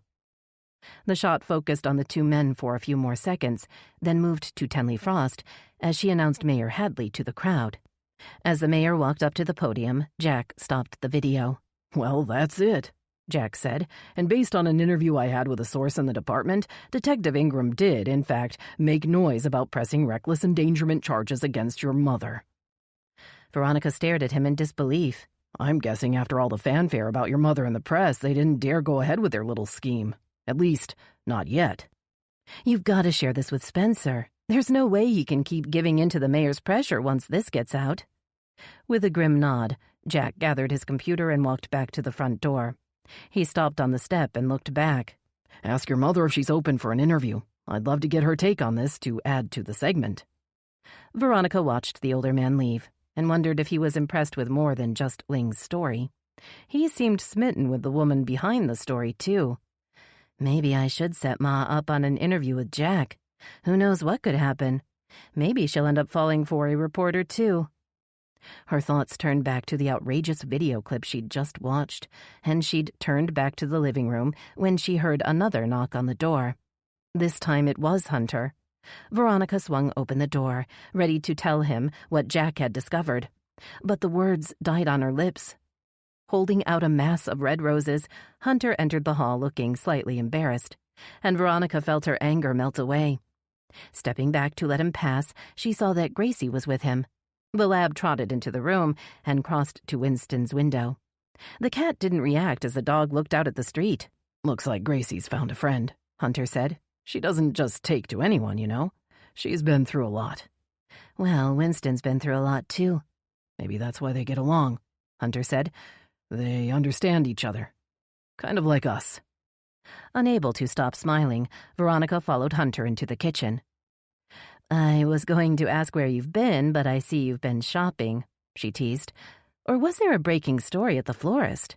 "Actually, I stopped by the school to see your mother," he said. "Gracie was missing her new friend." Veronica cocked her head, surprised her mother hadn't mentioned that Hunter was planning to stop by. "Okay, what's going on?" Pinning Hunter with a stern look, Veronica took out a vase and filled it with water. She began to arrange the roses as Hunter came up behind her and wrapped his arms around her waist. "I stopped by to ask your mother to run for mayor in the upcoming election," he said, bending to whisper in her ear. "But that's not what I came here to talk to you about." Stunned by the idea of her mother running for mayor, Veronica turned to look up at Hunter with wide green eyes.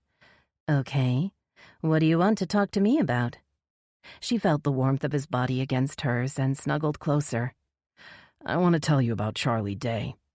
All the blood drained from Veronica's face as she heard the words she'd been dreading to hear for weeks. Pushing him away, she turned to stare down at the roses, tempted to throw them in the trash. "So the flowers are to say you're sorry?" The words hurt her throat, but she had to get them out. Of course, you have nothing to be sorry about. We never said we would be exclusive, and you have every right to see anyone. The flowers are to say I love you, and I don't want anyone else, including Charlie Day," he whispered, turning her to face him. "When your mother said you might think that, well, that you might not trust me, it hurt. I thought you knew how I feel about you." Lifting her eyes to his, Veronica could sense that every word he said was true. She had been foolish to doubt him when he had shown her so many times how much he cared. "So, just to be very clear, you're the only one I want," he said, pulling her closer. "And I don't need anyone else." Veronica's heart swelled as she rested her head on his shoulder. "Well?" He leaned back and looked down at her. "Well, what?" She looked up with wide eyes, not sure what he was asking. "Well, aren't you going to tell me the same thing?" he said with a frown. "Aren't you going to tell me that I'm the only man for you?" Laughing at his expectant face, Veronica shrugged. "You're the best investigative reporter I know, so I'm pretty sure you already figured that out a long time ago." "There's a lot I don't know about you yet, Veronica Lee," he murmured, "but I'm sure looking forward to finding out." This concludes Her Final Fall by Melinda Woodhall. Narrated by Tanya Eby. Copyright 2020 by Melinda Woodhall. This unabridged audiobook is published by arrangement with Melinda Woodhall and was produced in the year 2021 by Tantor Media Incorporated, a division of Recorded Books, which holds the copyright thereto. Please visit tantor.com for more information on our growing library of unabridged audiobooks.